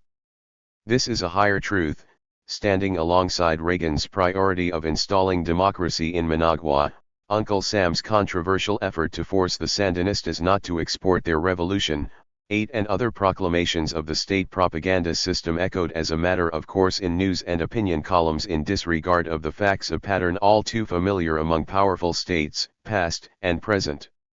On the conservative side of the political spectrum, Irving Kristol explains that the argument from international law lacks all credibility because the Soviet Union had already breached this rule of non-intervention by supplying armaments, technicians, specialists in both the military and civilian spheres, thus justifying the use of force by the United States in counter-intervention. The same argument was given by UN Ambassador Vernon Walters, who denounced the arms shipped to Nicaragua, openly and brazenly, in the debate leading to the U.S. veto of a Security Council resolution calling on all states to observe international law. 9 By the same logic, the USSR has every right to attack Denmark and surely Turkey, countries that pose a vastly greater threat to the USSR than Nicaragua does to the United States, countries in which, furthermore, the United States has intervened in the Kristol-Walters sense and would intervene on a still more massive level if they were under military attack by a Soviet proxy army. It also follows that the USSR has the right to counter-intervene in El Salvador in response to U.S. intervention in support of the war of extermination and genocide against a defenseless civilian population 10 waged by its client state. The U.S. backed assault was described in these words in October 1980 by Bishop Rivera y Damas, the successor of the martyred Archbishop Romero. A few weeks later José Napoleón Duarte hailed the killers and torturers for valiant service alongside the people against subversion. 11 As he was sworn in as president of the junta to ensure the flow of arms for the necessary chores after the murder of 4 American church women, the role he has played throughout, to mounting applause in the United States as the terror began to achieve its aims. And surely Nicaragua had a right to counter-intervene in September 1980, when it began to send a trickle of arms to the victims, according to U.S. government documents. Needless to say, these logical consequences are not drawn. In short, the United States is exempt from the rule of law, to which, however, it may grandly appeal in condemning others for violation of their solemn commitments. Thus no bill of indictment of the Sandinistas is complete without a denunciation of their alleged violation of their commitment to the Organization of American States to political pluralism, human rights, free elections, non-alignment, and a mixed economy, Ronald Reagan's words to Congress in justification of aid to the Contras. A formal finding by the Congress denounced the Nicaraguan government for having flagrantly violated this commitment, adding that the United States, given its role in the installation of the current government of Nicaragua, has a special responsibility regarding the implementation of the commitments made by that government in 1979-12. The denunciation is standard in the media. Putting aside the accuracy of the charges, no such commitment exists, as the World Court observed, noting also that the Organization of American States had resolved that the solution of the problems of Nicaragua is a matter exclusively for the Nicaraguan people. But Nicaragua is nevertheless bound by this non-existent obligation, and it is the U.S. duty to determine whether it has been upheld and to enforce it. The United States, in contrast, is not bound by the UN Charter, the foundation of current international law and part of the supreme law of the land, or other elements of international law, or by its 1956 treaty with Nicaragua, also violated by the United States according to the World Court, with only U.S. Justice Stephen Schwebel dissenting. 13. U.S. client states inherit this exemption from legal obligations. Thus, while the charge concerning Nicaragua is a fabrication, a similar charge does hold with regard to the State of Israel, which was admitted to the United Nations on the express condition that it would observe UN resolutions on return or compensation of refugees. The rule of law is a subtle instrument, as interpreted in a lawless and violent state. The World Court decision and the reaction to it carry other lessons. Crucially, this U.S. rejection of the rule of law is nothing new. The United States destroyed the Central American Court of Justice, established at U.S. initiative, when it ruled against the United States in regard to its interventions in Nicaragua in 1912 and 1916. The only novelty in the present case is that the United States does not have the power to dismantle the World Court. There is also a certain significance to the World Court's condemnation of the United States for the attack by Contra forces against San Juan del Norte on April 9, 1984. In 1854, the U.S. Navy burned down this port town to avenge alleged insults to U.S. officials and Cornelius Vanderbilt. These facts, and much else, are relevant to the reaction here to the current criminal attack against Nicaragua. It will not do merely to refer occasionally to the United States' past inglorious role in Central America 14 while proclaiming its firm commitment to democracy, human rights, and other good things. There is, after all, a history that serves to test these commitments. Ideologues understandably prefer to forget the history or to pretend that the United States is now embarking on a new path of righteousness, a stance that we would not tolerate on the part of official enemies. U.S. institutions have not changed, and there is little recognition of the sources of U.S. conduct in the Central America-Caribbean region or elsewhere, or even of its nature. Consequently, there is no reason to suppose that current policies deviate from historical practice, and they do not, either in their character or the display of noble intent in which they are clothed. From all this we learn something more about ourselves, or would, if we chose to learn. The dismissal of the historical record reaches quite startling proportions. In a cover story in the New York Times Magazine, by its Central America correspondent James Lemoyne, he observes that virtually every study of the region has concluded that the revolutions of Central America primarily have been caused by decades of poverty, bloody repression, and frustrated efforts at bringing about political reform. 15. Furthermore, every serious study has concluded that the United States bears a certain responsibility for these conditions, hence for the rise of the guerrilla network, but no hint of that will be discovered in this article. Lemoyne discusses the role of Cuba, the Soviet Union, North Korea, the PLO, Vietnam, and others, but one participant in the drama is missing, except for the statement that in El Salvador, the United States bolstered the Salvadoran army, insisted on elections and called for some reforms. Also missing is the fact that the army that the United States bolstered conducted a program of mass slaughter and torture to destroy the people's organizations fighting to defend their most fundamental human rights, just as Archbishop Romero predicted they would do shortly before his assassination while vainly pleading with President Carter not to bolster these forces that know only how to repress the people and defend the interests of the Salvadorian oligarchy. This combination of convenient historical ignorance and praise for the benevolence of our intentions is typical of media and other commentary. 16 Few seem able to appreciate the significance of the observation by former Costa Rican President Daniel Oduber that the thugs who threaten the lives of Central Americans and their families, are not the Leninist commissars but the armed sergeants trained in the United States. 17. Public opinion and democracy. Let us turn now to the second point raised in connection with the Miami Herald story, the plan to pursue the illegal activities outlined in defiance of the will of the public. The public is similarly opposed to the other major programs of the Reagan administration. 18 A fact that underscores some lessons about the U.S. form of democracy, in a system of elite decision and occasional public ratification, it matters little what a passive and unorganized public may prefer.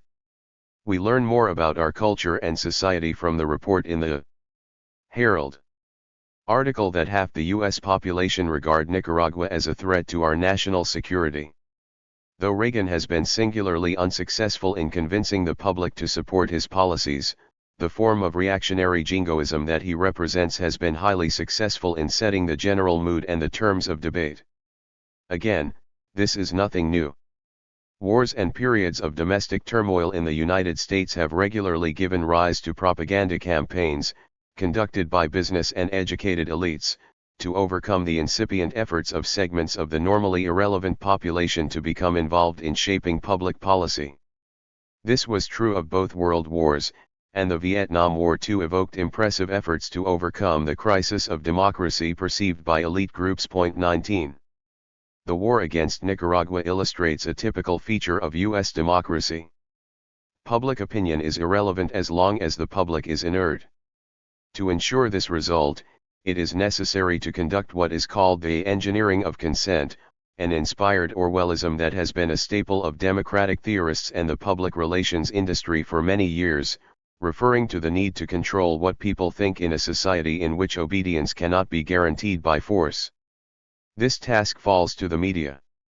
In Chapter 10 of this book, Jack Spence reviews how news coverage reflected the patriotic agenda. The same is true of the range of opinion-permitted expression. The standard procedure is to present official positions without comment, accepting all pretensions about democracy, human rights, and so on, and then to adopt these doctrines as the framework for reporting and analysis. The occasional subsequent exposure of some of the more flagrant falsehoods in the small print is largely irrelevant once the appropriate mood has been established. The U.S. government learned this lesson in the course of its World War I propaganda exercises, when its Committee on Public Information discovered that one of the best means of controlling news was flooding news channels with facts or what amounted to official information. 20. This technique has been applied since with great success, with the cooperation of the media and educated opinion, teaching those who choose to know something significant about the workings of American democracy. More important than the deceit is the willingness of educated elites and the media to permit the centers of state and private power to set the terms of discussion. During the Indochina War, for example, one could debate whether the Vietnamese were guilty of aggression in Vietnam but not whether the United States was guilty of aggression in its attack against South Vietnam, an event that did not occur in official history, though it did occur in the real world, as surely as the USSR attacked Afghanistan. Similarly, we may debate whether Nicaragua sent arms to people attempting to defend themselves against the U.S. organized slaughter in El Salvador, but any further question is off the agenda. For example, the thought that this might be a humanitarian obligation, comparable to the United States providing arms to victims of some Soviet-organized campaign of torture and massacre. The legitimacy of U.S. operations in El Salvador is also off the agenda. They are efforts to achieve reforms and mitigate atrocities, whatever the facts. From such examples we learn another important lesson about the functioning of democracy when the ideological institutions, the media, the schools, and the universities reflect a narrow consensus of elite groups that control the state and private economy. What appears to be outright deceit often reflects a much deeper subordination to prevailing doctrine. A case in point is the reference to democracy in Central America. Thus we read, in a typical news account, that Congress is considering aid for the Nicaraguan rebels and the 4 Central American democracies. 21. Plainly, not even the minimal conditions for democracy exist in El Salvador and Guatemala, with the political opposition silenced or slaughtered and the popular organizations decimated by the U.S.-backed security forces. In Honduras, much of the population is starving while the country is under military rule behind a thin civilian facade. Even in Costa Rica, the only one of the 4 countries where the term democracy can be pronounced without a shudder, the conditions for meaningful democracy barely exist, with the media almost entirely in the hands of ultra-right representatives of the business community and the economy kept afloat by U.S. aid conditional on Costa Rican support for U.S. crusades in the region. But to accuse the press of deceit for such reference to the democracies would be to miss the point. In U.S. political theology, the term democracy has a technical meaning. It refers to a system of governance in which elite groups that dominate the private economy are ensured control, with the public permitted to ratify elite decisions periodically. If the public becomes organized to enter the political arena and participate in shaping affairs of state, that is not democracy, but rather a crisis of democracy, which must be overcome, whether by death squads as in Central America or by more subtle means at home. Thus the four democracies are indeed democracies in the Orwellian terms of U.S. usage, whereas Nicaragua is definitely not one, since business and landowner-based groups were not represented much beyond their numerical proportion in the pre-election system of governance, as Thomas Walker observes, and in the 1984 elections privileged elites linked to U.S. state and business interests were not guaranteed the required advantages, control over the media and the political system in addition to the power that flows from control over investment decisions. All of this a severe affront to democracy. The United States traditionally favors free elections when conditions guarantee that power will remain in the hands of the privileged minorities it favors, a fact removed from the public eye though familiar to serious scholars. Gordon Connell Smith observes that while paying lip service to the encouragement of representative democracy in Latin America, the United States has a strong interest in just the reverse, apart from procedural democracy, especially the holding of elections which only too often have proved farcical. The reason is that the United States has been concerned with fostering the most favorable conditions for her overseas investment, whereas meaningful democracy might direct state policy to popular domestic concerns. Point 22. The media, then, are simply observing more general doctrinal conventions when they report on the fledgling democracies of Central America. 23 And Reagan's hopes to induce Nicaragua to join the democratic wave, and they cannot be accused of deceit in any narrow sense of the term. The most effective editorializing is carried out within the news columns, where the principles of state propaganda are simply presupposed. Turning to the opinion pages, we also observe the practice of engineering of consent. Take one crucial example, the debate over Nicaragua in the opinion pages of the national media in the first 3 months of 1986, when attention was focused on the impending congressional votes on Contra aid. During this period, the New York Times and Washington Post ran 85 pieces by columnists and invited contributors. Opinions on the Sandinistas ran from harshly critical to critical but more conditionally so, thus 100% uniformity was maintained on the central issue. Alleged apologists for the Sandinistas were bitterly denounced, but none was allowed a voice. It is particularly impressive that the two most striking features of the Sandinista regime were almost entirely ignored amid a chorus of abuse: the constructive social programs and the fact that, in sharp contrast to U.S. clients such as Duarte in El Salvador, the government has not engaged in large-scale torture and slaughter. The latter point is nowhere mentioned, reflecting a general tendency to dismiss atrocities in our domains as defects of little significance. As for the first point, apart from an oblique reference by Abraham Bromberg 24, there is only one phrase referring to the Sandinista programs in health, literacy, land reform, and development by Tad Sulk, in the course of a denunciation of the generally appalling leadership in this repressive society and its failures. These programs are crucial to understanding the U.S. attack against Nicaragua, a matter to which we return. Correspondingly, no mention of the basic reasons for the U.S. war was permitted in these opinion columns. Point 25. Exactly the same is true of editorial opinion. In 80 New York Times editorials on Nicaragua from 1980 through mid-1986, I found two phrases on these crucial features of the Sandinista government. Point 26. There was debate in the 85 opinion columns over the proper way for the United States to respond to Sandinista abuses and crimes. In contrast, one will find no debate over whether we should establish a terrorist army to attack El Salvador, where the crimes are vastly worse. This sharply limited debate helps maintain the impression that we live in an open society, but as in the case of Indochina and many other issues, it is important to ensure that the debate proceeds within the framework established by the centers of power so that its presuppositions are established as the bounds of thinkable thought. As in the case of Indochina, this travesty is accompanied by the pretense that a great debate is raging, the Reaganites versus the Sandinistas, major diplomatic and public relations campaign aimed at convincing domestic and international opinion that they are David fighting the U.S. Goliath. Thus Lycan writes that the marvels of the new Nicaragua are proclaimed far and wide by its numerous international supporters as the solution to the oppression and underdevelopment that have beset Central America, and as a model, not just for Central America, but for Latin America and the entire Third World, the American public is caught in a bitter propaganda war over Nicaragua, between the Reaganites and the Sandinistas' well-organized network of opposition figures, witnesses, correspondents, and professional writers of letters to editors. 27. The fact that this propaganda war proceeds in the national media at the ratio just illustrated is insufficient for those who see anything less than total conformity as a dangerous impropriety. The news columns explain that the spectrum of responsible opinion extends from Mark Falkhoff of the American Enterprise Institute to Contra supporter Robert Liken.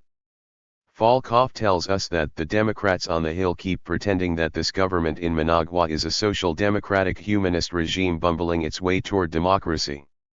And Liken comments that both sides are basically hysterical, refusing to cope with reality, the non-hysterical reality being that Nicaragua is caught in a contest between Moscow and Washington, with the superpowers represented locally by the Soviet-backed expansionist Sandinista regime for which popular support has virtually vanished, and the peasant-based resistance, which expresses the anti-hegemonist sentiments of the Nicaraguan people and must undertake a protracted struggle of armed resistance to the Sandinistas, leading the defense of Latin America against Soviet hegemonism. 28. Beyond the respectable Falkhoff-Liken spectrum, the New York Times informs us, the issue's subtleties are buried in epithets, were mudslinging, entirely unserious. Containing Nicaragua. Let us turn to the third point raised at the outset in connection with the Miami Herald news report. Perhaps its most striking words are the bland reference to the perceived need for measures to contain Nicaragua, no doubt a vital necessity in the face of the unusual and extraordinary threat it poses to the national security and foreign policy of the United States. Ronald Reagan's words as he declared a national emergency to deal with that threat on May 1, 1985. That the United States must contain Nicaragua is not a topic of debate, though one may ask whether debate would be the proper reaction in circles that retain a measure of sanity. Rather, it is now a given, it is true, on a par with the fact that the Sandinistas are communists of the Cuban or Soviet school, that the Reagan administration is right to take Nicaragua as a serious menace to civil peace and democracy in Nicaragua and to the stability and security of the region, that we must contain the Sandinistas' aggressive thrust and demand credible evidence of reduced Sandinista support for El Salvador's guerrillas, that we must fit Nicaragua back into a Central American mode and turn Nicaragua back toward democracy, and, with the Latin democracies, demand reasonable conduct by a regional standard. 29. The source of these certainties is near the dovish end of the spectrum of expressible opinion, critical of the Contras as an imperfect instrument to achieve our goals. These goals are laudable, by definition. That too is a given, it is true, hence a matter that passes beyond the limits of discussion. What is the nature of the Central American mode and regional standard to which we would like to fit Nicaragua back as we turn it back toward democracy? To anyone familiar with the Central American mode that the United States has instituted and maintained and the regional standard it has set as it installed and backs some of the most violent terrorist states of the modern era after a long history of support for brutality and corruption, these words can only elicit amazement. We see again the utility of historical amnesia and of the tunnel vision that enables us to put aside unacceptable facts about the contemporary period. Presumably the Central American mode includes Guatemala, where a brief experiment with capitalist democracy was aborted by U.S. intervention in 1954, establishing a terror and torture state kept that way with regular U.S. intervention under Kennedy and Johnson and receiving U.S. military aid through the Carter years. President Reagan explained that the worst of the monsters we supported was the victim of a bum rap and totally dedicated to democracy. The country now enjoys democracy after the population has been thoroughly traumatized, with death squad killings on the increase and the newly elected president acknowledging frankly that he can do nothing given that the roots of actual power are in the military and the oligarchy and that the civilian government is merely the managers of bankruptcy and misery. 30. The Central American mode must also include El Salvador, where church-based human rights groups recorded over 37,000 killings by death squads and security forces through 1984, and where we may rejoice that political killings by the security forces have been reduced to over 4 a day now that the government death squads have decapitated the trade unions and mass organizations, a conservative British correspondent observes, so that numbers are down and the bodies are dropped discreetly at night into the middle of Lake Ilopango and only rarely wash up onto the shore to remind bathers that the repression is still going on. 31. Their massive state terror, organized by the United States and presided over by José Napoleón Duarte, has largely achieved its intended goals of ensuring that popular organizations will not raise the threat of meaningful democracy. The Washington Post. Editors are quite right to say that the United States wants to fit Nicaragua back into the Central American mode, though not quite in the sense they intend their readers to understand. The regional standards advocated by the United States are illustrated in the 1985 Human Rights Report of the Council on Hemispheric Affairs, which designates Guatemala and El Salvador as the hemisphere's worst human rights offenders, the only two governments in the hemisphere that abducted, killed, and tortured political opponents on a systematic and widespread basis, the sixth successive year that they achieved this honor. 32 The only other candidate in Central America was the C.I.A.S. proxy army of hit-and-run terrorists. 33. It will not escape notice that these three prime human rights violators are close U.S. allies and clients, and that our Honduran client would join the collection if human rights were extended to include the right to work, to food, to health services, and so on, as in international conventions. Could there be a lesson here about the United States? The answer within the ideological institutions is no, since the United States stands for all good things, whatever the facts may be. No less interesting is the Post's demand for credible evidence of reduced Sandinista support for El Salvador's guerrillas, the necessary way to fix the burden of proof, given the inability of the U.S. government to provide credible evidence of its claims regarding such support. As noted, the World Court dismissed the publicly available evidence as of little merit, adding that even if the claims were valid they would be irrelevant to the criminal nature of the U.S. attack. A look at U.S. government documents explains their rather disdainful reaction. Consider the most recent, the September 1985 Department of State Special Report on Nicaragua. 34 This report informs us that seaborne operations in the Gulf of Fonseca have been, and still are, the primary method of infiltration of arms from Nicaragua. The Gulf of Fonseca is approximately 30 kilometers wide. At the World Court, former CIA analyst David McMichael testified that the U.S. Marine Corps maintains a radar facility on Tiger Island in the Gulf of Fonseca with equipment designed to survey air and water traffic in the Gulf and surrounding areas, coastal areas, in addition to constant operation of U.S. naval vessels and U.S. Navy SEAL teams on surveillance missions. The surveillance system, he testified, was able to locate and track boats moving through the area and for a very long distance beyond, up and down the Pacific coast of Central America. Despite these extensive means, no interceptions were made in this tiny area, showing, perhaps, that the United States is a pitiful, helpless giant, as Richard Nixon lamented, quite unable to deal with an enemy of the amazing prowess and sophistication of Nicaragua. 35. New York Times. Military specialist Drew Middleton quotes with apparent seriousness a U.S. general who said that a militarized Nicaragua is far more dangerous to United States interests in the region than the fighting in El Salvador. The danger is that Nicaragua will overawe Costa Rica while preparing to give powerful, direct support to rebels in El Salvador and, eventually, to attack Honduras with Cuban air support while the United States stands helplessly by. The Nicaraguan army is prepared for offense, and according to intelligence sources, the absorption of advanced equipment by the army has gone remarkably well, as well or better than the program with the Syrian army. 36 A statement that can only elicit amusement on the part of anyone familiar with military realities in the two regions. Congressional critics of Reagan's plans say they would settle for containing the Sandinistas and curbing Nicaraguan help for Latin American insurgencies. True, the Sandinistas are nasty guys, but they can be better contained by non-military means. The Washington Post. Editors explain. Mr. Reagan should have held to these undeniable transgressions of the Sandinista junta, such as its having meddled in its neighbors' affairs and complicated the region's security problems, and then devoted himself to the truly hard questions: how can the Sandinistas best be contained, and what can the United States do to promote democracy in Nicaragua? In accordance with our historical dedication to this enterprise. 37.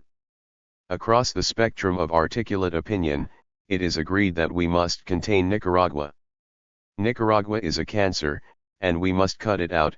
Secretary of State George Shultz thunders to sustained applause at Kansas State University. Negotiations are a euphemism for capitulation if the shadow of power is not cast across the bargaining table, Shultz adds. Accordingly, the purpose of our aid, Assistant Secretary of State Elliott Abrams explains, is to permit people who are fighting on our side to use more violence.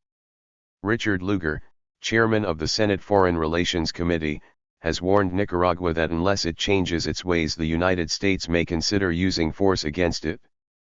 We all lament the absence of freedom and pluralism in Poland, he explains, but Nicaragua is located in the Western Hemisphere, where, we are to understand, the United States has always fostered freedom and pluralism. 38. The Doves counter that the use of force may cause us serious problems, so that alternatives should be considered first. These words evoke some historical memories. A high-ranking Western observer in Managua warned that on its present course, the United States will be seen more and more as a kind of deviant democracy, with a kind of crypto-fascist foreign policy. 39. I am just old enough to recall Hitler's ravings about containing Poland, protecting Germany from the terror of the Czechs and the aggressiveness of the Poles, and excising the cancer of the Jews. Current Washington rhetoric again teaches us something about ourselves, if we care to learn.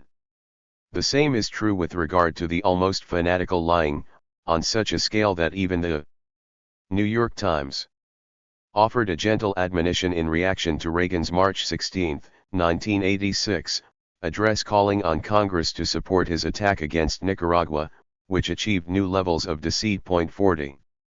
Although the media are full of contempt for the Sandinistas' paralyzing paranoia and Managua's adolescently anti-American rantings, 41, an objective look will show that the shoe is on the other foot. We do not have to go very far from the hysterical U.S. cultural scene to read that the United States is following a policy of madness in Nicaragua, supporting a band of cutthroats who are spurred on by their bizarre cowboy leader, the President of the United States. This, from Canada's leading newspaper, the Globe and Mail, which is conservative and generally pro-United States.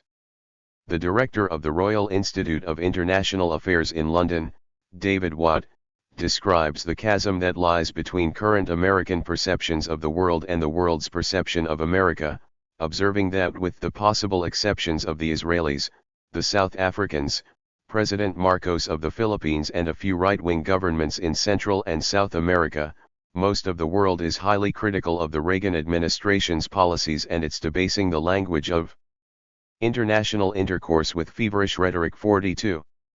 Libertarian standards or service to state power. The charges against Nicaragua also teach us some lessons about ourselves. There no doubt are reasonable standards by which the crimes alleged, which are sometimes real, merit condemnation. A rational person will, of course, ask whether the critics apply the same standards to themselves and to U.S. client states. If not, the charges have exactly the merit of denunciations often accurate of the atrocities of official enemies by Communist front organizations. Let us ask what we learn about our society and culture by applying this rational criterion. Few actions of the Sandinistas evoked more outrage than the state of siege announced on October 15, 1985. There is no reason to swallow President Ortega's claim that the crackdown is the fault of the brutal aggression by North America and its internal allies, the New York Times assured us, adding that this new demonstration of Nicaragua's lack of respect for democracy and human rights will further damage mediation by the Contadora countries which the United States was seeking to undermine. Robert Lycan tells us that the wave of Sandinista repression in October of 1985 justifies our support for the Contras. 43 The outrage was widely echoed. We therefore ask whether the same standards are applied elsewhere in neighboring El Salvador, for example, where 2 days later the government renewed the state of siege that had been in force since March 1980 when Duarte joined the junta, at a time when the masses were with the guerrillas, as he was later to concede. 44. The Salvadoran state of siege suspended constitutional guarantees including inter alia, freedom of movement and residence, freedom of thought and expression, inviolability of correspondence and the right of assembly, also the right to be brought to a court within 72 hours, freedom of press and phone calls, and so on. 45 It has been renewed monthly since, in particular, on October 17, 1985. El Salvador is not under attack by the proxy army of a superpower operating from foreign bases. The alleged symmetry between El Salvador and Nicaragua is transparent nonsense. 46 Except in one respect, in each country much of the population is subject to the ravages of a terrorist army serving its U.S. masters and their clients. The October 1985 renewal of the Salvadoran state of siege, which had laid the basis for gruesome atrocities since 1980, passed without mention in the press, which was enraptured over U.S. success in bringing democracy to El Salvador. There was no editorial in the New York Times. Nor has there ever been a word on this topic. On the contrary, the story in the Times in 1980 to 1981 was that a weak centrist regime is beset by implacable extremes. The right-wing death squads have contributed as much as leftists to the murder of 10,000 people in 1980, and Duarte, for all his devotion to human rights, is unable to curb them. Later, the Times conceded that it knew all along that neither extra-governmental right-wing death squads nor, certainly, leftists, were responsible for the slaughter.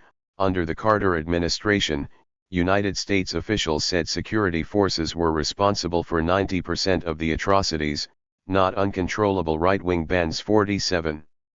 As the military prospects for the U.S.-backed regime in El Salvador dimmed and there were fears of direct and costly U.S. intervention, we find occasional reference to the brutality and even barbarity of the government security forces and the inability of weak civilian governments to curb these crimes.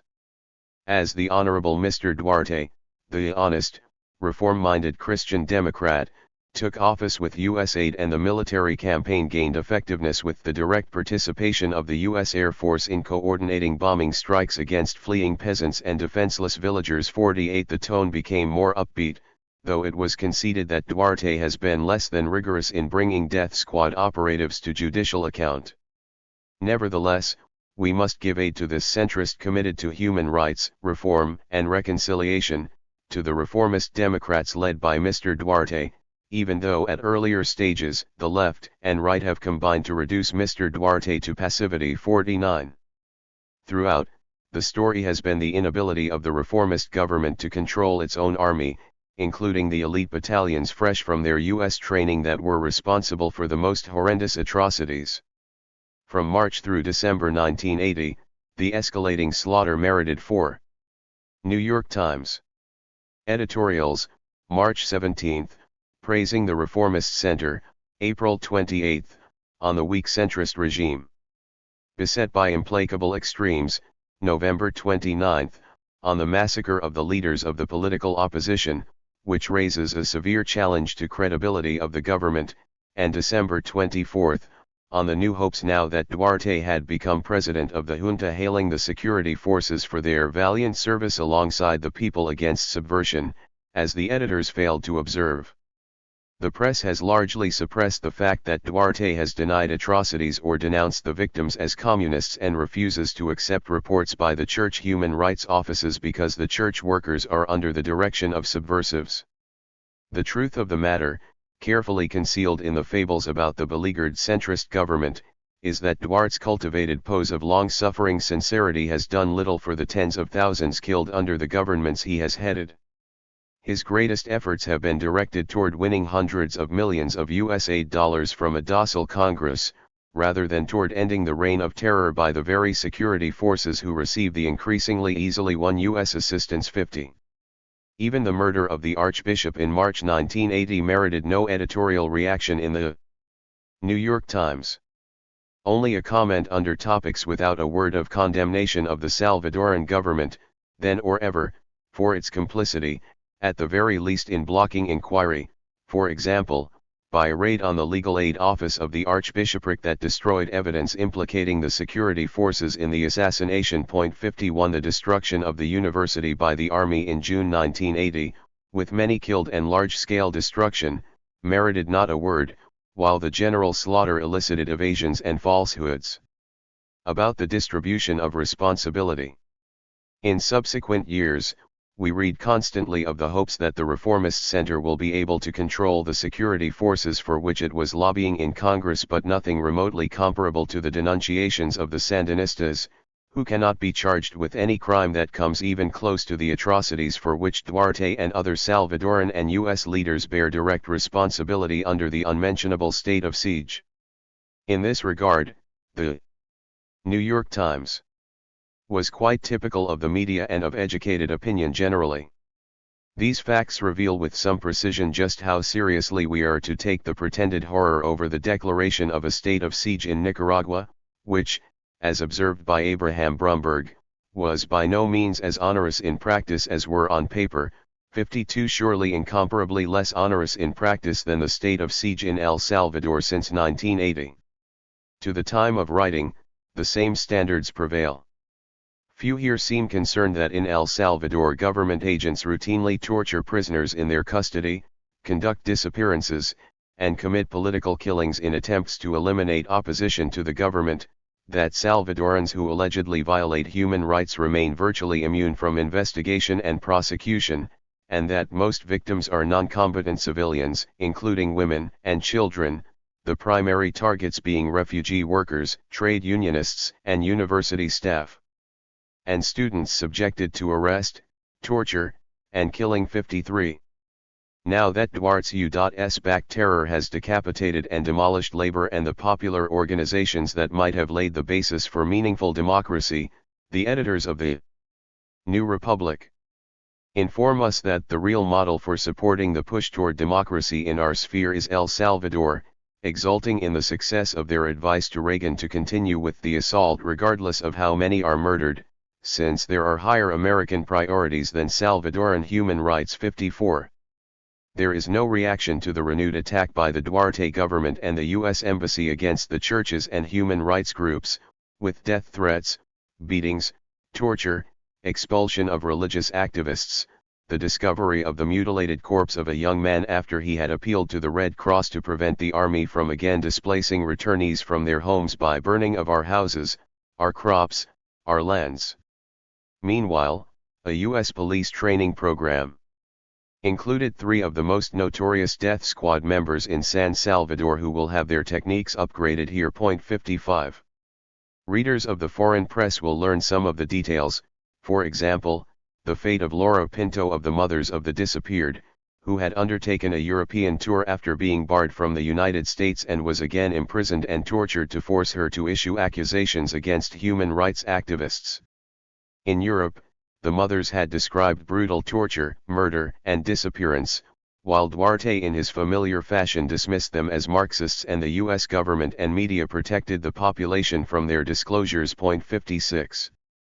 The lack of concern here is typical of the response to atrocities on our side, particularly if they are working, and may be compared to the casual dismissal of the extensive and careful but totally irrelevant documentation of contra-atrocities. 2 human rights investigators report that a high State Department official described official policy as one of intentional ignorance. 57. The same is true of the U.S. press and cultivated opinion generally, with regard to El Salvador as well, except that in this case the intentional ignorance is combined with vast enthusiasm for the progress of democracy. Again we discover the actual standards of the major media and many other critics of Sandinista abuses, which do not remotely compare with those of our admired clients. Censorship of La Prensa. 58 and its closing after the United States' virtual declaration of war in June 1986 have also elicited much outraged commentary. Again, we may ask whether it arises from libertarian standards or mere service to state power.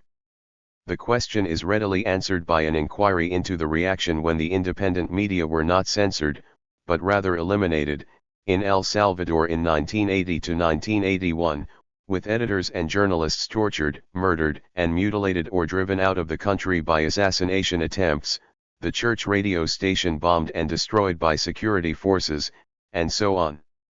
These attacks, which far exceed anything that has taken place in Nicaragua, received not one word of censure or mention in the New York Times editorials, and they were known only to readers of reports of human rights organizations or the marginal dissident literature, with rare exceptions.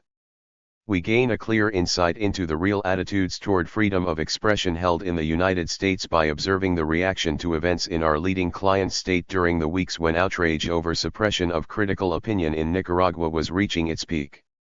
In August 1986, Israeli authorities closed 2 Jerusalem Arab newspapers on the grounds that although we offer them freedom of expression, it is forbidden to permit them to exploit this freedom in order to harm the State of Israel. The closure was upheld by the High Court on the grounds that it is inconceivable that the State of Israel should allow terrorist organizations which seek to destroy it to set up businesses in its territory, legitimate as they may be. A Jerusalem weekly had been closed in 1985 and another journal in 1983 on similar charges, permissible under regulations of the British mandatory authorities that amount to a permanent state of siege, and have been maintained and applied with considerable harshness in Israel since its founding, regulations that permit the censors to bar anything that might in their judgment harm public order. In July, the Jerusalem municipality compelled the Muslim religious authorities to terminate the construction of a cultural center on which they had already spent over $500,000, revoking the first permit that Israel had granted them for new construction in East Jerusalem. On June 26, Haaretz reported that the Interior Minister extended for another year the decree which forbids advocate Kamal El-Dahar, spokesperson for the Progressive List, to leave the country. After being convinced that by going abroad he will endanger the country's security. The decision was upheld by the High Court on the basis of secret evidence. A few weeks later the government banned travel abroad for Father Raya Abu al-Asl, secretary of the Progressive List. In February 1986 the courts rejected the appeal of 4 young Arabs who were imprisoned for waving a Palestinian flag in a protest of September 22, 1982, against the Sabra Shatila massacres. Any act interpreted by the authorities as support for hostile elements can lead to imprisonment, primarily for Arabs but for Jews as well. In late 1985, the Knesset passed a bill effectively outlawing political parties or legislation that calls for Israel to be a democracy in the Western sense, that is, the state of its citizens rather than the sovereign state of the Jewish people in Israel and the diaspora as the High Court determined.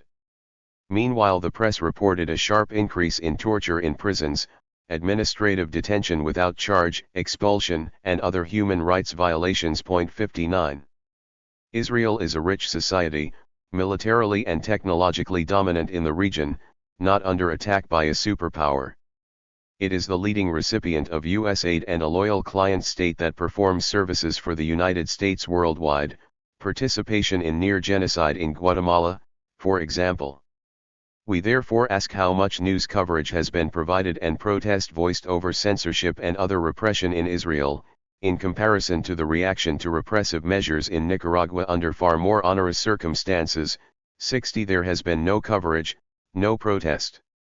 We therefore know exactly how to understand the outrage expressed over repression in Nicaragua. The integrity of the denunciations of Nicaragua can also be judged by the reactions, in the same circles, to regular U.S. practice. In 1943, the American Civil Liberties Union praised the state of civil liberty during World War II in contrast to that during World War I, when governmental and other pressures resulted in mob violence against dissenters, hundreds of prosecutions for utterances, in the creation of a universal volunteer vigilante system, officially recognized, to report dissent to the FBI, in hysterical hatred of everything German, in savage sentences for private expressions of criticism, and in suppression of public debate of the issues of the war and the peace, as well as destruction of unions and political organizations, sentencing of presidential candidate Eugene Debs to 10 years imprisonment for a pacifist speech, internment of the conductor of the Boston Symphony Orchestra for declining to play the national anthem, barring of dozens of newspapers from the mails. All of these minor events in comparison to the post-war repression launched by the Wilson administration. But the ACLU's evaluation of World War II is surprising in the light of the dispatch of 110,000 Japanese Americans to concentration camps, the 1940 Espionage Act and Smith Act, initiation of repressive activities of the FBI that persisted for at least 30 years, government strike-breaking and destruction of the Socialist Workers' Party, full-scale martial law in Hawaii barring trial by jury, habeas corpus and other due process rights, jailing of dozens of people for such seditious acts as counseling draft opposition, barring of dissident press from the mails and seizure of newspapers and other publications, surveillance of all international message traffic under wartime censorship, brutal treatment of conscientious objectors, and so on. Meanwhile, left liberal opinion called for restricting the Bill of Rights to friends of democracy and exterminating the treason press. While such revered moralists as Reinhold Niebuhr stressed the greater measure of coercion required during a national emergency and approved infringements on the freedom of organizations to spread subversive propaganda and community drives to eliminate recalcitrant and even traitorous elements. 61. Recall that opposition to the war was minuscule. The United States was by far the richest and most powerful state in the world, and its national territory had not been threatened with attack since the War of 1812. It is inconceivable that the United States during wartime would have followed the recent Nicaraguan practice, permitting German or Japanese legislators and advocates of a war against the United States to travel freely and to give press conferences calling for renewed attacks on the United States at the airport on departure, or to return to travel freely after publishing anti-American diatribes in the Axis powers, allowing Americans to travel to these states to urge further military actions against the United States with impunity, and so on. Nor would it have tolerated for a moment a major journal that supported the Axis powers or even expressed neutralist sentiments. We ask, then, whether current critics of Nicaragua urge that it would have been proper at the time to condemn the United States bitterly and support military attacks against it. The comparison is, of course, entirely unfair to Nicaragua.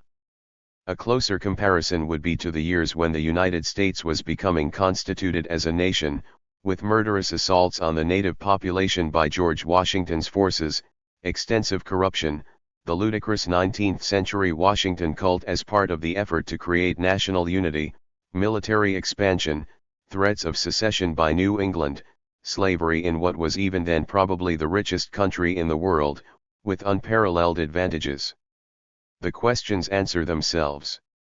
When hypocrisy of the kind illustrated is found elsewhere, it is shameful enough, but we are talking about the United States, which is torturing Nicaragua while deploring its misdeeds. The spectacle surpasses hypocrisy. It reveals as well the supreme moral cowardice of American culture that has long been a source of shame for those who care about their country. This review barely touches the surface. A fuller inquiry should consider how the media have handled U.S. government charges against Nicaragua.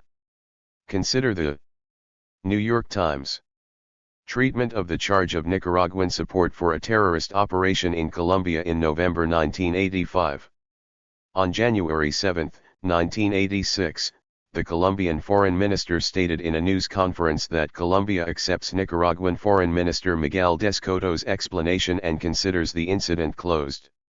The Times did not report the fact, rather its editorial the following day asserted that Colombia's patience has since been strained by evidence which Nicaragua disputes that the Sandinistas supplied guns to terrorists who staged the November incident.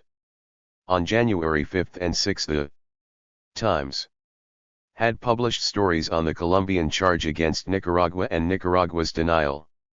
On January 15, the Times reported that American officials have linked Nicaragua to the terrorism in Bogotá, a charge denied by the Nicaraguan government, and published an op-ed item repeating the charges. The U.S. government charge was reported again in a news column of February 26.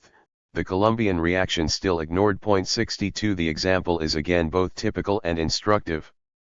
The real reasons for the war against Nicaragua. The reasons advanced by the Reagan administration for the current attack on Nicaragua merit no further discussion. 63 The real reasons for the U.S. attack, and the domestic hysteria accompanying it, are not difficult to discern, though they are inexpressible within the mainstream of intellectual opinion. The real crimes of Nicaragua are its moves toward independence and the attempts to direct resources to the needs of the poor majority. The Manchester Guardian, July 6, 1986, accurately comments that Nicaragua is in no way a threat to the United States. It has held elections which were freer of violence and less spoiled by intimidation, and which offered a wider range of ideological choices than most elections in the region. It has pledged not to accept foreign bases, either for nuclear or conventional weapons, on its territory, and has offered to sign a treaty with the United States to that effect. Its only danger to Washington is that it sets an example of independence which has been lacking for decades in the Central American Isthmus. A January 1983 report of the Inter-American Development Bank concluded that Nicaragua has made noteworthy progress in the social sector, which is laying a solid foundation for long-term socio-economic development.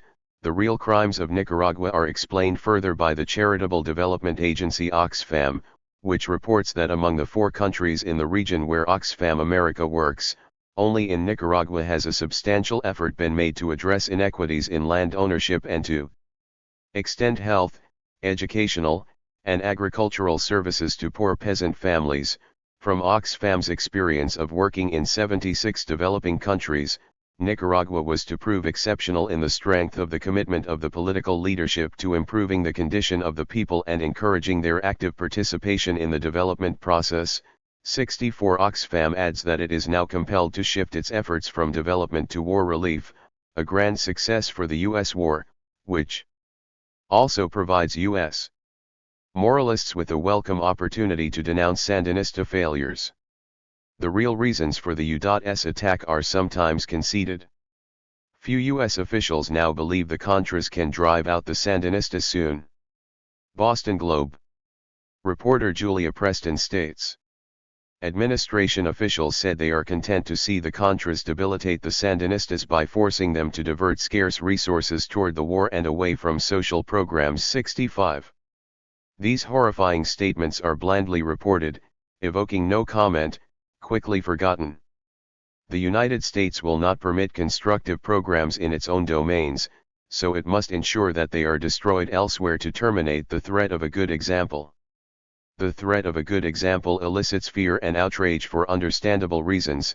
It may prove to be a virus that will infect the region and even beyond, as Kissinger warned about Allende, as U.S. policymakers have always feared, as did their predecessors back to the days when the Tsar and Metternich were warning about the pernicious ideas of radical democracy that might spread from the United States, undermining the civilized world order over which they presided. All of this is transparent, entirely familiar from the historical and documentary record in Latin America and elsewhere, but entirely inexpressible in a well-functioning doctrinal system. Again, an instructive lesson. We can perceive both the real reasons for the attack on Nicaragua and the nature of the system of indoctrination that effectively conceals them by attending to the devices employed to frighten Congress into supporting aid to the terrorist proxy army. In his speech on the eve of the House vote in June 1986, after warning of the threat to our existence posed by Nicaragua, Reagan worked his way to the final climactic flourish. Communist Nicaragua, he declaimed, is dedicated in the words of its own leaders to a revolution without borders. In short, the Nicaraguans themselves admit that they intend to conquer and destroy us. The same phrase served as the title for the State Department attempt to demonstrate Sandinista aggression, published in September 1985 in an obvious effort to counter the possibility that the concurrent World Court proceedings might evoke a spark of interest here. 66. Reagan's invocation of this dramatic communist admission of their aggressive intent was reported by the press without comment. In an interview with Nicaraguan Vice President Sergio Ramirez, the Washington Post challenged him to explain away the statement by Tomasz Borga in July 1981 that this revolution goes beyond the borders, the alleged source of Reagan's charge. At the dovish extreme of the U.S. media, the editors of the Boston Globe wrote that the State Department has never been able to document any arms shipment to back up the Sandinistas' boast about a revolution without borders, adding that their failure to spread their revolution, and their humiliating silence about it, should be taken as a sign of reassurance, but is ignored in Washington 67. Conservative commentators naturally exulted in the episode. The media were well aware that the whole story was a fraud. When Borga stated that this revolution transcends national boundaries, he made it entirely clear that he meant ideological transcendence. This does not mean we export our revolution. It is enough, and we couldn't do otherwise, for us to export our example. We know that it is the people themselves who must make their revolutions. Although the fraud had been exposed at once by the Council on Hemispheric Affairs 68, the President's advisors could have perfect confidence that the media would continue to fulfill their function at a critical moment, as they did. Particularly noteworthy is the reaction of the Doves. They oppose Contra 8 on the basis of the humiliating silence of the Sandinistas over their failure to back up their boast that the success of their revolution would inspire others. The Doves feel no need to explain that the President was lying about the boast and that the real boast failed thanks to U.S. international terrorism. And most instructive, they find it reassuring that the Sandinistas' efforts to address inequities in land ownership and to extend health, educational, and agricultural services to poor peasant families unique among 76 developing countries have failed, thanks to U.S. violence. The deceit is also revealing with regard to policy realities. It is quite wrong to argue that Nicaragua poses no threat to the national interest. Borga's actual words express the true threat quite clearly. State propagandists are right to be troubled by them. Starving peasants in Honduras, who look across the border and see health clinics, literacy campaigns, increased production of subsistence crops, and so on, might ask, why not us? The rot may spread, infecting the region and beyond, threatening U.S. control in more crucial domains. But it cannot be conceded that the real danger is the threat of a good example. Therefore, in its traditional way, the propaganda system presents it in a different light. It is the threat of eventual conquest, the threat that the people of the world who outnumber 15-1 sweep over the United States and take what we have.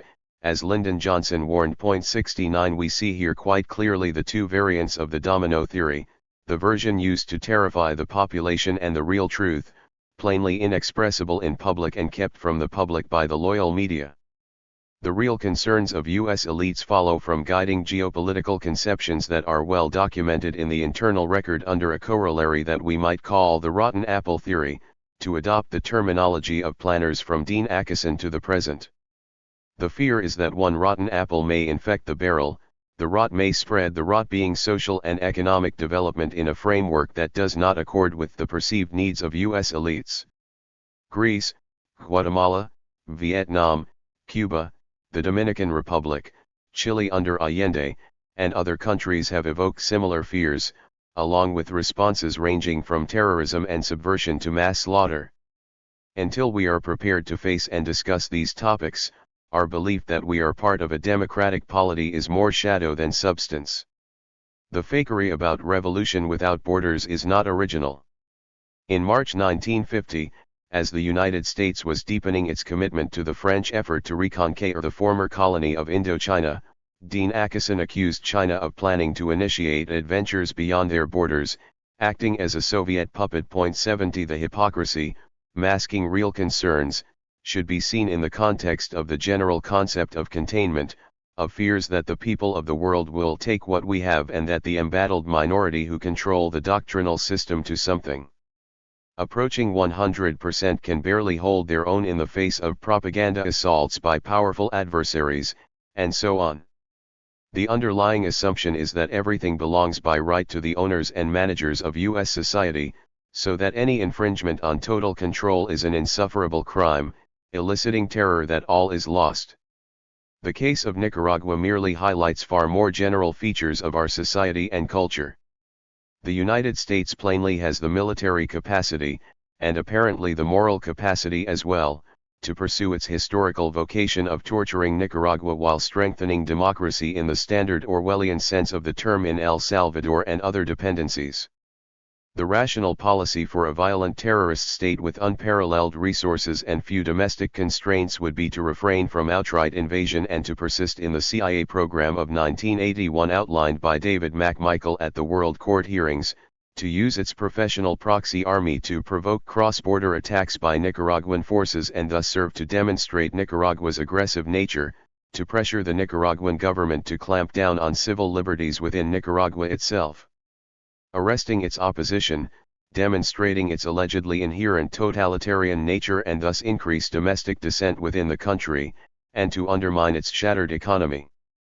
The United States surely has the capacity to turn Nicaragua into the Albania of Central America, that is, poor, isolated, and radical, as a State Department insider reportedly boasted in 1981.71. As the intended results are achieved, domestic hypocrites will feign indignation over Nicaraguan abuses, applying standards that they do not for one moment accept, and will assure us that the problems of Nicaragua result from communist mismanagement, Sandinista paranoia, and the inherent totalitarian nature of the Sandinistas. A priest in Nicaragua, who had been in Chile before, said that the U.S. realized it had made a mistake and overthrown Allende too soon, while there was still a dream of what socialism could be. In Nicaragua they are trying to destroy the dream first. 72. That is the intelligent policy for a power with unparalleled resources of violence and cynicism. It is necessary to eliminate any hope for a decent life and true independence in the shadow of the enforcer.